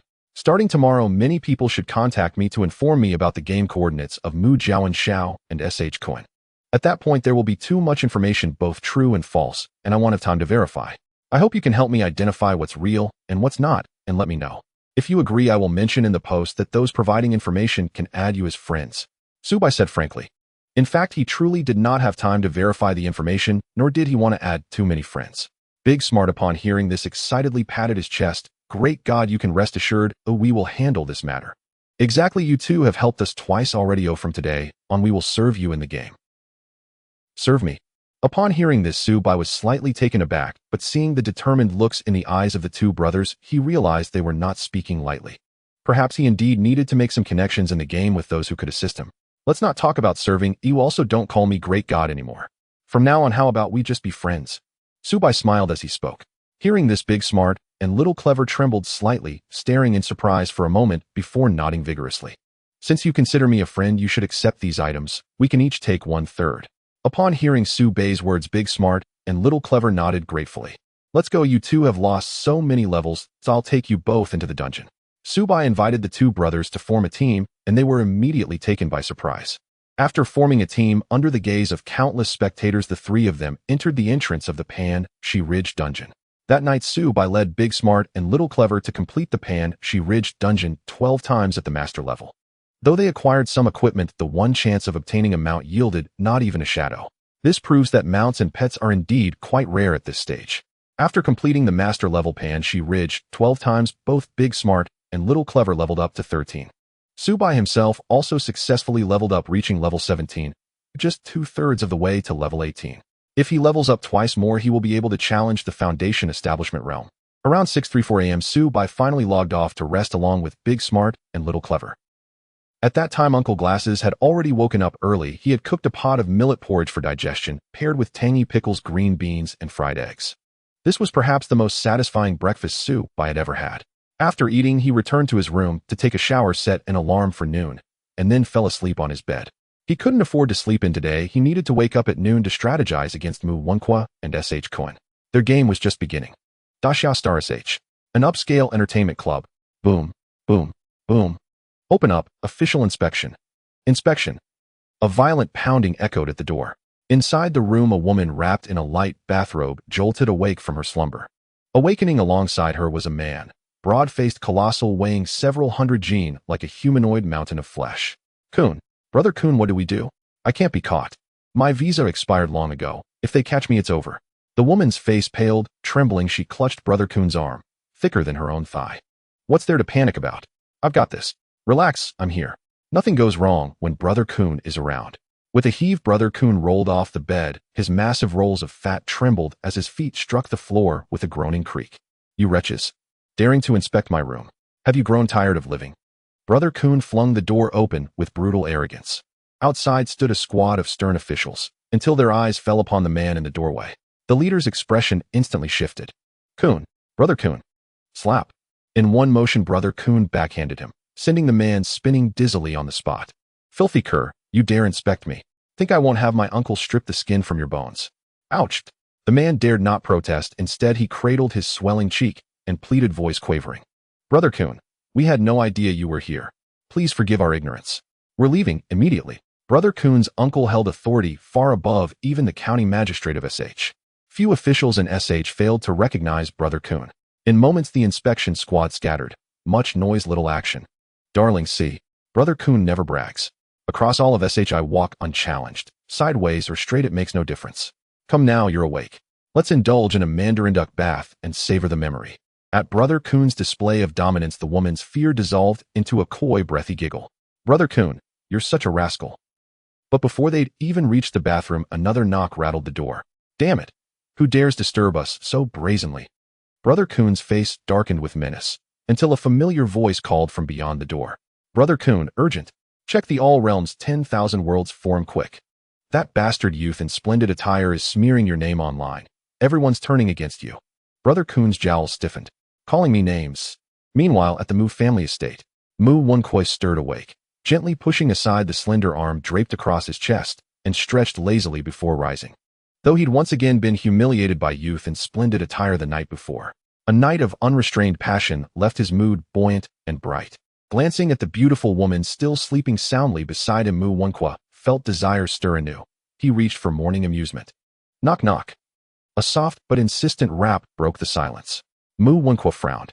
He knew instantly it was his trusted aide Ada. No one else would dare disturb him so early. Ada, enter. Ada stepped in, his expression grim, lips parted yet hesitant. What is it? Speak plainly. Young Master Mu, the rogue youth in splendid attire has declared open war on you in the forum. Declared war on me. On what grounds? Mu Wenqua's brow furrowed as he snatched his phone, logged into the All Realms 10,000 Worlds Dashiastar forum, and scrolled. His face grew steadily colder, his teeth ground together, emitting a low, grating sound. Crack. Enraged, he hurled the phone to the floor. The impact startled the sleeping beauty beside him awake. Mu. Young master. How naughty you are. It's barely morning. I wasn't ready yet. Unaware of the storm, she blinked sleepily, cheeks flushed, assuming he meant to tease her again. Ready for what? All desire vanished. In fury, he slapped her hard, sending her tumbling from the bed. Get out. Stunned and stinging, she scrambled away. Tears welling, face cradled in trembling hands, back bent low in hurried retreat. Youth in splendid attire, you're ruthless indeed. So this is your move. Ada. Immediately hire professional trolls to flood the forum and dismantle him. Also post under my name a 5 million credit bounty for any true master who can slay youth in splendid attire within the game. 5 million credits for a single kill. Ordinary players can't touch him. I'll summon elite hunters, even those ranked among the celestial top 10. I will break him.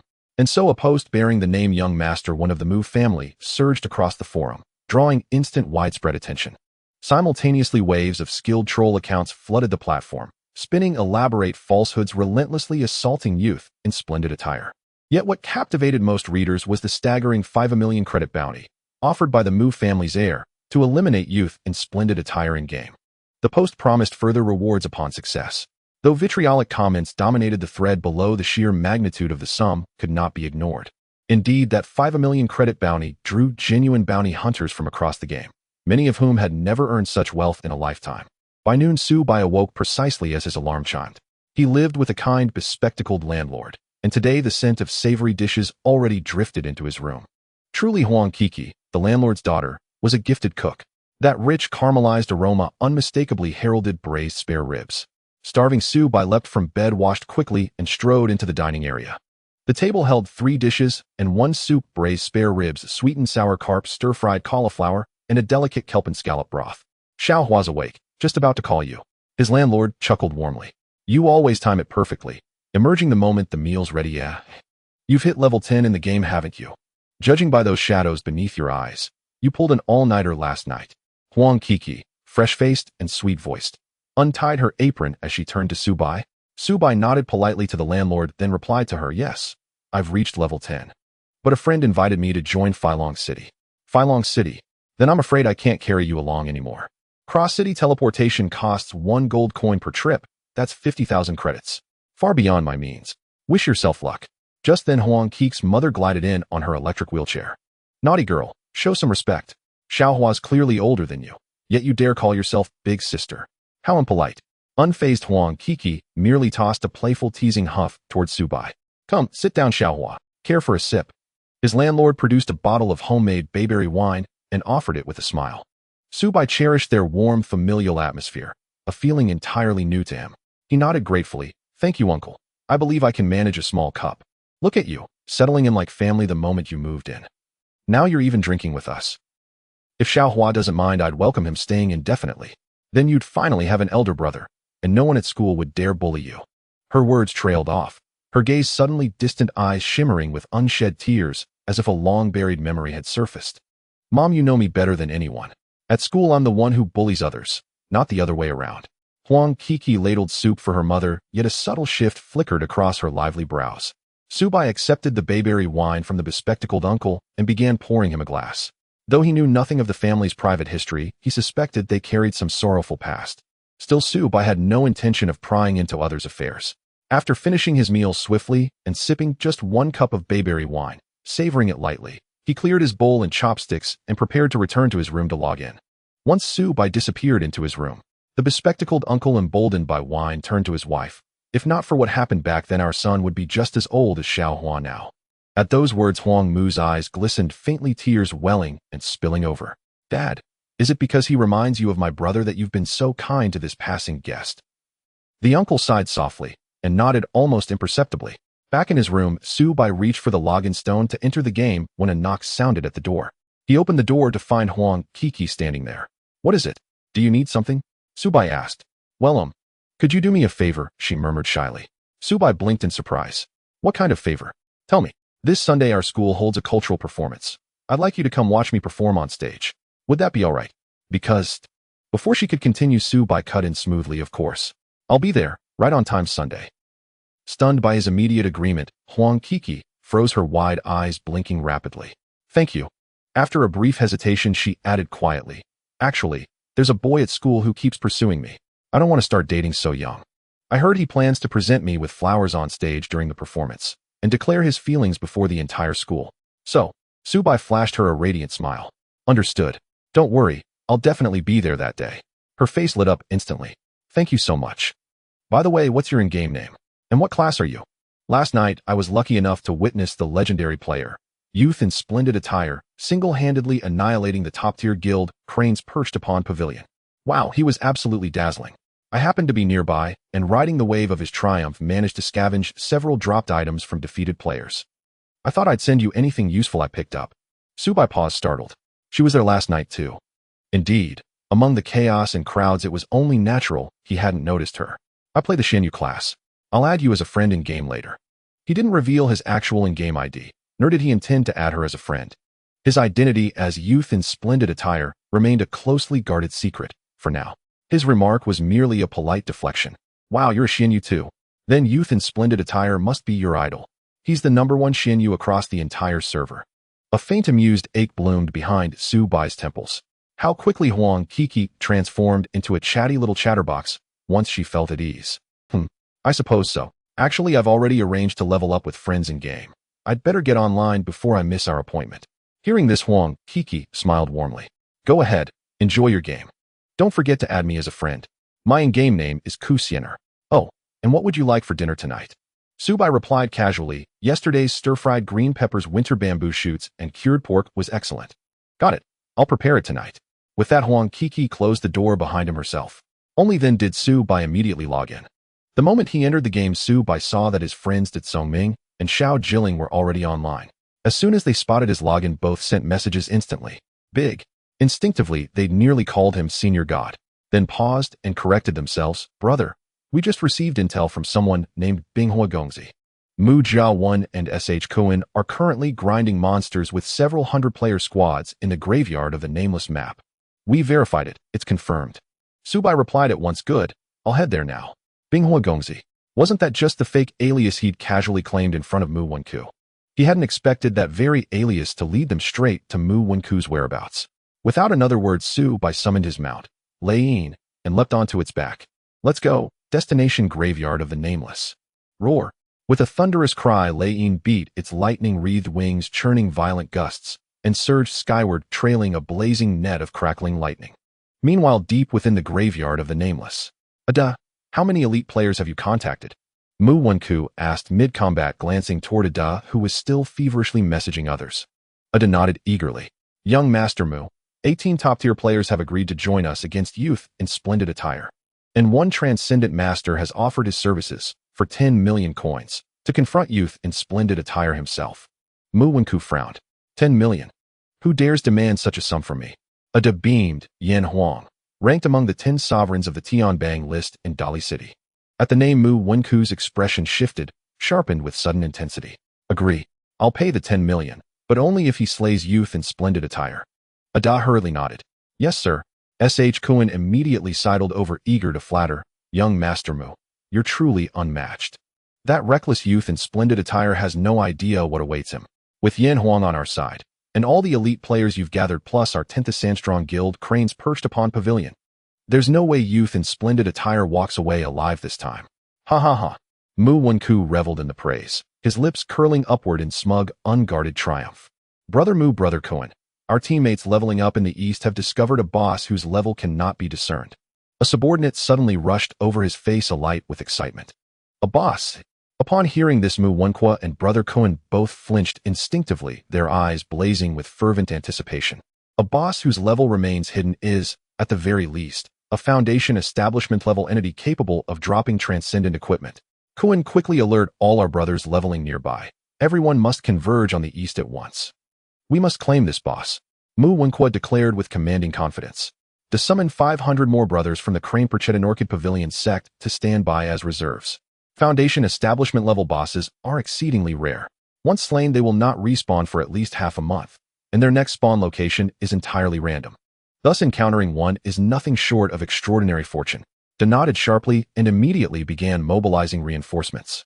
15 minutes later, within the Inrin Tomb map, deep in the eastern canyon, ROAR, a bestial roar erupted like thunderclaps reverberating violently across the valley. There at the canyon's heart stood a colossal hound, 10 meters tall, standing upright on two legs, its body thickly cloaked in crimson, fur jaws wide and jagged form massive claws gripping the earth, and a tail wreathed in searing flame, rampaging in unrestrained fury. This was the very boss Mu Wonqua's party had discovered. Its level unreadable, its name known only as the Crimson Roarer. Advance now. Substitute Breaker Stars and Celestial Dragons move forward and hold the front line. Stellar Net Cultivators, conserve no spiritual energy, monitor frontline health vigilantly. Especially safeguard Brother Da's vitality threshold. Melodious Voice Cultivators, rotate debuffs to inflict weakening upon the Crimson Roarer. Arc Feather Archers and Spirit Sword Adepts, unleash full assault. Brothers of the Divine Wasteland, join the fray without hesitation. Brother Kuin bellowed orders at the top of his lungs, directing his forces in a relentless human wave assault against the Crimson Roarer. Even Mu Wonqua himself was not idle. He released his pet Azure Lion, commanding it to flank and harry the Crimson Roarer from the side. Yet he himself remained far behind the front lines, delegating tactical command entirely to Brother Kuin. This boss, the Crimson Roarer, was of unknown cultivation rank, yet undeniably ferocious. In mere moments, 1/3 of the 400-strong force Mu Wonqua had brought lay dead. Only Brother Da, the Celestial Dragon Cultivator, endured 3 strikes from the Crimson Roarer thanks to his superior gear and companion beast. All others, Breaker Stars and Celestial Dragons alike, fell within 2 seconds. Brother Mu, this Crimson Roarer is brutally savage. It may even approach the 30th level, the Illumination Realm. I've heard that slaying an Illumination Realm boss carries a chance to yield a guild founding edict. At these words, ambition blazed fiercely in Mu Wonqua's gaze. Across the entire Daxia Stellar server, no true guild had yet been established, precisely because no one possessed such an edict. Should the Crimson Roarer drop the guild founding edict, Mu Wonqua would ascend to legendary renown overnight. Yet aspiration gleamed bright, reality struck cruel. The Crimson Roarer was too savage, over 100 fallen, yet its health bar had diminished by merely 1/20th. Retreat now. The Crimson Roarer is about to unleash its skill. Brother Da cried out in terror, raising his Buddha shield and bolting away with his pet in tow. Aorc. The Crimson Roarer raised all 4 massive limbs high above its head, roared skyward, and its towering frame ignited with volatile flame-like energy. Boom, dong. As its 4 limbs slammed into the earth, the impact shook mountains and split the ground. A cataclysmic wave of energy surged outward like a subterranean volcanic eruption. Instantly, over 50 cultivators were hurled skyward, their health bars flashing with terrifying damage 3500. Upon landing, every single one perished, none survived. Within a 20-meter radius of the Crimson Roarer, the battlefield became a vacuum, littered entirely with fallen players. Damn, it's that savage. Brother Kuin stared dumbfounded from afar. Mu Wonqua recoiled in shock. Then in an instant, wild elation surged through him. Kuin, summon more brothers immediately. This Crimson Roarer is almost certainly an Illumination Realm entity. If we slay it and obtain the guild founding edict, the Crane-Perchita Orchid Pavilion sect shall resound across the Daxia Stellar realm. Hearing Mu Wonqua's voice, Brother Kuin's own eyes burned with fervor, and he resumed rallying reinforcements without delay. All Divine Wasteland warriors, follow me and hold the line. Brother Da roared. In the wake of the Crimson Roarer's devastating technique, every other tank-class cultivator, except Da, had already fallen. Now only Divine Wasteland warriors could fill the void left by the fallen Breaker Stars and Celestial Dragons. Brother Mu, the 2,000-strong formations will arrive within 10 minutes. Brother Kuin affirmed. 10 minutes. Mu Wonqua's expression tightened as he watched the Crimson Roarer strike down a Divine Wasteland warrior with a single blow. With barely over 200 cultivators remaining, survival for 10 minutes was anything but certain. Push them. Demand arrival within 8 minutes. No one has ever slain an Illumination Realm boss before. The first kill yields the highest probability of dropping the guild founding edict. Failure is unacceptable. After a moment's contemplation, Mu Wonqua turned to Brother Da, who had just retreated to receive healing, and said to contact Yin Huang. I'll pay him 2 million extra. Tell him to rush here immediately to aid us against the Crimson Roarer. Brother Da nodded. Understood. While Mu Wonqua remained wholly fixated on the Crimson Roarer, Su Bai arrived, mounted atop his steed, the Thunderhum. Shriyike. The Thunderhum's cry pierced the air like thunder itself. Its imposing, icy-cold visage, crackling with azure lightning, made it a radiant, unmistakable presence wherever it appeared. Thus, when Su Bai descended upon the battlefield astride the thunderhum Mu Wenqua, and his besieging forces instantly noticed his arrival from below. Damn, fresh robes and youthful steeds. Brother Kuen's face paled. Mu Wenqua's expression turned ashen. A boss. Su Bai did not attack immediately. Instead, hovering high above, he scrutinized the Crimson Roarer, only to find its attributes utterly invisible even at his 17th level. This confirmed the Crimson Roarer was at least 28th level, or possibly even an Illumination Realm boss exceeding 30 levels. Fresh robes and youthful steeds. If you withdraw now, I'll grant any demand you make. Fearing his triumph would crumble at the final moment, Mu Wenqua knew the plea was futile, yet he made it nonetheless. Is that so? Then give me an E. Can you afford that? A sardonic smile curled Su Bai's lips. Fine, an E it is. But I'll only transfer part of the sum up front. Provide your bank account number. I'll wire 10 million credits to you immediately. Mu Wenqua shouted upward. If Fresh Robes and Youthful Steeds was greedy, then perhaps this could still be managed. Do you truly take me for a fool, eh? Su Bai's voice dropped to a glacial whisper, and from midair, he drew the moon-embracing frostlight bow. A razor-sharp, frost-laced arrow shot downward, striking Mu Wenqua square in the forehead. Damage 1211. His expression froze. Rage and despair locked in his gaze, as he collapsed rigidly backward. Having just ascended to level 10, he plummeted back to level 9. Mu Wenqua had sought to deceive Su Bai, and more cunningly to extract his bank details to unmask his identity. But Su Bai would never fall for such a trap. Bastard, fresh robes and youthful steeds, you dog. Brother Kuen's furious roar cut off abruptly, as a second frost-laced arrow whistled through the air and pierced his chest. Damage 1381. His curse died mid-sentence, his heavy frame crashing lifelessly to the ground. Brother Kuen, seeing their leaders slain before their very eyes, shattered morale among their followers. They longed to avenge them, but Su Bai, suspended high above, lay beyond the reach of all their attacks. Having dispatched Mu Wenqua and Brother Kuen, Su Bai pivoted the moon-embracing frostlight bow, its aim now locking on a Brother Da, who scrambled desperately into the crowd. Whip! The arrow struck true, but Brother Da's Buddha shield intercepted it in time. Damage 761. He still retained half his vitality. As a celestial dragon cultivator, he allocated all stats toward endurance and wielded damage reduction techniques, making Su Bai's standard attacks incapable of an instant kill without critical strikes. Heal now, all of you. Fresh robes and youthful steeds, you won't lord over us for long. Our Tuthisan strong legion arrives any moment now. Brother Da gritted his teeth in hatred. His lost health regenerated fully in under a second, restored by dozens of stellar net cultivators behind him. 2,000. Not enough to stand before me.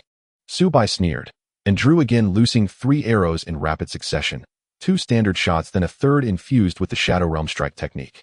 Damage 788, 801, 3281. RRRGH. Terror contorted Brother Da's face. Even with dozens of stellar net cultivators frantically channeling healing energy, he could not be saved.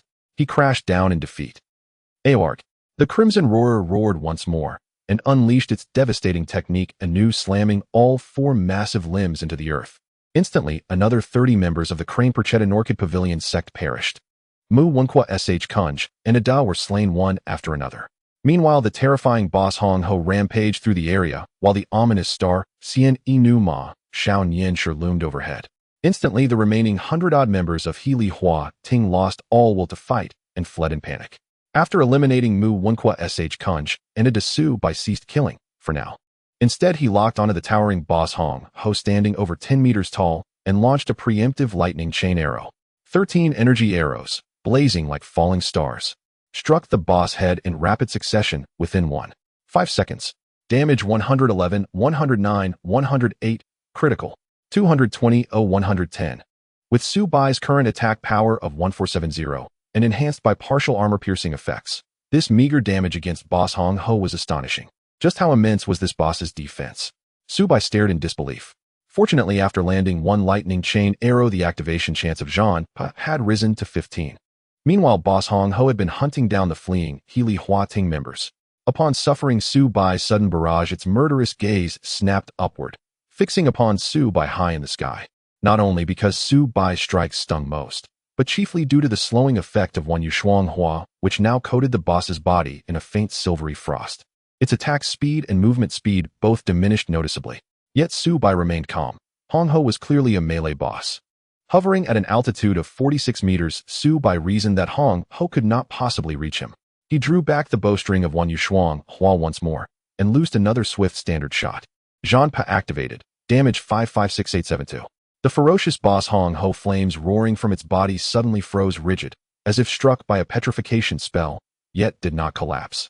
It triggered already. Su Bai felt equal parts shock and elation, never expecting Zhanpa to activate so swiftly. Yet his face bore no smile. For those struck by an instant death blow, boss Hong Ho remained upright, unmoving, but unfallen. And Su Bai received no reward for its defeat. What is happening? Su Bai froze in astonishment. Ding dong. Boss Hong Ho has triggered its innate talent upon near-death rebirth in place. The system announcement faded. Roar. The boss's crimson first surged outward, thickening, lengthening, deepening into a gory, blood-splattered scarlet. Moreover, its already towering height, 10 meters, continued to swell, tendons and bones cracked violently within its frame. Within moments, Hong Ho had transformed into a primordial leviathan, 18 meters tall, radiating unspeakable dread. Witnessing this, Su Bai's awe deepened, and so did his certainty. This boss Hong Ho was undoubtedly a level 30 or higher Kai Guangjing entity. Boom. A thunderous gust erupted. Now 18 meters tall, Hong Ho shattered the earth beneath its feet, then leapt skyward with impossible speed, launching itself straight at Su Bai. Beneath the boss's colossal form, Su Bai and his mount Lei Yin appeared scarcely larger than ants. Thud. Agony exploded through Su Bai's body. Lei Yin shrieked in pain. Both were hurled downward from the heavens by Hong Ho's crushing blow. Crack. Yet the moment Hong Ho struck, a blazing halo of lightning fire erupted from Lei Yin's surface, like heaven's wrath unleashed, dealing retaliatory damage to the boss. Ow! The boss roared in agony, inflicting heavy damage yet sustaining nearly as much in return, over 2,000 points of health drained by Lei Yin's thunderous assault. When Hong Ho crashed back to earth, it carved a massive crater and crushed 7 or 8 members of Healy Huating beneath its weight. Ding dong. Your mount state has been interrupted. Lei Yin cannot be ridden again for 20 minutes. The notification flashed before Su Bai as he lay sprawled on the ground. And his health, 4009 points, plummeted instantly by 2,000. The boss's strike was utterly devastating. Against anyone else, such a blow would have meant certain death. He's down. Brothers, now's our chance to avenge young Master Mu and Brother Kuan. The scattered remnants of Healy Huating erupted in frenzied cries, murderous intent blazing in their eyes as they converged upon Su Bai. Bai Shao Chun, emerge. Su Bai swallowed a grade 2 revitalizing pill restoring 200 health, then immediately summoned Bai Shao Chun, now at level 13. Ya! With a ghastly wail, Bai Shao Chun sprang vertically, soaring 5 meters into the air, and lunged first at an enemy divine wasteland warrior. Though Lei Yin was temporarily unusable as a mount, as a perfect tier steed, it retained formidable combat prowess. Su Bai commanded it to join forces with Bai Shao Chun. Then Su Bai raised his hand and fired a standard shot, slaying an enemy outright and siphoning over 500 health. Life-draining kills proved far swifter than swallowing pills. After recovering from the pain, boss Hong Ho rose once more, towering like a skyscraper, and fixed its feral bloodshot eyes upon Su Bai. Yet across its massive frame, countless frost shards and crackling lightning embers still scattered, the lingering debuffs inflicted by Wan Yushuang Hua and Lei Yin. Su Bai struck first, loosing another standard arrow that struck true upon Hong Ho's body. Ding dong. Zhanpa activation chance increased to 3. Hearing the alert, Su Bai's expression tightened. The boss's rebirth via skill had reset all accumulated Zhanpa probability to 0.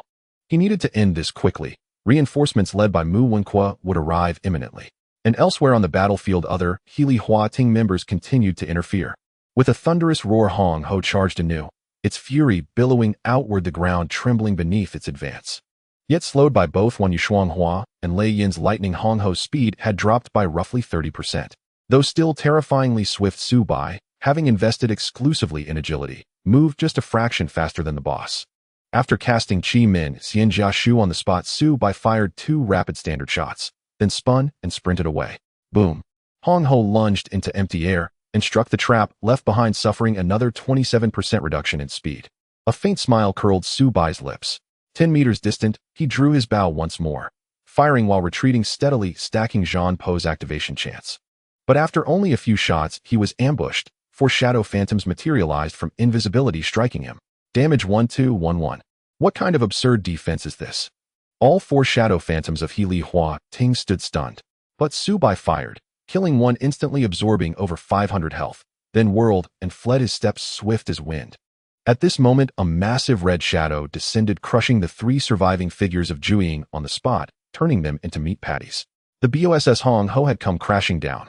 Su Bei's pet by Xiao Chuan and his Mount Lei Yin were exceptionally powerful. The duo blocked a significant number of people from Healy Huating, preventing more enemies from harassing Su Bai. Moreover, Bai Xiao Chuan had already killed 7 enemies. Being a pet listed on the heavenly ranking, it was no joke. Ordinary players were simply not enough to be slain by Bai Xiao Chuan. The Mount Lei Yin resembled a magical sword, frequently unleashing bolts of lightning damage, and in conjunction with Bai Xiao Chuan, its power was multiplied. Seeing his pet and mount perform so well, Su Bai couldn't help but smile, continuing to kite the BOSS Hong Ho with ease. The probability of Zhan Pa had risen to 17. However, Su Bai suddenly noticed that after he had depleted the BOSS Hong Hao's health, it had swiftly recovered to full. A glance revealed that some of He Li Huating's Xing Luo were healing the BOSS Hong Ho from afar. They had received a death order from Mu Wenqua to protect the BOSS Hong Ho at all costs, ensuring that the young man in fine clothes on horseback could not kill the boss. Furthermore, a dozen of Miao Yin's enemies were slowly approaching, intending to inflict negative skills on Su Bai. Once Su Bai realized this, he would not let them succeed. His attack range was an impressive 46 meters. Su Bai raised his hand and unleashed a Pai Yun arrow, instantly killing all the Miao Yin enemies within 30 meters. Additionally, this skill also took down several unlucky figures of Zhuang that had come from the same direction while stealthy. As for the enemies Xing Luo healing the BOSS Hong Ho, Su Bai was indifferent. His means to kill the boss relied on Zhan Pa, and even if the BOSS Hong Ho was at full health, it would still be slain in a second. Moreover, while the enemies Xing Luo focused on healing the BOSS Hong Ho, there were fewer enemies to disturb him. Su Bai continued to engage the BOSS, but this time his luck was not as good as the first. The probability of Zhan Pa had risen to 31, but had yet to trigger. The BOSS Hong Ho, after failing to catch up with Su Bai, became furious, its blood red, first standing on end, muscles bursting with explosive energy, and a terrifying aura rapidly gathering within. Su Bei's eyelids twitched slightly as he realized this is going to use a skill. He quickly fired a restored CD's lightning continuous arrow. On the 8th arrow, Zhan Pa was successfully triggered. Ding dong. Congratulations on your overlevel kill, BOSS Hong Ho. Experience rewarded 8,000,000, gold 20. Finally triggering Zhan Pa, the BOSS Hong Ho froze for a moment, then crashed heavily to the ground, raising a cloud of dust. Receiving 8,000 experience points, Su Bai immediately leveled up twice from level 17 to level 19. Ding dong. As you were the first to kill the boss of Kaiguang Realm, a system announcement exclusive to Xinghe City has been triggered. Do you wish to hide your name? However, at that moment, Su Bai had no time to care about the system's prompts. He promptly drew back the bowstring of Wan Yushuang Hua, aiming the energy of the Chuan Yun arrow at the corpse of the BOSS Hong Ho, and instantly released it. Xiao. The explosive energy of the Chuan Yun arrow pierced straight through the corpse of the BOSS Hong Ho, unleashing a hurricane-like power. It instantly killed 4 stealthy figures of Zhuang that had come to snatch his spoils. These Zhuang thought they could fish in troubled waters and grab his loot. They were simply looking for death. Without pausing, Su Bai rushed over at top speed, collecting all the items beneath the BOSS Hong Hao's corpse into his bag. Ding dong. Player from Xinghe City, Xian Inu Ma Xiaonian, successfully killed the BOSS Hong Ho of Kaiguang Realm. As the first player in this city to achieve the first kill of the boss of Kaiguang Realm, the Lord of Xinghe City rewards player Xian Inu Ma Xiaonian with experience 800,000, a reputation 200, fortune value 3. Additionally bestows the title of Demon Slayer. The sudden system announcement resounded before every player in Xinghe City. All players who heard this voice were left stunned, their expressions frozen in disbelief. Meanwhile, Mu Wenqua, rushing with the forces of Healy Huating, heard this announcement. He immediately spat out blood in anger, falling off his silver horse. Mu Xiao, Kuan Gu, riding a black fat pig, jumped off in fury and quickly went to support the agitated Mu Wenqua. Mu Wenquo's face twisted. He bit his lips, speaking each word with deep-seated hatred. Xian Inu Ma Xiaonian, I will not let you go. I definitely will not. Kuan Gu supported the frenzied Mu Wenqua and said, Mu Xiao, we still have a chance. The people below said that Xian Inu Ma Xiaonian has been knocked off his mount and temporarily cannot ride. We have the chance to kill him and reclaim the items dropped by the BOSS Hong Ho. Upon hearing this, the furious Mu Wenquo's expression brightened, and he immediately said, Quick, tell the brothers on site to hold Xian Inu Ma Xiaonian at all costs. We must not let him escape. Kuan Gu nodded and immediately notified the brothers over there. But not long after, Kuan Gu shouted with an extremely shocked expression. Mu Xiao, according to a brother from Jueying the BOSS Hong, Ho dropped a plaque. That could very likely be the guild establishment order. Mu Wenquo's expression completely froze. Guild establishment order. Sh Kuanga nodded gravely. Mu Xiao Xian, Inu Ma Xiaonian just picked up the items dropped by the BOSS Hong Ho. As long as we take down Xian, Inu Ma Xiaonian within 15 minutes, there is a high chance that the guild establishment order will drop. Mu Wenqua took a deep breath, then sent 10 voice messages in the paid channel.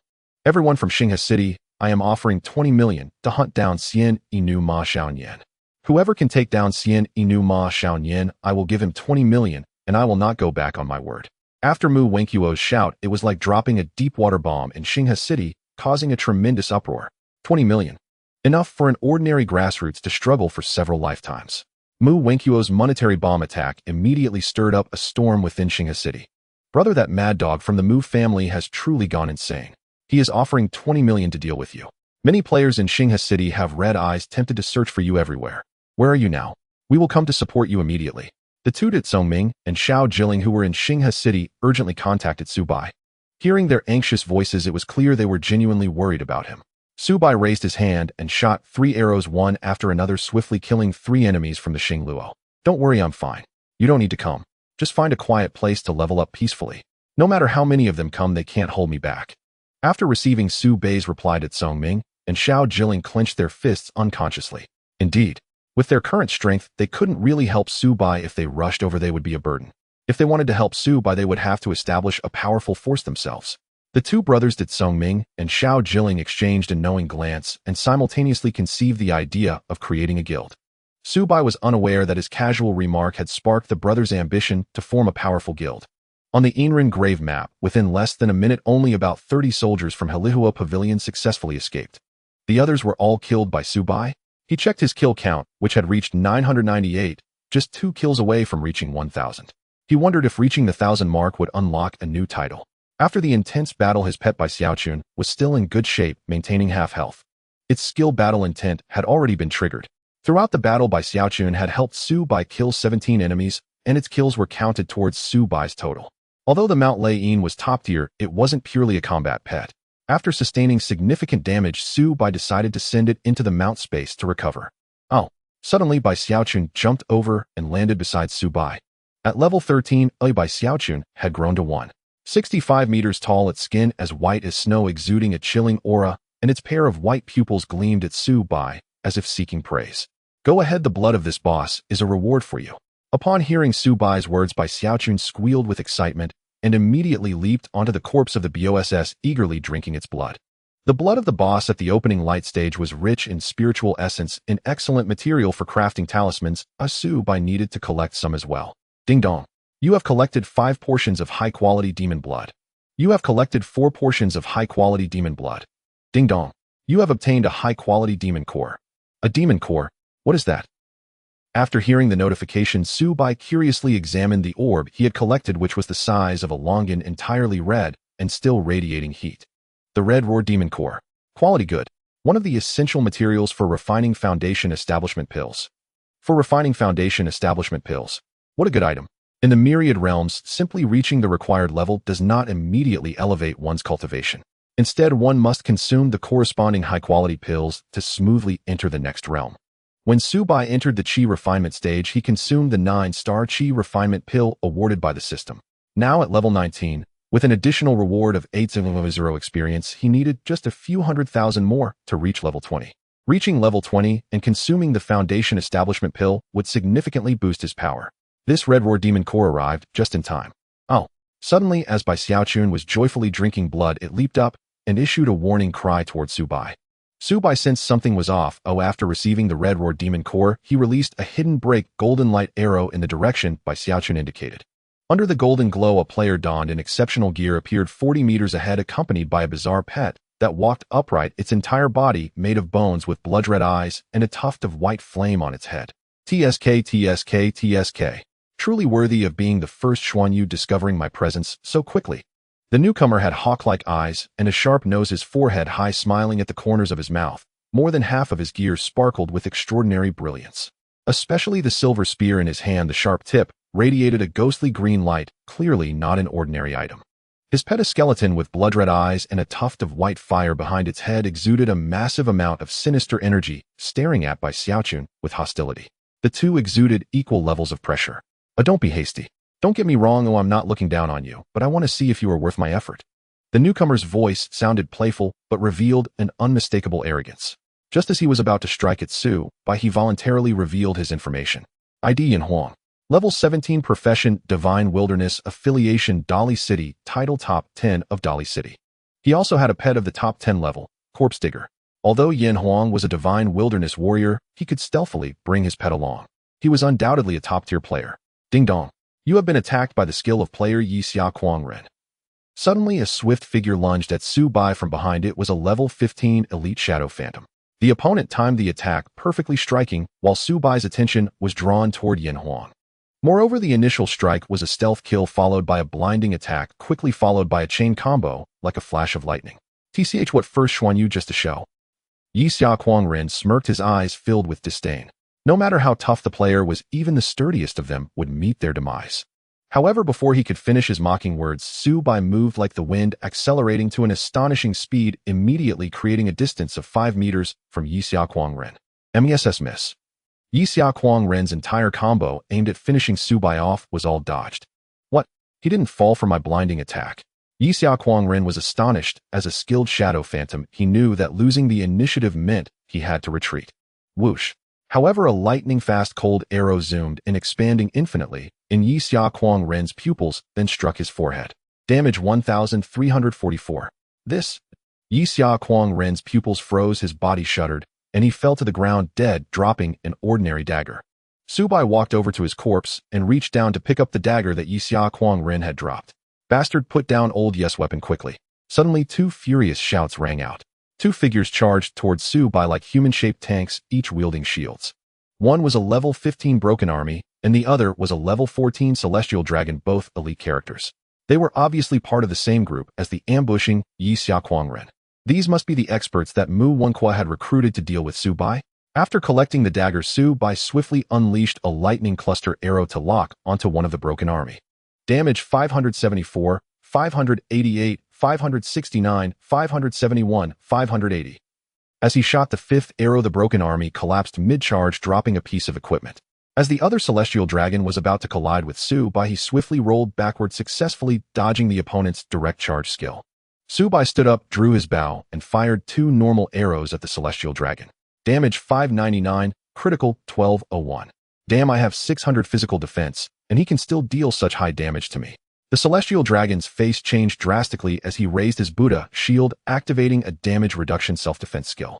After just 2 arrows, he was left with only a third of his health. Just as Su Bai was about to fire the third arrow, a spell struck him instantly. This was Miaoyin's slow spell, which could reduce a player's attack speed and movement speed by 50 for 5 seconds. This caused Su Bai's third arrow to hit the enemy Celestial Dragon a moment too late. A healing spell appeared just in time, restoring 600 health to the Celestial Dragon, and he also consumed a level 2 recovery pill, healing 200 health. Thus, Su Bai could not finish him off. At that moment, 2 spells, 1 fire and 1 water, struck like blades, crashing into Su Bai. Damage 488, 400. 2 more elite enemies appeared, one a fire spirit and the other a water spirit.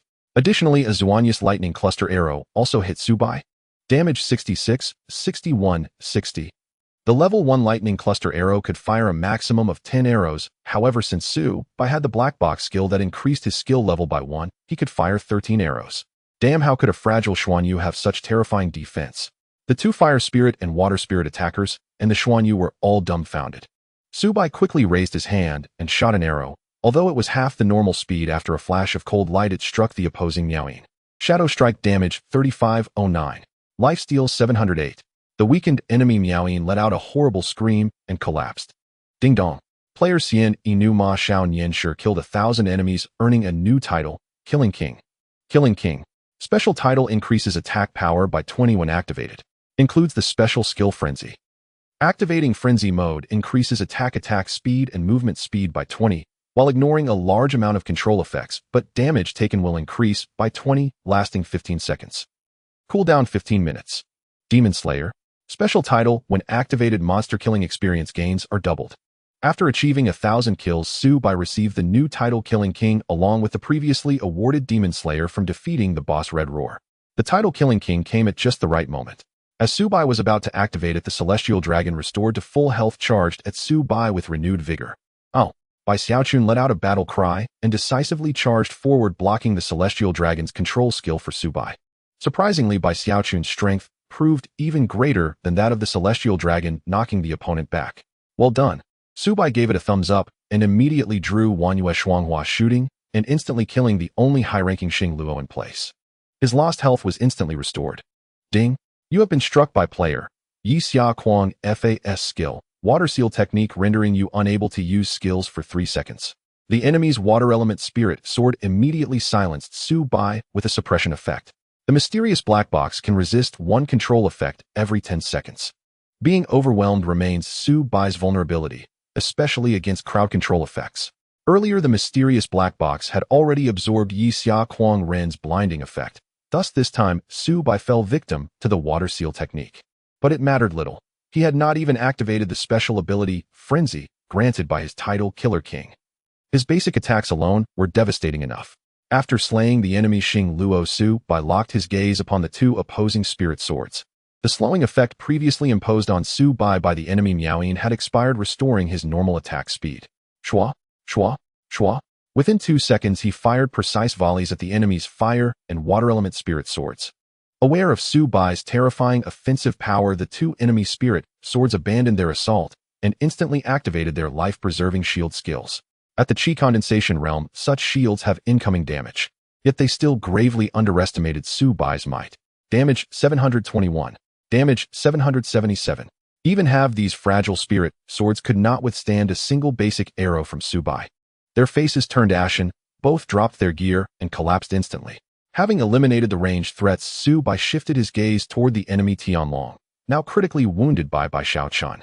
Though this Tianlong ranked among elite players, he remained outmatched in unknown combat against Bai Xiaochun. Unable even to defeat a mere pet, watching helplessly as every ally fell, the Tianlong's inner frustration was beyond measure. Had they known how overwhelmingly formidable Xian Inu Ma Xiao Nianshi truly was, they would never have accepted this assignment. Yet regret has no place in this world. Su Bai ignored the gasping Tianlong, already overwhelmed by Bai Xiaochun, and instead cast a frigid glance backward, unleashing an instantaneous cloud-dispelling arrow. 8 radiant energy arrows shot forth with lethal precision, fanning out in a triangular formation, and instantly annihilated more than half the dozen enemies surging forward. 4 elite adversaries remained, barely clinging to life, pale-faced and frozen in disbelief. What kind of demonic attack power is this? A human artillery cannon. Before they could react, Su Bai drew his bow with lightning speed and loosed 4 consecutive basic arrows, cutting down all 4 critically wounded foes. Thus, the 18 elite warriors hired at great expense by Mu Wenqua were utterly eradicated by Su Bai. Meanwhile, Bai Xiaochun had already seized the Tianlong, sinking his fangs into the foe's neck to drain and slay him. Clap, clap, clap. Exquisite. Truly worthy of the title First Xuanyu. Xian Inu Ma Xiao Nianshi, I acknowledge you now. You have earned the right to draw my hand. Yan Huang, who had stood idly observing until now, rose to his feet, clapping vigorously. His earlier arrogance transformed into genuine admiration and rising fervor. He had encountered a true master of the game, and felt instinctively that rare kinship born between peerless warriors. After collecting all dropped gear from the battlefield, Su Bai stood calm and composed his gaze, turning steadily toward Yan Huang. Just as he contemplated finishing Yan Huang with a lightning chain arrow. Xian Inu Ma Xiao Nianshi. Today you shall find no path to heaven nor refuge in earth. A thunderous roar echoed from afar. The ground trembled beneath the advance of over 2,000 troops, entirely the forces of He Li Huating, rushing in to encircle them under the command of Mu Wenqua and Sh Kuan-ge. Upon spotting Su Bai still on site, Sh Kuan-ge's face erupted in ecstatic tremors, jowls quivering with glee. Now Xian Inu Ma Xiao Nianshi would have no chance to escape. Yet his triumphant smirk barely lasted a moment. Fwoosh! A divine arrow pierced through all resistance, striking Sh Kuan-ge squarely in his thick waist. Damage 1432. Sh Kuan-ge's massive frame tumbled off his black-haired boar mount like a lifeless sack of meat. Having just arrived, he was instantly sent back to the resurrection point in Xinga City. His soul screamed inwardly, damn it all. You and your entire family, Xian Inu Ma Xiao Nianshi. Mu Wenqua seated atop his silver griffin watched Kuan Gu fall, and instantly leapt from his mount, darting behind the ranks for cover.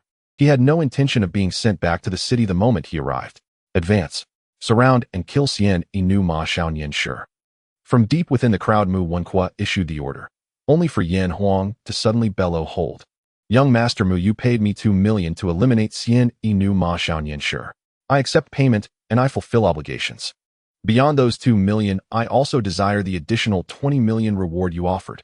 Yan Huang lifted his head high, stepped forward, and fixed Su Bai with a gaze as sharp and unyielding as a drawn blade. "Xian Inu Ma Xiaoyan Shi, a warrior of your caliber would be dishonored if slain amid a mob. To fall before a master such as myself, that is the only fitting end for one like you. Dare you accept a fair, unknown duel at the pinnacle of our strength?" A faint wry smile curled Su Bai's lips. This Yan Huang was indeed insufferably arrogant. Yet Su Bai welcomed the prospect of battling such a supremely confident, top-tier master. "I have no objection. If you wish to fight, I accept." Su Bai accepted Yan Huang's challenge. "Wait." At that moment, Mu Wenqua, still cowering deep within the crowd, called out, "Xian Inu Ma Xiaoyan Shi, I grant you the chance for a fair duel with Yan Huang, but only on one condition. Should you lose, you must surrender the guild formation edict dropped by the boss Hong Ho." Yan Huang regarded Mu Wenqua, too cowardly even to show his face, with open contempt. Yet upon hearing of the guild formation edict, his expression sharpened instantly, his eyes locking onto Su Bai with sudden intense focus. The first guild formation edict, the most priceless artifact in existence, fiercely contested by every guild across the realm. Su Bai scoffed coldly, "And if I win, what then will you offer me?" Su Bai had not yet inspected the loot dropped by boss Hong Ho, only recalling a plaque-like item. But whether it was the guild formation edict remained unconfirmed. "Humph. Since you're so confident, let us wager.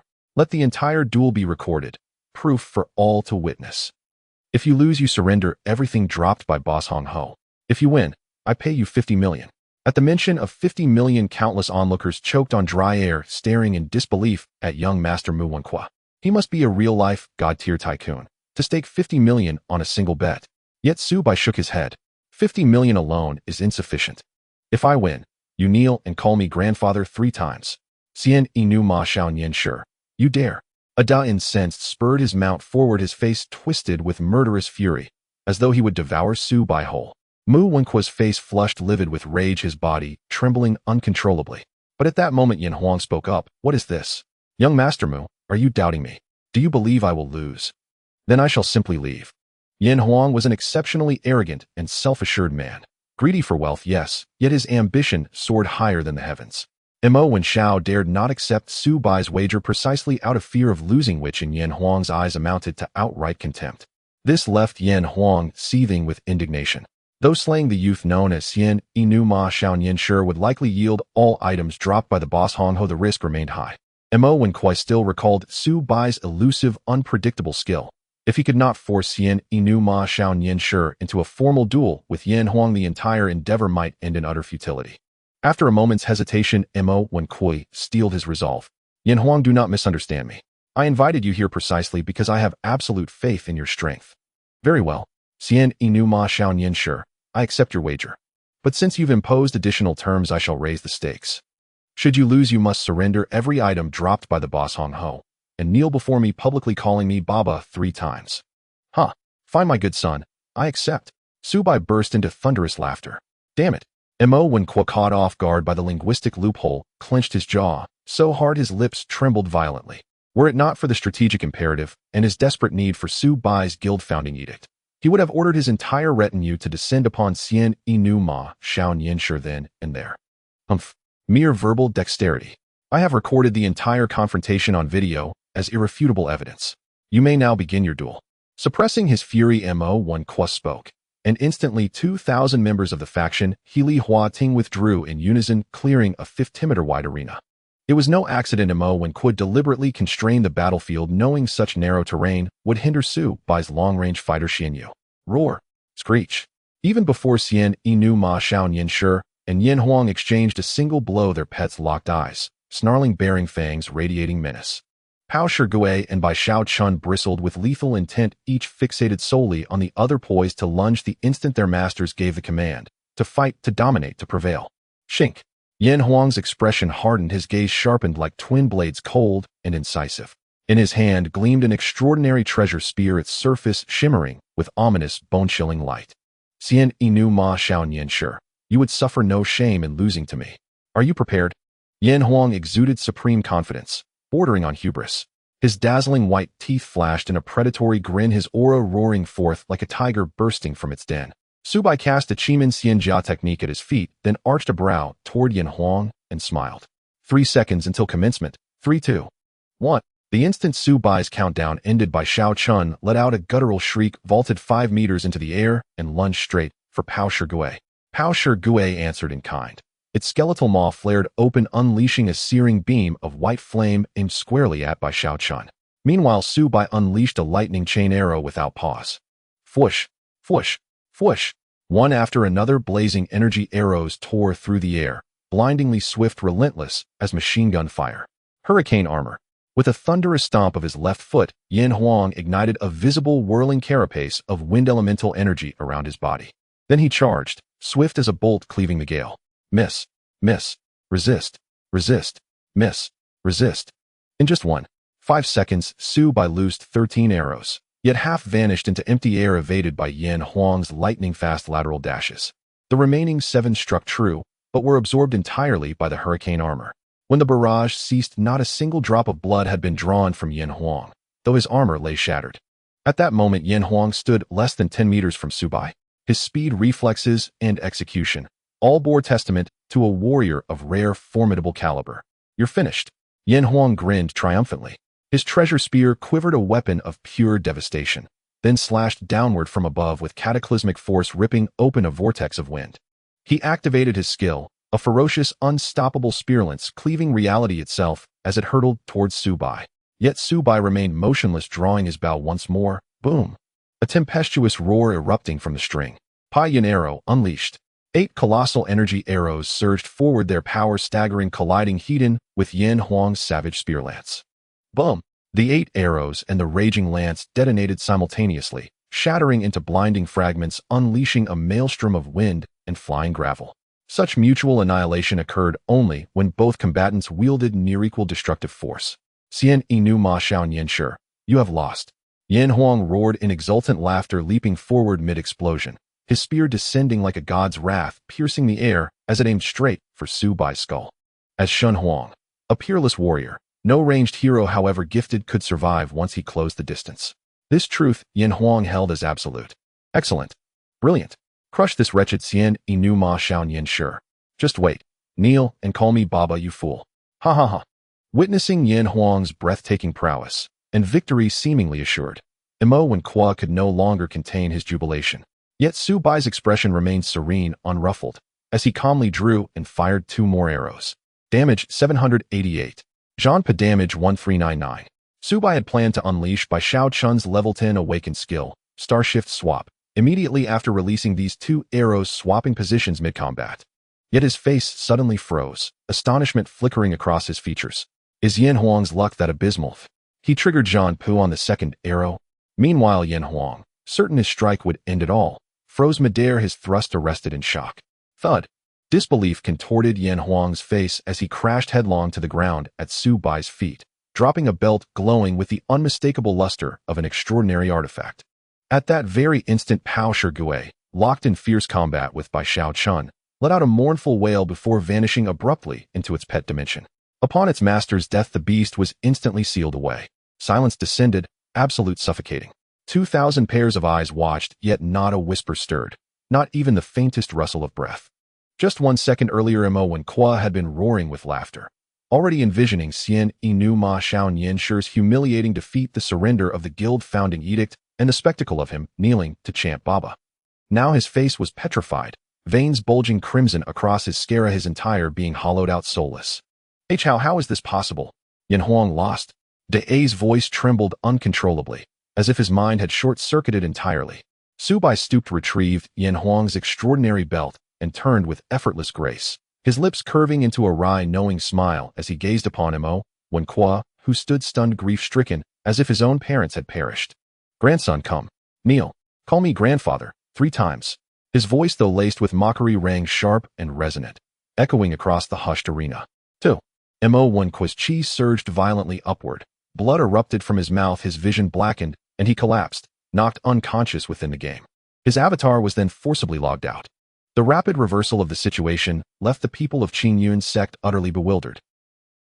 Just when it was believed that the young man in splendid clothes and on a spirited horse would inevitably perish at the hands of Yin Huang, a sudden twist of fate occurred, and Yin Huang, adorned in top-tier equipment, unexpectedly met his end. Their vice president Mu Jiawen couldn't bear the immense shock of this contrast. He was so furious that he vomited blood and fainted in the game, being forcefully logged out. This left the 2,000 people present from Qingyun's sect staring blankly at one another, unsure of what to do. The young man in splendid clothes and on a spirited horse. At this moment, Ada shouted each word with endless fury and resentment.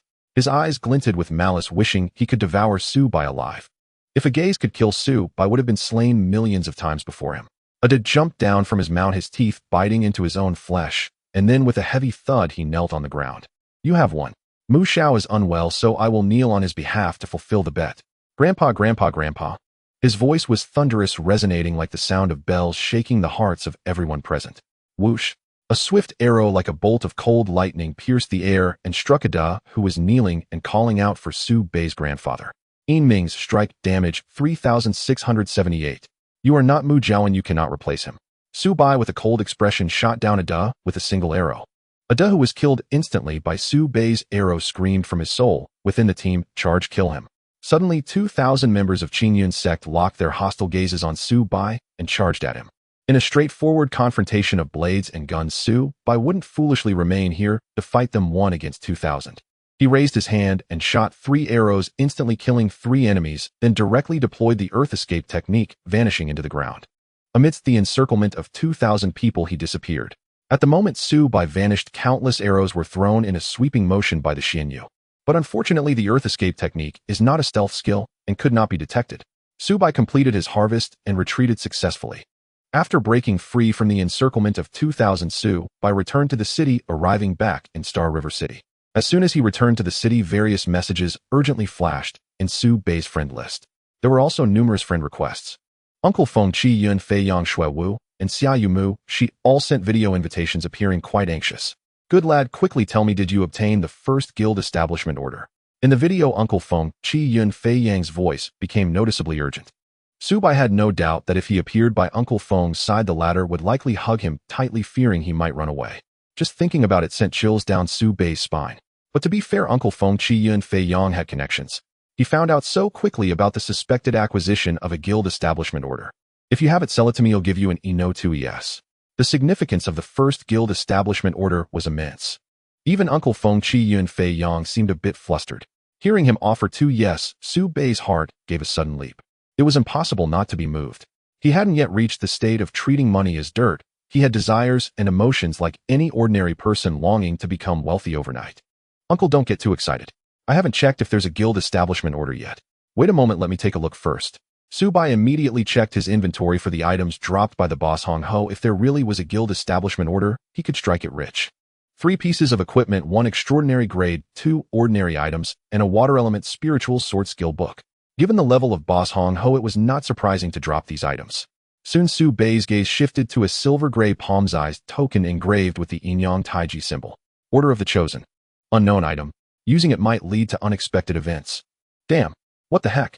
It wasn't a guild establishment order, but an unknown order of the Chosen. The wealth of those 2 ES had evaporated.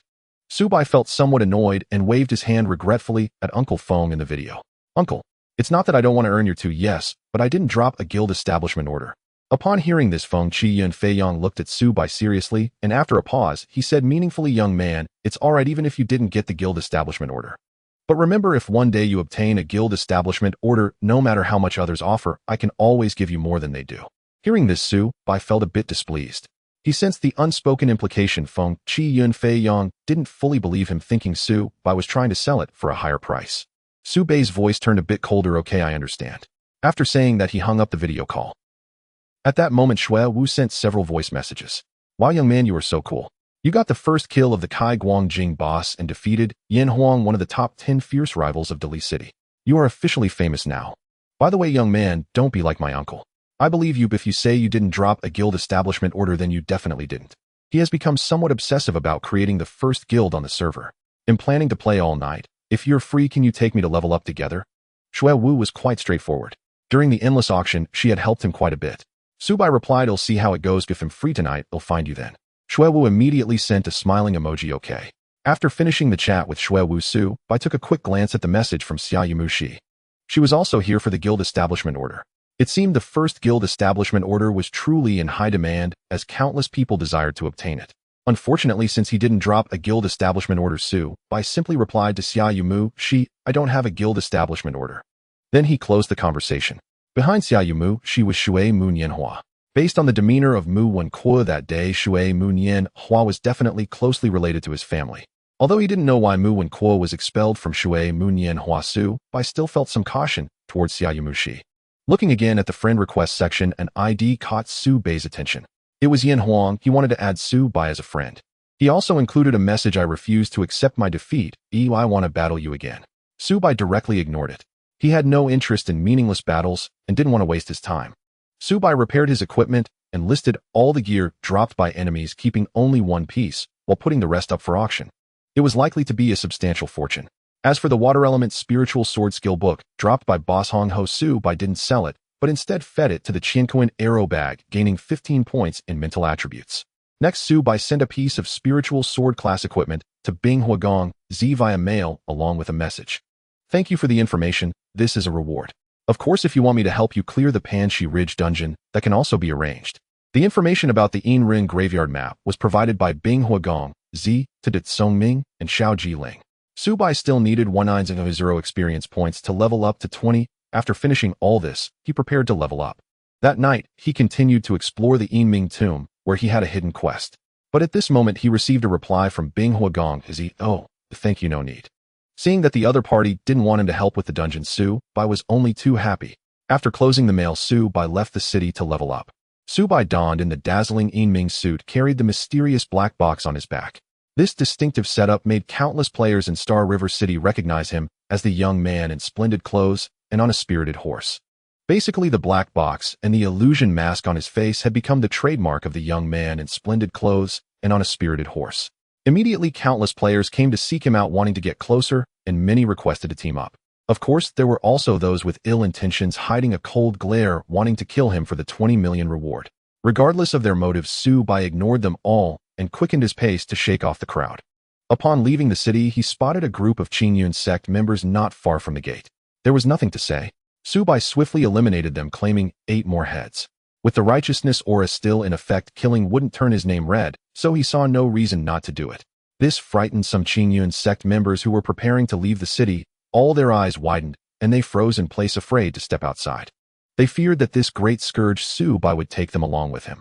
After finishing the kills, Su Bai summoned Thunder Song, and amidst the gasps and envious gazes flew into the sky. After solo grinding for several hours, he still needed 1500 experience points to level up from the 1900 required. There was no way around it. Without boss kills or good quests, leveling was painfully slow. Moreover, he had a mysterious black box that was constantly siphoning off experience. Su Bai was already preparing to log off. The glasses-wearing uncle had called for him twice at the door, saying it was time for dinner. This feeling of being wanted and called to dinner was truly delightful. Just as Su Bai was about to log off, he recalled that piece of Order of the Chosen. The description said that using it would lead to unexpected events. Since it was free to use, why not take a chance? With a mindset of trying it out, Su Bai directly chose to use it. Boom. Suddenly, a furious dragon thunderbolt descended from the heavens in the game, shattering the void and struck Su Bai on the head. It felt like being struck by 5 thunders at once. Su Bai's entire body stiffened, and he lost consciousness in the game, being forcibly logged out. A strange, acrid smell, like something burning. In the kitchen, the gentle and graceful Huang Kiki was cooking. When the scent reached her, she wrinkled her small, delicate nose in concern. In the main hall, the bespectacled uncle who was laying out plates and chopsticks also caught the odd odor. It seemed to be coming from the room where Su Bai stayed. The bespectacled uncle lived in a large Saihuan-style courtyard house, very spacious with more than a dozen rooms. He occupied the eastern wing. In the center of the courtyard stood a century-old tree planted by his ancestors. On the west side, a separate house had been turned into a guest rental. Huang's mother sat in an electric wheelchair, anxiety creasing her face as she asked whether something might be on fire. At that remark, the bespectacled uncle could no longer stand still. He dashed straight for Su Bai's room, shouting anxiously for Xiao Hua and asking what was happening and why the burning smell was so strong. He knocked, and called out frantically, afraid something had happened to Su-bai, but there was no answer. Then he noticed thin black smoke seeping from beneath the door. Panic gripped him. He hurriedly produced a spare key and opened the door. A choking wave of black smoke poured out, stinging his eyes and bringing tears to his face. Calling out again for Xiaohua, he clamped his hand over his mouth and rushed inside. The room was indeed ablaze. Even the bed had caught fire. But Su-bai lay motionless, his entire body charred and unresponsive. He looked as if struck by lightning, blackened from head to toe like a lump of charcoal. Seeing that sight, the bespectacled uncle's eyes bloodshot with urgency.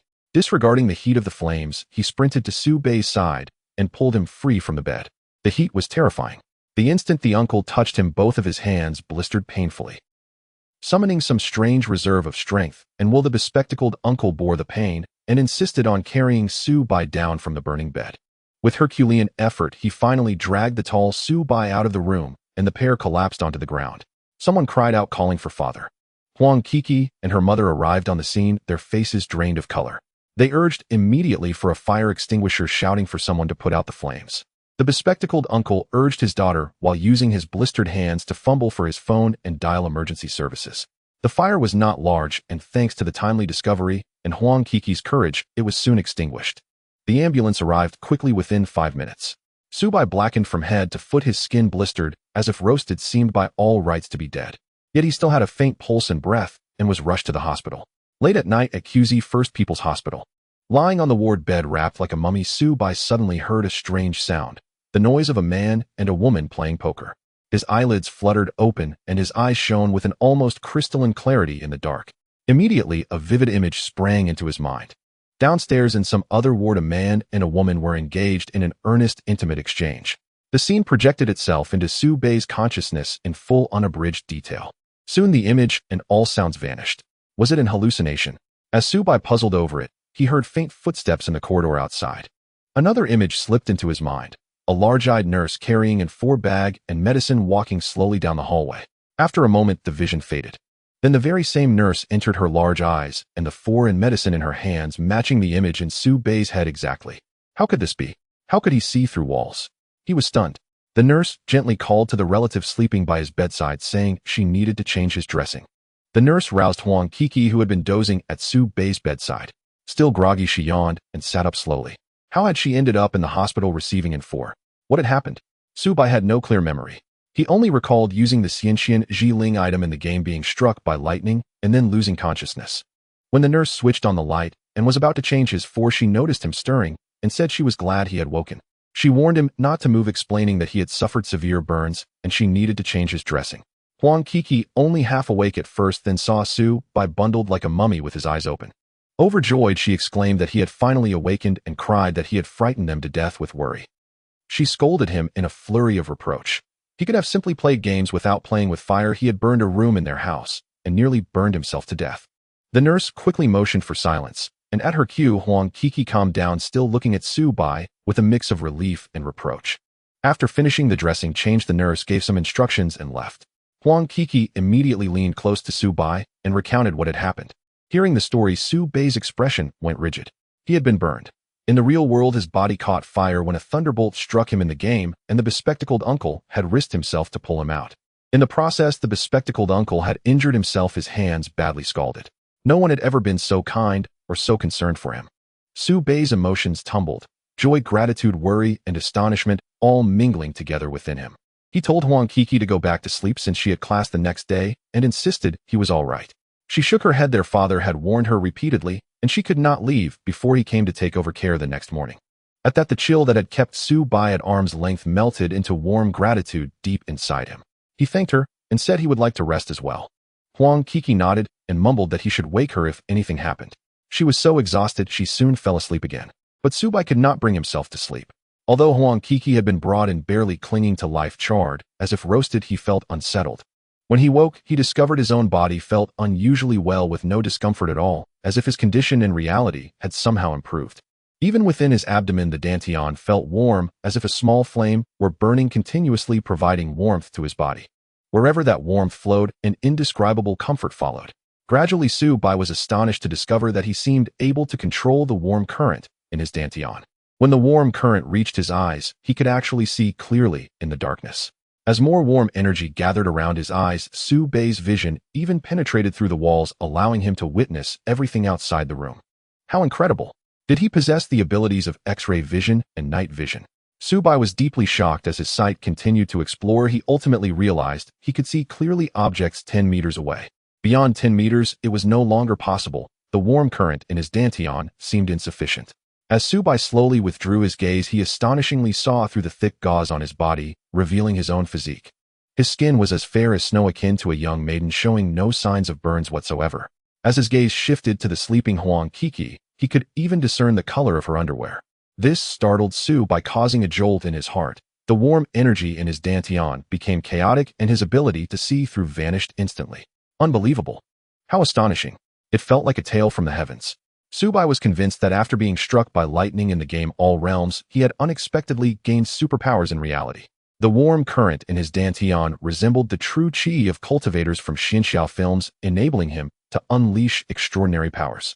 Beyond just X-ray and night vision abilities, did his combat prowess also increase significantly? Was it possible for him to match a true martial artist in battle? He had not tested it yet, all of it was mere speculation. However, this was indeed a great fortune. At the very least, he might possess the power of self-defense in reality. Although Su Bei's body had never been better with not a single burn mark, he had also gained the ability of the warm current in his dantian. Yet Su Bei understood that he still needed to be cautious and not let anyone know. Moreover, he couldn't leave the hospital immediately. He had to continue pretending to be seriously injured in bed. Otherwise, he who had been brought to the hospital nearly lifeless with no part of him unscathed would certainly cause a stir if he was suddenly lively and his skin as tender as a baby's. This was not a good thing for Su Bei. Knowing what to do next, Su Bei gradually calmed down and began to experiment with the warm current in his dantian, seeking any peculiar functions. After an hour of experimentation, Su Bei discovered numerous abilities, but the warm current in his dantian had significantly weakened. Perhaps due to overexertion, he felt fatigued and fell into a deep slumber. The next morning, Su Bei, feeling refreshed, woke up before Huang Qixi and sensed that the warm current in his dantian seemed to have grown even stronger than the night before. Could this mean that frequent use like training would allow the warm current to continuously grow? Su Bei thought excitedly. The uncle has arrived. He brought white rice porridge. The uncle's hands. Su Bei suddenly sensed something, and emotions of gratitude and guilt surged on his face. Indeed, after a while, the bespectacled uncle with his hands bandaged entered the ward carrying the cooked white rice porridge. The burns on his hands were all from saving Su Bei. Xiaohua, you're awake. That's wonderful. Seeing Su Bei awake, the bespectacled uncle hurried over, unable to hide his joy in his gaze. Dad, you're here. Xiaohua woke up last night. Oh, I'm so hungry. Did you bring me something delicious? Huang Qixi had already woken up. Uncle, I'm so sorry. Su Bei's eyes were red as he gazed earnestly at the bespectacled uncle. As an orphan with no kin, having once fought with stray dogs in the wild for scraps, he had never experienced familial affection. Yet the bespectacled uncle treated him as if he were his own son. Xiaohua, you have nothing to be sorry for. It's yourself you should apologize to. Never play with fire again. It's too dangerous. Su Bei's eyes were red. Then he added, Uncle, I burned down your house and made you cover my medical expenses. That wasn't right either. I will pay you back for that money. Qixi, when you come by in the afternoon, please bring my phone too. Oh, Huang Qixi responded. The bespectacled uncle shook his head and said, These are all trivial matters. Your recovery is the most important right now. Qixi still had school. After the bespectacled uncle arrived, she casually ate some porridge, greeted Su Bei, and then left. The bespectacled uncle must not have slept well last night. There were blood vessels in his eyes. After feeding Su Bei a bowl of porridge, the two chatted, and before long the uncle fell asleep, resting his head on the edge of the bed. Taking advantage of his slumber, Su Bei gently placed his bandaged left hand on the bespectacled uncle's body. The warm current from the dantian within Su Bei instantly began to flow, slowly seeping out through his hand. Under the effect of the X-ray vision, Su Bei was astonished to find that it was indeed effective. The areas of the uncle's burns began to heal at a visible speed with the aid of the warm flow. In just a few minutes, the uncle's burns were completely healed by Su Bei. Moreover, while in slumber, his complexion appeared much more serene. After gradually retracting the warm flow, Su Bei smiled gently at the sleeping bespectacled uncle and activated the login connection stone in his mind, entering the game. Upon entering the game, Su Bei found himself at the same spot where he was struck by lightning yesterday. Character: youth in fine attire on a steed. Level 1985314010000000. Realm Chi refinement. Realm attribute increase 30. Health points 4029. Spirit points 3000. Physical attack 1,480. Physical defense 485. Magical defense 253. Movement speed 425. Strength 213. Agility 347. Spirit 245. Constitution 198. Fortune 16. Reputation 715. There doesn't seem to be any changes at all. Disappointed, Su-bai closed the attribute panel. He had been offline all night yesterday and had received several messages. Messages from Big Clever and Little Smart arrived stating they wanted to create a guild and the president wanted Su-bai to take the role while they handled other matters. Create a guild. Su-bai disliked constraints and preferred to be a lone wolf. He replied to the still offline Big Clever and Little Smart saying, "I won't be the president, but if you really decide to create a guild, feel free to contact me if there's anything I can help with." Looking at the message from Shueluo, she had sent some pouting emojis asking why Su-bai hadn't contacted her last night. Su-bai replied, "I had something to do last night and couldn't log in. If I have free time tonight, let's level up together." It was now just past 7 a.m. with the fewest players online. Su-bai needed 1500 experience to reach level 20. Having wasted a whole night, he needed to pick up the pace. Leveling up in the Yinming tomb was the best choice, but unfortunately access was restricted during the day, so he could only farm in the wilderness for now. At noon, a Big Clever and Little Smart, though disappointed that Su-bai refused to be the president, informed him that even if he was unwilling, he would still have the final say once the guild was created. In response, Su-bai shook his head slightly, asking the two brothers to find more information about wild bosses to share with him. He could attempt to farm bosses multiple times, hoping for an early drop of the guild establishment order. During this time, Little Smart received messages from others discovering the coordinates of SH Kuin-gu twice, which he relayed to Su-bai. For enemies, one should step on them until they die. Su-bai rode the Thunder Chant to find SH Kuin-gu twice and defeated him among countless players. This infuriated SH Kuin-gu, who then dared not level up in the city, instead cursing like a shrew within Xinghe City. He vented his frustrations on the ancestors of the youth in fine attire. As for Mu Wenqua, there had been no news. He had yet to log in since yesterday. Having lost the bet, he had to kneel and call Su-bai grandpa 3 times, along with paying 50 million. Perhaps he couldn't bear the humiliation, hence remained offline. Regarding this, Su-bai felt no urgency. Even if Mu Wenqua dared to pay 50 million, Su-bai wouldn't accept it, as the other party would certainly insist on a bank transfer, which would easily expose personal information.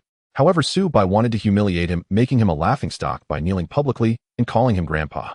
After a day of monster farming, although Su-bai's efficiency was fast, even with the double experience title of Demon Slayer, he still hadn't reached level 20. He was still about 600 experience away from level 20, and just as he planned to continue leveling up, Huang Kiki arrived at the hospital with a lavish meal and fish soup, prompting Su-bai to log off. "Xiao Hua-gu, this fish soup is specially prepared for you. It's very effective for healing your burns." Huang Kiki poured a bowl of fish soup for Su-bai. "Xiao Hua, you should drink a bit more." The bespectacled uncle added cheerfully. He had actually slept all day, which was rare for him, a man with poor sleep quality. "Why do my hands feel completely fine now?" The bespectacled uncle, moving around, was quite surprised. Had he not wrapped his hands in gauze, he would have seen that all the burns had completely vanished. In response, Su-bai smiled faintly, saying nothing. After eating, the bespectacled uncle felt more energetic than ever, and with his hands no longer hurting, he told Huang Kiki to go home, stating he would keep Su-bai company. Su-bai actually didn't need their company and suggested that the uncle and others go home to rest.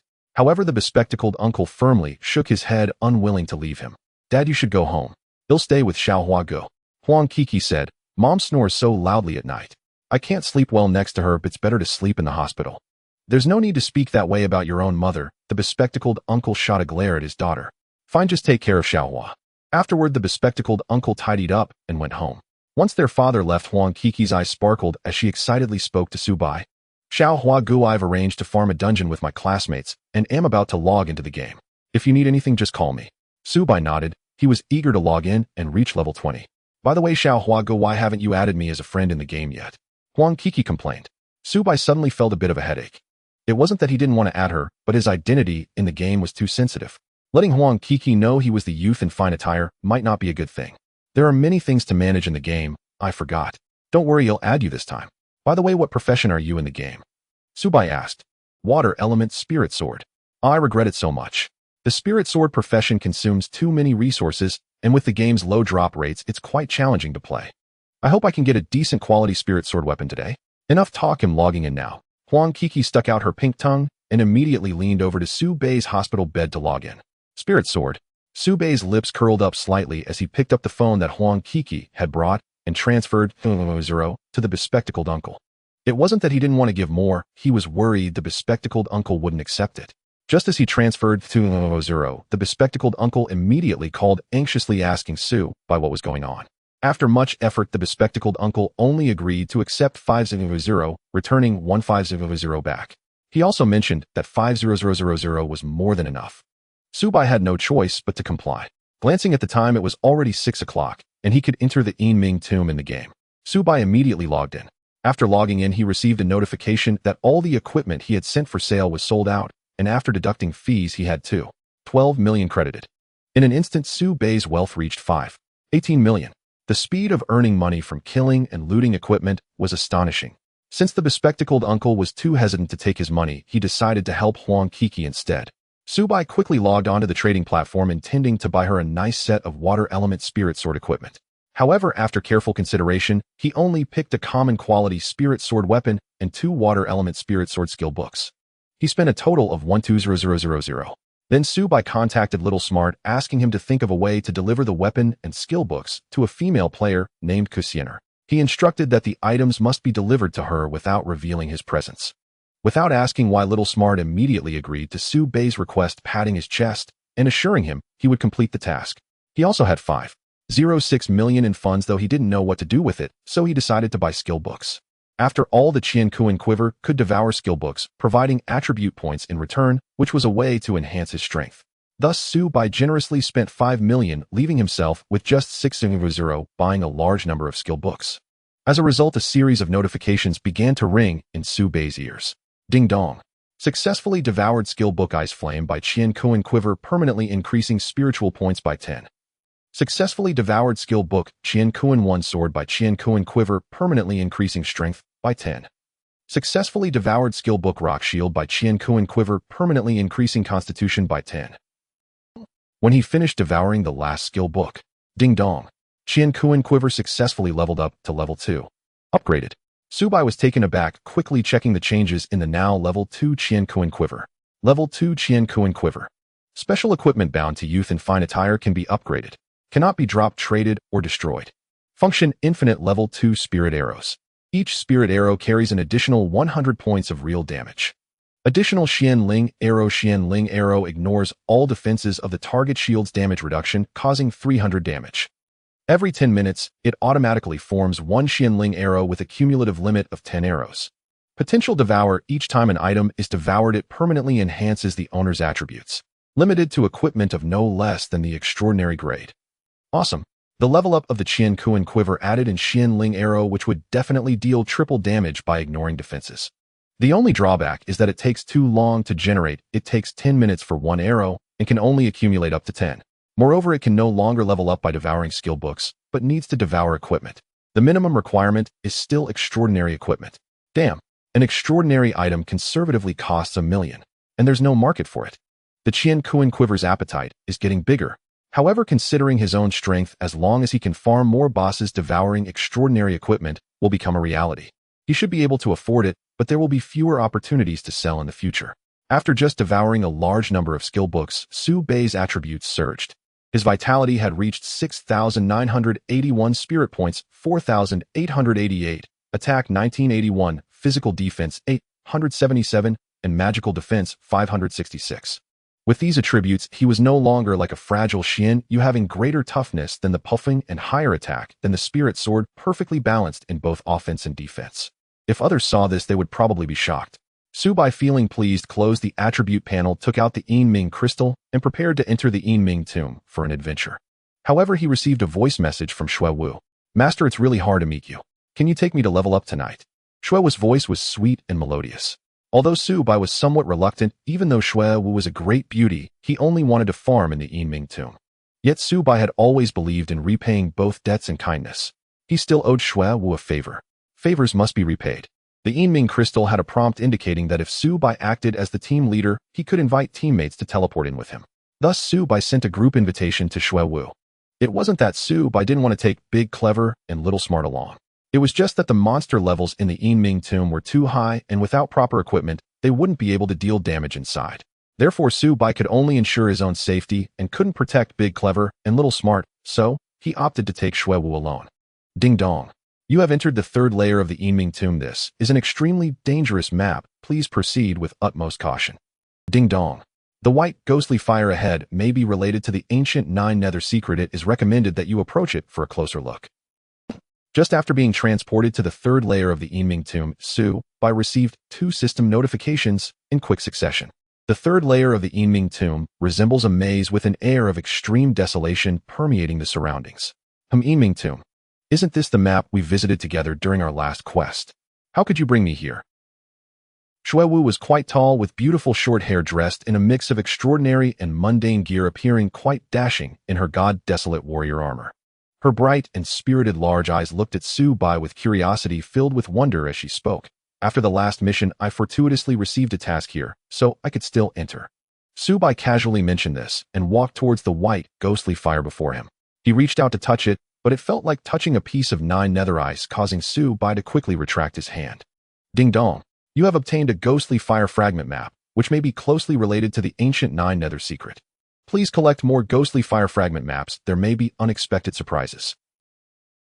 The white, ghostly fire instantly transformed into a palm-sized, peculiar ancient map, seemingly made of living human skin, appearing in Su Bai's hand. This task is quite stingy. After completing the first phase and obtaining new clues, there was not even a single reward. Su Bai pouted as he stored the ghostly fire fragment map in his bag. Let's go, time to level up. Su Bai decisively summoned by Xiaochun and said to Xuewu, let me lead the way. Although you are the one leading me to level up, as long as I don't fall, I will never let a single monster harm you in the slightest. Xuewu straightened her armor and confidently promised, her chest rising high while she summoned her pet. It turned out to be a snow-colored flying eagle, entirely silver-white, as if forged from ice, exuding a chilling aura. Xuewu's pet Xuejiao was also a high-ranking pet on the heavenly ranking 10 extremes, presumably quite powerful. It spread its icy wings and flew into the darkness ahead, starting to scout.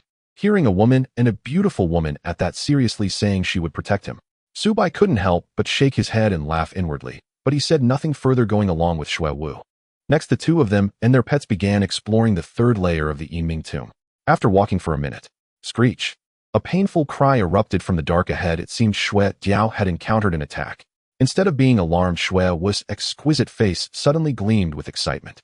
Young master, there is a wild treasure chest ahead.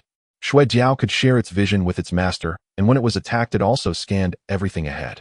Xuewu excitedly captured the image of the scene ahead using Xuejiao's vision, then shared it with the team, her face flushed with excitement. Yellow-grade treasure chest. Precious yellow-grade treasure chest, very rare, can yield surprising items upon opening. In all realms, wild game treasure chests are divided into 4 grades: heaven, earth, mysterious, and yellow. Generally speaking, wild treasure chests of even the lowest yellow grade are quite rare, more precious than level 1 wild creatures that can be captured. No wonder Xuewu was so excited upon discovering the treasure chest. Even Su Bai's eyes brightened when he saw the treasure chest in the screenshot. But upon seeing a group of troublesome monsters guarding the yellow-grade treasure chest, he realized that obtaining this treasure chest would not be an easy task. Today has been a bit busy, so I only updated 2 chapters. I will try to update more tomorrow. Thank you all for your support. Ahead there lies a perilous stone bridge extending 300 meters above the dark abyss, leading to a dead end. Within the dead end, a cluster of ghostly flames burns side by side, beneath which lies a golden treasure chest shimmering brilliantly. This is the yellow tier treasure chest discovered by Xuewu through her pet Xuejiao. To obtain the yellow tier treasure chest, one must cross the floating stone bridge and reach the interior of the dead end. However, there is a throng of monsters roaming the path, all kinds of specters, and their formidable aura suggests that none are easy to deal with. Among them, the most numerous and dense are a group of ghostly beings shrouded in mist with only a pair of eerie green eyes visible. They have no feet, their entire forms are grayish-brown, floating as they move. Su Bai immediately checked their attributes. Heartbroken Ghost. Horrifying Ghost. Realm Foundation Establishment. Level 25. Health 21,000. Attack 634,731. Physical Defense 533. Magical Defense 488. The heartbroken ghost of the third layer of the Yinming tomb is filled with negative emotions, and upon encountering a living person, it will surely unleash its accumulated endless resentment upon them. Upon seeing the attributes of the heartbroken ghost, Xuewu's delicate snow-white face slightly stiffened. So strong. Without the healing from the starry nurse, I and Xuejiao can only withstand at most 3 heartbroken ghosts at the same time. Xuewu, who was only level 16, stated candidly. However, the heartbroken ghosts on the floating stone bridge come in groups of 3 to 5, and if one is attacked it is likely to draw the aggro of at least 4 to 5 other heartbroken ghosts. Subai smiled and said, "No worries, you'll draw the monsters, let's go." Without further ado, he stepped forward, drew back the bowstring of Wanyue Shuangyue, and with a thud, a level 2 spiritual arrow flew out like a rainbow. He successfully hit the outermost heartbroken ghost on the floating bridge. Damage 2,642. Although the heartbroken ghost has a high physical defense of 533, Su Bei's base attack is as high as 1987. With the activation of the Killer King title, his true attack power approached 2,400 points. Combined with the armor-piercing effect, the 100 points of true damage from the level 2 spiritual arrow and the damage bonus from the greedy wolf style, it is not surprising that a normal shot caused 2,642 damage. The attacked heartbroken ghost immediately had its pair of eerie green eyes glimmering with malice locking on Subai, who stood 46 meters away. Moreover, the heartbroken ghosts move in packs. When one heartbroken ghost is harmed, the other 5 in the group all follow suit. Seizing the opportunity, Subai locked onto another heartbroken ghost at full health and unleashed a lightning-piercing arrow. A series of terrifying damage numbers exceeding 2,600 popped up, instantly slaying a full-health heartbroken ghost. Ding! You have successfully killed a heartbroken ghost with a team damage contribution of 100, earning a 70 experience reward. You gained 2,500 experience points. Shue's beautiful eyes went wide. Just as she saw Subai drawing the aggro of 6 heartbroken ghosts, at once her eyelids twitched. But the next second she witnessed Subai's terrifying attack power, as a single skill instantly killed a level 25 heartbroken ghost, leaving her utterly stunned. This attack power is simply outrageous. Subai did not pay attention to Shue's changing expressions. He continued to draw back his bow and shoot again with paling arrow. The area of effect damage hit all at once 5,170. The 5 heartbroken ghosts let out a collective wail, their health dropping significantly, but they were quick, already less than 5 meters away from Subai. Shuewu was not just a pretty face, despite being incredibly shocked by Subai's inhuman attack power. Seeing that the 5 heartbroken ghosts were closing in as a melee burst-type divine wilderness warrior, her long, beautiful legs suddenly moved. Shuewu gripped a sword that shimmered like water in both hands. Swiftly like a leopard, she pounced forward, raising her hand to unleash a dazzling sword aura that swept through. The sword aura erupted simultaneously upon the 5 heartbroken ghosts. Damage 231, 233, 230, 234, 233. The Divine Wilderness class is renowned for its physical burst, dealing such minimal damage with a skill made Shue was pretty face flushed slightly. However, spurred by her competitive spirit, she quickly locked onto the heartbroken ghost with the lowest health and unleashed a rapid series of 4 strikes. Damage 131, 262, 524, 1048. Subai was secretly astonished. No wonder, she is the highest burst class Divine Wilderness warrior. Her combo's power actually doubled. If Shui Wu had an attack power as high as a single combo, could definitely slay a heartbroken ghost with 21,000 health. It seems that in the future, when facing high-level Divine Wilderness warriors in PK, he must be particularly cautious of that skill. Master Shui Wu entered combat, and her pet Shui Jiao howled fiercely, diving down. Subei's pet by Xiao Chun also jumped in, joining the battle. The 5 heartbroken ghosts were held back by Shui Wu and the 2 pets remaining 5 meters away. Subai could focus entirely on output. With his current attack speed, he could shoot 2 arrows per second without distraction. In less than 30 seconds, all 5 heartbroken ghosts were eliminated. Of course, Subei's high damage was the key to this efficiency. His super high team damage contribution allowed him to claim most of the experience. Huff. Shui Wu breathed a little heavily, her cheeks flushed, and under her armor her pair of snow-white breasts rose and fell. She had 2,448 health, now reduced to 891, and hurriedly consumed a rejuvenating pill to restore her health. If it weren't for Subei's superb output and the assistance of 2 pets, she, a level 16 Divine Wilderness warrior, would have been unable to withstand 5 level 25 heartbroken ghosts. You recover for a bit, don't tank the next wave of monsters. Just let a few more heartbroken ghosts come over, it'll be fine. After Subai finished speaking, he immediately moved forward a short distance and began to draw heartbroken ghosts again. However, upon hearing Subei's words, a stubborn defiance surged in Shui Wu's watery eyes. Although Subai was helping her level up with her temperament, she could never just be a passive experience sponge. This time, the heartbroken ghosts that Subai attracted were fewer than the first wave, only 4. Before the first heartbroken ghost could close in, Subai forcefully killed it. Shui Wu gritted her teeth, consumed a rejuvenation pill, and once again charged out, positioning herself in front of Su by locking onto one heartbroken ghost to deal damage. Seeing her so determined, Su Bai let her be. In fact, he even felt a bit of admiration. Personal ability can vary, but one's attitude in dealing with things is paramount. Xuewu knew her strength was far inferior to Su Bai's, but she just wanted to help him share a bit of the burden. Even if she was being carried along, she aimed to be a useful member of the team. This wave of heartbroken ghosts was dealt with in about 20 seconds. Su Bai consumed a rejuvenation pill, and after restoring some spiritual energy continued his assault. However, this wave felt like poking a hornet's nest, as Su Bai attracted 13 heartbroken ghosts at once.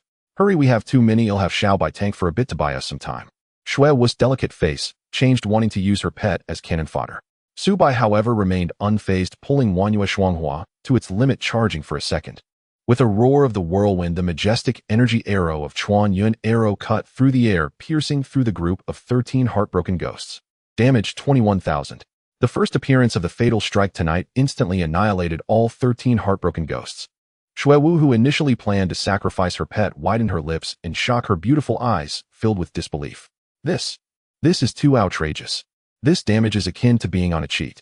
But after the shock, Xuewu understood why Su Bai was already level 19, while she was struggling to reach level 16.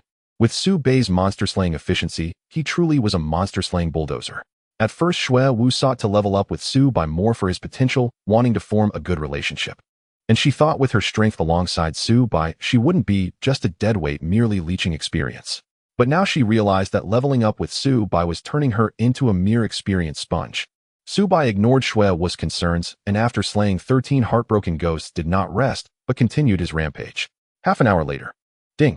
Congratulations, you have successfully leveled up to level 20 and can return to Xianyun Palace to accept the task for advancement to Foundation Establishment. It must be said that the experience in this special map, Yinming Tomb, is indeed plentiful. In half an hour, even with Xuewu along, Su Bai successfully leveled up to 20. You are level 20. Why don't you return first to do the cultivation enhancement task? The first person to advance to Foundation Establishment will definitely receive a system reward. Xuewu excitedly reminded Su Bai. Su Bai glanced at the distance to the dead end of the floating stone bridge, which was only about 50 meters away. With a little more effort, he could obtain the yellow tier treasure chest. He felt a bit reluctant to go back, especially since the Yinming crystal only had one durability left. After pondering for a moment, Su Bai opened the level leaderboard of Xinghe City. Second place can Rua Xinghe, level 18. If the second place is only level 18, then it won't be easy to snatch his first Foundation Establishment reward. Su Bai immediately said to Xuewu, "No rush, let's continue." Seeing Su Bai insist, Xuewu was slightly taken aback, then nodded. 5 minutes later, Su Bai and Xuewu had pushed beyond the dead end, less than 10 meters away from the yellow tier treasure chest. After defeating so many high-level monsters, they had only obtained some game currency, with not a single piece of equipment. At this moment, the dead end was devoid of anything save for the shimmering yellow tier treasure chest and a cluster of ghostly flames above. Though they had finally made it this far, obtaining the yellow tier treasure chest would not be so simple. They'll test the waters. Xuewu, being quite strong-willed, wanted to prove her worth to the team, and after speaking, she took the initiative to enter the dead end. As soon as her feet touched the ground inside, suddenly a gust of sinister wind rose within the dead end. The ghostly flames above the yellow tier treasure chest trembled violently, emitting a wailing cry like that of a baby. "Oh, caw." In the next moment, both Bai Xiaochun and Xue Jiao simultaneously issued warnings to Xuewu. Su Bai's gaze sharpened, and he immediately laid down a strange door trap in place. Crack. Under Xuewu's snow-white, delicate feet, the ground cracked open, suddenly erupting with a pair of demon hands covered in black fur grabbing her heels. This startled Xuewu, her expression changing dramatically. Although Xuewu was a delicate and elegant woman, her character surpassed that of many men. When her feet were suddenly seized by an unknown black-haired demon hand, her expression changed instantly as she activated the control-release skill Huangju of the Shun Huang warrior. Immediately, a burst of energy light flickered around Xuewu's delicate figure. At the same time, she gripped her sword with her fair hands and fiercely stabbed at the black-haired demon hand that was gripping her feet. Su Bai silently admired Xuewu's quick thinking. She would definitely become a gaming expert in the future. He raised his hand and drew his bow, shooting at the black-haired demon hand that was holding Xuewu. With a boom just before Xuewu and Su Bai's attacks could hit, the ground exploded and a large amount of corpse energy surged from the depths. A terrifying zombie covered in black hair with a green face and sharp teeth and possessing a pair of dark undead eyes emerged from the ground. It grabbed Xuewu by the ankle and lifted her high before throwing her out forcefully. Although Xuewu had activated the control release skill, it was evident that the strength of the black-haired zombie was too formidable to break free from its grasp. Shui Wu was thrown out by the black-haired zombie, and her vitality immediately dropped significantly. Bai Xiaochun bite it. At that moment, as Su Bai issued the command, he jumped out, catching the airborne Shui Wu securely in his arms. Instantly, he felt the warmth and softness of her body along with her unique fragrance. However, Su Bai had no time to take advantage of the situation. After catching her, he immediately set her down. You recover first. Shui was face flushed as she softly responded. Although she had been held by Su Bai, she did not act coy and quickly retreated to recover. Bai Xiaochun, who charged in, was immediately knocked back by the black-haired zombie, losing over 850 health. It was not that Bai Xiaochun was too weak, but rather that its level had not yet increased. Shui was pet Shui Diao also let out a pained cry, similarly being knocked back by the black-haired zombie. Shui Diao's defense was not as strong as Bai Xiaochun, suffering 1100 health and immediately dropping to half health. So fierce. Su Bai hurriedly checked the attributes of the black-haired zombie. Black zombie. Elite terrifying entity.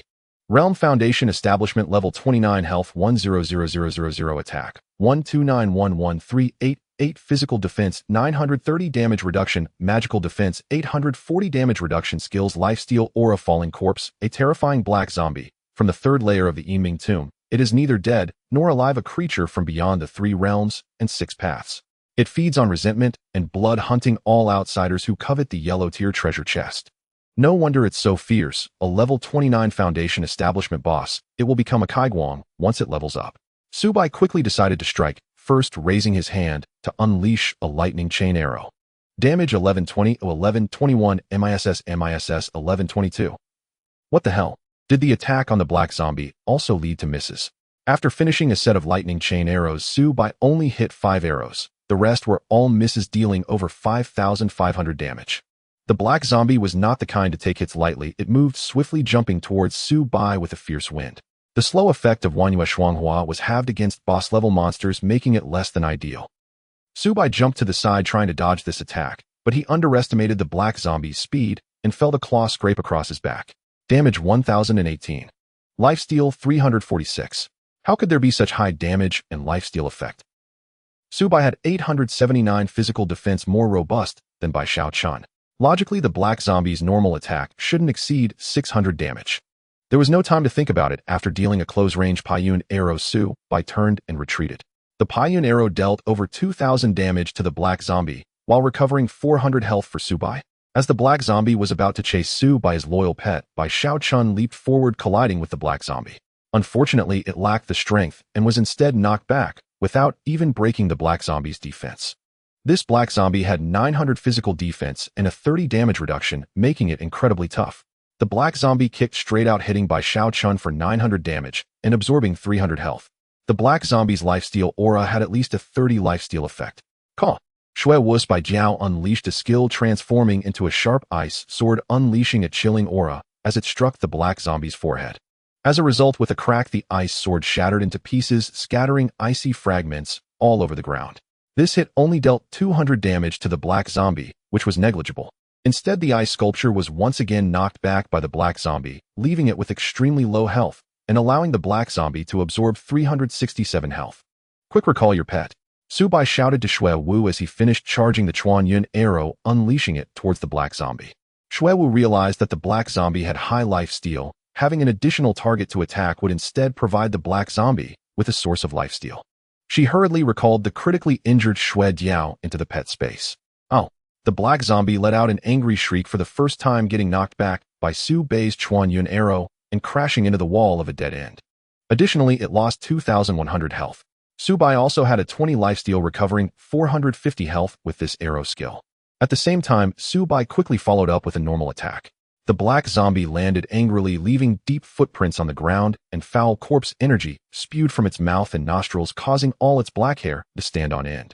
In the next moment, the black zombie shattered the ground, moving as fast as lightning, soaring into the air, pouncing towards Su Bai with a speed he could not react to. This was clearly the black zombie's skill, falling corpse from the sky. Su Bai was heavily injured. Both he and the Wanyue Shuanghua flew out, and his chest felt excruciating pain, as if his bones had broken. Just as Su Bai was about to fall to the ground and suffer a second round of damage, a warm and fragrant figure leaped out, tightly holding Su Bai, and the two rolled away together. It was Shui Wu returning the favor, selflessly jumping out to catch Su Bai but her strength was evidently insufficient, causing both of them to roll out together. Su Bei's 6991 health instantly dropped to 991 after being hit by a skill from the black zombie.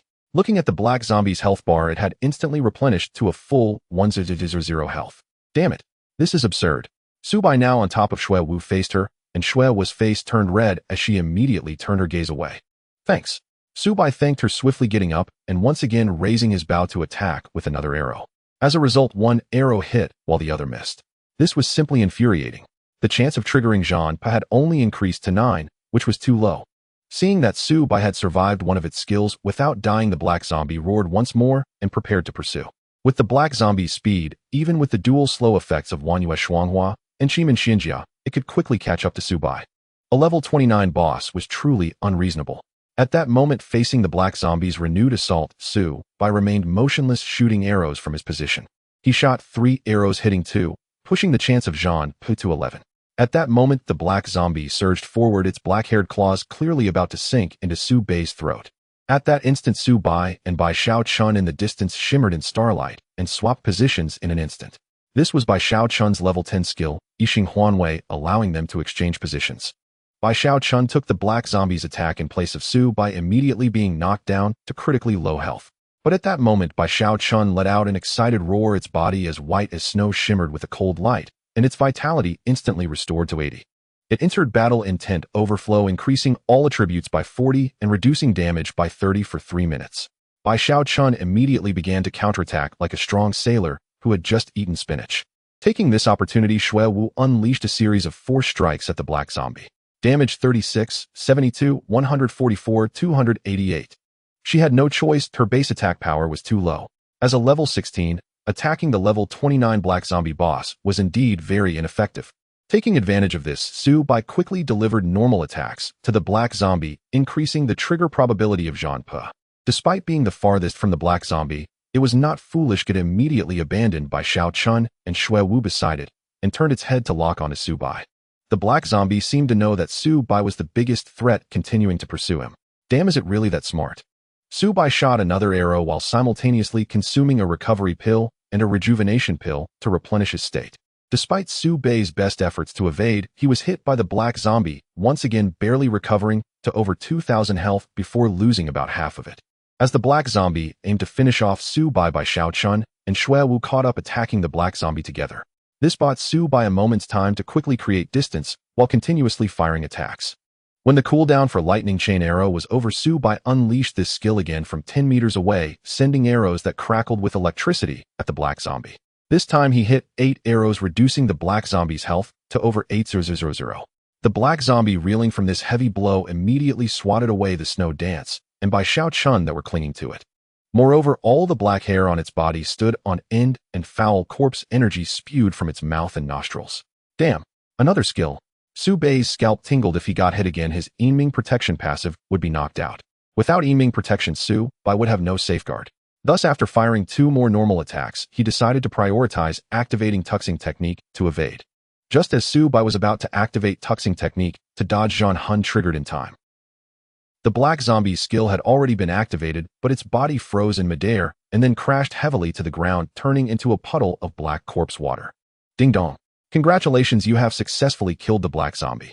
Your team's damage contribution is 99, and you receive 70 of the reward. Experience 300,000 gold, 3, a reputation 50. Phew. Su Bei let out a heavy sigh. That was not easy. After the black zombie's death, 2 pieces of equipment and 2 scroll-like items dropped. Shui Wu was very sensible, not going to pick up the items dropped by the black zombie, nor did she approach the dazzling yellow tier treasure chest. Su Bei slightly nodded in appreciation of Shui Wu's attitude. He immediately walked over and picked up all the items dropped by the black zombie. Then he entered the dead, and his eyes glinting as he looked at the yellow tier treasure chest, extending his hands toward it. Ding dong. To open the wild yellow tier treasure chest, you need to consume 100 reputation and 2 gold. Would you like to open it? There are conditions. Fortunately, Su Bei could afford it. He hoped what he opened wouldn't disappoint him. Su Bei immediately paid 100 reputation and 2 gold to open the yellow tier treasure chest. Ding dong. Congratulations. You have successfully opened the yellow grade treasure chest and obtained a special item. 5 elements mystic chi cauldron. What is this? 5 elements mystic chi cauldron. What is its use? Subai was slightly taken aback as a large cauldron over 2 meters tall appeared before him, its entire body a greenish hue resembling copper rust with a heavy three-legged design and intricate carvings. The lid was round and tightly sealed, but upon closer inspection, it seemed to be removable. Is this what came out of the yellow-grade treasure chest? It seems to be an alchemy cauldron. Xuewu stepped forward lightly, her eyes wide open as she curiously examined the 5 elements mystic chi cauldron. Despite Subai enjoying 70% of the experience from the black zombie boss, Xuewu had also leveled up to level 17. Subai scratched the back of his head, unsure of what use it had. This large cauldron would surely take up a lot of space in his inventory. Subai reached out to touch the 5 elements mystic chi cauldron, but felt a sting in his fingertip from which blood seeped out and was absorbed by the cauldron. The originally green and rusted 5 elements mystic chi cauldron suddenly appeared to be activated, the profound symbols etched on its walls glowing bright red. Before long, the entire 5 elements mystic chi cauldron transformed, shedding its green copper rust to become a vibrant red cauldron emanating a mysterious aura. Ding dong. You have successfully bound your blood to the 5 elements mystic chi cauldron. It cannot be dropped, traded, or damaged. As the first player in Star River City to obtain the miraculous alchemy cauldron, you receive a special reward, Xian Huang Alchemy Technique. 5 elements mystic chi cauldron. This is a precious alchemy cauldron. Using this cauldron for alchemy will grant an extra success rate boost and a unique spirit infusion effect. In Su Bei's hand appeared an ancient book inscribed with Xian Huang Alchemy Technique. Alchemy. Su Bei's mind momentarily became a bit confused, but having an additional skill couldn't be a bad thing. Thus he immediately began to learn. Ding dong. Learning successful. You have obtained the essence of Xian Huang Alchemy Technique. You have currently unlocked the first layer and can refine all pills below the spirit herb level. Within the all realms, alchemical pills are classified into various levels: common pills, extraordinary pills, spirit pills, king pills, emperor pills, and emperor's pills, etc. Extraordinary pills are further divided into 1-star to 9-star categories, with 1-star being the lowest and 9-star the highest. Su Bei's interest was piqued as he checked what kinds of pills he could currently refine. Upon looking, Su Bei's expression immediately turned excited, his brows dancing with joy. Extraordinary Revitalization Pill, Extraordinary Spirit Restoration Pill, Extraordinary Divine Might Pill, Extraordinary Barrier Breaking Pill, Extraordinary Revival Pill. He could refine countless pills. Even the most common Revitalization Pill and Spirit Restoration Pill, once they reached the 1-star extraordinary level, could instantly restore 1,000 health and 1,000 spirit points when consumed. This was simply the king of sustainability. With Su Bei's current nearly 7,000 health and 3,000 spirit points, ordinary revitalization and spirit restoration pills were simply insufficient. In the future, as players leveled up and their attributes soared, the pills sold by the system would certainly be obsolete. Higher tier pills would be the life-saving items everyone sought. They could even be strategic potions. What excited Subai the most was that he could also refine pills that grant powerful buffs, detoxify, dispel control effects, and even miraculous pills for resurrection.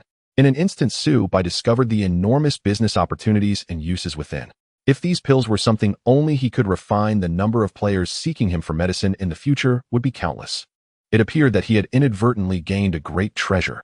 Subai excitedly stored the 5 elements mystic chi cauldron in his inventory. This item was too large and heavy, taking up 8 slots in Su Bei's inventory. Foundation Establishment Pill. Materials required for refining 1 demon core at the opening realm level: 100-year-old sweet red spiritual demon blood, 100-year-old snow ginseng, and a low-level spiritual energy portion. Subai was already at level 20, and he only needed 1 Foundation Establishment Pill to advance to a new realm. Therefore, he took a moment to check what materials were required to refine the Foundation Establishment Pill. Upon looking, he found that he only had 1 red roar demon core that was suitable. He lacked the other materials. Forget it, he would put alchemy aside for now. Subai then checked what loot the black zombie boss had dropped. 2 pieces of equipment: glazed battle boots, quality extraordinary. Mystic ice mage hat, quality extraordinary.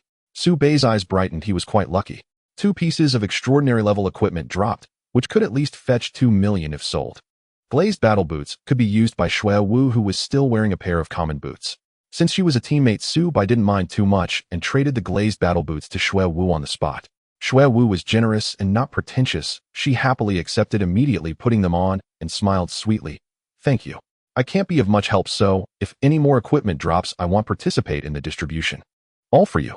Upon hearing this, Subai shook his head and said, since we are in a party, anything that drops which you can use will naturally be shared with you. You need not feel burdened.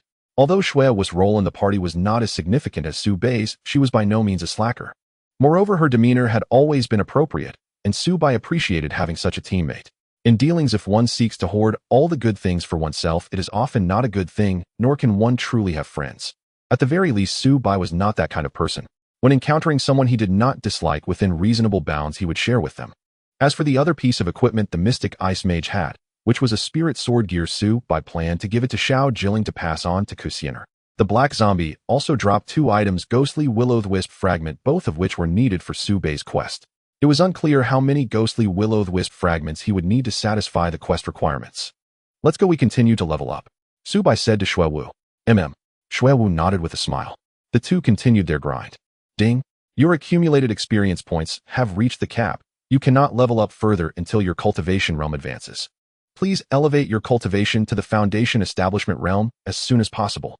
It was just past 4 a.m. Subai, having grinded alongside Xuewu all night, had earned sufficient experience to reach level 21. Yet he remained unable to level up. His cultivation realm had not yet broken through. It was time then to return and complete the realm advancement quest. Leveling up with you is absolutely exhilarating. I've already reached level 19. Despite an entire night of relentless grinding, Xuewu remained radiant and spirited.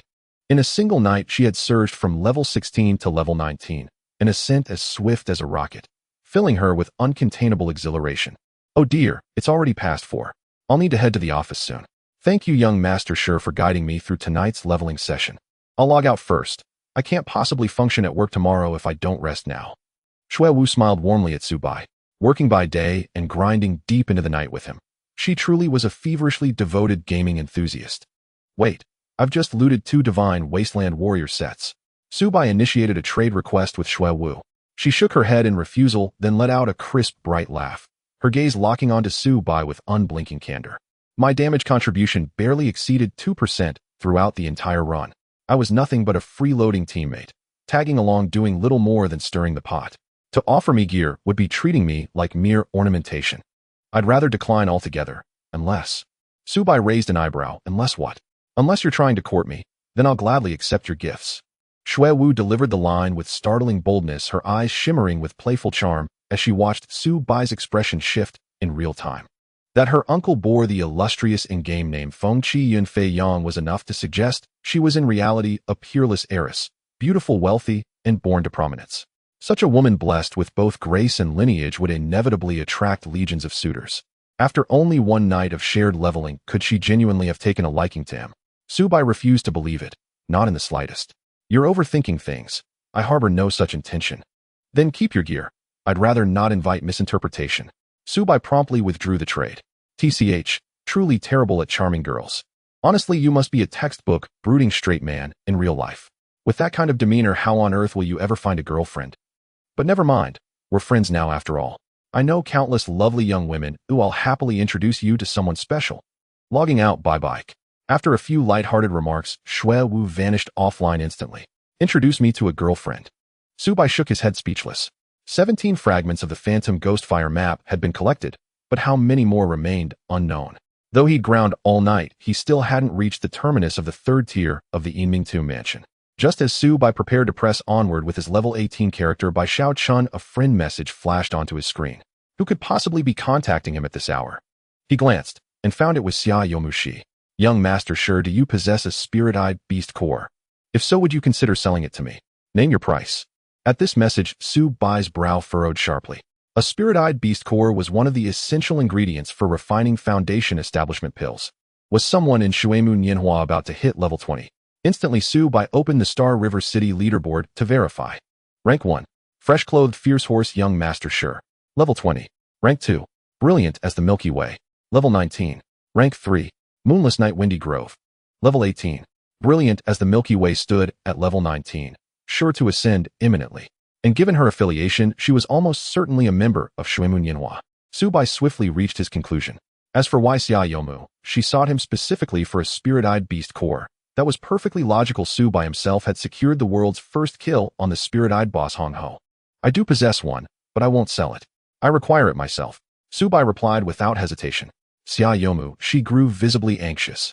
Young Master Shi, I'll pay 20 million gold and add Shuemu Nianhua's personal favor. Is that acceptable? I've said it plainly. I need it for myself.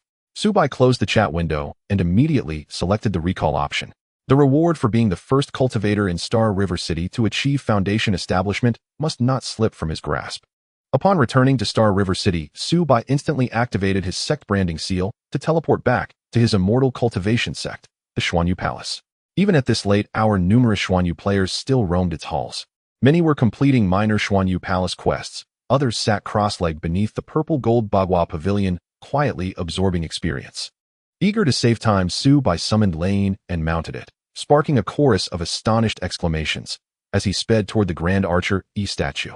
Whoa, there's the legend himself, fresh-clothed, fierce horse, young master sure. Damn, even a prodigy like him stays up all night leveling up. Those who surpass us are also working harder than we ever do. How can we bear it? His mount is absolutely magnificent. And it even flies. I desperately want one just like it. Focus on your meditation. It's not even dawn yet. Have you already begun daydreaming, you fool? Subai's return to the Xuanyu Palace stirred a wave of excited clamor. Moments later, he arrived before the awe-inspiring Grand Archer E statue, Lane soaring once more beneath him. Screech! Lane suddenly shrieked in terror, overwhelmed by the statue's ancient, crushing aura. Instantly, it descended and pressed itself flat to the ground, trembling violently. Seeing its distress, Subai recalled Lane into its mount's pace. After all, the ancient archer, he had once slain the Golden Crow itself. Lane's fear of the statue's presence was entirely justified. Well, look who's grown so quickly. Already level 20. A teasing voice rang out unexpectedly. Beneath the Grand Archer E statue stood an elderly NPC clad in Taoist robes, yet wearing the sly, mischievous grin of a charlatan. Damn, it's that crooked old Taoist. Subai recognized him instantly, the very same swindling elder who'd fleeced him of 2 gold coins upon his first arrival in Star River City. Later, while browsing forums, Subai discovered, through another player's talisman crafting guide, that learning the art required only 1 silver coin. Basic materials cost roughly the same. He realized with seething indignation that the shameless old Taoist had charged him 100 times the market rate. Just thinking about it made his teeth ache. To be scammed, not by another player but by an NPC, Subai was perhaps the game's sole victim. Seeing Subai roll up his sleeves as if ready to strike, the old Taoist merely grinned impudently. Calm yourself, boy, no disrespect allowed. This venerable master is a senior elder of the Xuanyu Palace. To offend me is to defy your own sect hierarchy. The Taoist pointed upward, to his floating nameplate now fully illuminated. Unorthodox elder. Senior elder of the Xuanyu Palace. Damn. So the wretched Taoist really was an elder. Even his name reeked of audacity. Unorthodox.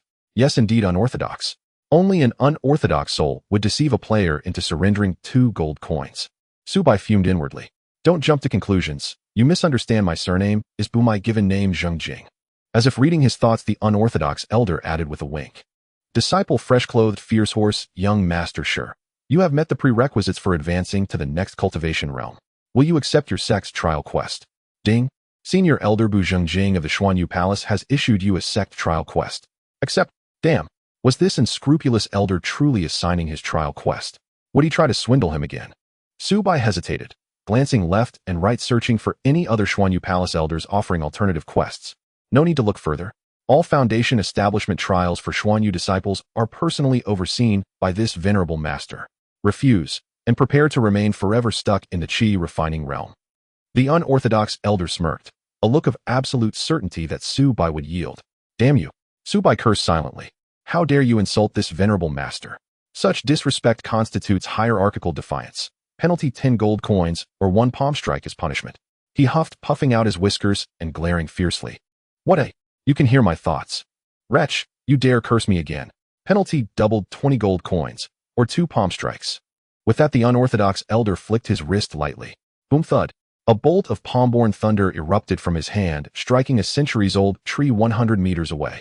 The 15-meter-tall tree disintegrated into ash in an instant. HSSSS. Subai's scalp prickled. This elder was terrifying. 2 strikes from him would surely end him outright. Judging by the elder's sudden stern expression, refusing to pay the 20 gold meant enduring those 2 strikes. No question. Damn dog. Subai groaned inwardly. Pay the fine, or take 2 strikes. Choose wisely. The elder extended his hand, fingers wiggling expectantly. His gesture left no doubt. He wanted money. Subai nearly cursed again in his heart, then forcibly checked himself.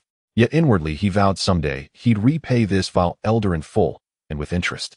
Reluctantly, Subai handed over 20 gold coins. His inventory now held only 43. Want revenge on this elder? Train for another 100 years first. And stop indulging in such frivolous fantasies. Get moving on your quest. Ding. You have been forcibly assigned a sect quest. Travel 800 li to Geojiazwang and retrieve the fattest, strongest, and most beautiful pig demon. Time limit 30 minutes. Failure results in a 3-day ban from accepting any further realm advancement sect quests. What? Forced assignment. Was this elder truly that formidable? Retrieve a pig demon from 800 li away in 30 minutes.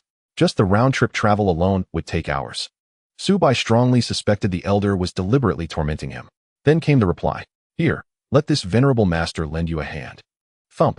With a wicked grin, the unorthodox elder kicked Subai squarely in the rear. Instantly, Subai shot skyward like a launched rocket, streaking across the heavens as a blazing meteor vanishing into the distance. A jade uncarved remains mere stone. I admire your potential, which is why I treat you differently. As the chosen immortal of the Xuanyu Palace, do not disappoint me. After launching Subai into the sky, the unorthodox elder, still wearing that irrepressible, mischievous grin, murmured to himself. 25 minutes later, at the plaza of the Xuanyu Palace, a shimmering teleportation light flared. Then a disheveled figure, cloaked in a disguised mask and reeking as if dragged through a pigsty, staggered into view, straining with every ounce of strength to drag a massive several hundred boar behind him. Beside him trotted a petite zombie girl with skin like pristine snow, now equally grimy, who lent her slender arms to help haul the enormous beast. Whoa, everyone look, someone's actually dragged a pig in here. Haha, too hilarious. Buddy, where on earth did you dig up this boar? And how did you smuggle it into the Xuanyu Palace? Need a hand. A chorus of teasing laughter rose, only to die abruptly after a fleeting moment. What? It's Subai, the youth in splendid attire himself? The great sage himself tackling such coarse labor. Let me Chongshan Zilong lend my strength. Truly a legend. Even dragging pigs looks dashing. Great sage, I'm 18, a blossoming art school maiden. Versatile, charming, sweet, or salty. Care to form a duo? We can even meet offline anytime. The moment they recognized the absurd pig dragger as none other than Subai, the peerless youth in splendid attire, no one dared laugh again. A crowd of male and female Xuanyu players rushed forward volunteering assistance. Bolder still were the young women who eagerly sought to pair up with Subai. Subai was already seething with fury, utterly unwilling to entertain these irritating interlopers. To secure peace, he instantly activated his tidal ability, Fervor, boosting his speed by 20%. With Bai Shao Chun at his side, they surged forward, dragging the colossal boar demon through the crowd in a whirlwind sprint. After immense effort, Subai and Bai Shao Chun arrived before the Dai Divine statue precisely at the 29th minute, still bearing their heavy burden. There stood the unorthodox Taoist, the very master who had assigned Subai the quest to capture a plump, robust, and exceptionally handsome boar demon. And there before the statue he had set up a steaming hot pot, its broth bubbling fiercely, juices splattering, aroma intoxicating. The unorthodox Taoist leisurely dipped morsels into the pot, while sipping wine, utterly enraptured. Brat, you're painfully slow at even simple tasks. You brought back the boar demon so late. The premium broth is nearly boiled dry. Young as you are, yet so clumsy. This demands a stern review. Still, I suppose you've barely fulfilled the task. The unorthodox Taoist stared mouth-watering at the captured boar demon. In an instant, 2 gleaming razor-sharp slaughtering knives appeared in his hands, and he advanced blade-humming toward his quarry. What? So this eccentric old Taoist had sent him to catch a boar demon, not for cultivation, but for dinner? Subai stood speechless. Ding. You have successfully completed your sect trial and earned the Foundation Establishment Manual of the Xuanyu Palace, the profound yellow immortal art. A crumpled yellowed scroll materialized instantly in Subai's palm. The profound yellow immortal art. Foundation Establishment Cultivation Manual. When paired with the Foundation Establishment pill, diligent practice of this immortal art will enable successful entry into the Foundation Establishment realm. What? Only a manual, no pills. Damn it all. This unorthodox Taoist truly was a bottomless pit of deception. Oh, the captured boar demon shrieked in agony as the Taoist swiftly bled and dissected it. In moments, flesh and bone parted cleanly. The Taoist selected only the most succulent tender cuts, slicing them paper thin. Then, saliva dripping, plunged them into the boiling broth. Here's your reward. Now off you go. You'd better not be scheming to stay and steal a bite of my hot pot. 1 boar isn't even enough for me alone. Don't even think about it. The unorthodox Taoist shielded the hot pot with his body, guarding it like a possessive dragon hoarding treasure. Oh, for heaven's sake. I wouldn't touch your greasy stew with a 10-foot pole. I'd rather throttle you, you shameless fraud. Subai's face darkened with jagged lines of exasperation. Humph. You're clearly drooling over my supreme hot pot, yet still deny it. The unorthodox Taoist rolled his eyes at Su Bai. Su Bai's jaw twitched violently. Lingering another second near this foul Taoist might induce spontaneous hemorrhage. He fled immediately, putting as much distance between them as possible. A Foundation establishment manual alone was useless without the corresponding pill. After leaving the Xinyu Palace, Su Bai opened the Star River City leaderboard and saw that Can Ruo Xing, he had indeed leveled up to 20. Though exhausted from an all-night session, weary and drowsy, Su Bai refused to log out. He was determined to claim the prize for becoming the first Foundation establishment cultivator in Star River City. He still needed 4 key ingredients to refine the Foundation establishment: pill 100-year sweet red root, spirit-infused demon blood, 100-year snow ginseng, and low-grade spiritual energy. Immediately, he entered the trading platform to search for stock, but he found that, scarcely available to begin with. These materials had just been swept clean from the marketplace. Either someone had sensed the emerging market and begun hoarding them for profit, or someone was deliberately sabotaging him, ensuring he could not become the city's first Foundation establishment cultivator. Whichever was true, neither scenario boded well for Su Bai. Just then a message blinked in Su Bai's friend list, sent by Ditsong Ming, who had recently logged in. "Brother, you're really online. I was asleep when I got a call. Someone told me to log in and contact you immediately." Su Bai frowned, intrigued. Who possessed such influence to reach Ditsong Ming in real life, then direct him here? "Who's looking for me?" Su Bai asked. "Sanshi Fan Hua, from Fei Long City. He says add him as a friend. He has a surprise for you." Ditsong Ming relayed the message faithfully. At the name Sanshi Fan Hua, Su Bai's gaze flickered faintly. "Understood. Thanks for the trouble." With that, Su Bai closed the chat and opened the friend request interface, typing in Sanshi Fan Hua to send the invitation. Within 3 seconds, the request was accepted. "Hey youth in splendid attire, been a few days. Miss me?" Sanshi Fan Hua's voice rang out brash and unrestrained. Su Bai's brow furrowed. "You're no beauty. I don't miss you at all. What do you want? If it's about serving you, forget it. I refuse." Though Su Bai offered no deference, Sanshi Fan Hua astonishingly showed no anger. "You are audacious. Few dare speak to me like this. But, damn it, I respect exactly that kind of grit. Let's get serious. Right now you desperately need 100-year sweet red root, spirit-infused demon blood, 100-year snow ginseng, and low-grade spiritual energy, don't you?" "I have them." Su Bai's voice tightened. "Did you seize all the Foundation establishment pill ingredients?" Sanshi Fan Hua answered plainly, "No. I'm merely one among many. Uncle Yun Feiyang Xing Meier and several other nuisances are all scrambling for them too. Think about it. If you control the choke point on these critical resources, whoever holds the largest stockpile can manufacture the greatest number of Foundation establishment cultivators in the game. The strategic value needs no elaboration." Hearing this, Su Bai's expression hardened. These powerful guild leaders had already begun vying for dominance over pivotal in-game resources. That was no good omen. "I'll supply you with a full set of Foundation establishment pill ingredients. Of course, it's not a gift. My people discovered a hide here, boss, but we can't crack it. I'll send the ingredients now. Tonight you lead the raid to defeat it. Deal." Su Bai hesitated. "That's it. Nonsense. Though I'm wild and untamed, my word is iron. I never break a promise. So yes or no?" Su Bai nodded. "Agreed. Pleasure doing business. May this be only our first friendly collaboration, not our last." With that cryptic remark, Sanshi Fan Hua instantly mailed Su Bai 1 unit each of the 100-year sweet red root, spirit-infused demon blood, 100-year snow ginseng, and low-grade spiritual energy. Upon receiving the materials, Su Bai noticed both Xiao Ji Ling and Ditsong Ming were now online, and immediately invited them both into his party. "Do either of you know where in the Star River City map the 100-year sweet red root, spirit-infused demon blood, 100-year snow ginseng, and low-grade spiritual energy spawn?" Xiao Ji Ling replied instantly, "I know the 100-year snow ginseng. It grows in the Shui Yuan Valley 150 li south of Star River City, but it's scarce. I passed by earlier. The valley entrance is currently occupied by Shui Mu Nianhua." Ditsong Ming added, "Brother, what's going on? If you get the chance, stockpile as much of those ingredients as you can. They're essential for refining Foundation establishment pills, and you'll need them soon." Ditsong Ming gasped, "I swear. I just sold a unit of Tier 1 spiritual energy for 500,000 coins. I lost out. Now I hear the main source, Yunling Mine, is held by Healy Hua Ting." Su Bai smirked coldly. "Don't worry, I'll purge Healy Hua Ting this afternoon. Recruit more players with high-level gathering skills. This afternoon I'll lead the party and escort you safely to harvest Foundation establishment pill ingredients." Thrilled Xiao Ji Ling and Ditsong Ming exclaimed yes.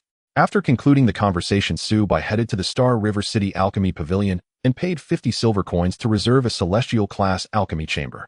Alchemy requires more than just a cauldron and ingredients. It demands alchemical flame. The pavilion provided both cauldrons and controlled flame. As a Xianyu cultivator, Su Bai possessed no innate flame technique. He would rely entirely on the pavilion's sacred fire. The title of Star River City's first foundation establishment cultivator was his and his alone.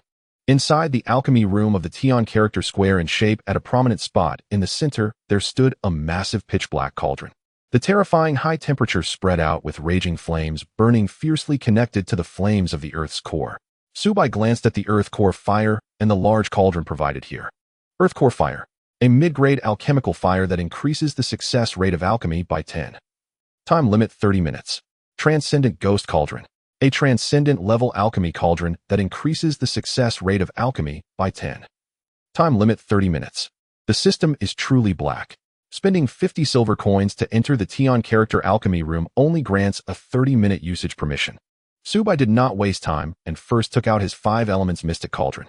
This cauldron with its heavy and bright crimson sheen looked far superior to the transcendent ghost cauldron. Next, Su Bai took out the materials for the foundation establishment pill one by one and arranged them in front of him. Just this batch of alchemical materials was already quite valuable. Is this cultivation game a survival of the fittest? This is just the foundation establishment pill material for level 20, yet it is already so scarce.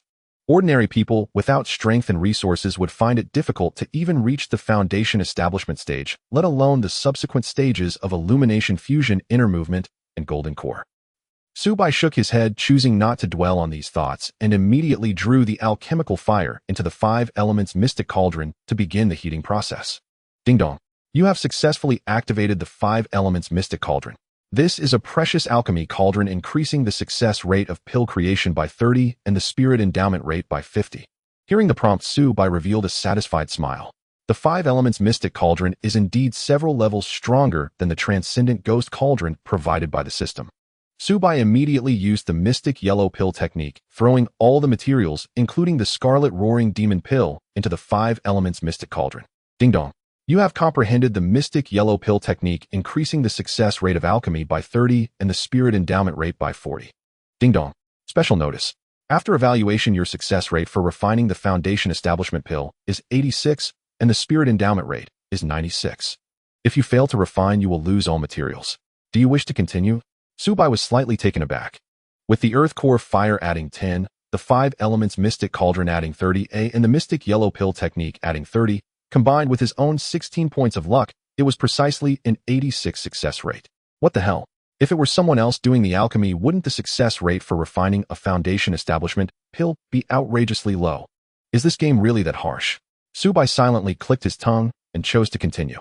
Instantly, the entire 5 elements mystic cauldron was engulfed by the earth core fire, and the materials inside melted rapidly. A fragrant aroma that thrilled the blood immediately wafted through the air, and the runes outside the 5 elements mystic cauldron lit up brilliantly.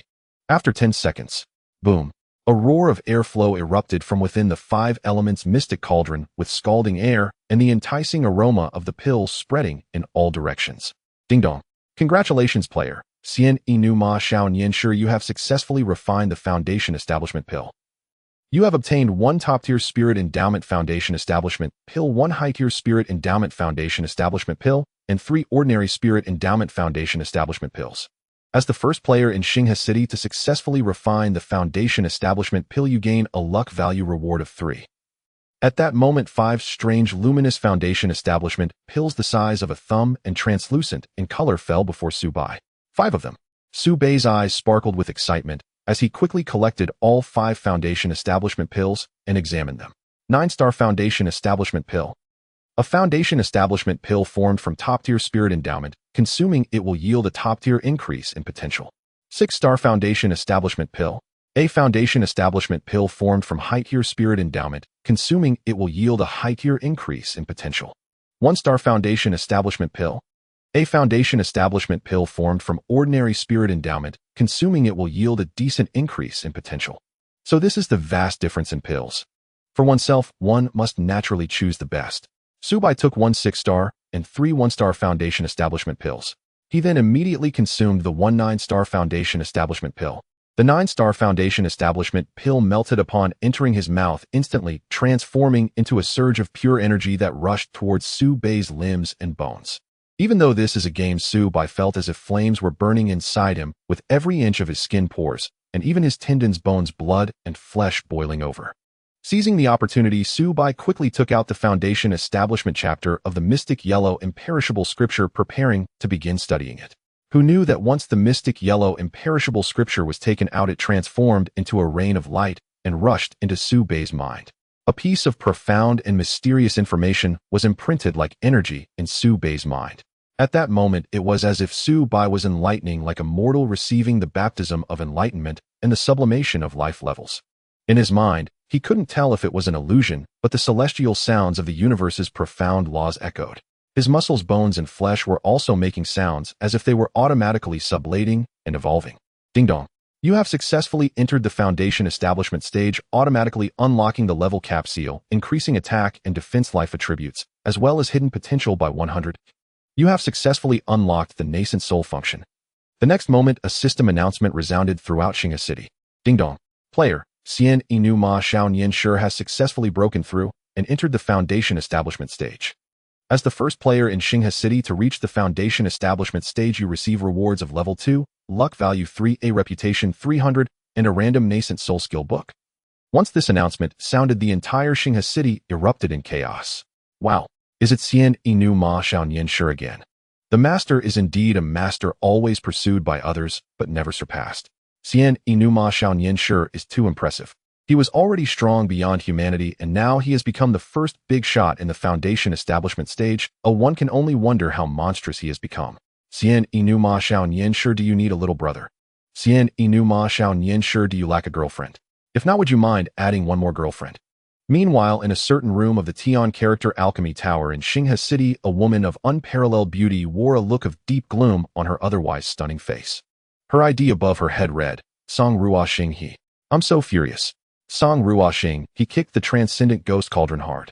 She had finally gathered a set of materials for the Foundation Establishment pill, only to fail in her alchemical attempt. At that moment, the system announcement echoed that Xian Inu Ma Xiao Nian Shi had successfully entered the Foundation Establishment stage. For Song Ruo Xing, this was like adding fuel to the fire. She had put in so much effort, incurring a debt of gratitude, to gather a set of materials just to seize the first reward for reaching the Foundation Establishment stage. As a result, all her efforts went to waste. She missed out on the first reward in Xinghe City.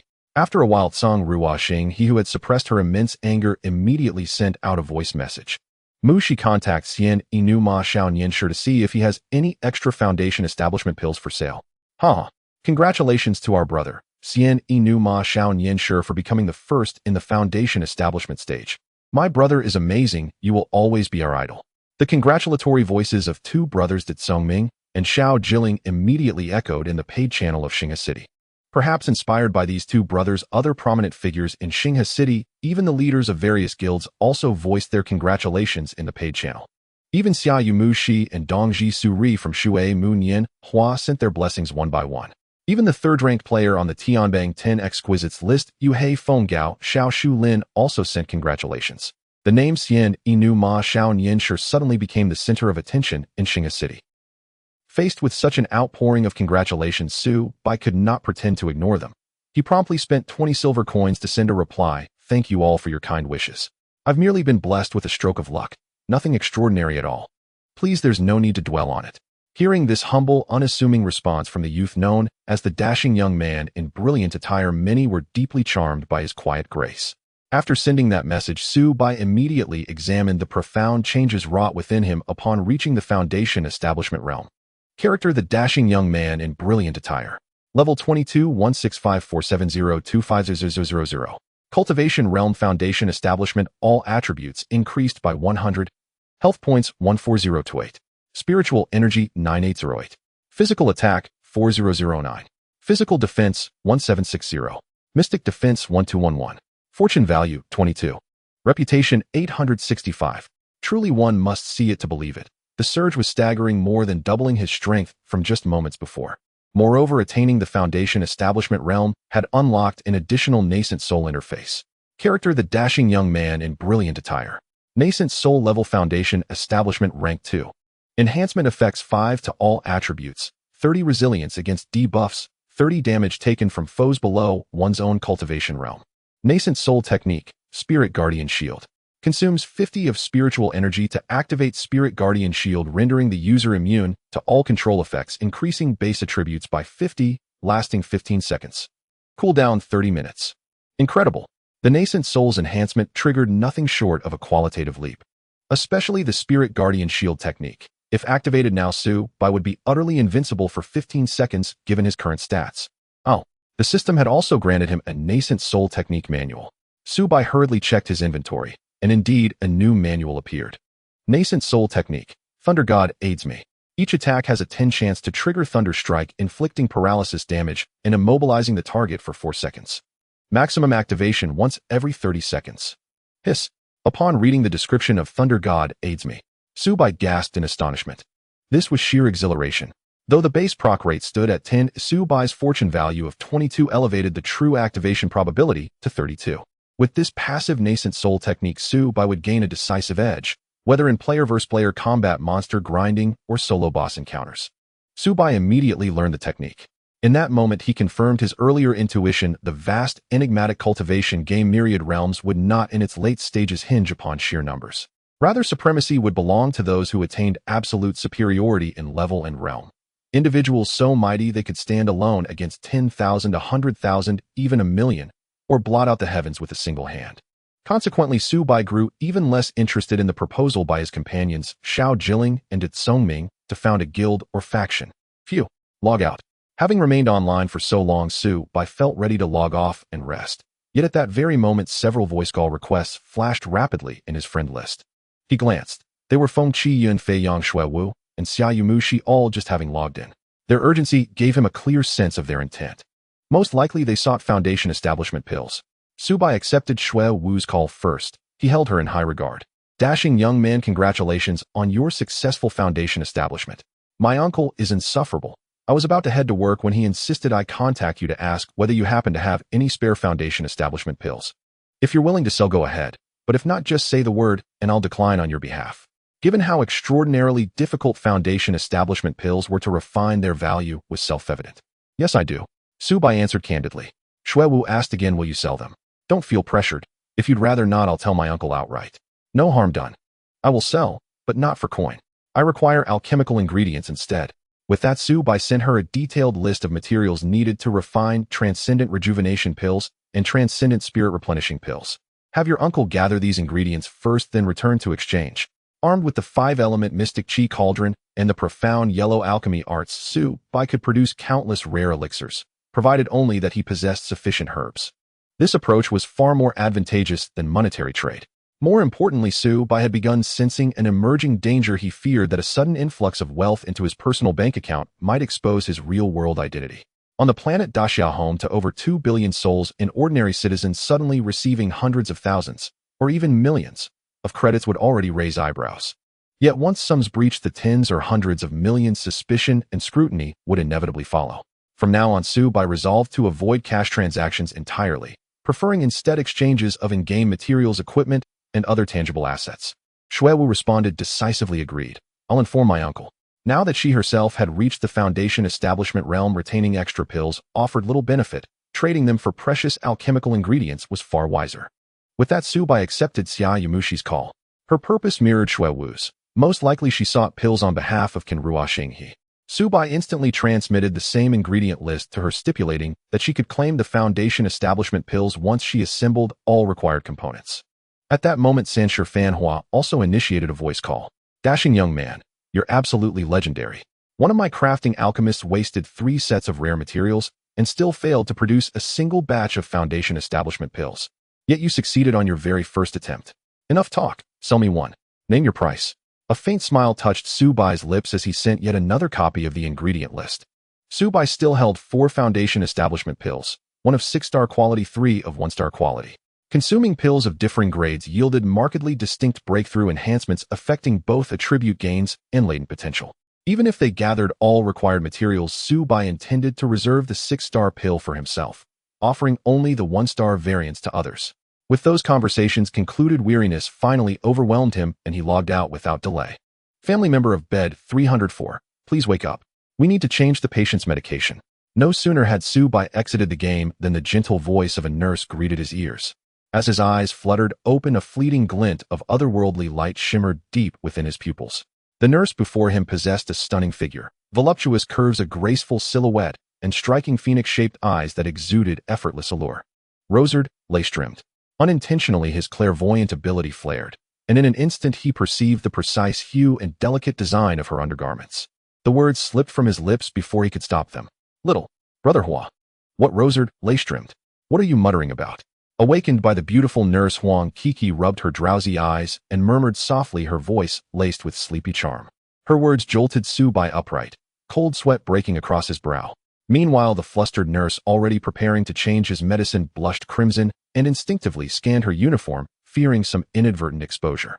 Cough. Cough. You must have misheard me. Su Bai quickly averted his gaze, clearing his throat awkwardly. The beautiful nurse, after checking herself, realized she hadn't accidentally exposed anything. Her blush gradually subsided. Yet while changing Su Bai's dressing, her movements grew noticeably firmer than usual, making him wince in pain. Damn it. She's definitely retaliating. If this continues, I'll see right through your underwear. Still seeing the innocent Huang Kiki standing nearby, Su Bai refrained from doing so. He regarded her as his own younger sister. Activating his ability would leave her utterly exposed as well. That thought alone filled him with guilt.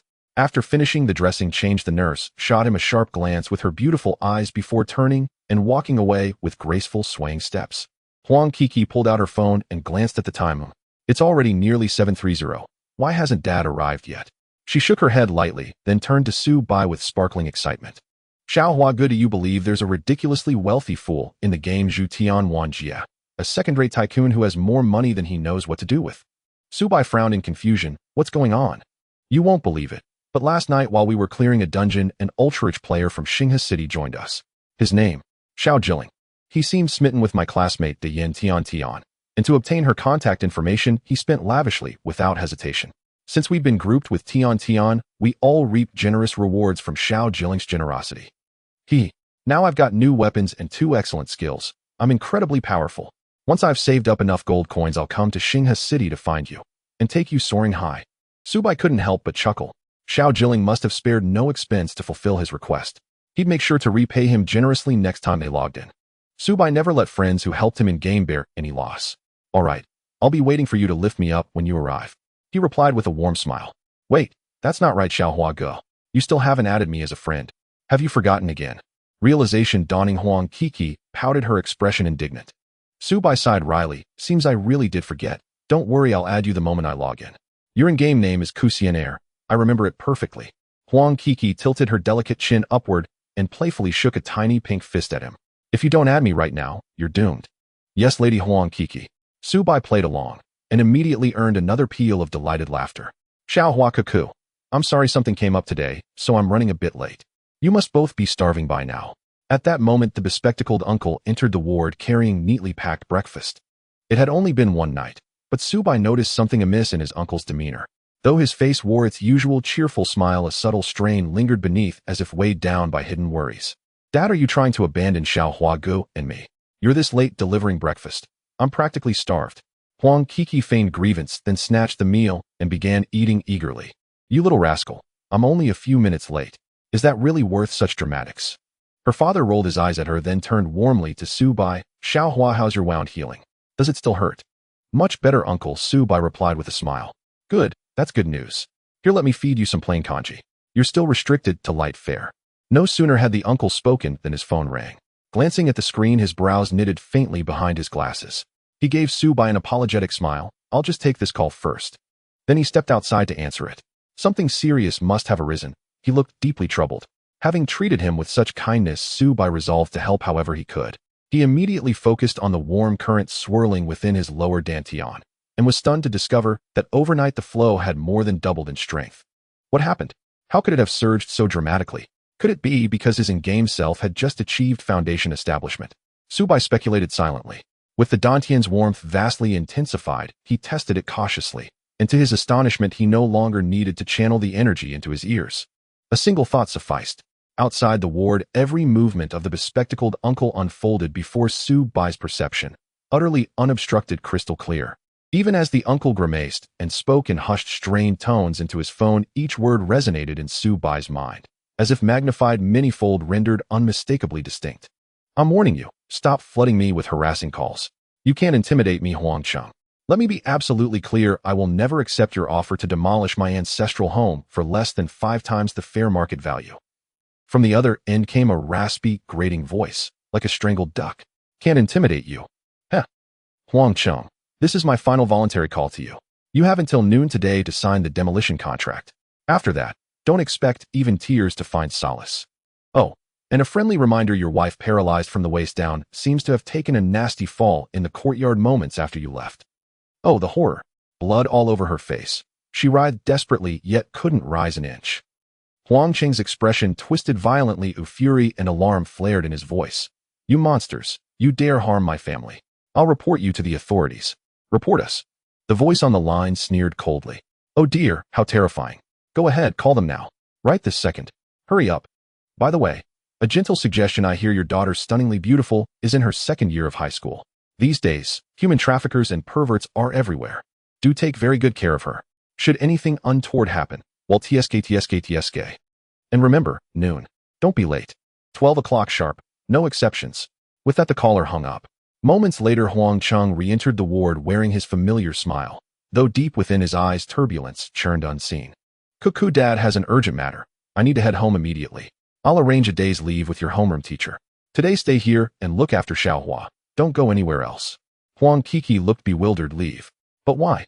Before she could finish, her father gave Su Bai a brief, meaningful nod and hurried out, footsteps already receding. Dad, I have rehearsal for the arts festival today. I can't take leave. She chased after him, but he didn't turn back, vanishing down the corridor. On the hospital bed, Su Bai's calm, lucid eyes flickered, just once, with a flash of glacial cold. All his life, from childhood onward, he'd walked alone, solitary and unanchored. Never before had anyone, any family, treated him with such genuine, unwavering kindness. This rare, hard-won bond, I will never allow anyone to destroy it. Never. What on earth is Dad up to? He insisted I take a day off. This arts gala is critically important. I'm the team leader. If I skip rehearsal, no one can practice properly. Huang Kiki pouted, murmuring in complaint. No, I absolutely cannot take leave.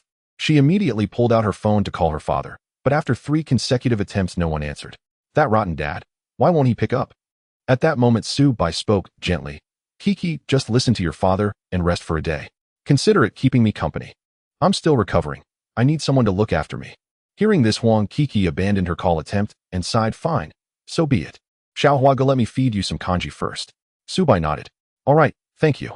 As they ate, he probed tactfully. Kiki, the other day, I noticed a character meaning demolish painted on the outer wall of your courtyard.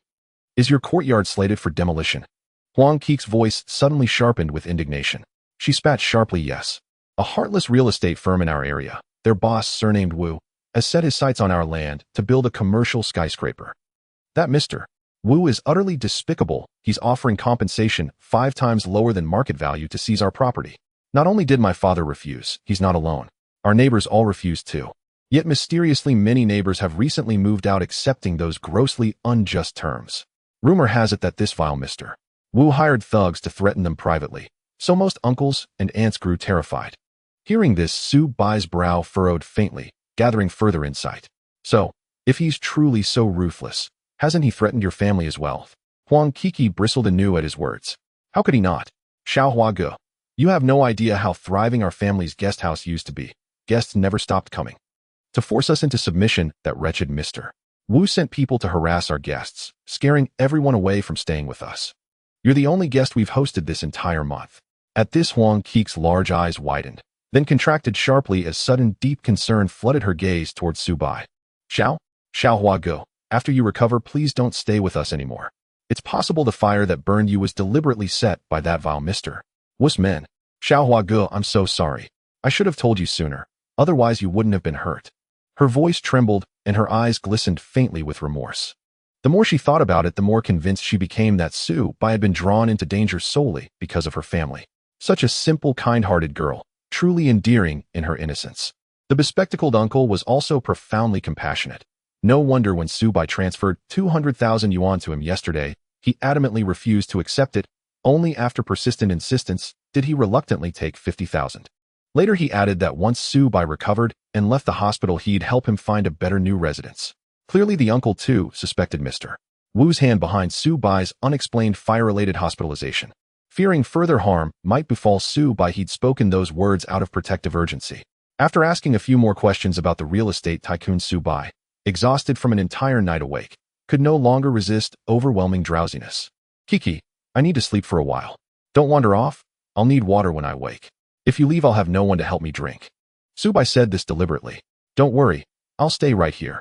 Since I've already taken the day off, I'll play a game for now. Just call me when you wake up and need water.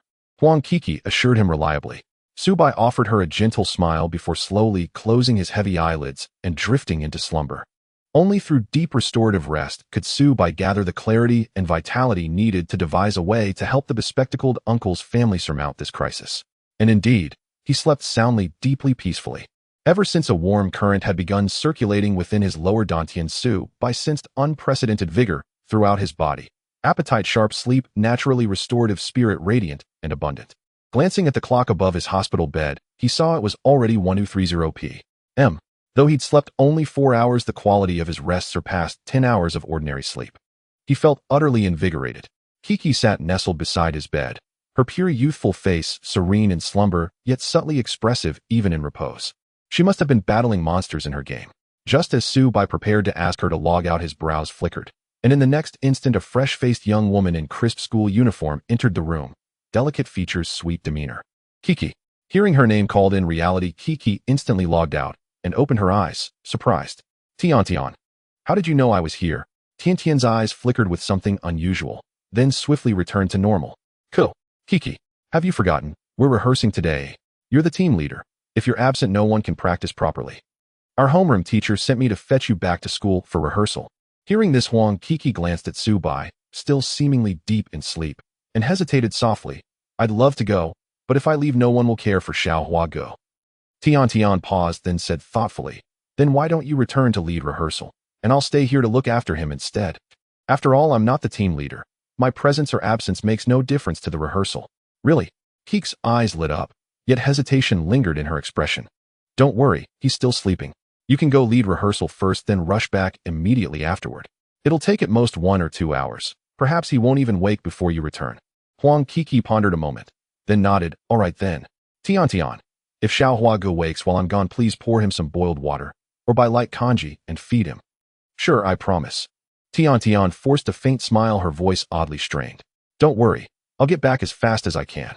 Trusting Tian implicitly, Huang Kiki gave one last glance at the still sleeping Su Bai, then departed with quiet reassurance.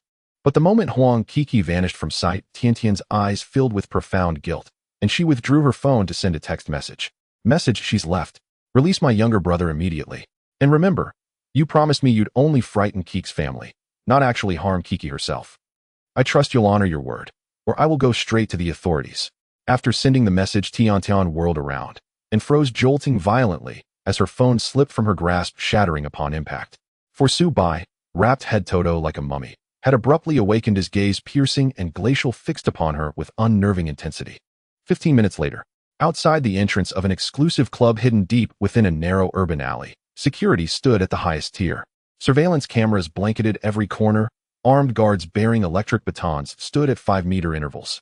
Hidden snipers lurked unseen. Even a fly would be detected the instant it crossed the threshold.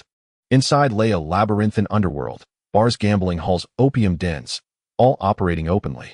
One of QZ City's largest underground clubs, famed as a bottomless pit for wealth. Entry required both personal introduction and formal sponsorship. Suddenly, a sleek Mercedes-Benz van pulled up and halted at the gate. The door swung open, and several heavily tattooed men emerged, dragging between them a teenage girl bound hand and foot, her mouth gagged. The guards watched impassively as the group passed through, while patrons who witnessed the scene merely shrugged unsurprised. Such incidents were commonplace here, hardly worth a second glance.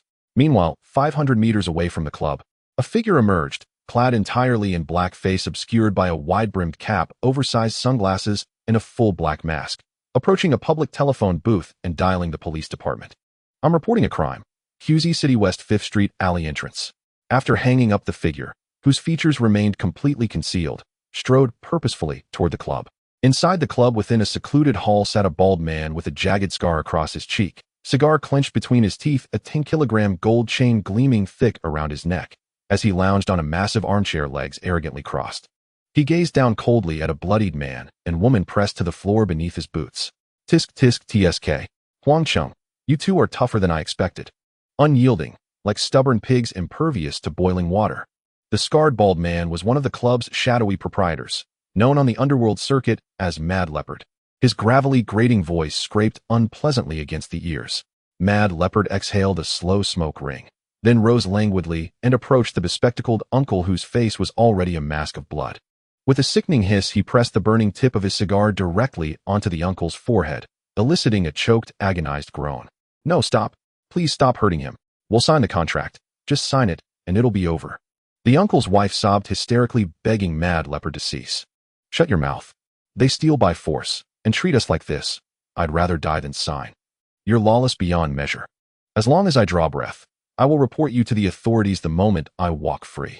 Teeth clenched, the uncle spat crimson-tinged saliva, unbroken, unbowed, even under such brutal torment. Well, you old dog do have backbone. Brave. Mad Leopard cackled, a grotesque guttural laugh, before his tone turned icy, but you're also monumentally foolish. My patience wears thin. I'll grant you one final chance. Sign this contract obediently, and I'll release you both unharmed. Never again will you see my men. Otherwise, Pak.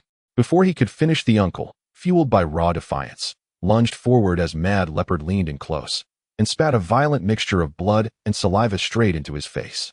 Damn it, you ungrateful wretch, daring to spit in my face. Furious, Kwang Bao's expression twisted into a snarl. He delivered a thunderous kick straight to the bespectacled man's mouth, shattering several teeth on impact. The bespectacled man let out a choked groan of agony, nearly collapsing into unconsciousness. His wife stood nearby, her pupils trembling with heart-wrenching despair. Bring me a knife. This stubborn bone won't yield until he sees his own coffin. Your wife is already crippled. Today I'll do you both a favor and make you a matching pair of cripples. At Kwang Bao's vicious command, one of his underlings produced a gleaming half-meter-long steel blade and handed it to him. No, please spare us. Huang Mu cried out in abject terror. Thud, thud, thud. A sharp rapping echoed from the hall's entrance. Brother Bao, we've brought the person. Hearing the voice outside, Kwang Bao, who had been poised to slash the bespectacled man's legs, burst into a grotesque, triumphant laugh. Good. Bring them in now. Instantly, three heavily tattooed thugs dragged in a young girl, her mouth gagged with cloth, her wrists and ankles tightly bound. The moment she glimpsed the horrifying scene within the hall, her entire body convulsed with terror, her scream tearing at her throat like a dying bird's cry. But her mouth remained sealed tight beneath the rag. No word could escape. Only desperate, muffled cries spilled forth. The girl was Huang Kiki, and seeing her parents reduced to such broken, tormented figures filled her with sheer terror, utter despair, and crushing grief.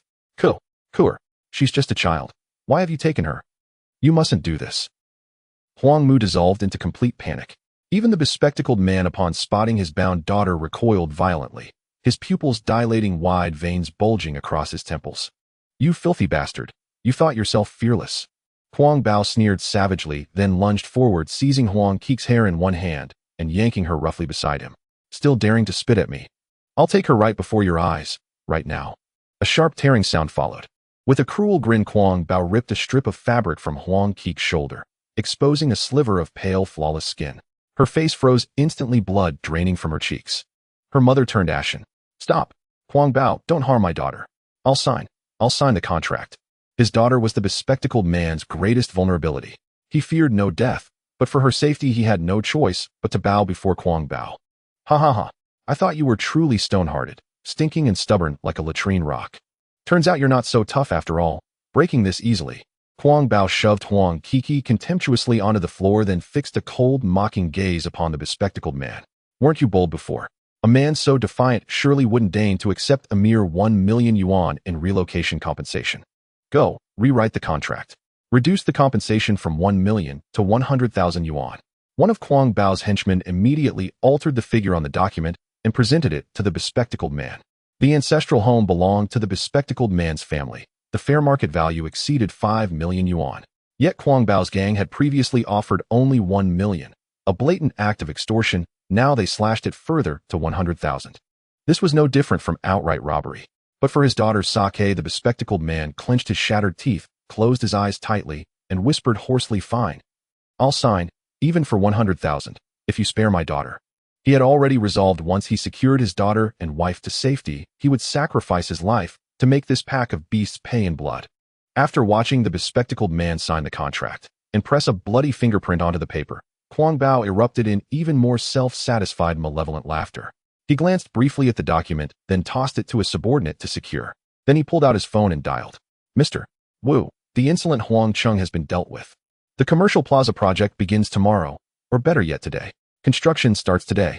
Having finished his report, Kuang Bao smirked with chilling disdain as he slowly approached the bespectacled man, then ground his polished leather shoe against the man's head, wiping it clean. You signed the contract, you spineless dog, but you spat in my face earlier, letting you off so easily. How could I ever hold my head high on the streets again? The bespectacled man gritted his teeth. Take your revenge on me. Only me. Kuang Bao's eyes flickered sideways, then locked on a Huang Kiki, who cowered on the floor, trembling uncontrollably. An eye for an eye, so a daughter pays for her father's sin. You spat in my face. I'll claim her as recompense. Perfectly reasonable, isn't it? With that, Kuang Bao lunged toward Huang Kiki like a rabid beast. No, you monster. You vile beast. Don't touch Kiki. Don't touch her. Both parents screamed in raw, soul-rending fury and despair. Yet their cries fell on deaf ears. Kuang Bao remained unmoved, his laughter growing wilder, more frenzied. Just then, one of his men subtly shifted his expression. Brother Bao, the boys outside say officials are here. Officials? Kuang Bao halted mid-motion, ripping at her clothes, and bared his teeth in a vicious grin. Let them come. What's there to panic about? Handle them as usual. Bribe, bluff, brush them off. These damn bastards. Do they think last month's tribute wasn't enough?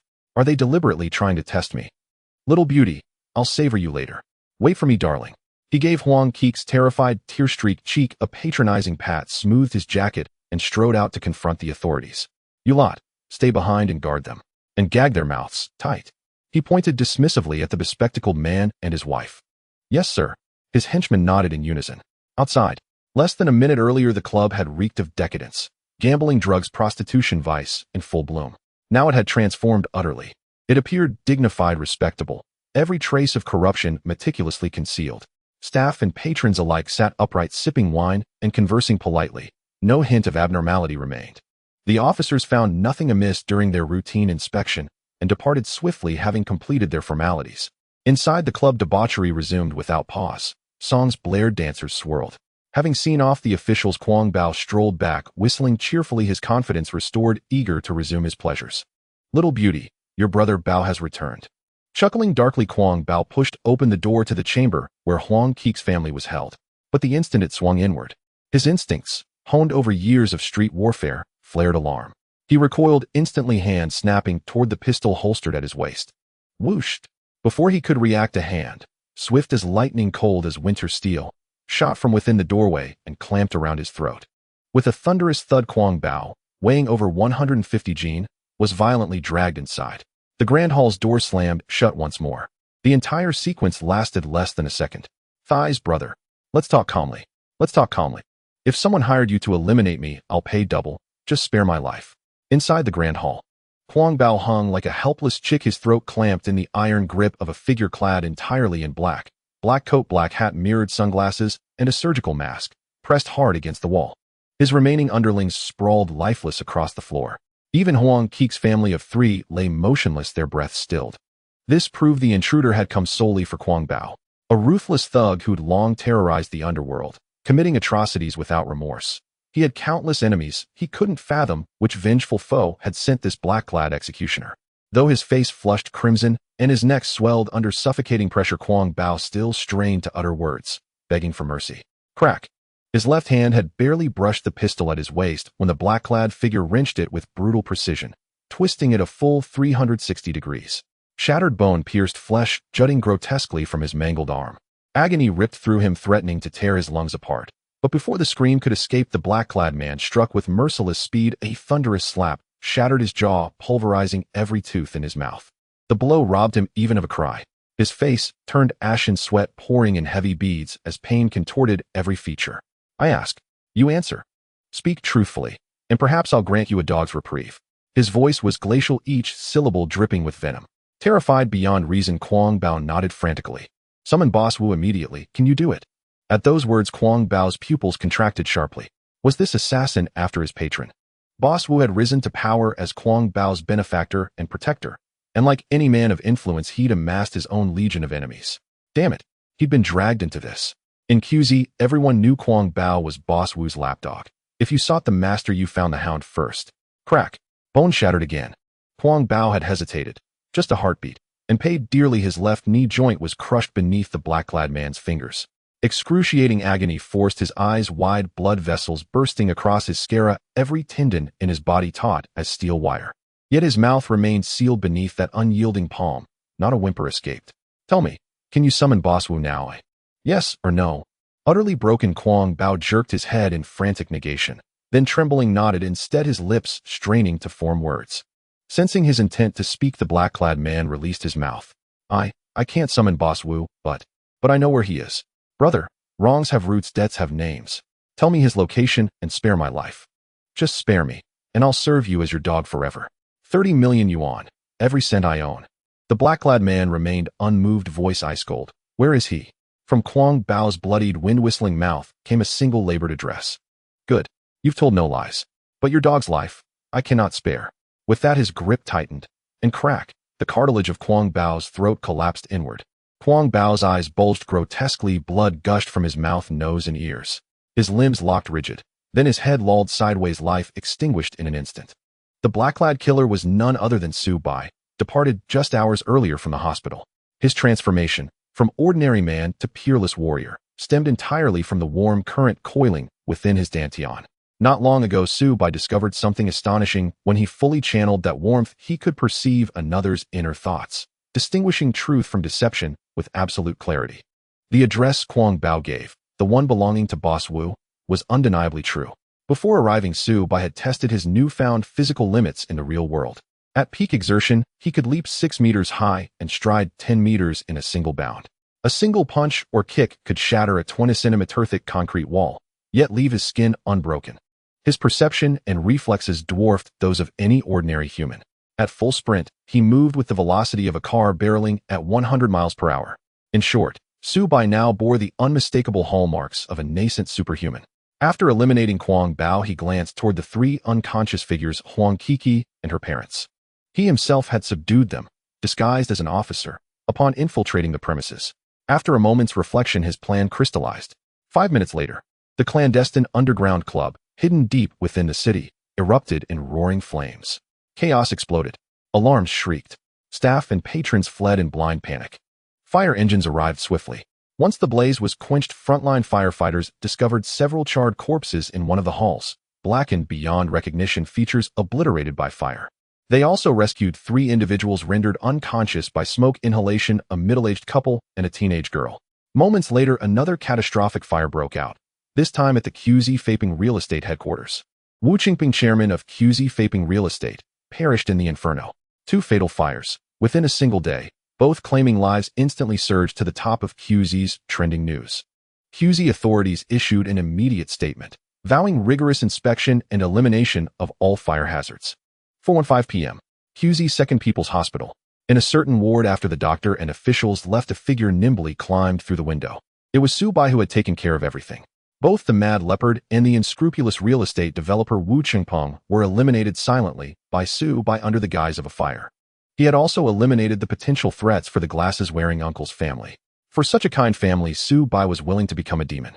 Gazing at the unconscious glasses-wearing Uncle Huang's mother and Kiki on the hospital bed, the coldness in Su Bai's eyes gradually faded, revealing a touch of tenderness on his face.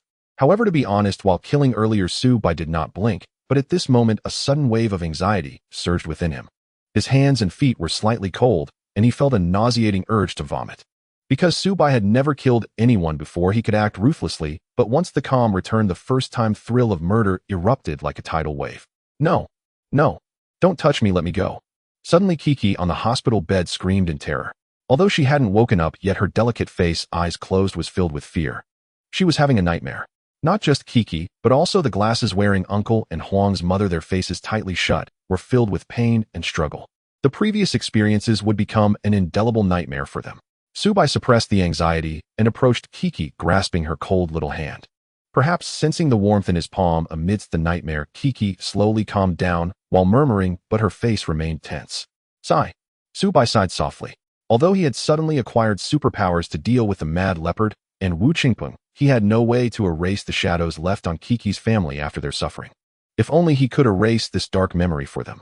Little did he know as this thought arose, an inexplicable incantation suddenly surfaced in his mind. Ruomi do ruomi di nacho jahu. After Subai lightly recited this incantation in his heart, the warm flow in his dantian was immediately guided in a special way, rushing through his palm and swiftly entering Kiki's body. After 10 seconds, the previously terrified Kiki's tense and uncomfortable expression dissipated, and a serene smile appeared at the corners of her mouth. Seeing this, Subai was astonished, his mouth agape. The incantation he had just spoken was a piece of information from the Nine Heavens mystic art when he broke through the foundation establishment stage in the game. Can the things in the game also be used in reality? This is too absurd.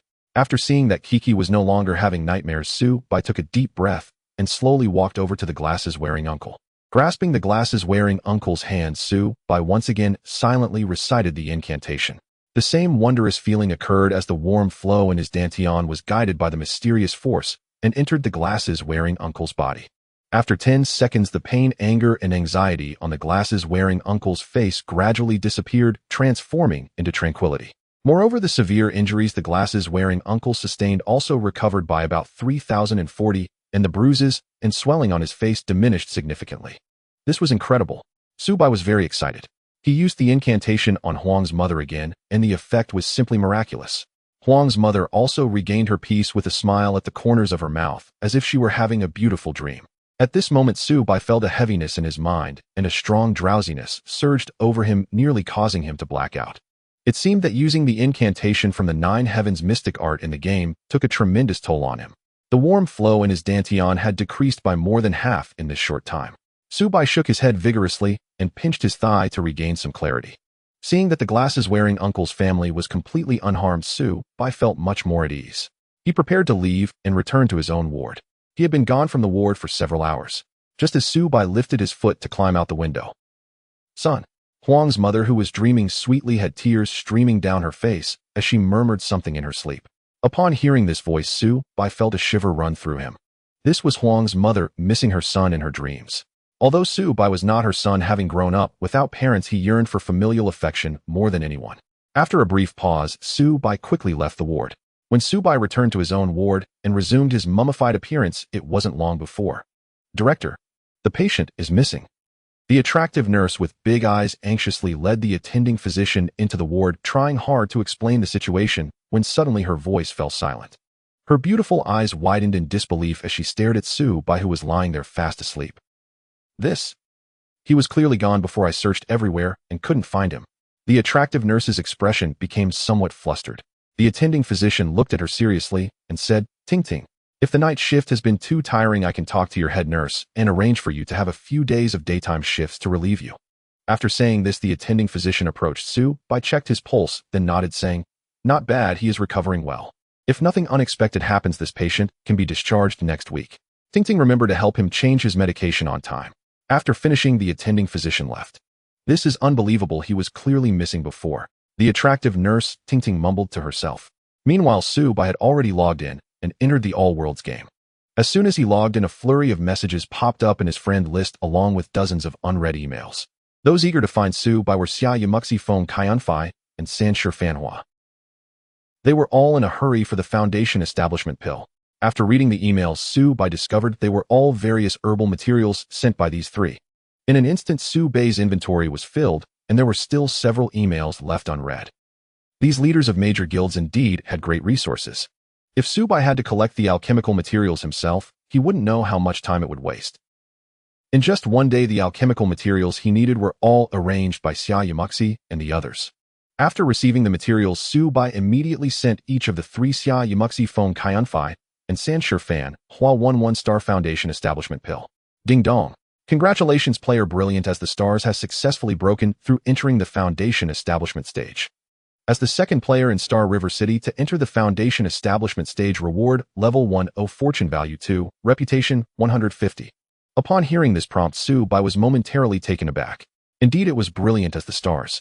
He had just sent the Foundation Establishment pill to Xia Yamuxi, and brilliant as the stars immediately broke through, indicating that this person must be from Shuemu Nianhua and likely held a considerable position. At this moment, Feng Kaianfai sent a few voice messages. "Fortunately, your pill arrived in time. Otherwise, one of my generals would have missed the reward for being the first to reach Foundation establishment in Dali City. Thanks. I owe you another favor. By the way, why do you need so many alchemical materials? Aren't you a non-living profession alchemist? In all worlds, non-living profession alchemists have a low success rate for refining pills.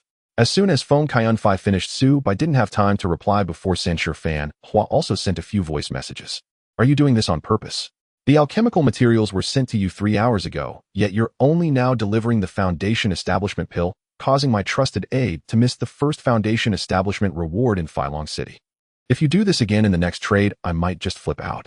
By the way, don't forget to come help me push the boss in Phylong City at 8:30 p.m. After briefly replying to Phone Kaiunfai and Censure Fan, Hua's strong question arose in Su Bei's mind. When he entered the Foundation establishment stage, he had the Foundation establishment pill and still needed to pair it with the 9 Heavens mystic art to successfully break through. Why did Brilliant as the Stars and the others break through instantly upon receiving their Foundation establishment pill? Could it be that their cultivation breakthroughs didn't require techniques, but only the pills? All Worlds is a game shrouded in mystery. Having gained real-world superpowers from it, could there be others who have similarly acquired incredible abilities from the game? Although Su Bei's mind was filled with shock and confusion at this moment, he couldn't share it with anyone. After all, if such a shocking matter were to spread, it would undoubtedly cause a sensation and lead to unpredictable consequences. Su Bei shook his head, deciding not to dwell on these thoughts for now.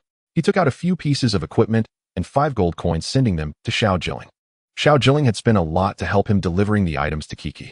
Su Bei couldn't let her suffer losses. Next, he put all the unnecessary equipment on the trading platform, only selling for gold coins, not cash. After receiving the equipment and gold coins sent by Su Bei, Xiao Jilling immediately called with a voice message. Bro, why are you suddenly giving me so much equipment and gold? Su Bei replied with a smile, since you call me bro, is it strange to give you some equipment and gold? What's wrong? Don't want to acknowledge me as your brother? Xiao Jilling hurriedly shook her head. How could that be? You will always be my brother. By the way, bro, you asked me to find a team of lifestyle players to seize the spiritual energy mine. I'm sorry I couldn't manage it. Guilds like Shuamu Nianhua, Healy Huading, and Heroic Unrivaled suddenly went crazy today, spending heavily to snatch away all the lifestyle players for resource gathering. My brother, and I couldn't find anyone. Xiao Jilling said, lowering her head shyly. It's okay if you can't find anyone, then forget it. You and Ditsongming hurry to level up. When you need Foundation establishment pills after reaching level 20, come find me. Su Bei said casually. Oh, thanks, bro. Xiao Jilling nodded excitedly. Su Bei, possessing the 5-element Qi Cauldron and 9 Heavens pill refining technique, would never lack alchemical materials. By that time, many people will come to him seeking medicine with a bunch of materials. Alchemy. Su Bei grinned as he looked at the alchemical materials piled in his inventory. After a moment, Su Bei went to the alchemy pavilion and opened a top-tier alchemy room. Ding dong. Congratulations, player. The young man in splendid attire has successfully refined the transcendent revitalizing pill. Congratulations, player. The young man in splendid attire has successfully refined the transcendent revitalizing elixir. 2 hours later, Su Bei successfully refined all the alchemical materials he had, producing a collection of fragrant and precious pills. Just the renewal fee for the use of the heavenly alchemy room cost Su Bei a full 2 gold coins. Yet upon seeing the pile of sealed pills before him, a smile unconsciously crept onto Su Bei's lips. 9-star transcendent revitalizing pill. Quantity, 400 pieces.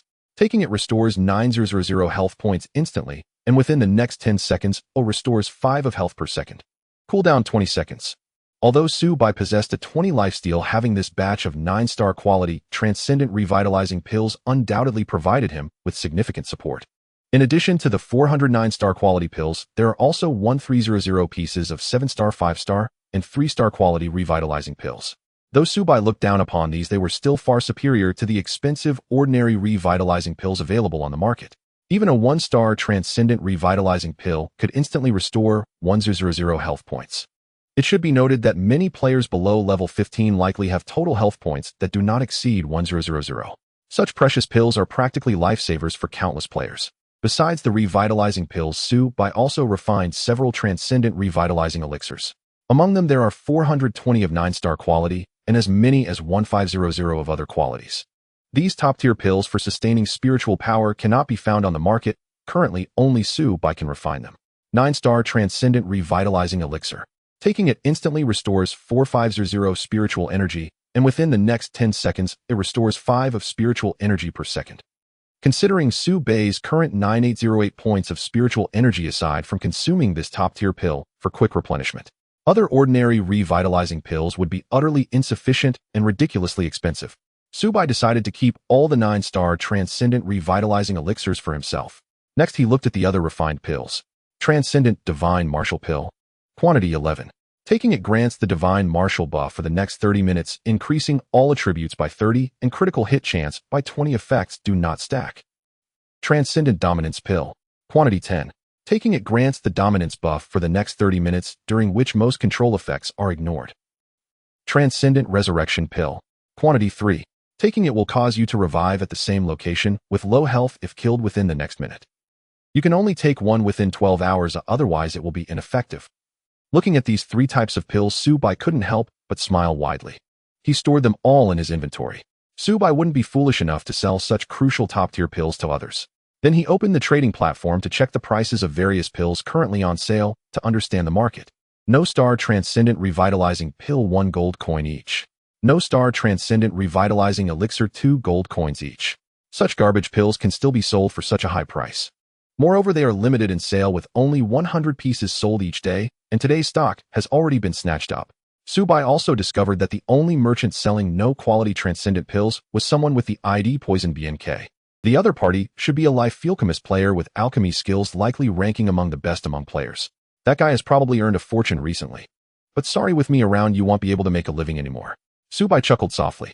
He immediately listed 100 pieces of 1-star Transcendent Revitalizing Pill and 100 pieces of 1-star Transcendent Revitalizing Elixir in hidden mode. The selling price: 1-star Transcendent Revitalizing Pill 2 gold coins each. 1-star Transcendent Revitalizing Elixir 4 gold coins each. After finishing the listing, Su Bei checked the time and logged off. What Su Bei didn't know was that as soon as he listed the pills, it immediately caused a massive stir in the game. Filong City. As Sanshi Fanhua was preparing for tonight's high-level boss raid, he suddenly frowned. You only managed to snag 30 pieces of the no-star Transcendent Revitalizing and Revitalizing Elixirs sold by Poison BNK today.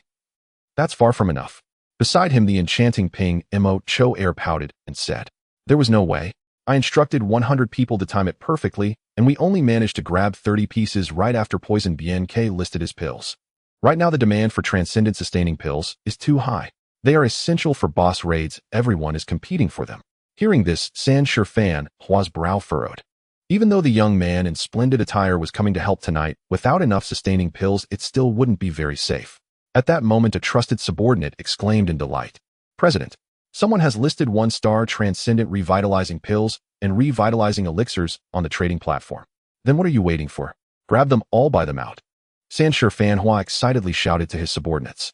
But when they prepared to act and grab the pills, all 100 pieces of the Transcendent Revitalizing Pills and Revitalizing Elixirs had been snatched up. The one who bought out all the 1-star Transcendent Revitalizing and Revitalizing Elixirs was none other than Poison BNK. Has this Poison BNK gone mad? He is an alchemist player himself, why would he need to snatch these top-tier pills? Could it be? Ping Mo Cho Air's beautiful eyes widened in surprise. Poison BNK can't monopolize. He has encountered a rival. These pills were not refined by him. At this moment, not just Sanshi Fanhua, the top guild leaders in the game from Dali Ba Huang, Feilong Feng Wu, and Xing, he were all shaken. Because not long ago 1-star Transcendent Revitalizing and Revitalizing Elixirs were listed on the trading platform. When strategizing against high-level bosses and difficult dungeons, it is crucial whether the tank can withstand the damage or whether the healer can continually provide healing. At this stage, there is currently no truly established guild in the game. Everyone is competing to farm BOSSES, and obtaining the first guild establishment order is the top priority for countless top players. Because of this, everyone views top-tier recovery pills as strategic items that must be fought for. The sudden emergence of a batch of 1-star Transcendent Revitalizing and Revitalizing Elixirs naturally excited countless top players. But unfortunately, this batch of top-tier pills was just listed and was completely snatched up by the biggest pill merchant, Poison BNK. Since the game launched, Poison BNK has monopolized the pill market. Countless guild heads hoping to purchase more top-tier sustaining pills from him all sought to get closer to him. Thus, when this batch of top-tier pills was listed, everyone's instinctive first reaction was, Poison BNK's alchemy skills have once again advanced. These pills must be his new achievement. Yet the result shocked everyone. The one who snatched the pills was indeed Poison BNK.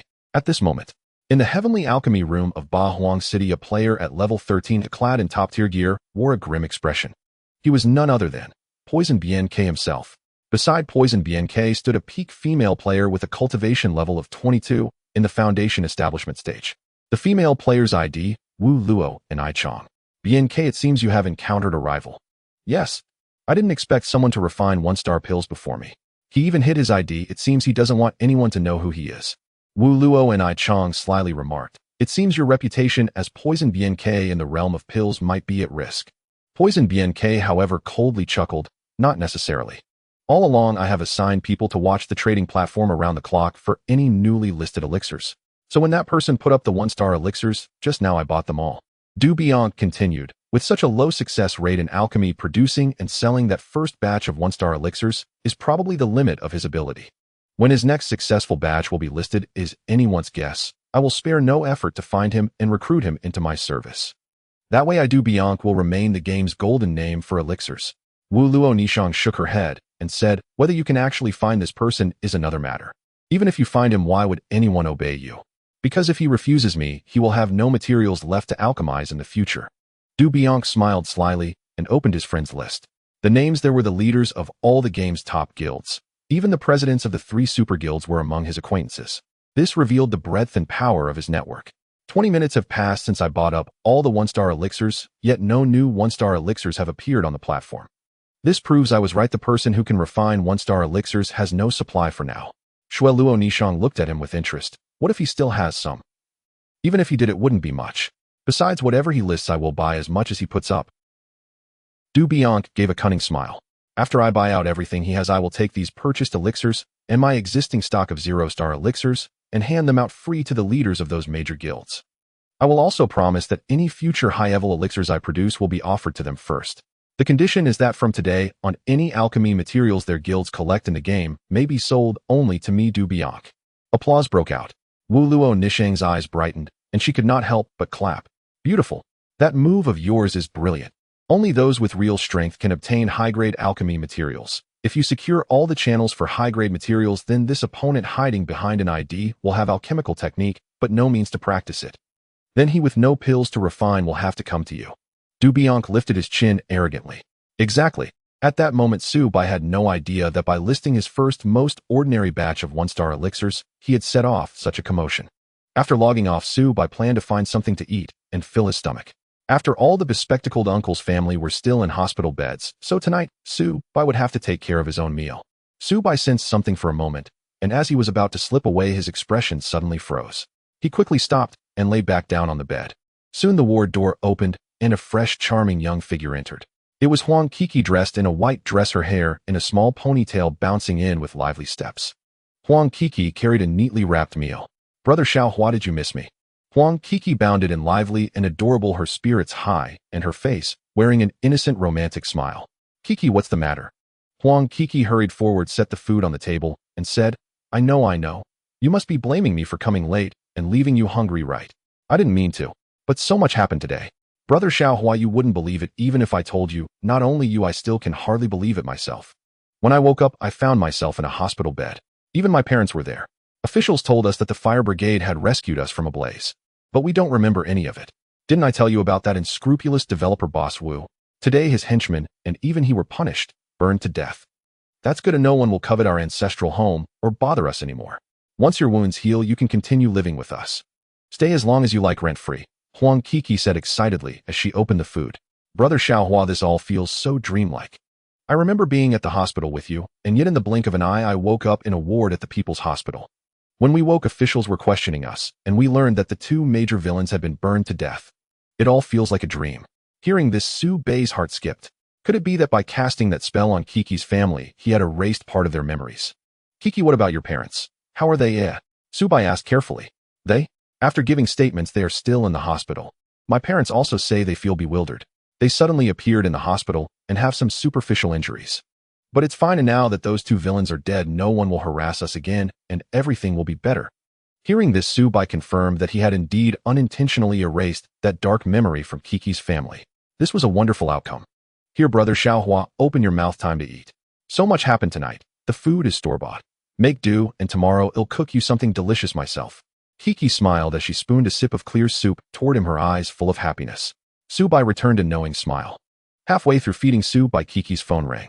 She looked, then suddenly stood up, her expression changed, and her eyes grew red. Seeing her change so drastically, Subai's eyes flickered. Kiki, what's wrong? She stammered. How could this? Brother Xiaohua, my classmate Tian Tian, was found drowned. She was playing games with me just last night. How could this? She began to cry. Upon hearing this, Subai's expression shifted briefly, then hardened into resolve. When it came to those who harmed people he cared about, Subai was chillingly ruthless in eliminating every possible threat, and he never regretted it. He treated his friends and those he cared for with genuine sincerity.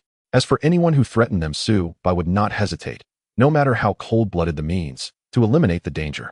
Brother Xiaohua, I still need to deliver things to my father and mother, so I can't keep you company tonight. If anything urgent comes up, call me.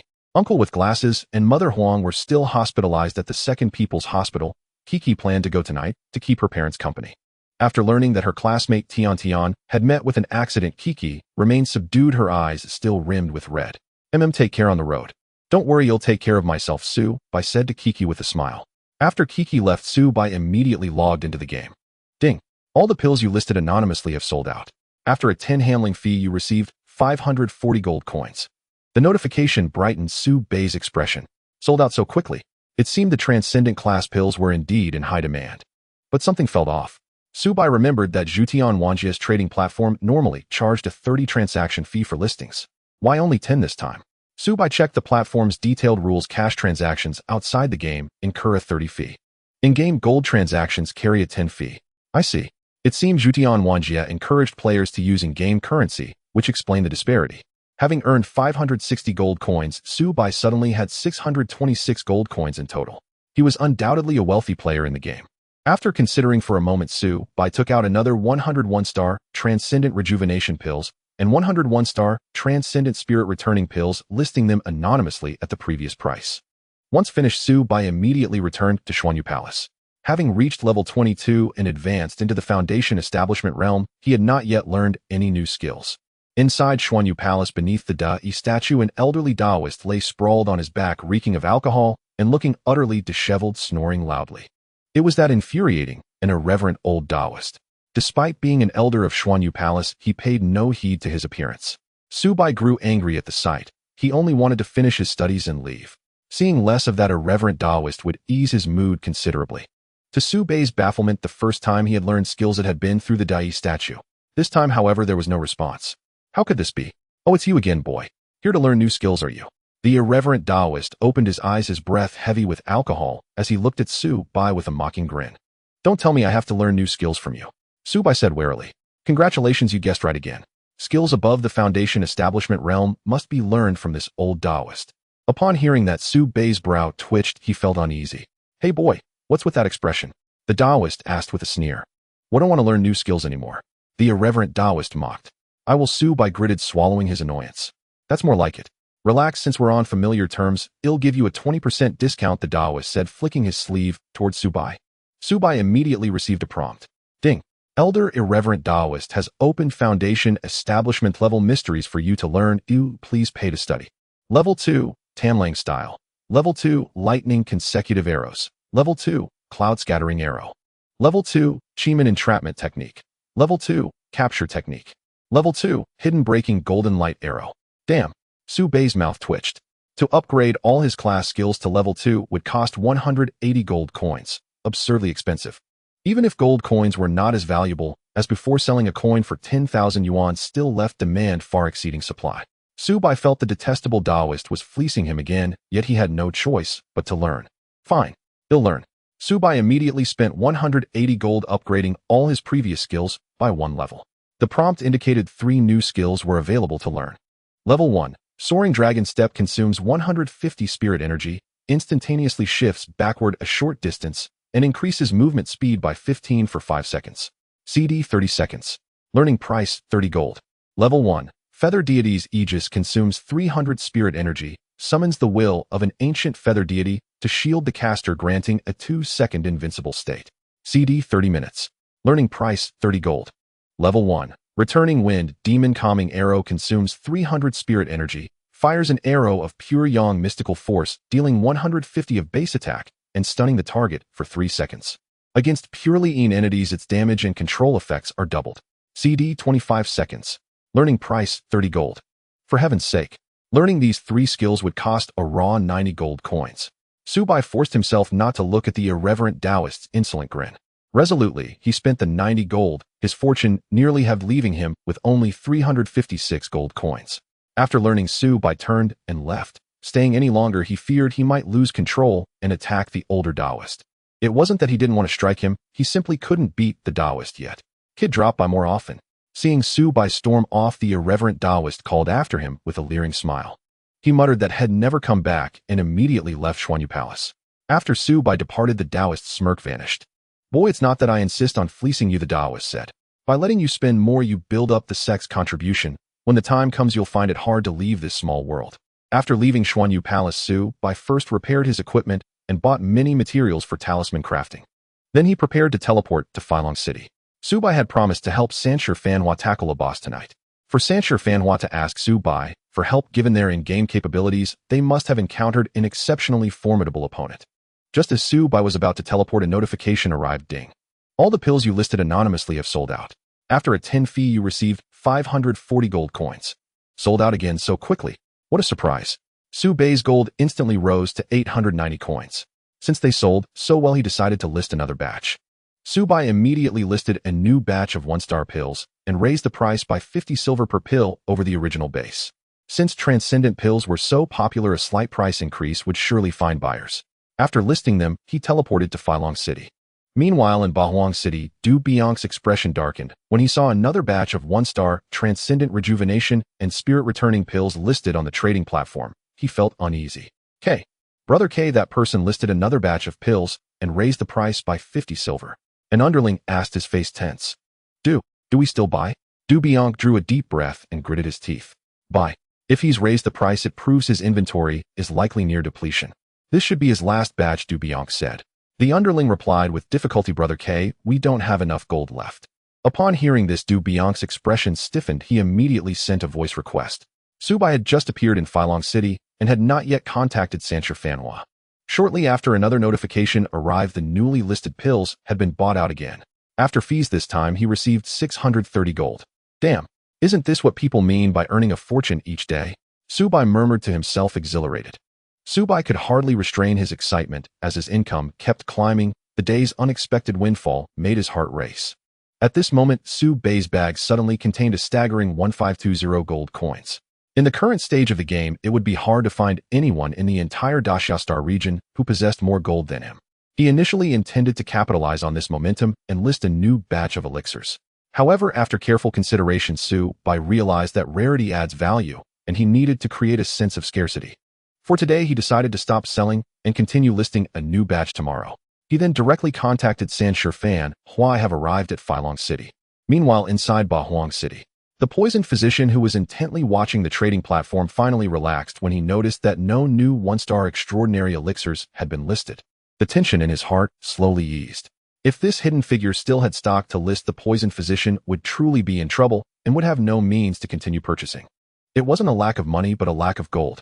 He wasn't short on cash in reality, but in the game, gold coins were currently scarce, and it was difficult to acquire them even with money. Phew. After a sigh of relief, the poisoned physician turned to his sweating confidant and said, go post on the forum in my name. Understood. 15 minutes later. Having made a fortune today, Subai rode his cool Mount Lei-in, which crackled with blue electric fire and appeared outside a misty canyon according to the coordinates. As Lei-in landed, its blue thunder wings flapped, stirring up dazzling electric flames and winds lifting sand and stones into the air. It was simply breathtaking. Subai donned in top-tier extraordinary gear, wore a transforming mask on his face, with a magnificent silver-white bow and a dark box slung across his back. This truly gave one an air of mystery. Impressive. You arrived faster than I expected. Sanshur Fanhua greeted him with a smile. It had been a while since they last met, and Sanshur Fanhua had made significant progress. He was now level 18 and had gathered a full set of extraordinary equipment. Although it wasn't a rare set, there were currently fewer than 20 players in the entire game who could boast a complete set of extraordinary equipment. That's only natural. I want to finish up early too. Subai replied with a faint smile. He also intended to explore the Yinming tomb tonight. Young man, how about selling your flying Mount Lei-in to me? I'll offer 20 million. At that moment, a crisp, youthful voice rang out. It was a spirited young player with big eyes and a high nose. His ID, Fei Hua. He was the second person in Ba Huang City to reach Foundation establishment currently at level 21 and a well-known figure ranked among the top 10 on the leaderboard. He was also the top player in Sanshi Fanhua's hands. The Foundation establishment pill that Sanshi Fanhua traded with Su Bai was for Fei Hua. At this moment, Fei Hua's gaze was fixed on Su Bai's dazzling Mount Lei Yin, filled with fervor. Fei Hua, you're thinking too much. What kind of person is the young man? How could he possibly lack your 20 million? Just then a charming figure approached someone who had met Su Bai once. Ping Mo's beloved. She was already level 17, her voluptuous figure adorned with various extraordinary and mundane gear. Her beautiful face exuded charm, no longer exhibiting the haughtiness from their first meeting, but instead she smiled alluringly at Su Bai. Young man, we need to rely on you for today's boss raid. Su Bai nodded lightly. Don't worry, since I'm here, I'll give it my all. Young man, I'll add 10 million to make it 30 million. How about selling me your mount? I'm serious. Fei Hua still coveted Su Bai's Lei Yin, his big eyes blinking eagerly. Su Bai slightly furrowed his brows. My Lei Yin is not for sale. Fei Hua, enough already. If you truly like flying mounts, I can help you get one when the opportunity arises. Seeing Su Bai's slight impatience, Sanshi Fanhua interrupted Fei Hua, who seemed ready to say more. Fine. Alright. Sorry. I tend to lose my composure when I see something I like. Your mount is just too cool. Can I touch it? Fei Hua asked Su Bai seriously. Initially, he was about to explode in anger, but upon seeing the sincere and clear gaze of Fei Hua, he realized there was no ill intent. It seemed he just genuinely adored Lei Yin. It appeared this Fei Hua was a rather simple-minded guy. Su Bai chuckled, sure. Upon hearing Su Bai's consent, Fei Hua could no longer contain himself and rushed toward Lei Yin, eager to touch it. Seeing the stranger approach, Lei Yin immediately raised its alertness, its head held high and tail lifted as its entire body crackled with thunderous flames. Kacha! A bolt of blue lightning like a venomous serpent surged from Lei Yin's wings, charging toward Fei Hua. Fei Hua accidentally got hit, his whole body stiffening as he became paralyzed on the spot, losing a quarter of his health instantly. Roar! Lei Yin let out a fierce roar filled with hostility, ready to continue its attack on Fei Hua. Whoa! It's so ferocious. I really like it so much. Fei Hua excitedly performed a swift teleport, successfully dodging Lei Yin and appearing 10 meters away. After reaching Foundation establishment, the spirit sword profession could learn teleportation skills for survival. Su Bai raised his hand to send the still attacking Lei Yin into the mount space. At the same time, he glanced at Fei Hua with slight astonishment. Lei Yin possessed nearly a quarter of Su Bai's attributes, and its attacks carried lightning. For Fei Hua to lose only a quarter of his health from a single attack and instantly break free the strength was indeed remarkable. Young man, I haven't even touched it yet. Oh, why did you put it away? Please let it out, I'm begging you. If I don't get to touch it today, I won't be able to sleep well. Fei Hua said urgently to Su Bai. Su Bai, however, was left speechless. How did this guy have a hint of being a bit slow-witted? Boom. At that moment, a violent commotion erupted from deep within the misty canyon. It felt as if a massive creature was moving, causing the ground to tremble slightly. Even Su Bai, who was outside the canyon, could feel the ground quaking beneath his feet. It's time, it has respawned. Ping Mo's beloved exclaimed with delight. Sanshi Fanhua's eyes also brightened. Then he sternly said, Fei Hua, enough of the nonsense. It's time to get serious. Seeing Sanshi Fanhua was about to get angry, the somewhat neurotic Fei Hua finally settled down, though he cast a somewhat resentful glance at Su Bai. Young man, that boss has respawned. I don't know what level or cultivation this boss is, but it definitely won't be below level 30 of the light opening realm. I will have someone lure it out, and I will lead the team to draw its aggro. You and Fei Hua will form a team responsible for damage output. If we successfully bring down the BOSS, I promise you can choose the first item preferentially. How does that sound? Su Bai nodded okay. Hearing Su Bai's agreement, Sanshi Fanhua smiled brightly, then slightly nodded at Ping Mo's beloved. The alluring Ping Mo's beloved immediately understood and sent out a voice command to the arranged personnel. You may begin. Young man, take this just in case. Sanshi Fanhua initiated a trade with Su Bai again. To his surprise, it was 10 one-star recovery pills and 5 one-star revitalization pills. Hadn't he sold these himself? These top-notch stamina elixirs are scarce for me as well. I can only spare you this much. Take it, better safe than sorry. Seeing Su Bai's slightly stunned expression, he thought he had never seen such top-tier recovery elixirs. Sanshi Fanhua couldn't help but smile proudly. Don't be polite with me. Although these elixirs are precious, I can afford to give them. In truth, he was mistaken. Su Bai was merely put off by the low grade of these elixirs. All right, thank you. Su Bai could only accept with a wry smile. Boom, boom. The commotion in the misty canyon grew increasingly intense and evident. Roar. The next moment, a terrifying, beastly roar spread from deep within the misty canyon. Following that was a surge of wind and waves that roared out from the canyon, causing Su Bai and the others' clothes and hair to flutter. Such an overwhelming aura. It can't be that this exceeds the light opening realm reaching a level 40 or above fusion realm BOSS, can it? Su Bai was secretly astonished. Boom boom boom. Soon the commotion caused by the unknown boss within the misty canyon became louder and closer. Su Bai could clearly see the sand and stones beneath his feet jumping. Next to him, Sanshir Fan Hua had already summoned his pet, the flame-crowned snake. It was a fierce snake over 6 meters long, as thick as a thigh, adorned with a flaming crown, and its design was extremely striking. Ping Mo Chong even preemptively bestowed potent supportive buffs upon Su Bai and the others. After we defeat the boss, may I pet your mount? It's just my nature. Whenever I lay eyes on something I adore beyond measure, if I cannot possess it, nor even touch it, I lose all appetite and sleep. Truly, I beg you. Fei Hua pleaded with Su Bai like a child, leaving Su Bai utterly speechless. Here it comes, prepare. Sanshir Fan Hua shouted sternly to the group. Already grouped with 7 Pajuan warriors, he led the charge toward the canyon mouth without hesitation. Instantly 10 squads, 80 Starweave healers in total, rushed forth from the forest, closely tailing Sanshir Fan Hua's vanguard tank squad. Their sole duty to safeguard the health of this frontline team. Additionally, 100 squads of Lingjian Xuanyu and Xinhuan warriors materialized at prearranged positions, having already infiltrated the battlefield. Hidden among the shadows, numerous Jueying assassins prowled silently. Such an overwhelming deployment revealed Sanshir Fan Hua's unwavering resolve. The boss was his to claim. Meanwhile, Su Bai, Fei Hua, Ping Mo Chonger, and 5 other elite warriors, all ranked no lower than level 17, formed their own dedicated squad. Su Bai's squad constituted the true core of offensive power. A thunderous explosion erupted at the canyon's lower exit. The ground shattered violently, unleashing torrential gales that hurled over a dozen players skyward. These were the first wave of expendable decoys sent to lure out the boss. Midair they turned into corpses, obliterated instantly. Su Bai's pupils contracted slightly. Through the churning white mist gathering near the canyon mouth, a colossal beast surged forward, its thunderous strides shaking mountains and trembling earth. Xuanyu squads, fire the revealing golden light arrows. At Sanshir Fan Hua's command, several Xuanyu teams stationed outside the canyon mouth unleashed their arrows in unison. Dozens of dazzling golden energy arrows pierced the mist, illuminating the canyon's interior. Only then did the group behold the creature, a towering snow-white bipedal fox-like Yao beast. Its massive form crowned by 3 eyes, the central one a vertical slit pupil. As the highest leveled among them, Su Bai observed the 3-eyed fox Yao beast from afar. His scan yielded only the barest identifier, 500-year fox demon. Level, cultivation realm, attributes. All fields blank, only its name appeared. Even Su Bai, level 22, could not glean basic data.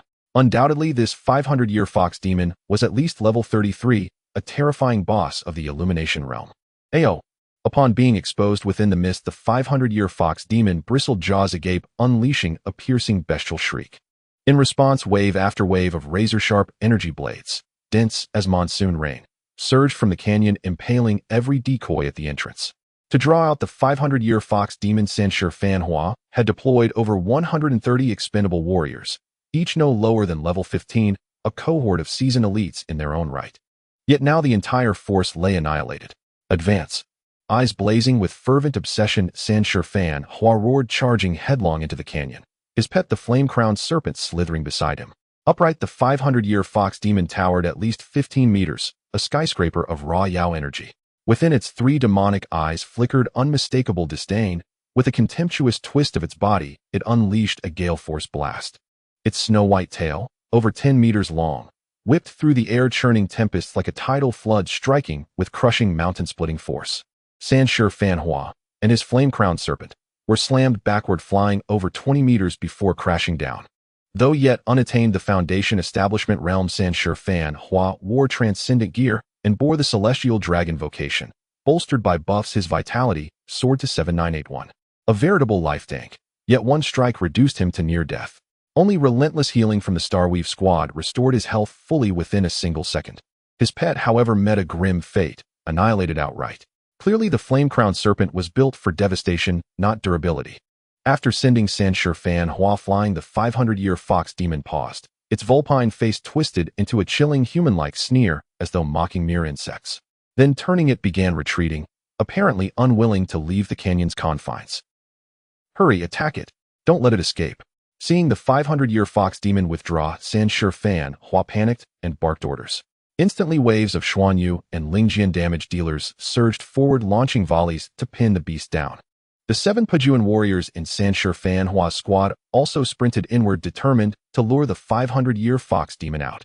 One Pejuan warrior even mounted his blue leopard steed, the swiftest among them, only to be crushed into pulp by a single claw strike the moment he crossed the threshold. Attacks from the Lingjian and Xuanyu squad struck the 500-year fox demon, yet every blow registered as a miss. Not a single drop of blood spilled. This was unmistakably the result of overwhelming disparity in level and cultivation realm, as if the demon perceived the players outside as nothing more than a swarm of irksome ants. Unwilling to leave the canyon, the 500-year fox demon stepped back, its vulpine legs carrying it deeper into the gorge after dispatching the mounted Pejuan. Dangerous. The canyon's terrain is unsuited for our battle. If we fail to hold it here, all prior preparations will have been in vain. From the farthest edge of the formation outside the canyon, Ping Mo Chonger's delicate features paled. Sister Mo, do not fret. I'll handle this. Now is the moment to reveal true mastery. Fei Hua summoned his mount, a towering, muscular jet-black wild ape. Just as he swung astride, a resonant, piercing cry split the air. Then came Lei Yin, its body wreathed in crackling lightning and radiant flame, carrying Su Bai as it tore through the sky, swift as a bolt of thunder. Damn, it's breathtakingly awesome. Hey Su Bai, if you sell me your mount, I'll swear fealty to you forever. Fei Hua shouted, elated. But Su Bai paid him no heed. Within 5 seconds, he soared above the canyon mouth astride Lei Yin. Yuan Shuang Hua was drawn instantly, the bowstring vibrating fiercely. Then 15 streaks of silent lightning-wreathed arrows blazed into the canyon, striking the broad back of the 500-year fox demon. Damage 1556, 1557, 1558. Aiming strike 18092 Legong, aids me 2144, second stun 1555. After Su Bai unleashed a lightning chain arrow, 15 bolts of energy struck, inflicting over 40,000 points of devastating damage. The strike triggered the set bonus Yiming strike, and his nascent soul skill Legong aids me. The colossal 15-meter-tall boss, the 500-year fox demon, stood frozen in place. What the hell? Is this even humanly possible? That's a boss.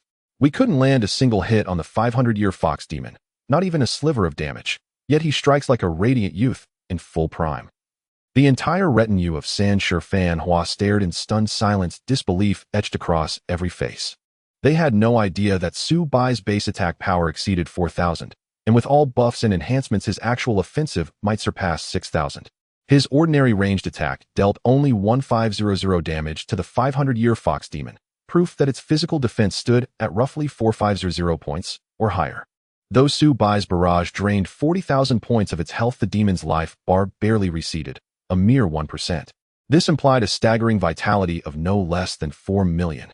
Such an immense life bar defied belief. Seizing the 4-second stun from Legong aids me, Su Bai continued assaulting the immobilized 500-year fox demon, cloud-dispelling arrow. He followed with several rapid standard shots. Don't stand idle, attack now.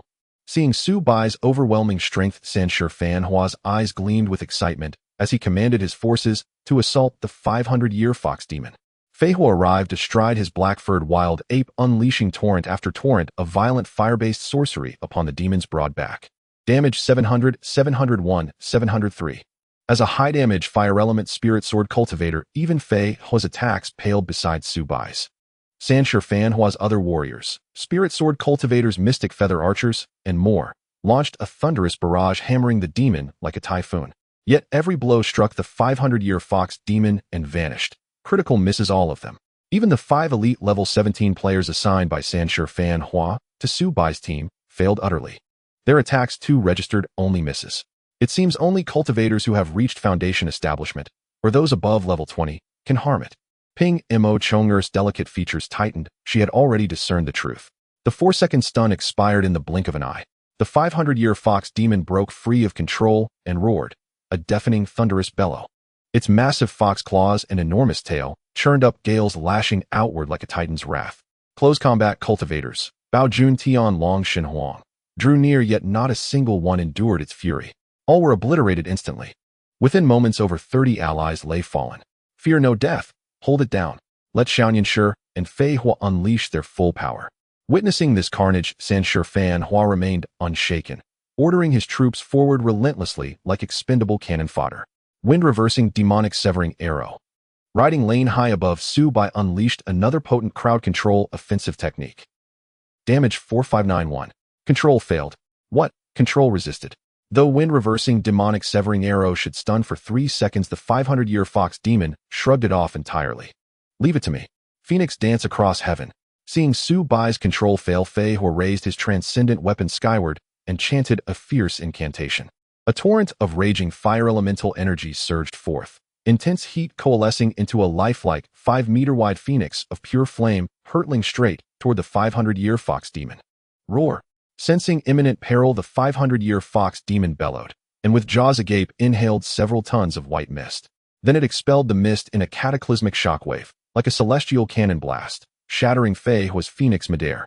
The ferocious white shockwave surged onward, unstoppable and merciless, annihilating dozens more before leaving a vast eerie void around the demon's feet. Littered across the ground lay player corpses and scattered gear, potions, and artifacts. Utterly savage, Su Bai wasted no time. He drew his bow again and again, frost-laced arrows flashing as they pierced the demon's hide. The trigger chance for his soul-cutting potential had climbed to 28%. Only he and Fei Hua could land meaningful blows. Yet Fei Hua's output lagged behind Su Bai's by more than double. The 500-year fox demon, an elite-tier boss, had long fixed its gaze upon Su Bai. Earlier, its path had simply been obstructed by too many bodies. With a thunderous boom, the earth trembled. The bipedal 500-year fox demon dropped low, crouching limbs taut, its 3 demonic eyes blazing crimson. Su Bai sensed grave danger instantly. He knew he'd been singled out. Without hesitation, he summoned Bai Xiao Chan. Hold it back. All Xingluo mark Xiaoyan Shi.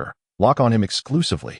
Roaring orders, San Shi Fan Hua charged forward himself, fearless astride his mount, determined to draw the demon's enmity away. But the 500-year fox demon ignored him utterly, his feeble zero-damage attacks dismissed as trivial scratches. With a deafening crash, gales erupted and fissures split the earth. The 15-meter behemoth launched itself skyward, leaping with impossible speed, descending like a mountain collapsing upon its prey. Screech! Lane shrieked in terror, snatched midair by the demon's jaws crushed between teeth, with a sickening crunch, flesh and blood spraying wildly. Yet the moment Lane was seized, its entire body erupted in blinding lightning ganfire radiance. The 500-year fox demon sustained minor damage, then crashed heavily to earth, carving a deep crater and crushing 7 or 8 players caught beneath. Though Lane perished in the demon's maw, Su Bai had already activated Xianglong's step, teleporting 10 meters clear the instant he sensed peril, abandoning his mount. With a bone-jarring thud, Su Bai plummeted from the sky, sustaining fall damage 1678 vitality. Yet dozens of Xingluo attendants immediately stabilized his health, his lost vitality restored in an instant. Su Bai sprang upright, bow drawn once more, striking relentlessly at the 500-year fox demon while stacking the passive soul-cutting effect. Lane destroyed would remain unrecoverable for half an hour. The demon's attack speed was simply too overwhelming. Without Xianglong's steps evasion, Su Bai himself would have been seized and devoured. Meanwhile, Fei Hua poured forth fire spells without restraint, while San Shi Fan Hua led wave after wave of warriors in a desperate encirclement, hammering the demon with every ounce of strength. Other spirit sword cultivators, mystic feather archers, even Miao enchanters, rained down debuffs and crowd control effects from afar, exhausting every option. Yet their levels and cultivation realms fell far short of the demons. Every attempt fizzled into miss after miss. Having failed to kill Su Bai in its earlier lunge, the 500-year fox demon watched him approach the canyon's edge, its 3 demonic eyes flaring with murderous intent. Roar! Its fur bristled erect, it rose tall and roared skyward, its central vertical eye blazing with arcane malevolent light. Ding dong! The 500-year fox demon activates its innate skill, sluggishness. Within a 200-meter radius, all players suffer 60% reduction in movement and attack speed. Su Bai stood just 5 meters from the canyon mouth, yet the debuff struck him instantly. His body felt bound by crushing gravity, his speed and attack rate halved then more. Even San Shi Fan Hua and his melee vanguard moved as if trapped in slow motion, every gesture agonizingly delayed. Mo Jie, dispel the debuff, now, for Xiaoyan Shi and me. Fei Hua cried out in alarm. Su Bai had no time to wait. He activated his tidal talent Frenzy and swallowed a body dominance pill in one swift motion. Yet the system notified him the 500-year fox demon's sluggishness could not be dispelled. Ping Mo Chonger's cleansing skill likewise proved useless. The demon's innate ability was simply too absolute. The 500-year fox demon lifted its vulpine head, and exhaled another torrential mist energy shockwave tearing through space towards Su Bai. At the critical moment, Su Bai activated by Xiao Chun's stellar swap, instantly exchanging positions. Thus, he narrowly evaded the demon's lethal blast. Bai Xiao Chun, however, was hurled violently backward. Its health bar emptied in an instant, then rebounded to 80% as it entered the battle-fury ascendant state. The 500-year fox demon's assault was so ferocious that it nearly erased Bai Xiao Chun and swept away every ally standing in Su Bai's direction. Su Bai fired again, releasing his cooldown-restored lightning chain arrow. But the first arrow struck and delivered a notification that turned his face pale, soul-cutting trigger chance 3%.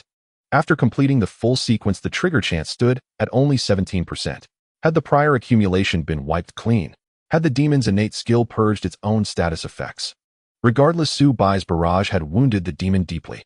It thrashed wildly, obliterating over a dozen players where they stood, then sent San Shi Fan Hua flying mount and all, before surging towards Su Bai like a storm given form. San Shi Fan Hua, Tianlong cultivator clad in opulent gear, remained the sole survivor. No one else had endured its first strike. Yet it mattered little, his attacks still missed entirely, unable to hold the demon's hatred. Facing its furious charge, and crippled by sluggishness, Su Bai activated his Nascent Soul defensive art, Nascent Soul Bodyguard. Ding dong. You activate Nascent Soul Bodyguard, all base attributes increase by 50%. For 15 seconds, all control effects are nullified. A mantle of blazing soul-infused immortal fire enveloped Su Bai, heat surging through his veins, vitality surging, momentarily shattering the demon's sluggishness effect.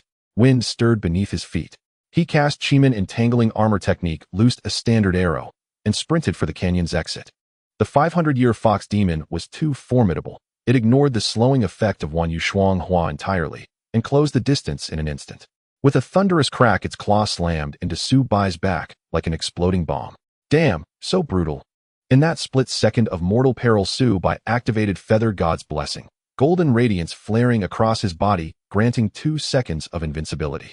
Then he flew backward like a human projectile, hurled clear of the canyon, soaring over 30 meters before crashing into, and toppling, a massive tree outside its rim. The moment he struck the ground, Feather God's Blessing faded, yet he had narrowly escaped fatal injury. Roar! The 500-year fox demon roared towards Su Bai beyond the canyon, gales whipping, its 3 demonic eyes burning with fury, yet it did not pursue. It seemed bound within the canyon's confines. Seeing his master hurled aside, the loyal Bai Xiao Chun let out a ghastly wail and lunged, landing atop the demon's neck before sinking fangs deep. Instantly, the demon seized him by the throat, crushing him in its palm, then slammed him into the earth like a mole in a whack-a-mole game. Damage 5999. Bai Xiao Chun's vitality plummeted by half. Even with Battle Fury Ascendant boosting his stats and a 30% damage reduction, he nearly perished outright. Quick, restore my pet's health. Keep him alive. Su Bai scrambled to his feet and resumed firing upon the 500-year fox demon. A flurry of Xinglua healers rushed to stabilize Bai Xiao Chun, just in time to save him from the demon's second and third follow-up strikes. Su Bai had exited the canyon.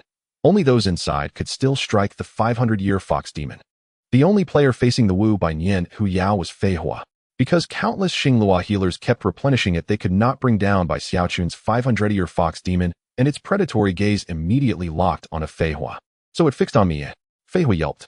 The Wu Bai Nian Hu Yao exhaled a mist-like shockwave. Terrified, Fei Hua first invoked a Yuanshan ward and then vanished with a blink. But Fei Hua's companions behind him were cut down in an instant, annihilated. The fox demon did not relent. It surged forward again, leaping to strike. Quick, hold it off. Fei Hua panicked, no longer daring to attack. He rode his mount and skittishly dodged about. Yet those who could not wound the Wu Bai Nian Hu Yao, San Shi Fan Hua, and the others were powerless to halt its advance. Fei Hua fought stubbornly, but after 20 seconds the fox demon caught him and crushed him where he stood. Within those 20 seconds, only San Shi Fan Hua and some 30 or so Pujuan players managed to cling to the beast's heels. Most of the party were blasted to pieces, yet during those 20 seconds Su Bai had managed to raise the Zhan perchance to 51%. Su Bai returned to the mouth of the canyon and began firing at the Wu Bai Nian Hu Yao with rapid shots. Xiaoyan, sure, we're counting on you. Although his top fighter Fei Hua lay dead and many melee players had fallen, San Shi Fan Hua did not abandon hope. He pinned every expectation on Su Bai. San Shi Fan Hua and Ping Mo Chonger knew full well that Su Bai possessed the uncanny ability to one-shot a boss. Perhaps Su Bai could still weave a miracle. The Wu Bai Nian Hu Yao, seeing him re-enter the canyon, fixed its gaze on Su Bai, cracked the earth beneath its paws, and surged forward. Su Bai ordered Bai Xiaochun to take the hit. he planted his feet and drew his bow to loose a full volley. Bai Xiaochun was bulky and durable, but far weaker than the Wu by Nian Hu Yao. After a brief stand, he was slammed and flung aside. When the Zhan Pachance climbed to 61%, there came a thunderous crack as Su Bai loosed a level 2 chi arrow suffused with blazing thunderlight. Lei Gong Zhu was triggered again. The Wu by Nian Hu Yao was stunned for 4 seconds, its monstrous form frozen like a statue. It seemed that only Yuanshan-type control skills could truly affect such an advanced boss. Damn it, trigger now. Su Bai grew anxious. The meter read 62%, and Zhan Pa still had not appeared. If the fox used its innate gift to purify itself and wipe the Zhan Pa stack, Su Bai would be ruined. At last, as the 4-second stun ended, Zhan Pa activated. Zhan Pa damage 3605841. The Wu by Nian Hu Yao gave a grievous wailing cry. Its enormous 15-meter bulk stiffened and collapsed heavily to the ground. Beautiful. Xiaoyan, sure you are unbelievable. Thanks to you today. Seeing the fox fall, Sanshi Fanhua leapt up and gave Su Bai a thumbs up. Ping Imo Chonger, intoxicated with excitement, ran over and flung herself at Su Bai, the fragrance of her hair and clothes overwhelming him as she pressed a heavy kiss upon his lips. Xiaoyan, sure you're so handsome. Sanshi Fanhua's surviving men cast looks of admiration at Su Bai. The women glowed with worshipful delight. Su Bai did not lose his composure at Ping Imo Chonger's kiss. Instead, his expression hardened. This is wrong. After the Wu by Nian Hu Yao fell, there was no reward prompt, and its corpse had yielded nothing.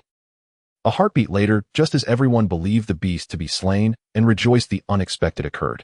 The fox's third vertical pupil flashed, a streak of uncanny bloodlight erupted and spread in an instant. Where the bloodlight passed, nothing remained intact.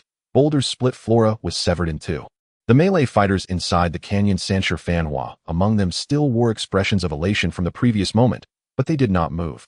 With a sickening sound, Sanshi Fanhua and his companions were cleaved at the waist, blood sprayed, as every life was extinguished in a single demonic stroke. Even Su Bai, standing at the canyon mouth, shuddered as the demonic light struck him. Ding! You suffered the Wu by Nian Hu Yao innate skill, Yu Shui Yao Guang, receiving fatal damage. You triggered Yin Ming Hudi.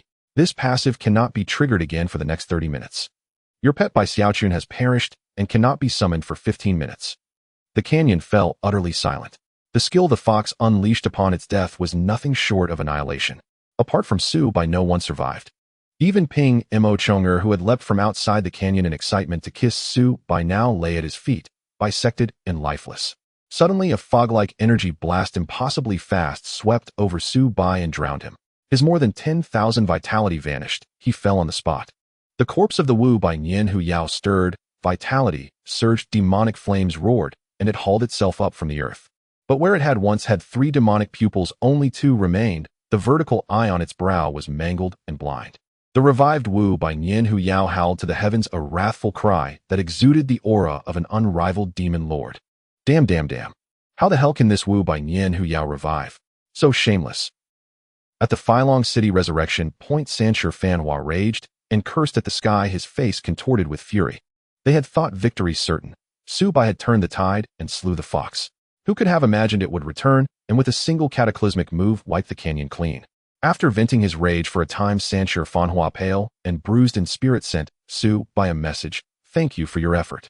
Sorry you dropped a level. Consider it my debt. 2 million now. Think of it as a small compensation.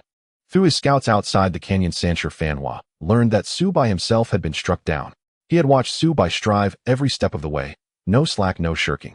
Although success had slipped away at the last moment, Sanshi Fanhua was unwilling to accept defeat.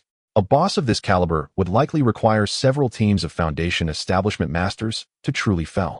At present in the Daxia server, true peak Foundation Establishment Masters did not number more than 10, so Sanshi Fanhua could only abandon the attempt for now. In truth, Su Bai remained in the canyon. Sensing danger earlier, he had prepared and swallowed a precious Chao Fan Huanyang Dan. Before the server saw its first Foundation Establishment Xingluo or Miaoyi, no player could revive on the spot after death. Su Bai was an exception, though rare. His Chao Fan Huanyang Dan granted him one chance to revive in place within a 12-hour window after death. When Sanshi Fanhua transferred 2 million, Su Bai smiled inwardly and declined. I don't want money. If you truly wish to repay me, send gold coins. Sanshi Fanhua replied, fine, gold it is. I don't have much either, he'll send 100. Immediately Su Bai received a mailed gift of 100 gold coins. In fact, Su Bai had spoken lightly. Whether Sanshi Fanhua sent anything mattered little to him. He had not expected the other to be so liberal, dispatching the 100 gold without a word. 100 gold coins could now be sold for 1 million, or even more, because demand far outstripped supply. Sanshir Fanhua's largesse deserved a favor in return. After Su Bai curtly closed the chat with a promise of good news, Sanshir Fanhua blinked in mild surprise. He peered into the resurrection hall and found that Su Bai was not there. He didn't die? How is that possible? Night wore on. By midnight, Sanshir Fanhua still had not heard from Su Bai and began to nod off. Beyond. That Xiaoyan sure, could he be teasing me? Did any of our people see him outside the canyon? Ping Mo Chonger shook her head. No. A few of our absolute shadow brothers slipped into the canyon a few times, but they were killed by the Wu by Nian Huyao. No one saw Xiaoyan sure there. This fellow. Never mind. I'm logging off to sleep. Just as Sanshir Fanhua prepared to leave, a thought nagged him, and he ordered, keep someone watching the canyon. I won't let others touch this Wu by Nian Huyao. Ping Mo Chonger nodded. Yes. Leave it to others to handle this. Go on, log off too. I won't sleep well without you, Zizi. Sanshir Fanhua flashed her a roguish smile. After Sanshir Fanhua logged off, Su Bai still fought on in the canyon. The reason Sanshir Fanhua's scouts could not find him was simple. Su Bai was timing the cooldown on his Tu Xing Shu. Every 10 minutes, he would appear, fire a full set of Shandian Lianzhu, Jian, then vanish. He struck once and fled, leaving no trace. Though the Wu by Nian Huyao raged at such deceitful tactics, forced to watch an adversary materialize, fire a sequence in 1.5 seconds and disappear, it could only roar in fury. Perhaps its level was simply too great. A single cast of Shandian Lianzhu Jian granted 17% Zhanpa chance, yet it refused to trigger. In the myriad worlds, a boss that leaves combat for about a minute restores itself to full. This meant Su Bai could not stack Zhanpa probability. He could only hope a single volley would proc. Tu Xing Shu's cooldown was 10 minutes. In 1 hour, Su Bai could ambush the Wu by Nian Huyao 6 times. He dared not be greedy, otherwise the fox would instantly vaporize him. Despite his plentiful vitality and stout defenses, Su Bai had no damage reduction skill and could not withstand 2 of the fox's blows. If he fell again, he would be dropped to level 20. The Chaofan Huanyang Dan could resurrect his ravaged body once, but the penalty of level loss would still apply. Even if later 20-level Foundation establishment Xinghua and Miaoyin arrived to revive teammates, those revived would still bear death's penalties. Su Bai exercised patience, controlling his rhythm. Every 10 minutes, when Tu Xing Shu's cooldown ended, he would reappear at a distance, deliver a set of Shandian Lianzhu, Jian, then vanish with Tu Xing Shu. Time ticked slowly onward. At 3:58 am, Tu Xing Shu was ready once more. He materialized again and loosed another Shandian Lianzhu Jian at the Wu by Nian Huyao, preparing to finish the set and slip away as before. Tonight at last the capricious goddess of fortune smiled upon him. Ding! Congratulations to player Xiani Numa Xiaoyan Sure for successfully challenging above his level and slaying the boss Wu by Nian Huyao. Rewards: EXP 50000, Gold 30, Reputation 100. Congratulations, level up to 22, then to 23, gain 20 free attribute points. Your Yuanshan rank has risen to Foundation Establishment Realm level 3. The 15-meter form of the Wu by Nian Huyao collapsed like a demolished tower, raising a cloud of dust. It disgorged a scattering of glittering items, treasures that dazzled like a trove. After defeating the 500-year fox demon, the abundant experience surge allowed Su Bai to elevate from level 21 to level 23 in one go. He received 20 attribute points for distribution, which he allocated entirely to agility. Players after level 20 will receive double the distribution points for each level gained. Is that it? Nothing more. After several hours of effort to finally defeat the 500-year fox demon, he was left with only the most basic rewards. He did not receive any prompts or additional rewards, such as a first kill bonus. Wasn't this 500-year fox demon supposed to be a level 40 or above Fusion Realm boss? Though disappointed, Su Bai had no choice but to approach the corpse of the 500-year fox demon and collect all the items it dropped. Then he began gathering from the corpse of the 500-year fox demon. Ding! Congratulations, you successfully gathered a portion of high-quality demon blood. Congratulations, you successfully gathered a high-quality demon bone. Congratulations, you successfully gathered a high-quality demon pill. After gathering just 3 items, he was informed that he could no longer collect, and the corpse of the 500-year fox demon slowly faded away. High-quality demon blood. A superior material for crafting charms, can be used to refine level 2 talismans. High-quality demon bone. A superior material for weapon crafting, can be used to forge rare spirit weapons. High-quality demon pill. A superior material for alchemy, can be used to refine spiritual grade pills. If used as the main ingredient to refine a Foundation Establishment pill, there is a high chance of obtaining advanced enhancement effects. All good stuff. Su Bai could use these and planned to keep everything for himself. He then checked what else the 500-year Fox Demon had dropped. Although the 500-year Fox Demon was not a Fusion Realm boss above level 40, it was definitely a high-level Enlightenment Realm boss. This was a boss that had a chance to drop spirit weapons. He received 5 gold coins, 87 silver coins, which was decent. Additionally, there were 2 pieces of equipment, a token, and an ancient scroll. Subai first checked the equipment, hoping for a spirit weapon. Raging Spell Ring. Quality Extraordinary Attack, 69 Spirit, 38 Constitution, 30 Bonus, 11 Chance to cause a spell critical hit effect. Durability 100 Usage requirement level 10 or above. Chi Refining Realm usable by all professions. Not bad. The first item is an extraordinary spell ring. Although jewelry is universally usable by all professions, this ring is clearly more suitable for spellcasting classes. Subai then looked at the other piece of equipment. Frost Mist Cloak. Quality Spirit Weapon Life, 2000 Physical and Magical Defense, 400 Strength, Constitution, Spirit Agility, 20 Bonus Frost Mist. When attacked, there is a chance to trigger Frost Mist, increasing resistance by 30 of physical and magical defense by 30, lasting for 5 seconds. Durability 200 Usage requirement level 20 or above. Foundation Establishment Realm usable by all professions. Hiss. A spirit weapon. The first spirit weapon in the entire server of the Great Xia Star has appeared. And it's a cloak. The attributes it adds are so powerful that Subai couldn't help but be secretly amazed. Suppressing his overwhelming joy, Subai looked at the last 2 items. Yin-Yang Token. Special item. This is something from the underworld coveted by countless evil spirits. It is advised to keep it well. Spirit Contract Ancient Scroll. Special item. This seems to be a product of an ancient devil from the 9 Nether. Under suitable conditions, it can be forcibly used to form a bond with the desired partner. After looking at the Yin-Yang Token and Spirit Contract Ancient Scroll, Subai felt a bit confused. What are these things? They sound impressive in the introduction, but it seems like they won't be of any use at all. Forget it, I'll just keep them for now. He checked the time. It was already past 4 a.m. It wasn't worth entering the Yiming tomb at this hour, so he decided to log off and rest, planning to look for San Shifan Hua tomorrow. Subai slept for less than 3 hours, and upon sensing that Coco had brought breakfast, he opened his eyes. Strange.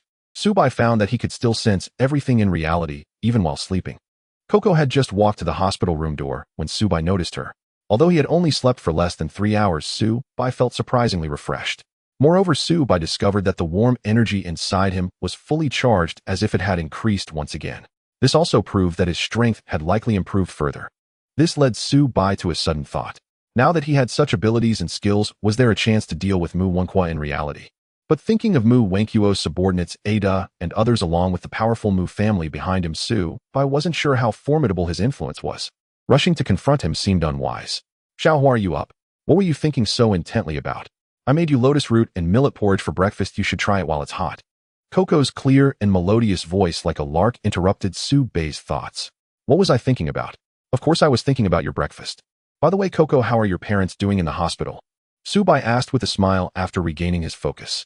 Much better. The doctor said they could be discharged in 2 days. While Coco poured hot porridge for Subai, she replied. After feeding Subai breakfast, Coco tidied up and prepared to leave to see her parents. Coco, take care of your parents. I'm fine here. You don't need to come over at noon and afternoon. I can ask the nurse about meals. Subai said to Coco, who was about to leave. That's not acceptable. My parents specifically instructed me to take good care of you. You still need to recover, so don't worry about me. You should rest well. I'm leaving now. Coco, with her youthful and slender figure, waved goodbye to Subai and then left. Subai felt warmth in his heart. Staying in the hospital pretending to be sick was not a long-term solution. He could only endure for another week at most before needing to leave. He was getting tired of being here. After Coco left, Subai did not rush to log into the game. Instead, he browsed the forum on all realms. One of the 10 wonders of the heavenly ranking in Star River City, Goddess Brilliant as the Star River Unmatched in Grace exterminated a 100-member team of the heroic Unmatched in the Cloud Spirit Mine. To compete for the ownership of the Cloud Spirit Mine, Brilliant as the Star River defeated the top 10 masters of heroic Unmatched in succession and swiftly eliminated their vice president. Moreover, she also defeated the strong reinforcements invited by heroic Unmatched, overcoming 4 of the heavenly ranking's 10 wonders in Star River City. This hot post piqued Subai's interest, and he clicked in. The poster specifically explained the context of the event. The conflict between Brilliant as the Star River and the top guild heroic Unmatched arose entirely from the competition for the Cloud Spirit Mine. It yielded a high chance of producing decent quality spiritual energy, which was essential for refining Foundation Establishment pills. Someone even recorded a somewhat unclear video. Brilliant as the Star River was a divine wilderness warrior class, with waist-length hair, a graceful figure, and wielding dual swords. Even wearing a commemorative mask couldn't conceal her striking demeanor. As the second peak powerhouse of the Foundation establishment realm in Star River City, she single-handedly routed the forces of Heroic Unmatched. She also defeated many of Heroic Unmatched's experts and reinforcements. In the end, the president of Heroic Unmatched, Hua Ingjuan, had no choice but to retreat from the Cloud Spirit Mine. In the comments section below, there were mostly praises for Brilliant as the Star River being an invincible Valkyrie. However, some raised doubts questioning why Hua Ingjuan, the president of Heroic Unmatched, did not lead their members to swarm her after being humiliated. Why did they allow a masked woman like Brilliant as the Star River to tread over their guild and gain fame in Star River City? Seeing such doubts, Su Bai became even more convinced that Brilliant as the Star River was from Shui Moon Yanhua. Only someone backed by a top guild could force Heroic Unmatched to hesitate in mobilizing their forces. Although the battle video was blurry and incomplete, Su Bai could tell that Brilliant as the Star River was a peak expert. Her equipment, skills, operations, and pets were all top tier. Even Yin Huang, who had fought against Su Bai, would definitely not be her match. Su Bai exited this post and looked at another hot topic. I Poison BNK am determined to create the first alchemy alliance in the server. Currently open to the entire server, limited time of 2 days, offering a hefty sum of 10 E to recruit high-level alchemy players. Benefits are as follows: extraordinary 1-star alchemist after signing an annual salary of 2 E, a seaside villa. Additionally, enjoy 20 of the profits after the establishment of the first alchemy alliance. Extraordinary no-star alchemist after signing an annual salary of 1 E, a seaside villa, plus 10 of the profits after the establishment of the first alchemy alliance. Elite ordinary alchemists after signing an annual salary of 50 million plus 5 of the profits after the establishment of the first alchemy alliance. This post's popularity and view count have already secured the top spot on today's All Realms forum and is rapidly gaining traction. As the game's premier alchemy mogul, Poison BNK invests 10 E to recruit high-level alchemists, offering such heart-pounding and eye-catching compensation countless players regret not choosing an alchemy side profession. If selected, signing would mean an instant rise to prominence. Definitely the rhythm of marrying a wealthy beauty and reaching the pinnacle of life. In the comments below, regardless of whether they met the requirements, there were at least 30 E comments, all rushing to sign up. Even Su Bai couldn't help but be secretly amazed upon seeing this post. This Poison BNK is likely a super tycoon in reality, surely backed by a powerful consortium or family. Otherwise, it would be impossible to offer such thrillingly high compensation. However, he had only started selling 1-star pills yesterday, breaking Poison BNK's previous monopoly on premium pills, and today this post appears on the forum. Could it be related to him? Especially after seeing the conditions and compensation offered for recruiting 1-star extraordinary alchemists. Su Bai vaguely felt that Poison BNK might be specifically using the forum platform to search for him, the alchemist capable of producing 1-star extraordinary pills. This guy has quite a bit of influence and a huge budget that even Su Bai found somewhat tempted. But to hide his identity, Su Bai could never step forward. As a small figure in reality, Su Bai had to endure in various aspects. After browsing a few other hot topics, he exited the forum and logged in immediately. He logged in at the location still in the fiery Dragon City Canyon. Just after logging in, Su Bai squinted, realizing he had been surrounded. All around him were dark figures, and they were all from Sanshi Fanhua. Young man, why did you log in so late? I've been waiting for you for quite some time. An orderly, tightly packed crowd parted to form a path. There he stood, Sanshi Fanhua, with a serene smile, his hand resting lightly upon the delicate shoulder of Ping Emochong Air as he strode slowly towards Su Bai, who had just logged in. His other hand drifted slowly along the smooth snow-white curve of Ping Emochong Air's thigh, a gesture that appeared flippant yet deliberate. As he drew near, he flashed a grin and raised his hand to deliver a heavy slap upon Su Bai's shoulder. A sharp whoosh, and his palm struck only air. Su Bai shifted his shoulder aside, evading the blow. Well now, up this early, bringing so many people to guard my logout point. What is it? Planning to take me down? Su Bai's voice cut cold and sharp. He had originally intended to contact Sanshi Fanhua the moment he logged in. Instead, the instant he appeared, he found himself surrounded. Gazing outward, he counted at least several thousand figures encircling him. Though none had drawn weapons or assumed aggressive stances, their watchful, guarded eyes spoke volumes. Giggle, giggle. Ping Emochong Air's long, shapely legs were dazzling. Her voluptuous figure wrapped in the elegant Miao-In robe curved with hypnotic grace. She laughed again, swaying seductively towards Su Bai. "Ah, young master, you truly do love your jests. After all, we're friends. How could Brother Hua ever mean you harm? We're here to protect you." Su Bai replied with biting irony. Oh, how deeply moved I am. I might even weep. Thousands of people assembled before dawn, clinging to me like a second skin. Not even a fly could slip through this formation. Subai cast a scornful glance over the meticulously deployed throng that sealed the area completely. Fine, don't believe us if you won't. Let's speak plainly. Last night you promised me a surprise. Did you deliver it? Sanshir Fanhua arched a brow at Su by cutting straight to the heart of the matter. Stop playing coy. Surely you know what the surprise was. Subai fixed Sanshir Fanhua with a frost-laced gaze. Sanshir Fanhua merely shrugged. Very well, straightforward it is. First, thank you for slaying the 500-year fox spirit. Per our prior agreement, you hold first claim on any loot dropped. Now please disclose what items it yielded. That's hardly unreasonable, is it? Subai gave a low dismissive hum. No, it isn't. But you've misunderstood, I didn't slay it for you. I did it for myself. Subai captured screenshots of the Raging Sorcery Ring and Frost Mist Cloak, then sent them forth. As he prepared to screenshot the Yin-Yang token and Spirit Betrothal Ancient Scroll, an unexpected notification appeared. Ding dong. This is a unique item bound exclusively to the player Xian Inu Ma Xiaoyan Shi. The celestial mechanism remains veiled. It cannot currently be retrieved or screenshot. Bound to him. Not even a screenshot permitted. Truly uncanny. Subai paused, faintly startled. And when Sanshir Fanhua and Ping Mo Chong Air glimpsed the two items, especially one confirmed as a spirit artifact, their eyes gleamed with restrained excitement. That's all. Sanshir Fanhua asked, voice calm and measured. Two more remain. The Yin-Yang token and the Spirit Betrothal Ancient Scroll. Both are unique items, but inexplicably bound to me and unscreenshotable. Subai stated it flatly. At those words, Sanshir Fanhua's pupils contracted sharply, cold, incisive, and then he smiled. Young Master Xiaoyan Shi, my reputation in Bei Chung may not mark me a gentleman, but I am at least an honest villain. I know full well without you no one alive today could have slain the 500-year fox spirit. All its spoils, you may keep them entirely. I ask for nothing. Hearing this, Subai's gaze hardened. He wondered if he'd misheard. If he truly demanded nothing, why this elaborate siege? This army stationed at his logout coordinates? Who in their right mind would believe that? Don't find it strange, and never underestimate the word of Bei Chenghua. I speak once, and it stands forever. Sanshir Fanhua held Subai's gaze unwaveringly. You may keep every drop of loot. I'll even overlook your earlier refusal to serve under me. But today, I offer but one condition. Subai's expression turned glacial. He knew it wouldn't be simple. Sell me your guild founding edict. Each word fell like hammered iron, resolute, unyielding. Last night, after Subai felled the 500-year fox spirit and began looting, one of Sanshir Fanhua's shadow agents slipped back in to observe.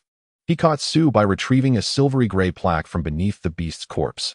Given the fox spirit's exalted level and cultivation realm, there was near certainty. It was the server's first ever guild founding edict. To secure that inaugural edict, Sanshir Fanhua willingly risked fracturing trust with Subai, deploying his forces hours in advance, weaving a net of steel around the zone awaiting Subai's login. Every item dropped by the 500-year fox spirit, including its first spirit artifact, was Subai's to claim. Even the guild founding edict, if found, belonged to him. But this first edict, the server's very first, Subai must sell it to him. On that point, no negotiation. Guild founding edict. Subai blinked, suddenly understanding. Someone among Sanshir Fanhua's men had seen him collect it last night. Xiaoyan Shi, be direct. Name your price. Sell me the edict, and we remain friends. If my presence here offends you, strike me across the face afterward. I'll accept it as apology. That first guild founding edict holds profound significance for the Beiqing family. I will possess it, by any means necessary. Sanshir Fanhua laid bare his intent, with no veil left to lift. Subai responded with a chilling, mirthless smile. I'm sorry, I don't have a guild founding edict. Having spoken so plainly, he answered thus, unflinching. Sanshir Fanhua's expression froze into icy stillness. Then he transmitted a screenshot, for Subai to see himself. It showed Subai's own hand lifting the silvery gray plaque from beneath the fox spirit's fallen form. The image had been captured instantly by Sanshir Fanhua's agent. Xiaoyan Shi, Ping Mo Chong Air murmured, voice honeyed and soft. Hand over the guild founding edict, sell it to Brother Hua, and you'll suffer no loss. Moreover, if what you took wasn't the edict, simply show us the plaque itself. That alone would clear everything up, wouldn't it? Sanshir Fanhua added, tone steady. Xiaoyan Shi, I truly admire you. Do you recall our very first exchange? Being my friend is infinitely safer than being my enemy. I know you're close with Elder Fei Yong, and quite familiar with Shui Wu too. But sell me the guild founding edict and name your desire. Wealth, beauty, anything within reach. I will grant it. Subai remained impassive. One final time, the 500-year fox spirit dropped no guild-founding edict. Ping Mo Chong Air's alluring expression darkened. Xiao Nian, sure, don't behave like this. If you say it doesn't exist, then screenshot the plaque you took and show it to us. Prove your innocence.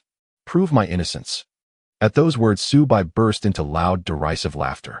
Even if the Yin token could be screenshot, which it couldn't, he would never yield it to them. He despised coercion. Voice lowered to a glacial whisper. I said it does not exist, so it does not. Sanshi Fanhua. Ping Mo Chong Air.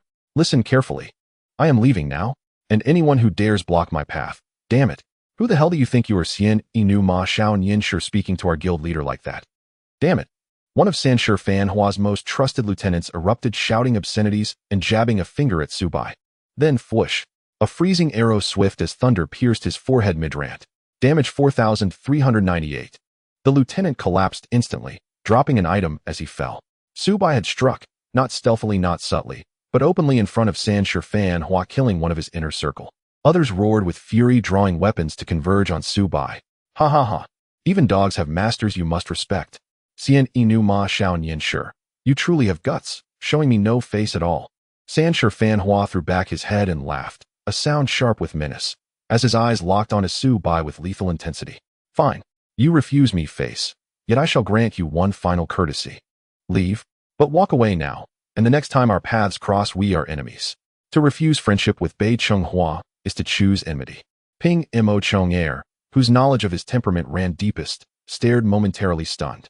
She hadn't expected him to let Su Bai go. Whatever. Su Bai replied coolly, not relaxing a muscle. Should battle erupt, he would eliminate Sanshi Fanhua first. Even as Su Bai summoned Lei Yin, preparing to soar skyward, ding dong. Within a 10-mile radius, an artificial skyband and Earth Seal formation has been activated. Until the formation deactivates, no mounts may be summoned, and no recall spells will function. At that alert, Su Bai's eyes narrowed. He turned ice cold towards Sanshi Fanhua, who met his gaze with detached silence, issuing no attack order. If mount summoning was blocked, would Earth Traversal Art also fail? Su Bai tested it immediately, and felt his pulse sink. Indeed, the art too was temporarily nullified. Someone had engineered this trap, specifically for him. Clear a path. Let him pass. Sanshi Fanhua commanded his subordinates. Instantly, the dense mass of figures parted like a black tide. Yet many still glared at Su Bai with naked hostility. Uncertain of Sanshi Fanhua's true intent, Su Bai summoned Bai Xiao Chun and withdrew, alert, vigilant, every sense honed. After Su Bai vanished from sight, Ping Mo Chong Air's beautiful face tightened.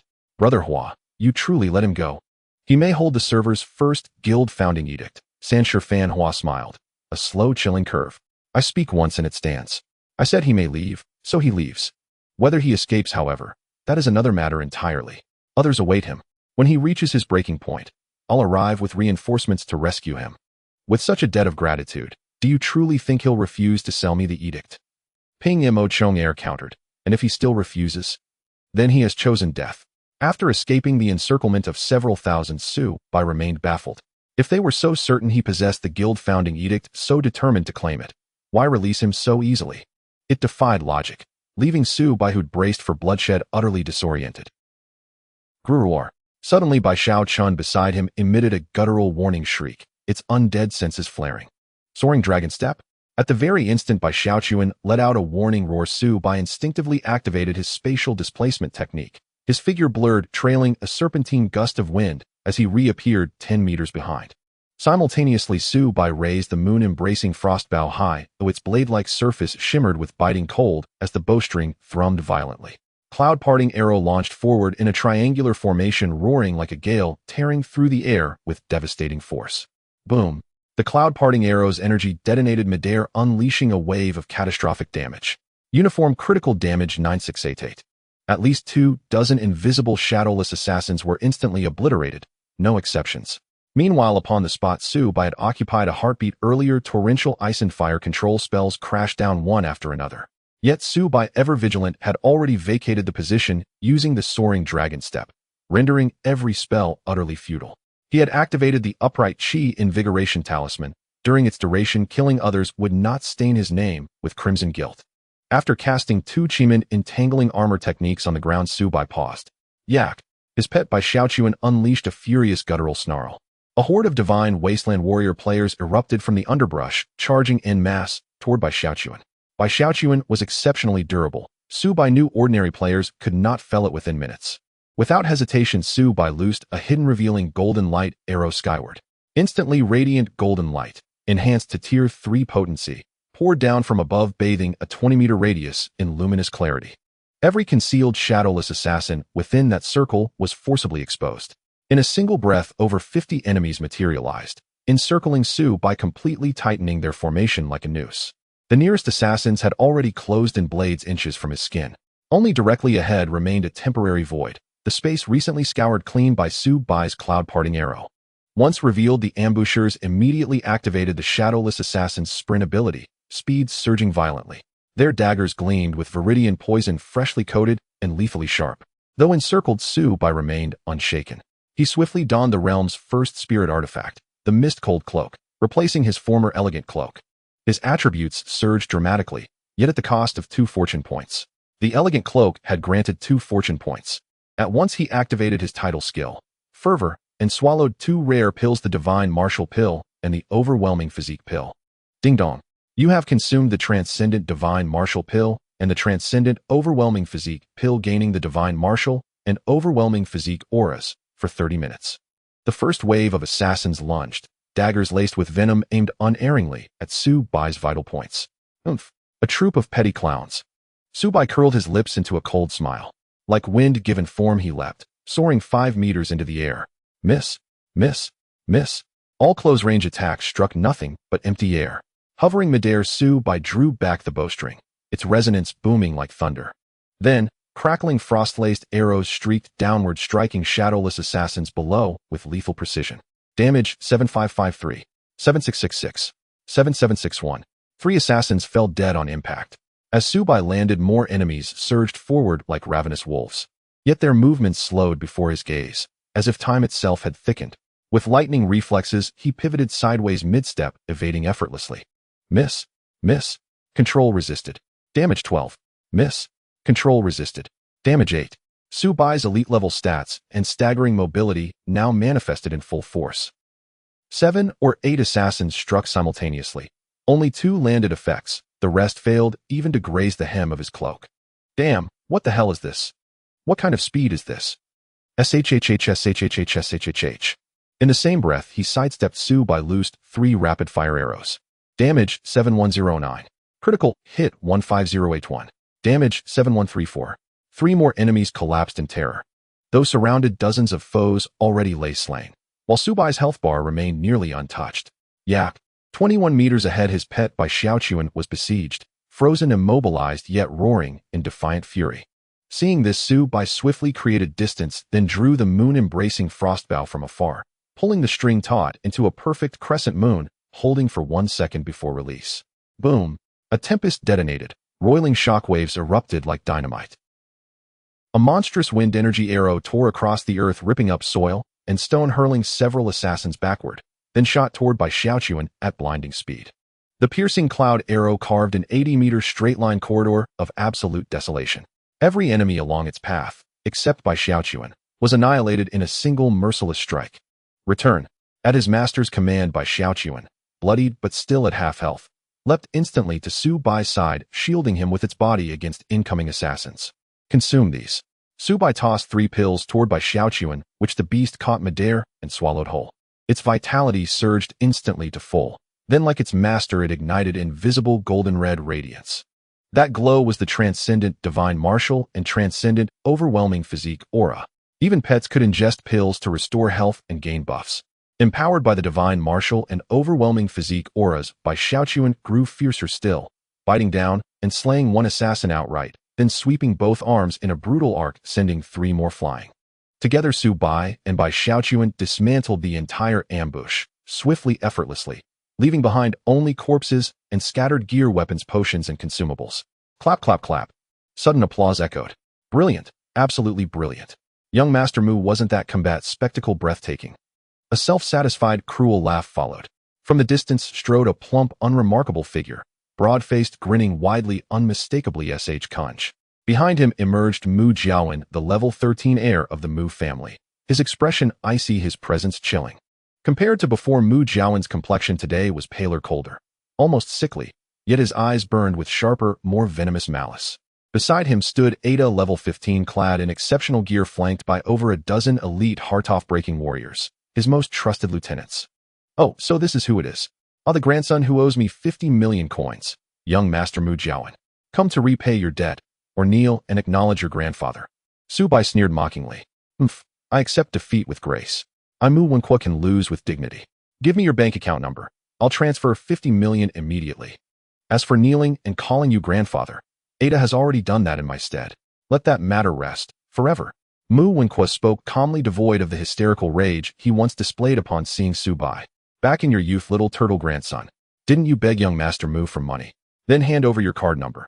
Not only will he give you 50 million, I'll throw in a bonus million, enough to buy coffins for your entire family. S.H. Kunj crowed triumphantly, pointing and cursing Su Bai from afar, his arrogance brimming over. Shoo! Suddenly, a frost-star arrow flashed like lightning, striking toward S.H. Kunj with fatal intent. Just as it neared its mark, a silvery white water elemental ribbon roared forth, intercepting the arrow precisely 1 meter before S.H. Kunj. Ding dang! The arrow meant to end S.H. Kunj's life shattered entirely upon impact. There stood a man, eyes clear and piercing, features sharp, clad in transcendent gear that gleamed with ethereal brilliance, bearing the aura of a true paragon, a spirit sword cultivator. His ID Qing Cha Zhujiao, one of the 10 supreme masters of Feilong City, and the city's very first foundation establishment cultivator. Even Fei Hua, the top expert under Sanshi Fanhua, fell short of his prowess. Level 23, equal to Su Bai's own. Whoa, scared me half to death. Is fresh-robed youthful vigor going to kill me again? This baby's terrified. Baby wants to cry. Rescued S.H. Kunj exaggerated his fear with theatrical flair, deliberately provoking Su Bai with shrill mockery. Fuck you. Fresh-robed youthful vigor. Today is your final day. Think you can erase me like before? You haven't got the power. Not convinced. Try again. Send me off. I'm waiting right here. Shielded behind Qing Cha Zhujiao, S.H. Kunj mocked Su Bai without restraint. With a peerless master like Qing Cha Zhujiao present, S.H. Kunj felt utterly secure. Fresh-robed youthful vigor. Heard much, but meeting you exceeds expectation. They say your head fetches 20 million coins. I want that bounty. May I take it? Qing Cha Zhujiao smiled coldly, his gaze locked onto Su Bai, burning with fierce, hungry light. By the way, while I stand here, you cannot so much as touch them. Crossing his arms confidently, he positioned himself squarely before S.H. Kunj and Mu Jiaowen. Is that so? Then let us test it. A faint curve lifted Su Bai's lips. His pupils flared with sudden, incandescent light. In the next breath, SHHHSHHH. Arrows sliced the air, blinding, thunderous, yet they did not target S.H. Kunj. Instead, they screamed toward Mu Jiaowen. Humph, is that all? Qing Cha Zhujiao scoffed, his left hand flashing, revealing a half-meter-long silver rod etched with intricate runes.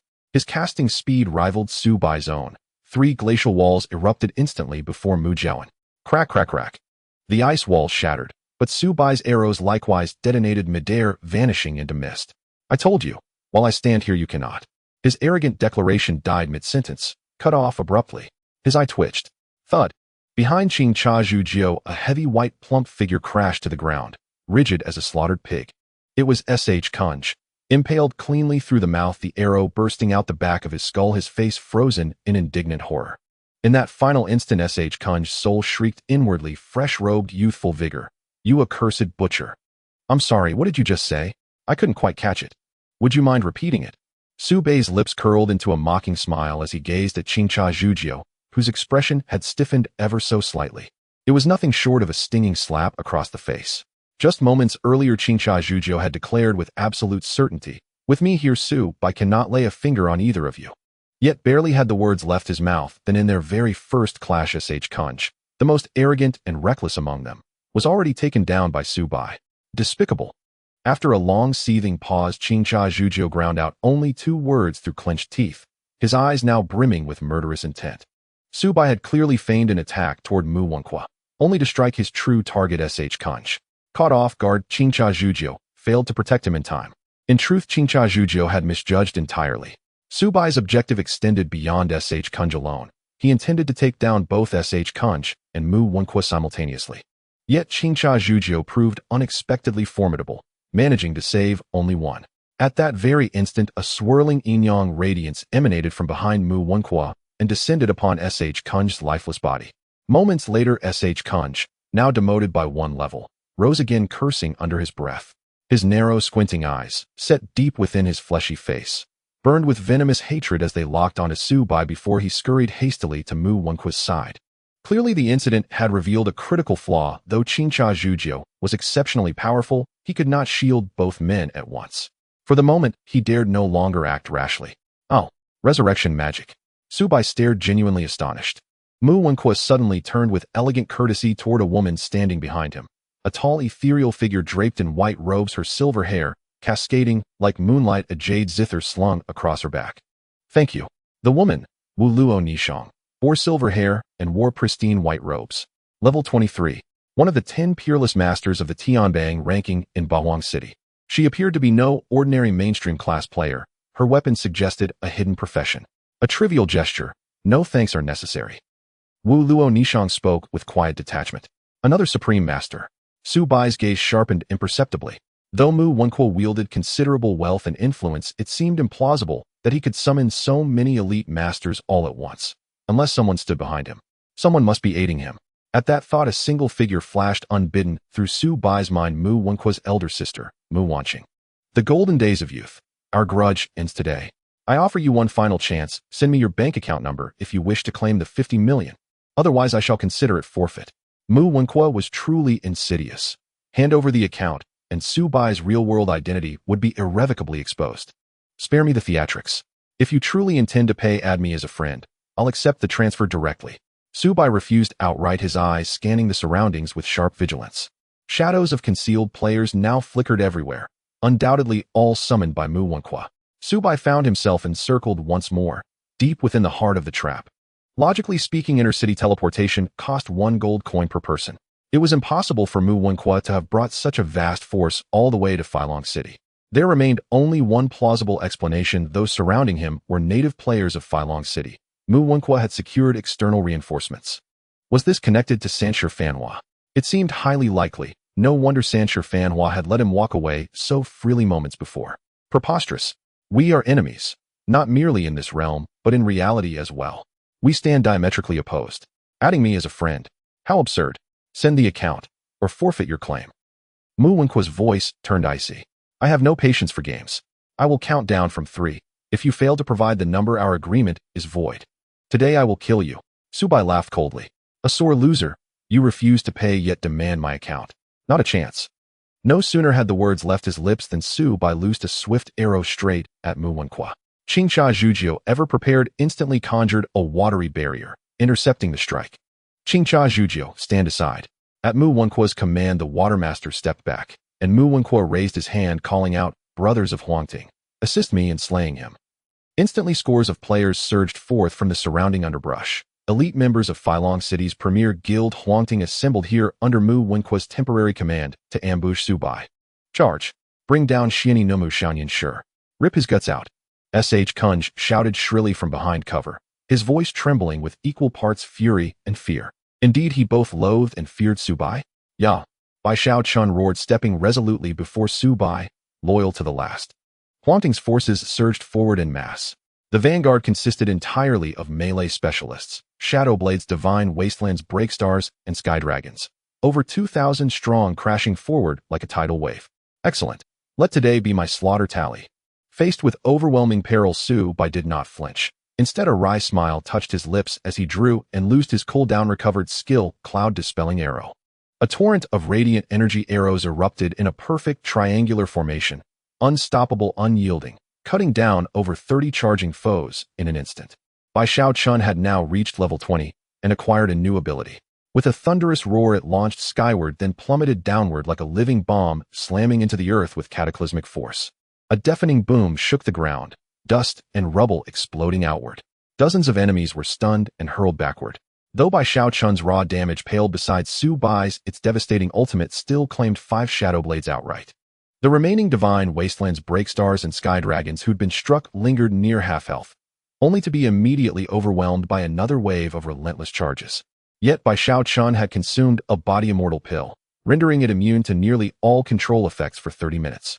Seizing the opening, Su Bai unleashed a blistering barrage of precise rapid-fire shots, his bowstring snapping like a machine gun. He maintained a staggering rate of 3 arrows per second, each shot felling an enemy instantly. Even the bulkiest breakstars crumpled beneath a single standard arrow. After eliminating over a dozen foes, Su Bai was finally swarmed, countless blade spells and fists raining down upon him like monsoon rain. There was simply no room to maneuver. The battlefield was too confined even for his peerless agility. Yet his superior level and cultivation now manifested in full force. Despite being surrounded by dozens, Su Bai evaded the majority of attacks and resisted every single crowd control effect. Their onslaught appeared fearsome, but in truth it was all thunder and little rain. The highest damage dealt was barely 50, and such hits were exceedingly rare. Most failed to break double digits. Yet each of Su Bai's arrows delivered explosive instant kill damage, and with his 20 lifesteal, a single shot restored him to full health. Thus, after 2 full minutes of being besieged by a sea of enemies, Su Bai remained unscathed, his health bar barely dented.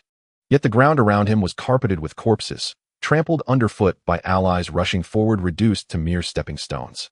Each AoE skill he unleashed felled a fresh wave of foes. Only Bai Chun began to falter, its battle fury aura shattered under the sheer weight of enemy blows. Su Bai instantly tossed it a supreme vitality pill to restore its vitality. What unfolded was in essence a solo massacre. Before him and beneath his feet lay a wasteland of fallen enemies. Yet despite being outnumbered 2010, Su Bai stood unbroken, unbowed. Behind him, Kunj, who had previously railed incessantly against Su Bai, now broke into cold sweat, his voice silenced entirely. Is Xiani Nomu Xianyanshi even human? 2,000 against 1, and his health bar hasn't budged. He hasn't even used a single healing potion. At this rate, I wouldn't be surprised if he slaughters them all single-handedly. Mu Wenqua's expression remained grim, but controlled. Wu Luo Nishang Qingxia Zhujio, what are your thoughts? Wu Luo Nishang's eyes gleamed. Extraordinary. Xiani Nomu Xianyanshi's gear is likely unparalleled across the entire server. His defense is immense, his vitality staggering, and his offensive power utterly monstrous. Even my own damage output falls short of his. Qingxia Zhujio, having shed his earlier arrogance, added gravely, moreover he ignores crowd control and possesses innate lifesteal. And his critical hit rate is astonishing, suggesting additional passive enhancements to his attacks. At that moment, Ada, the most loyal of Mu Wenqua's retainers, spoke up. Young Master Mu, given Xiani Nomu Xianyanshi's extraordinary defenses and immunity to control, deploy the Spirit Blade mages. I refuse to believe even they cannot pierce his defenses. Kunj gritted his teeth. Precisely, send in a cadre of Melodists to unleash continuous debuffs. Sooner or later one will land. He is mortal, not divine. With this many warriors assembled, he will fall. Mid-slaughter, Su Bai's gaze suddenly narrowed. A torrent of ice and fire-infused arcane energy surged forward, crashing violently upon both Su Bai and Bai Chun. Su Bai weathered the assault relatively well. His magical resistance, bolstered by his high level and profound cultivation, allowed him to evade nearly half the incoming spells, even from elite Spirit Blade mages. But Bai Chun, struck by the full barrage of arcane fury, dropped instantly to critical health. Su Bai swiftly recalled it into its spirit space. He could not afford to lose it. His mounts, Lei Yin and his earth traversal art, remained unavailable. Yet among the encircling ranks another wave of spellcasters now emerged. Ever since equipping the spirit artifact Frostmist Cloak, Su Bai's health had soared to 17,000, with corresponding leaps in both physical and magical defense. Yet after absorbing a single volley of arcane assaults, his previously unwavering health bar plummeted by over 2,000. Ha ha ha. Young Master Mu, Xiani Nomu Xianyanshin is faltering. His health is plummeting. I told you, numbers win. His strength has limits. We'll drown him in sheer volume. From afar, Kunj cackled triumphantly, only to choke mid-laugh. A lone frost-tipped arrow sliced silently overhead, then streaked unerringly toward Kunj 100 meters distant. A sharp thud, blood bloomed in the air. Kunj's expression froze, his corpulent frame locking rigid, then collapsed with a heavy, meaty thud. In that same instant, Su Bai's lost health surged back to full, his lifesteal restoring every point. Remarkable, his effective range extends to 100 meters. Xiani Nomu Xianyanshin truly deserves the title Peerless Archer of the Profound Feather. Wu Luo Nishang's luminous eyes sparkled with admiration. Qingxia Zhujio's face darkened further. Our probing is complete. I've gauged his strength thoroughly. Allow me to end this. No sooner had the words left his lips than a radiant formation shimmered beneath Qingxia Zhujio's feet. He was summoning his beast companion. Mu Wenqua turned to Ada. Ensure the recording team captures Xiani Nomu Xianyanshi's final collapse in perfect clarity. I will not only slay him in game, I will shatter his legend forever. Hua Xiao Qingxia Zhujio is ready to take action. Despite his strength and youth surrounded by so many people, even facing formidable opponents of the same level, he is in danger if we do not intervene soon. The favored darling of the world Ping Mo Ching Air remarked to the pensive San Shi Fanhua. Mu Wenqua not only sought help from the Huang Ting, but also called upon Qing Chazhu Jiao and Wu Luo Ni Chong for assistance. He probably lacks the energy to do this himself. It is likely that Xing Meyer is supporting him behind the scenes. San Shi Fanhua was positioned high on the mountainside, grasping the battle situation entirely. No rush. This young man is indeed impressively valiant. His presence is like a lone warrior against 1,000 foes. It could only be him in this manner. Let's wait a bit longer. Hearing San Shi Fanhua's words, Ping Mo Ching Air could only nod in agreement. Woo! A chill wind swept in. A creature resembling a racer mushroom, standing at 1.5 meters tall, with human-like features and limbs, leaped from the crowd besieging Su by spitting out a liquid towards him. What is that? Su Bai was highly alert, and he would not allow the liquid to hit him. He decisively jumped up and activated the Xiang Long Bu in midair. With agility like a swimming dragon, Su Bai left his original position. The liquid fell to the ground where he had just been, missing him entirely, but splattering on countless players from the Huang Ting. Instantly, a corrosive sound erupted, accompanied by the screams of numerous players. The liquid expelled by the humanoid racer was as damaging as concentrated sulfuric acid. At least a dozen players from the Huang Ting were injured, each covering the spots where the liquid had splashed, collapsing and crying out in agony. It seems Qing Chazhu Jiao activated an all-out attack mode, indiscriminately targeting friend and foe alike. Su Bei's eyes sharpened. He raised his hand to recover the cooldown of the Pai Yun Jian and swiftly eliminated numerous enemies before focusing on the humanoid racer. Pet Tai Sui, owner Qing Chazhu Jiao. It turned out to be a high-level pet listed among the 10 unparalleled in the Tianbang. No wonder its liquid had such lethal power. The Tai Sui pet with its humanoid legs took off, moving swiftly, leaping over countless heads, again pursuing Su Bei's location. Su Bai was enduring an onslaught, like a storm surrounded by members of the Huang Ting. In the distance, numerous spiritual sword magic users continuously targeted and bombarded Su Bai. Su Bei's health bar plummeted by around 3,000. Facing the troublesome pet Tai Sui, Su Bei's expression darkened. He raised his Yu Shuang Hua high and used the flashing lightning arrow for the first time. Swish, swish, swish. A series of energy arrows crackling with electric light shot forth like thunder, striking the Tai Sui. Damage 2410 2,399. Critical hit 4,788. By the time the third arrow was fired, the Tai Sui let out a mournful cry midair, spewing blood and a torrent of black liquid, ultimately being taken down by Su Bai. This pet was nothing remarkable, so easily slain. But Su Bei's expression tightened. His health dropped from 1,400 to just over 5,000, less than half of his vitality. Counter damage. Does this pet Tai Sui possess a counter damage passive? Young man, you just realized this. It's too late. Qing Chazhu Jiao's cold laughter echoed from afar. Suddenly, a tremendous surge of water energy erupted from the ranks of the Huang Ting players, transforming into a 10-meter-long water dragon that charged towards Su Bai. Boom! The water dragon erupted like a bomb, engulfing the area within 5 meters of Su Bai, leaving it desolate. A large amount of cold white mist spread out, obscuring visibility within. Even those from the Huang Ting who got close to Su Bai were swiftly eliminated. Qing Chazhu Jiao's eyes gleamed with malicious delight as he exploited the Tai Sui passive to reduce Su Bei's health below half. Waiting for the right moment, he planned to unleash his most powerful offensive spell, executing everything flawlessly, confident that the young man would not survive this. Good. Qing Chazhu Jiao, well done. In the back, Mu Wenqua and his subordinate Ada couldn't help but shout in excitement, finally managing to take down the young man today. Such high magic defense, he is still alive. Wu Luo Ni Chang's exquisite eyes shone with a strange light as she saw through the white mist to find Su Bai still standing. Qing Chazhu Jiao also sensed something was off. Without hesitation, he cast a series of water spells that transformed into blades and spears, rushing towards the center of the mist. At this moment, Su Bei's vitality was down to just 88 points. He was on the verge of being driven out of his Yinming protection by Qing Chazhu Jiao. Truly a peer-level master, Qing Chazhu Jiao's magical attacks were astonishing. However, he had no more chances left. Su Bai flicked his fingers and tossed a 9-star level extraordinary recovery pill into his mouth. His health instantly surged by 900, and for the next 10 seconds, he would regain 5 health per second. What kind of pill is this? It can restore so much health in an instant. Wu Luo Ni Chong, standing beside Mu Wenqua, gasped in astonishment. As a hidden class, she had true sight and could see Su Bei's state and actions clearly. She clearly caught the moment Su Bai, on the brink of death, consumed a pill, instantly boosting his vitality back above half. After enduring another wave of damage with his health dropping by over 4,000, he began to counterattack. Subai smirked wickedly, reaching into his Chinkuan arrow bag to retrieve 2 eerie green energy arrows glowing with a mysterious light. Swish swish. 2 translucent eerie green energy arrows shot through the air, one aimed at Qing Cha Zhujiao and the other at the far-off Mu Wenqua. How can he still be alive? Qing Cha Zhujiao's eyes filled with disbelief. Facing Su Bei's counterattack, he did not dare hesitate and decisively cast a spell conjuring 3 thick water ice walls in front of him.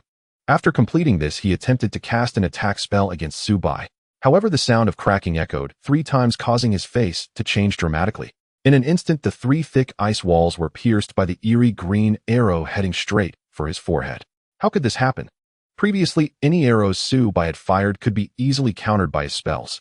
In the myriad realms, when both sides' attack powers were evenly matched, simultaneous releases of attack skills would cancel each other out. Thus, Qing Cha Zhujiao had always believed that his power was on par with the young man. But this scene made him realize he was mistaken. Su Bei's attack power far exceeded his expectations. In a critical moment, Qing Cha Zhujiao decisively dispelled his offensive spells and activated his self-protection skill foundation establishment. Ice Shield. Instantly, a blue-white water shield formed around Qing Cha Zhujiao's body, enveloping him tightly. The ice shield had a resilience of up to 2,000 points. This meant that any damage below 2,000 would not break the shield or harm Qing Cha Zhujiao in the slightest. Pooh! Just as Qing Cha Zhujiao breathed a sigh of relief, his expression froze and his pupils widened.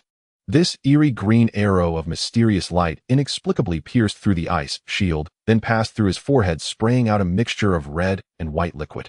Mysterious spirit arrow damage 19078. How could this be? Qing Cha Zhujiao could not believe it. His vision went dark, his body stiffened, and even the extraordinary weapon in his hand fell as he collapsed to the ground. After his death, the ice shield around Qing Cha Zhujiao did not dissipate. A member of the Huang Ting, witnessing Qing Cha Zhujiao's death and the dropping of his extraordinary weapon, immediately greedily snatched it up.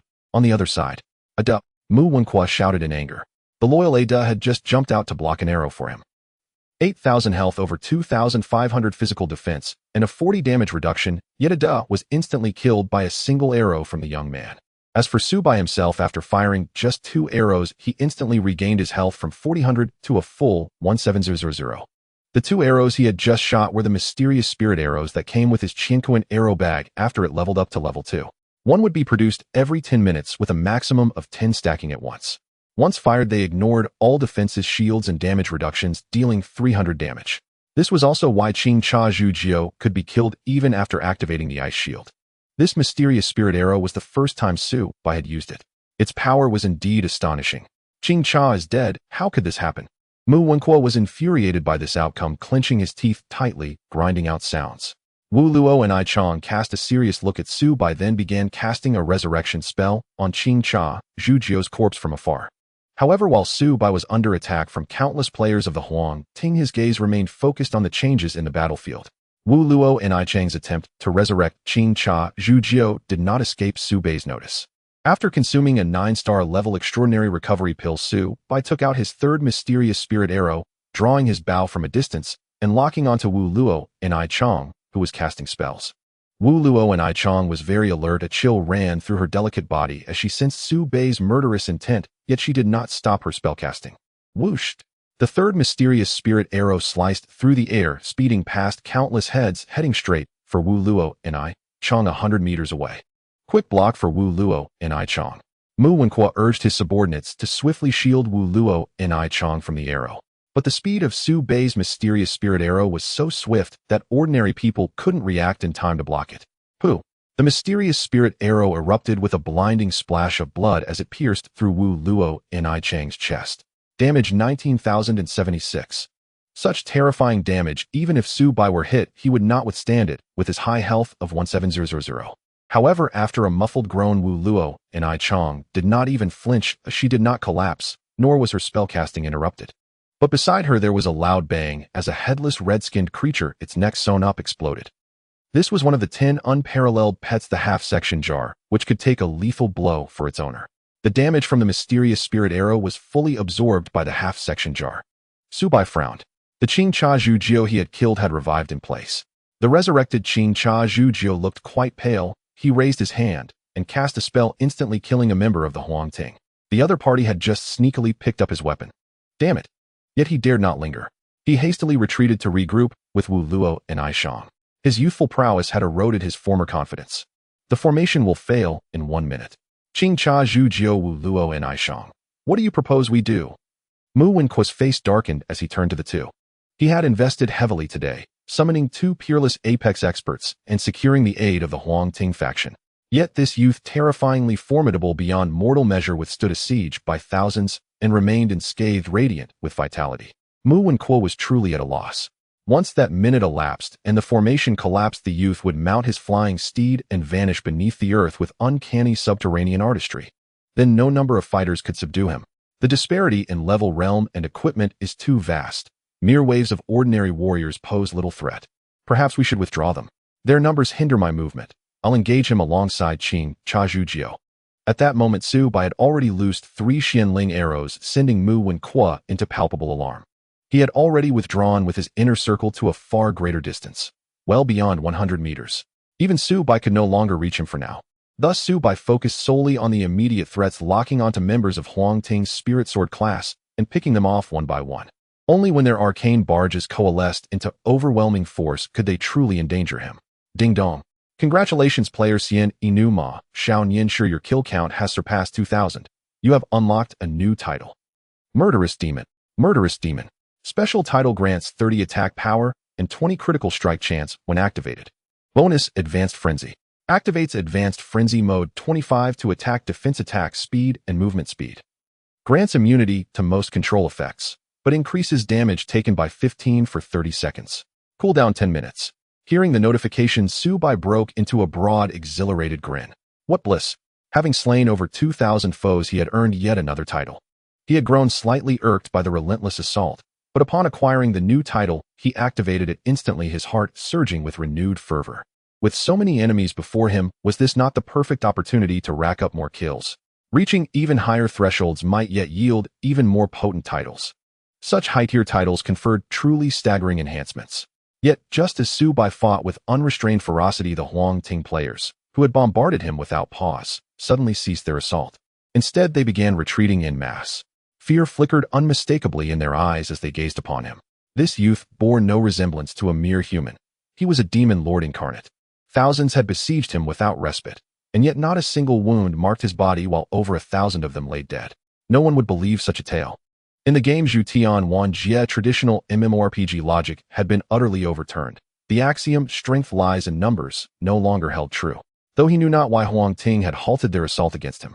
Yet Su Bai was not one to forgive or forget, not when others chose to strike at whim, nor withdraw on command. His arrows flew without mercy as he continued rapid-fire, targeting those in retreat. Seeing the demonic youth refuse to relent, even as the order to withdraw echoed among them, the Huang Ting forces scattered in terror, sprinting backward with every ounce of strength. Within moments, having left behind nearly 100 more corpses, the 1,000-strong Huang Ting army receded like a tide. The battlefield fell silent once more, vast and desolate. Shao Nian, sure. Mu Wenqua's voice rang out. Shielded by a phalanx of Pejun warriors, he dared not approach within 100 meters of Su Bai. His face grim, he glared from afar. Wrong. You ought to call me grandfather. Su Bai sneered, blood-splattered and fearsome as a slaughter god. Spare your empty bravado. Fine, you're ruthless indeed. Not even this many warriors could bring you down. A seething fury constricted Mu Wenqua's chest, his gaze turned venomous. You're so eager for my 50 million. Very well, I grant you a chance. My allies Qing Cha Zhu Jiu and Wu Luo and Ai Shang wish to challenge you simultaneously. Dare you accept? Should you prevail, I'll add you as a friend, no bank details required, and transfer the full 50 million without delay. Do you dare take this trial? Mu Wenqua stared at Su Bai with open provocation. Beside him, Qing Cha Zhu Jiu and Wu Luo and Ai Shang fixed their unwavering gazes upon Su Bai, eyes alight with fierce anticipation. Frankly, your words hold less weight than wind. Keep your money. I'll take cold hard assets instead. If they lose, hand me 50 transcendent grade artifacts. At Su Bai's demand, Mu Wenqua's eyes gleamed with sudden delight. Agreed, sealed by our word. You may record this as proof. I swear I shall not renege. Su Bai waved dismissively. No need. I trust you'll shamelessly break your word. But Qing Cha Zhu Jiu and Wu Luo and Ai Shang are both first-rank celestial sovereigns of their respective cities. They value honor. Otherwise, why resort to 2 against 1? Tell me, I'm right, aren't I? Su Bai cast a wry teasing glance toward Qing Cha Zhu Jiao and Wu Luo and Aishang. They grasped his implication instantly. He mocked them. Two elite peers stooping to fight one man betraying all dignity. Though stung by the barb, and fully aware victory under such terms would be hollow, Qing Cha Zhu Jiao merely gave a faint, disdainful snort. He knew with absolute certainty that alone he stood no chance against Xiao Nianshi. Wu Luo and Aishang, however, remained serene, her expression unaltered. Xiao Nianshi, enough talk. Since you've accepted, let us begin. Just then a flamboyant, mocking laugh pierced the air. Well, Master Mu, what brings you from Star River City to flaunt your might in my Flying Dragon City? Riding a majestic mount appeared Sanshi Fan Hua, flanked by Yu Wu Ping, Mo Chong'er, and Shunjing Xiao. Horfei Hua followed closely by a retinue of loyal elite players. When Su Bai saw Sanshi Fan Hua arrive mounted, his eyes flickered with a brief sharp light, then dimmed just as swiftly. Qing Cha Zhu Jiao, I've courted you time and again with utmost respect, only to be rebuffed each time. I'd assumed you refused to serve beneath any banner. Never imagined you'd appear here today, to serve Master Mu of all people. As he spoke Qing Cha Zhu Jiao's name, Sanshi Fan Hua's lips curled with quiet, chilling amusement. At Sanshi Fan Hua's arrival, Mu Wenquo's expression shifted subtly. I've come not to boast, but to settle a private grudge. I serve no Master Mu, Qing Cha Zhu Jiao replied coolly. I am here today only to repay a debt of gratitude.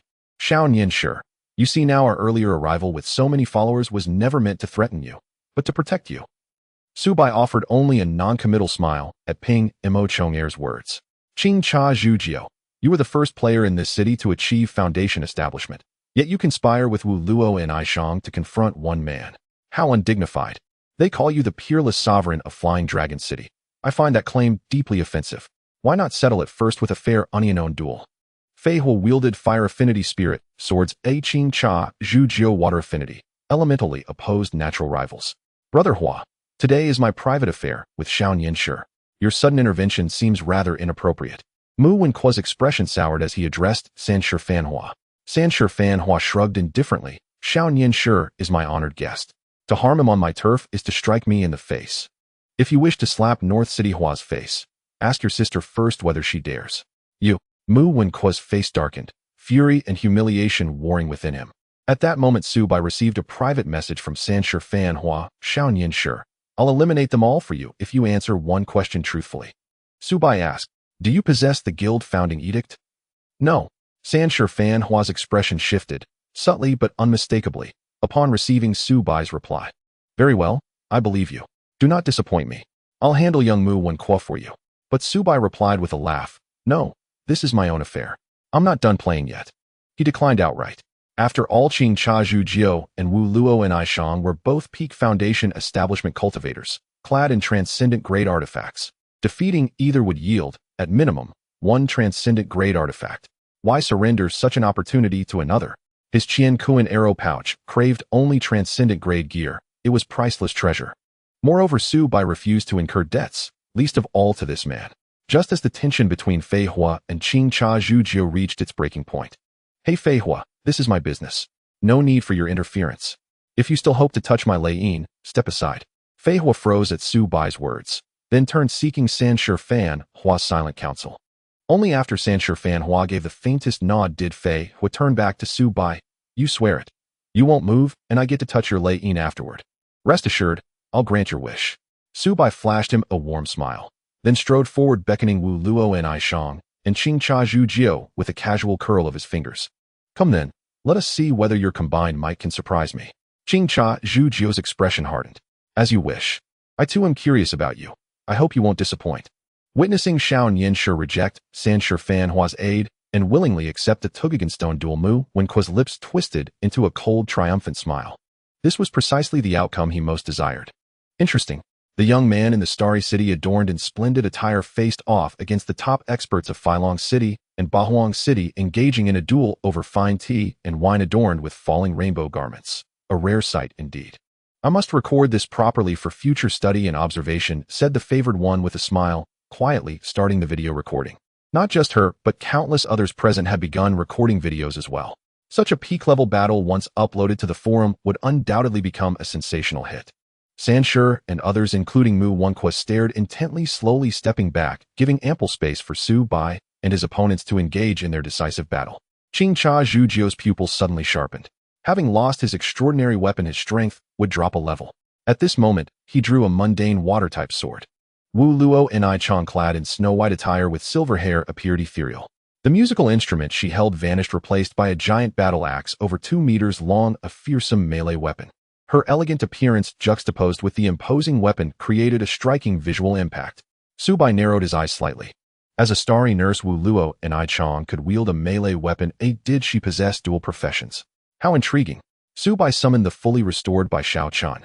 However, Qing Cha Zhujiu and Wu Luo and I Chang's top-tier pets had previously perished in battle, leaving them without any pets to use. Qing Cha Zhujiu, Wu Luo and I Chong, I entrust everything to you. Mu Wenqua signaled to the two, then looked at Su Bai. When I count to 3, you may begin. Su Bai smirked coldly. Whenever you like. 1, 2, 3. As Mu Wenqua's voice fell, the atmosphere shifted dramatically, like the clash of swords and shields. Su Bai swiftly raised his hand, unleashing the skill cloud-piercing arrow. A barrage of energy arrows sliced through the air, creating an explosive sound wave that charged towards Qing Cha Zhujiu and Wu Luo and I Chong.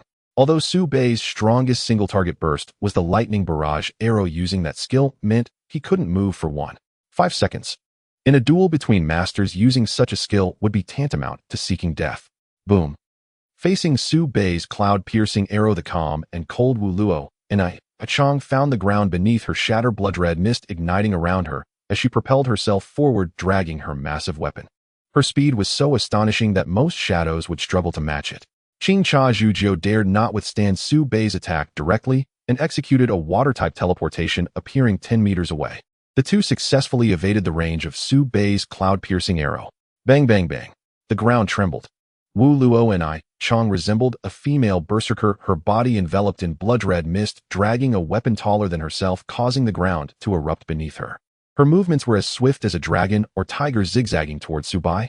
Qing Cha Zhujiu instantly activated the ice shield while unleashing a torrent of water magic towards Su Bai.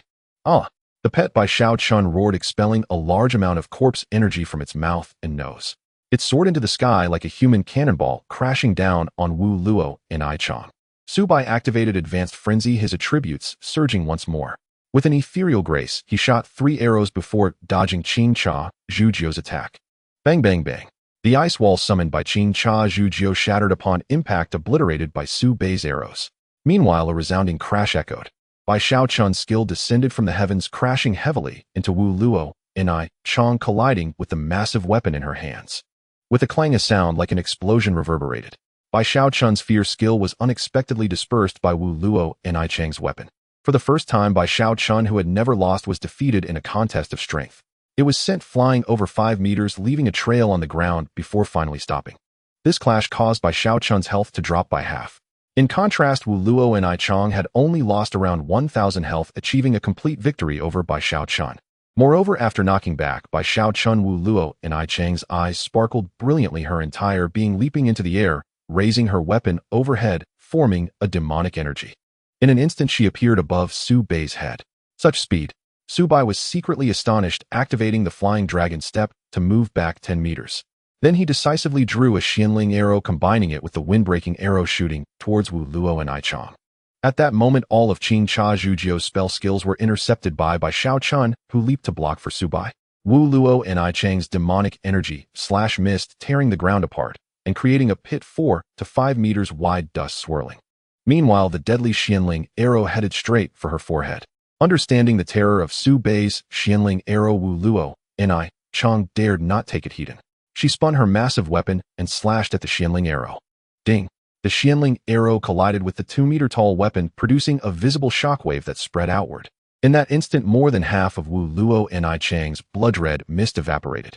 Both she and her weapon were sent flying backward by the impact of the Xianling arrow. Damage 4,791. Wu Luo and I Chong still retained over half her health. In a split second, she retrieved a transcendent rejuvenating pill and swallowed it. Her vitality instantly restored by over 1,000. She did not possess any high-grade pills of 9 stars. Not dead. Su Bai was astonished, not expecting the combination of the Xianling arrow and wind-breaking arrow to fail to kill Wu Luo and I Chong. Moreover, she had ignored the 3 seconds of dizziness from the wind-breaking arrow. It seemed that the blood-red mist enveloping her could absorb most of the damage. Wu Luo and I Chong was indeed formidable, undoubtedly a hidden profession. In her combat form, she could withstand the Xianling arrow. However, during battle, she likely couldn't utilize the skills of the starry profession, so after losing health, she could only consume a rejuvenating pill. Su Bai would not give Wu Luo and Ai Chong any opportunity. He drew another Xianling arrow, placing it on the bowstring. He still had 6 Xianling arrows to use. But Qing Cha Zhujiu was no novice. He wouldn't allow Su Bai to capitalize on his advantage and eliminate Wu Luo and Ai Chong. Seizing the opportunity, he unleashed a powerful area effect skill. Around Su Bai, the ground froze. The air turned cold, and a rain of snow blades fell, slicing through everything. Each snow blade that struck Su Bai caused over 600 damage. With 1700 health, Su Bai's health dropped by over 3,000 instantly. If he did not leave the area of effect, he would continue to lose health. Seizing the chance, Qing Cha Zhujiu unleashed the previously ferocious skill Water Dragon Fury. With the roar of a dragon, steam rose, and a vividly lifelike, dragon-shaped energy lunged at Su Bai. Yet Bai Xiaochun remained fiercely loyal, dashing forward to collide with Water Dragon Fury. The explosion echoed. Bai Xiaochun was instantly killed by the skill, because the cooldown for the skill battle intent was still active. However, although Bai Xiaochun sacrificed itself, Qing Cha Zhujiu's skill was also nullified. Whoosh! Su Bai, enduring the damage from the snowblades, locked his Xianling arrow onto Wu Luo and Ai Chong and shot it with lightning speed. To his surprise, after firing this arrow, the thunderous light enveloped the Xianling arrow. This indicated the activation of Thunder God's aid. In a moment of crisis, Wu Luo and Ai Chong shockingly did not evade. Instead, she began to gather power, the blood-red mist around her merging into her massive weapon, releasing a surging malevolence. Just as the Xianling arrow was about to hit her with a whoosh, Wu Luo and Ai Chong vanished, replaced by Qing Cha Zhujiu, who appeared 20 meters away at the spot where Wu Luo and Ai Chong had just been. Puff! Blood splattered. The Xianling arrow, imbued with thunderous light, passed through Qing Cha Zhujiu's ice shield, narrowly missing his head. Damage 22,911. Qing Cha Zhujiu collapsed, slain by Su Bai. However, at that moment, Su Bai's brows furrowed inexplicably. Above him, a storm erupted. Wu Luo and Ai Chong, gripping her blood-glowing massive weapon with both hands, appeared above Su Bai, striking down with immense force. Moreover, she activated the Guardian Spirit skill, her speed so fast that evasion was impossible. It was a decisive strike. By sacrificing Qing Cha Zhujiu, she closed in on Su Bai in an instant, delivering a fatal blow. Their cooperation was simply flawless. This also demonstrated Qing Cha Zhujiu's confidence in Wu Luo and Ai Chong, believing that once she closed in on Su Bai, he would undoubtedly perish. Not good. The young man is facing 2 opponents alone. Oh, it seems overly reckless. Fei Huo's expression changed dramatically. The favored one also wore a surprised look. San Shifeng Hua remained indifferent, as who won or lost held no direct consequence for him. Good, kill him. Mu Wenhua, however, couldn't contain his excitement, exclaiming loudly while gripping his hands tightly, his knuckles cracking. With no way to evade, Su Bai activated the Guardian Spirit skill in an instant while drawing his bow to aim at the approaching Wu Luo and Ai Chong, releasing the lightning barrage arrow. Boom! Wu Luo and Ai Chang's eerie weapon, larger than Su Bai, slammed down heavily onto his head. Moreover, the overwhelming force caused the ground to collapse around them, sending up massive clouds of dust and debris. Damage from Blood Soul, strike 18028. Simultaneously, Su Bai's attack also struck Wu Luo and Ai Chong. Damage 5201, critical hit 10,402, Ein Soul strike 23901. The scene fell silent in an instant. Everyone's eyes widened, fixated on the center of the battlefield. After 4 seconds, the swirling dust gradually settled and visibility began to clear. In the center of the dust-filled crater stood a tall figure, bow in hand, as imposing as Mount Tai. At his feet lay the goddess-level corpse, clad in white and silver hair, a pair of extraordinary